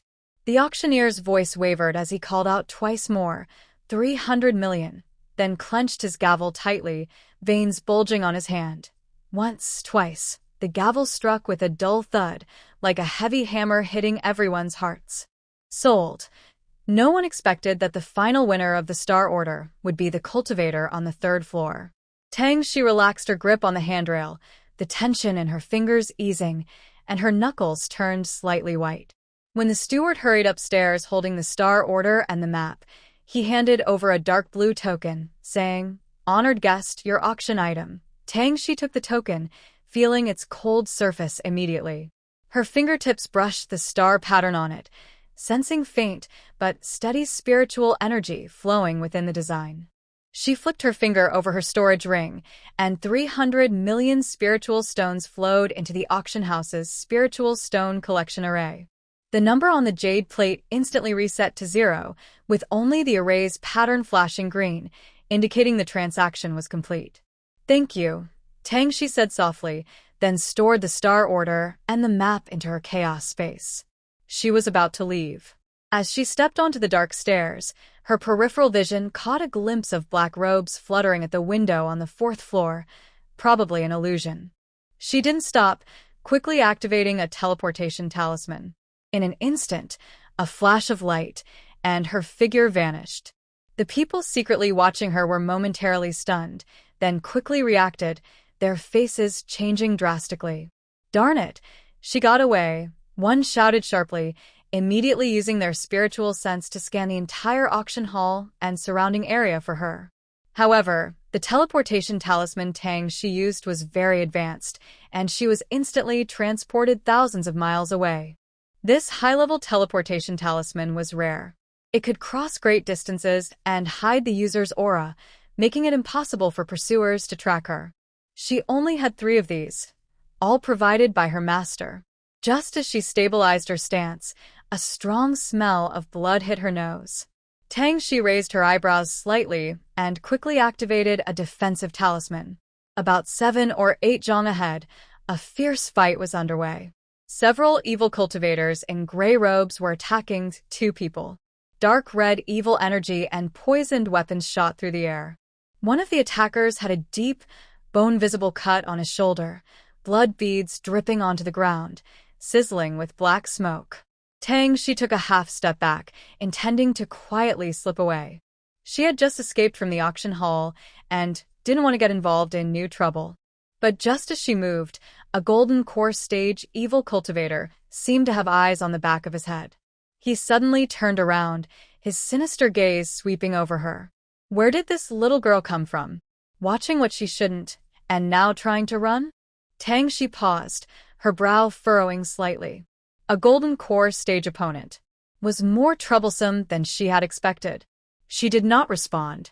Her fingertips quietly held 3 talisman papers, and her spiritual energy flowed through her fingers, ready for the opponent's attack. The evil cultivator saw she was silent. His face darkened with anger. His thin, withered fingers curled, and the skull-shaped magic tool hanging from his waist made a clicking sound. 2 green flames shot out from his eye sockets. "Since you won't speak, I'll keep your bones as magic tools and nourishment." As the green flames rose, 2 other foundation-building evil cultivators nearby sneered and lunged forward. Their poisoned bone blades carried a foul wind, aiming straight at Tang Shi's chest. Seeing this, the 2 being attacked shouted urgently, "Fellow Taoist, retreat quickly." They are cruel with their poison techniques, but Tang Shi did not retreat. Instead, she took a half step forward. With a sudden flick of her hand holding the talismans, 3 thunder talismans exploded simultaneously. Purple lightning crackled and roared, wrapping around and exploding loudly. The 2 foundation-building evil cultivators were struck and screamed as they flew backward. Their bone blades fell to the ground, still smoking black. This strike by Tang Shi was very powerful. The 2 foundation-building evil cultivators rolled on the ground, clutching their scorched bodies and crying out in pain. However, the golden core stage evil cultivator showed no fear. Instead, a hint of excitement flickered in his eyes, as if he had spotted an interesting prey. Quite interesting. A small foundation-building cultivator with such powerful thunder talismans, he said sinisterly. His voice sounded like it came from the depths of the underworld, making people shiver.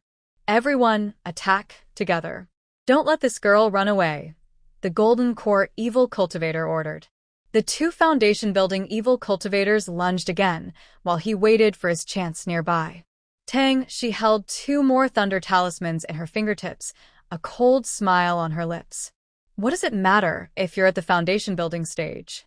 I'll deal with you, bunch of trash." Before she finished speaking, she pushed off the ground with her toes, suddenly moving 3 feet sideways to avoid the bone blades. The 2 foundation-building evil cultivators swung again.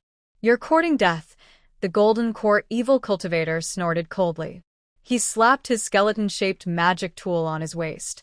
The skull opened its mouth with a cracking sound, spewing black-red evil energy. It quickly formed a large net in the air, heading straight for Tang Shi. The net shimmered with an oily sheen, clearly infused with deadly poison, and the air around it reeked of foul smell. Tang Shi's eyes flashed. Her icy sword appeared in her hand. She flipped her wrist, channeling her spiritual energy to the tip of the sword. She slid her finger along the sword's spine and shouted coldly, "Freeze 1,000 miles." As she finished speaking, she slashed the sword diagonally toward the ground. White frost visibly spread along the blade's scar, and in the blink of an eye, it covered the land within 10 jong. The two foundation-building evil cultivators couldn't dodge in time, and their ankles were frozen by the cold frost. With a cracking sound, the ice spread up their skin, quickly reaching their knees. They screamed in pain but couldn't move at all. The dark red evil net hadn't fully fallen yet, but it was frozen in midair by the incoming cold air. The poison oil on the net instantly turned to ice shards, stiffening the attack completely. The Golden Core evil cultivator's face changed suddenly.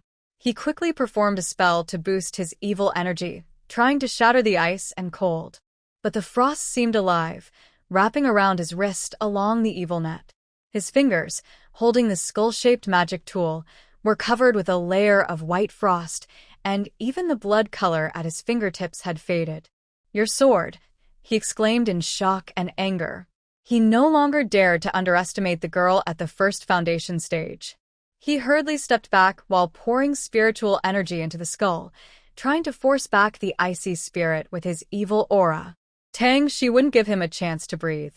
Her suspicious ice sword spun a sharp arc in her hand, and the frost on the blade grew stronger. Several ice spikes formed in the air. With a flick of her wrist, they shot straight at the Golden Core evil cultivator. The evil cultivator was trying to melt the frost on his finger with his evil energy when suddenly the ice spikes arrived. He quickly dodged to the side, but his left shoulder was still cut open. Cold air seeped into the wound, making half of his body numb. He couldn't help but grunt in pain. At the first foundation stage, with such deadly weapons and sword techniques, he stared at the suspicious ice sword in Tang Shi's hand, his eyes burning with green fire. He suddenly pressed his skull-shaped magic tool to the ground. The skull's head expanded several times with a loud bang, and it opened its mouth to spew out a thick, ink-like evil mist. In the mist, countless tiny black insects crawled, which was his poison bug evil art. "Tang si if thou win." She held the suspicious ice sword upright in front of her. Frost on the sword's surface instantly formed a wall of ice. The evil mist collided with the ice wall, making a sizzling sound as it melted. The black insects froze into fragments upon contact with the cold, but the mist was too thick. It slowly eroded the ice wall, causing black veins to appear on the surface. Tang, she quickly flicked her fingers on the sword handle. The suspicious ice sword hummed and trembled.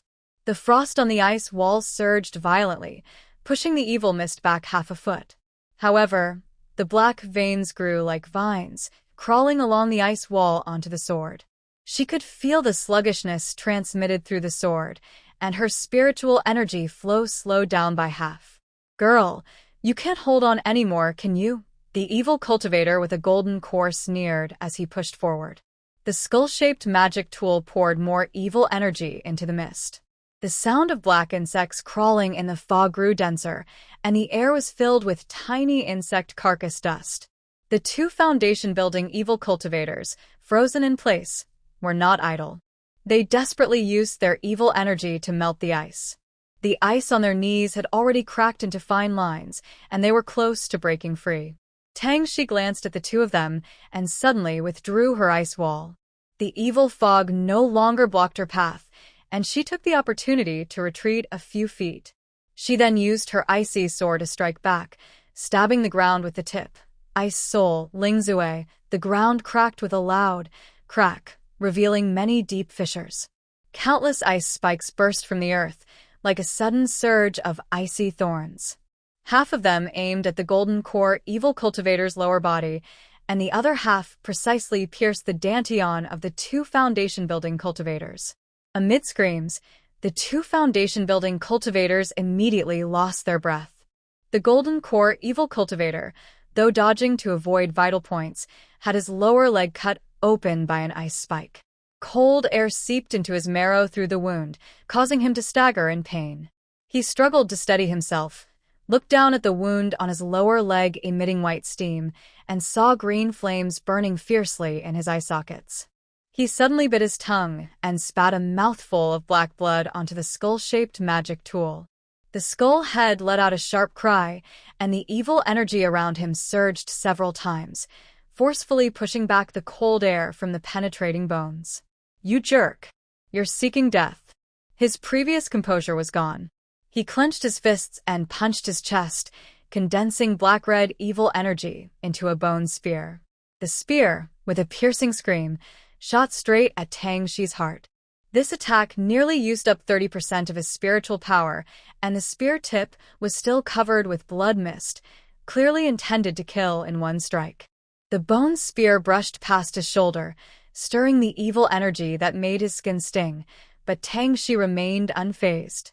As her body turned in a smooth arc, the suspicious ice sword shot up like a streak of ice, wrapping icy lines around the evil cultivator's spear-wielding hand.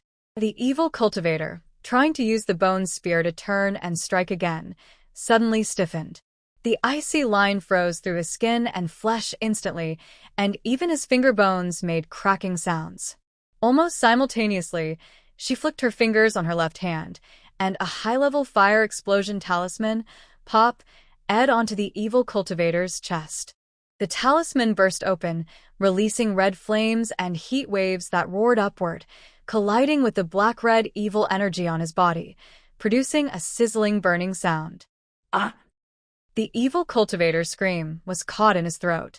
Just as he tried to shatter the icy line around his wrist, the flames from his chest seeped into his meridians along the evil energy. Cold as ice, burning as fire, two kinds of extreme pain burst simultaneously. He loosened his grip on the bone spear and fell straight back. When he hit the ground, his body twitched still, but the green flames in his eye sockets had been completely extinguished, and he quickly lost all signs of life.